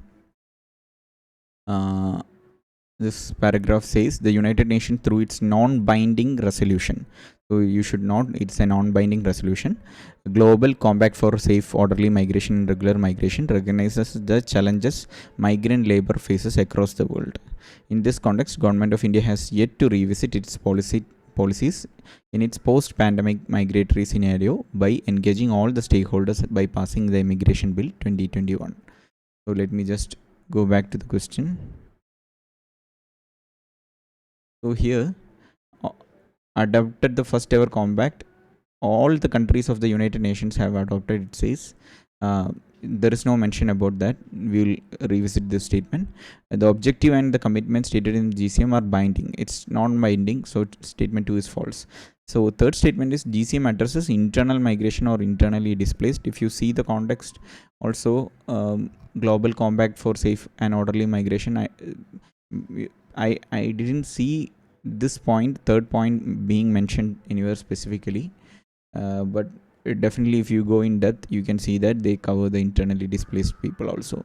So this is a very plausible, possible statement, and that's all. You could say this 3 is true in that sense. So let me just go back. Whenever you read something like Global Compact or something, you should take the wiki page and have a basic idea about this. Okay, so this is the wiki page for Global Compact for Migration. So intergovernmentally negotiated agreement prepared under the auspices of United Nations that describes itself covering all dimensions of international migration in a holistic and comprehensive manner. So here it says international migration. It's a non-binding cooperative framework. So it's a non-binding cooperative, it's just a framework. So that's one thing. And if you come down, there are, so as you can see, USA voted against this. India voted for this migration. So this for this Global Compact.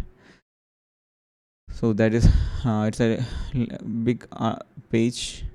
There are some criticisms about this also.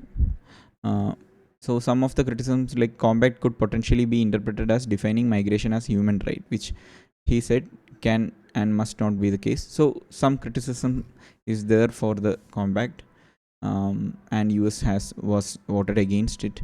And if you see, the compact was formally endorsed by UNGA on December 2018. So that is there. Again,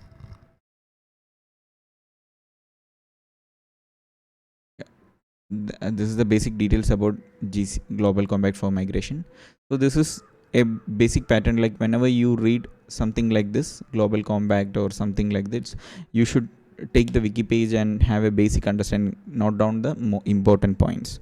So if you go back to the question, Recently, all the countries of the United Nations have adopted that is wrong.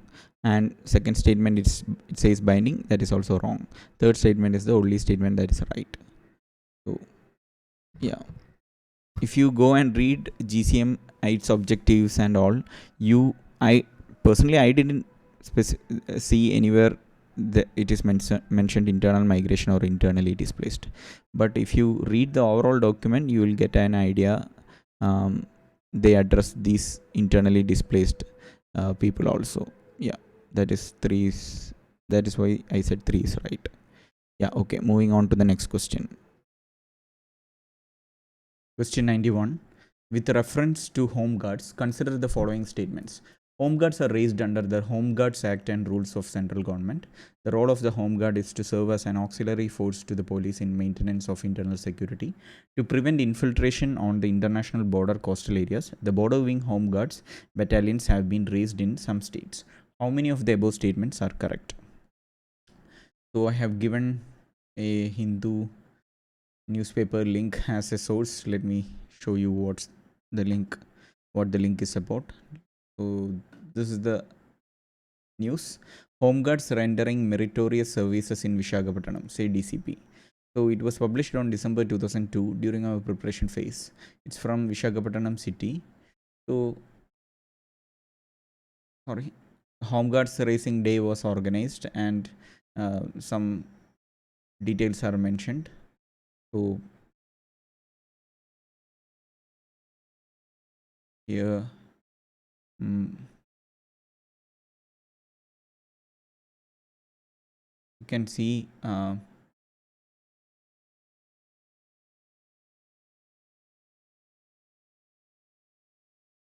there is no particular important information other than um, the mention of what the home guard is, etc. So whenever such, so as I told before, whenever you read about something like home guard, a home guard is now here, looks like a parallel police, like a parallel police force, you should Google it out and find and check wiki page also. So this is the wiki page. So it has almost all relevant information as far as home guard is concerned. So if you see, Home Guard of India is a volunteer force tasked to be an auxiliary to the Indian police.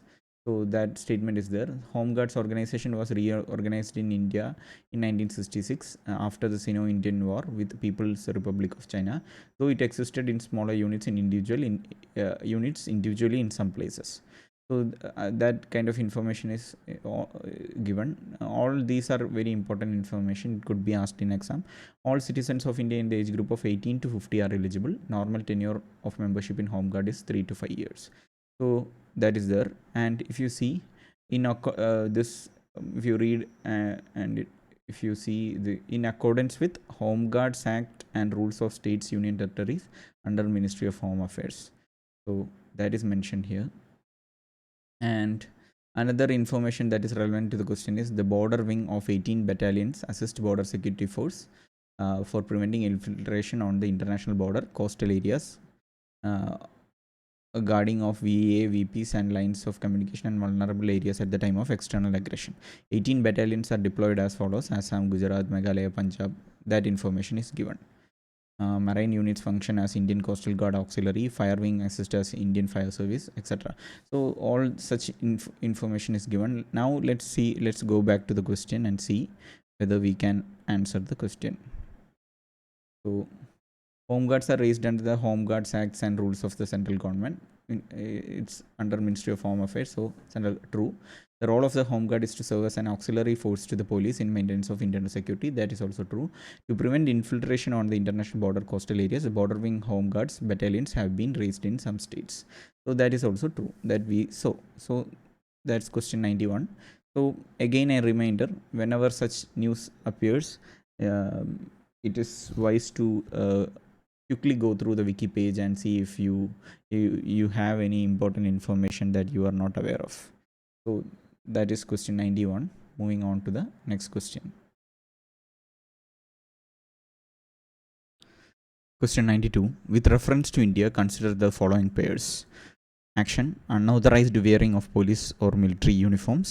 Official Secrets Act 1923. Knowingly misleading or otherwise interfering with police officer or military officer when engaged in their duties. The Indian Evidence Act 1872. Celebratory gunfire which can endanger the personal safety of others. Arms Act 2019 Amendment. So how many of the above pairs are correctly matched? So first source for this question is Official Secrets Act. So Official Secrets Act is something that you should study in detail even for mains examination. So you should be aware of various provisions of the act, and if you know Official Secrets Act, you will know you will be able to answer 1 and 2 are part of Official Secrets Act. Unauthorized wearing of police or military uniforms also comes under section 7 or something of Official Secrets Act. Knowingly misleading otherwise interfering with the police officer also punishable under OSA. So it's not part of Indian Evidence Act. And about celebratory gunfire, I have given a news link. Let me just show you the news. So this is the news from Hindu. So it is regarding celebratory firing. So it lists various punishment on receiving information on such incidents. Police usually book the accused under IPC section 304, punishment for culpable homicide not amounting to murder, 302 murder, and Arms Act. So Arms Act is invoked in such cases. That is one way you could answer the question. Again, also if you see the question, there was an amendment to Arms Act, which on 2000 Arms Act Amendment 2019. So it is not far very far before. So two new provisions were added, if I remember correct, something related to the celebratory firing. And let me just check. Celebratory firing.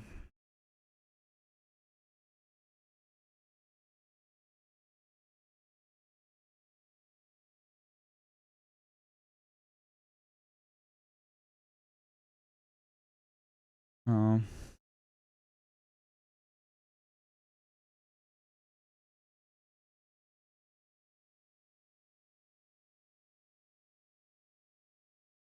so keeping about it's about if you see increase in number of there's a PAB article on the same. The quantity of ammunition that can be purchased by the shooters was amended, something connected to keeping the weapons. So all those were amended. You can read about it. I'm not going into details.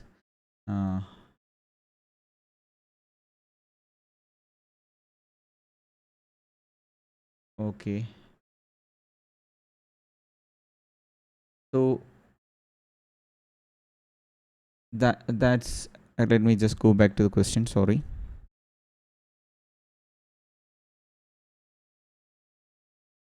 So this is the question. So you could answer all these two from the sources. From OSA, static portion of OSA, and the news, various news that appeared on newspaper connected to celebratory firing. So this is question 92. So OSA is an important topic in mains also, so you should be studying it. So moving on to the next question, 93. Question 93. Consider the following pairs. Regions often mentioned in news. Reason for being in news. North Kiev and Ituri. War between Armenia and Azerbaijan. Nagorno-Karabakh. Insurgents in Mozambique. Kherson and Zaporizhzhia. Dispute between Israel and Lebanon. I'm not sure whether I pronounced it right. Sorry.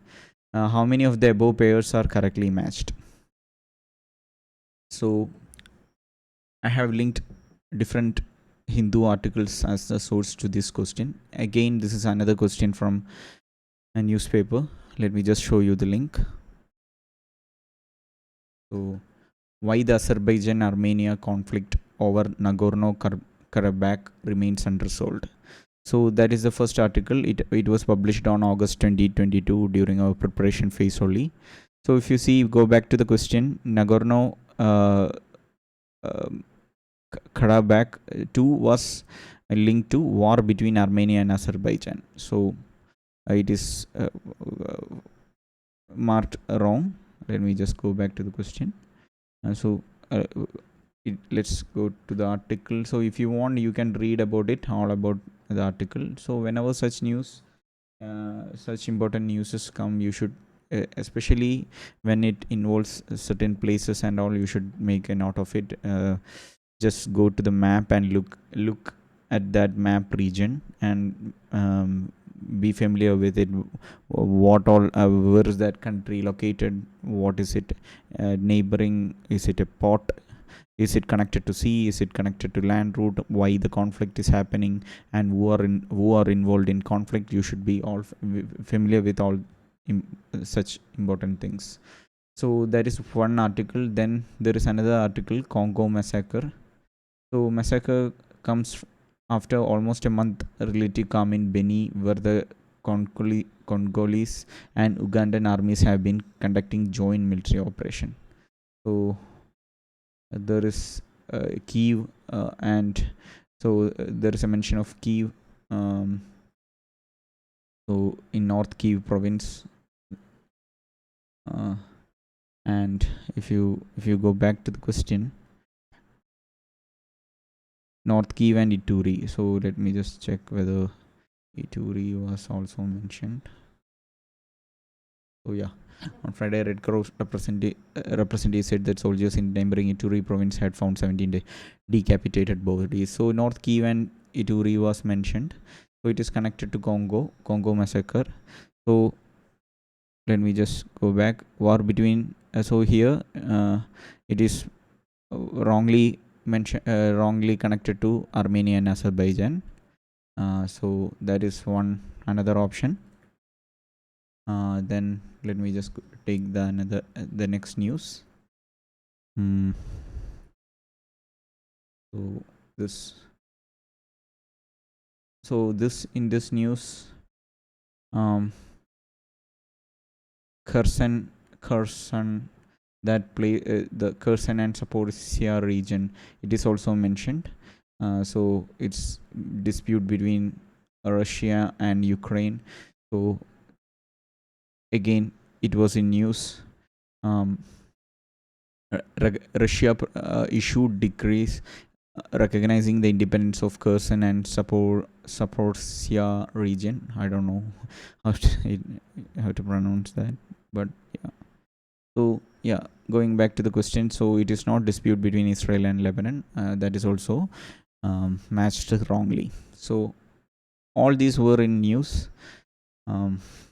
Even in the question, it was said regions often mentioned in news.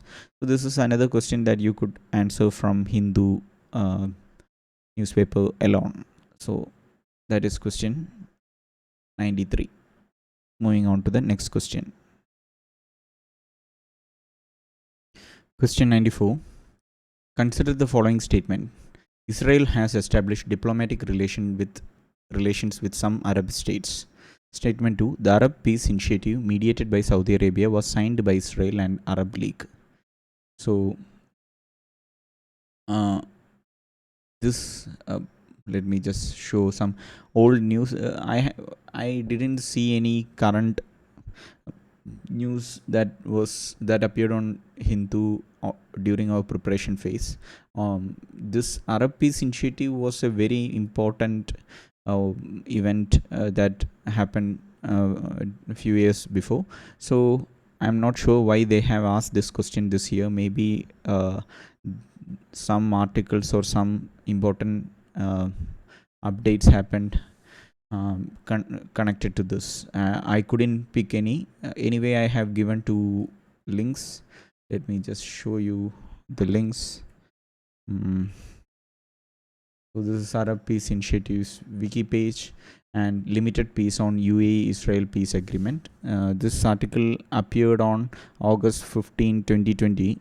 So 2 years before our preparation phase begins. So for 2023, so I'm not sure where this you could read this article if you want, and there is a mention of Arab Peace Initiative here. And if you see wiki page, all information that is needed to answer the question is here. It was headed by Saudi Arabia, and it was endorsed by Arab League. um, Again, it is to a proposal to end the Arab-Israel conflict, and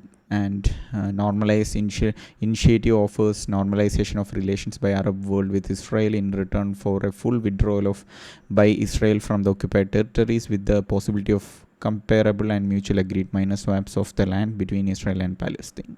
So all this is what Arab initiative is. And let me just Arab initiative into, let me just, so if you see,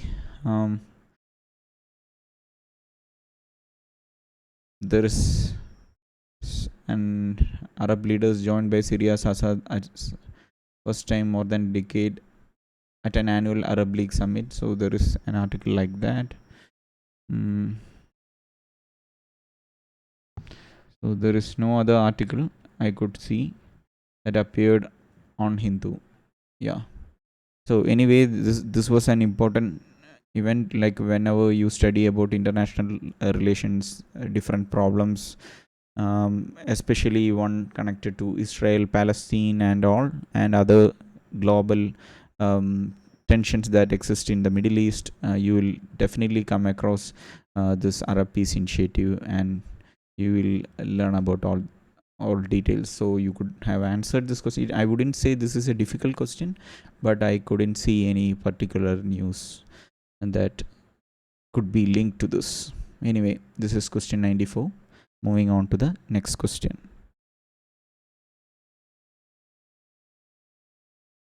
Question 95. Consider the following pairs with regard to sports awards. Major Dhyan Chand Khel Ratna Award it's given for the most spectacular and outstanding performance by a sportsperson over a period of last 4 years. Arjuna Award for the lifetime achievement by a sportsperson. Dronacharya Award to honor eminent coaches who have successfully trained sportsperson or teams. Rashtriya Khel Protsahan Puraskar to recognize the contribution made by sportspersons even after their retirement. So I have given a source. I have given the source as an article from the Hindu. Let me show you the link. So Sharath Kamal to receive Major Dhyan Chand Khel Ratna on November 30. The awardees will receive their awards from President at a specially organized function at Rashtrapati Bhavan. So it was published on November 2022 during our preparation phase. So if you see, there is all the major awards was listed in this newspaper. Major Dhyan Chand Khel Ratna Award, Arjuna Award for Outstanding Performance in Sports and Games, the Dronacharya Award for Outstanding Coaches in Sports and Games, Lifetime category, and Dhyan Chand Award for Lifetime Achievement in Sports and Games, Rashtriya Khel Protsahan Puraskar, Maulana Abdul Kalam Azad Trophy. So different awards were mentioned, and so whenever such as I have mentioned before, whenever you see something like this, and if you are not aware, if you are not aware of the details, you should definitely check the wiki page connected to each. If you see, Rashtriya Khel Protsahan Puraskar is awarded to annually by the Ministry of Youth Affairs and Sports, and it recognizes the involvement of corporates, voluntary organization, and sports control boards in promotion and development of sports in the country over the previous 3 years. So since the entities are given, identification and nurturing of budding and young talent, and so it is given to different entities. So if you see, Tata Steel, Railway Sports Promotion Board, Steel Authority of India, Coal India, it is given to various entities. So that is Rashtriya Khel Protsahan Puraskar.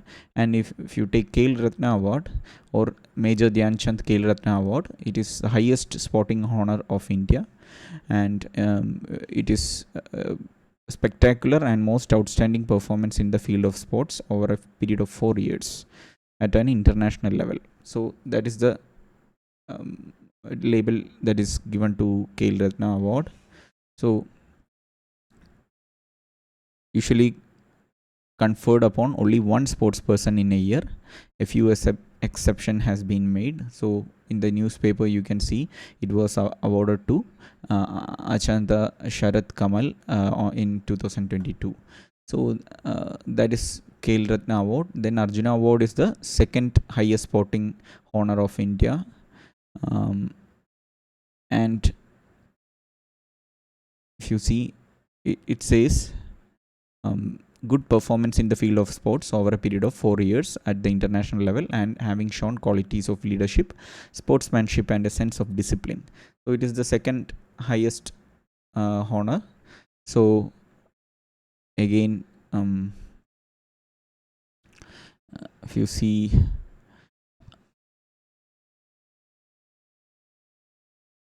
it also recommends giving only 15 awards in a year, relaxing in the case. So that is not all needed. So all information related to Arjuna Award is mentioned, and Dronacharya Award is for outstanding coaches in sports and games. So if you once you have gone through the basic information, you can easily answer our question. Let me just go back to the question. So in the question, Major Dhyan Chand Khel Ratna Award for the most spectacular and outstanding performance by a sports person over a period of last 4 years. That is true. And Arjuna Award for lifetime achievement by a sports person. That is wrong. And Dronacharya Award to honor eminent coaches who have been successfully trained. That is true. Rashtriya Khel Protsahan Puraskar to recognize the contribution made by sports persons even after their retirement. That is wrong. As you can see, it is awarded to entities that promote, identify and nurture young budding sports persons. So that is this question 95. So this is an example where you should be reading news closely, and if you find something that you are not familiar with, you should read about it and have a basic idea about the terms that appear in the newspaper. So that is question 95. Moving on to the next question. Question 96. Consider the following statements in respect to the 44th Chess Olympiad 2022. It was the first time that Chess Olympiad was held in India. The official mascot was named Thambi. The trophy for the winning team in the open section is the Vera Menchik Cup. The trophy for the winning team in the women's section is the Hamilton Russell Cup. So how many of the statements given above are correct? So I have given an article from Hindu as one source and a wiki link. I'll explain why. This is the Hindu article. So if you see, Chennai Chess Olympiad opens the 44th Chess Olympiad. PM Modi says Tamil Nadu is the chess powerhouse of India. So it was published on July 2022. It's a big article with a lot of information. So first one is, the Olympiad is being held in India for the first time ever after being moved out of Moscow in Russia following Russia-Ukraine crisis. So it's held in India for the first time. That answers one of the options. And next one is regarding the mascot. Let me just see.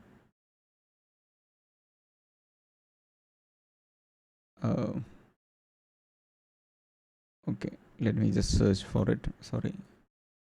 So Thambi is here to paint Tamil Nadu black and white. The mascot of the biennial chess event will become a household name. So when the first event, so it is also mentioned. Thambi, it's the chess Olympiad mascot is here to paint Tamil Nadu black and white. So it is also mentioned here. So that answers the second statement. There is no mention about the various cups of chess Olympiad there. you see the Chess Olympiad wiki page, there is a mention of separate women's competition, and the trophy of the winning women's team is called Vera Menchik Cup in honor of the first women's world chess champion. So Vera Menchik Cup uh, is the trophy given to the women competition, and Hamilton Russell Cup is given for the winning team in the opening section. Oh, so for the male group. So this is mentioned in the wiki page. And if you go back to the question, so 1 and 2 can be answered from the newspaper itself. So as I have repeatedly said in the previous videos, whenever some important event happens, like, just make sure that you just go to the wiki page and go through the basic information once. So, and even if you haven't visited the wiki page of Chess Olympiad, if you see, the trophy for the winning team in the open section is the Vera Menchik Cup, it says, and the trophy for the winning team in the women's section is Hamilton Russell Cup. So you could use some logic, like women's section team with Hamilton Russell with a male's name. So this is less likely, and probably this is Vera Menchik is something related to woman. So you could make such guesses if you haven't gone through that data. I'm just saying you could when you know two options and you are stuck with when you are required to use some kind of educated guess, you could use logics like this. So yeah, again, another question that you could answer from Hindu newspaper and some basic reading. So that is question 96. Moving on to the next question. Question 97. Consider the following pairs. Area of conflict mentioned in news, country where it is located. Donbass, Syria. Kachin, Ethiopia. Tigray, North Yemen. How many of the above pairs are correctly matched? So I'm sorry if I pronounce any of the places wrong. Yeah, anyway. So I have given few Hindu article as the link, as the source to this question. Anyway, this question, in the question itself, it mentions areas mentioned in news. So my point is, you could answer such questions from Hindu newspaper alone. So I will just show you the links. So Donbas referendum.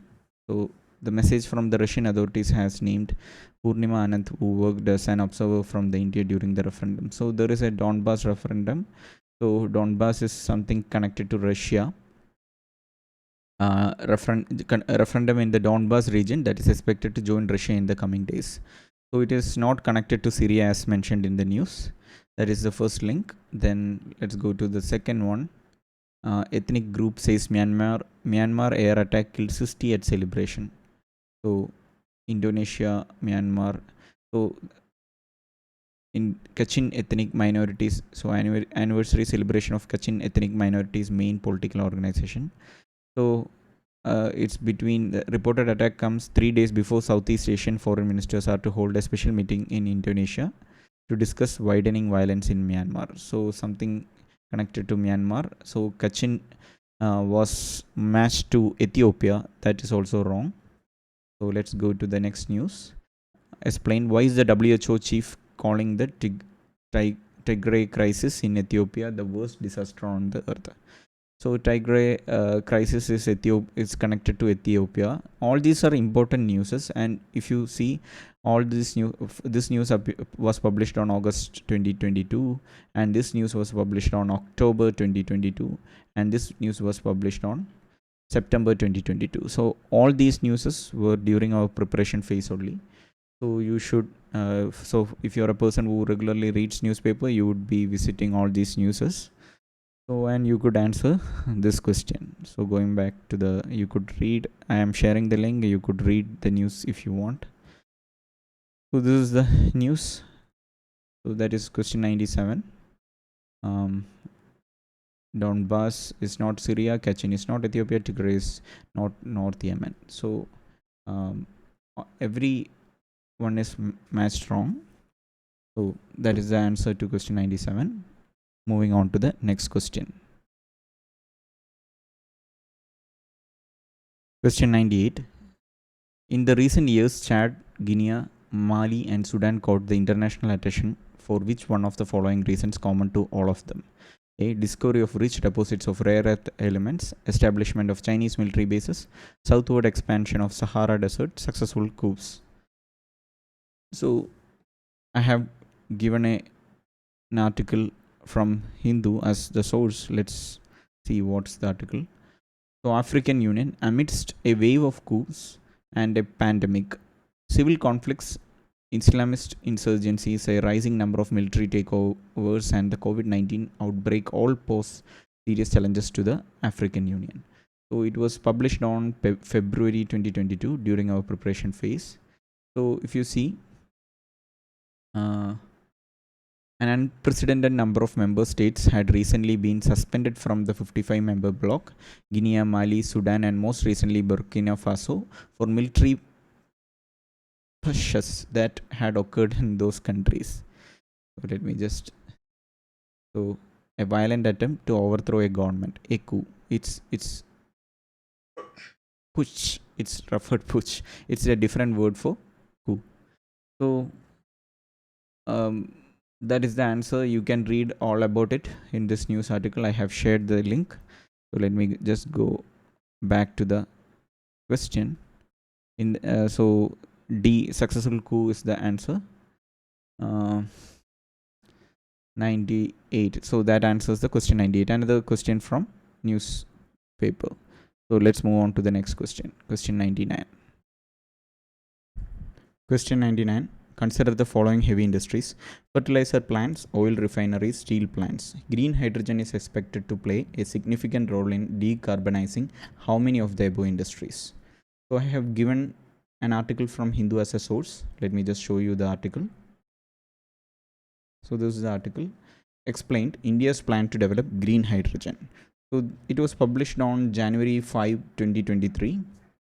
So it's a long article, interesting article. You can make points for mains exam also. It's an important article as far as our energy security is concerned, our climate change, pollution, environment, everything is connected to this. So you could make points for the mains exam also.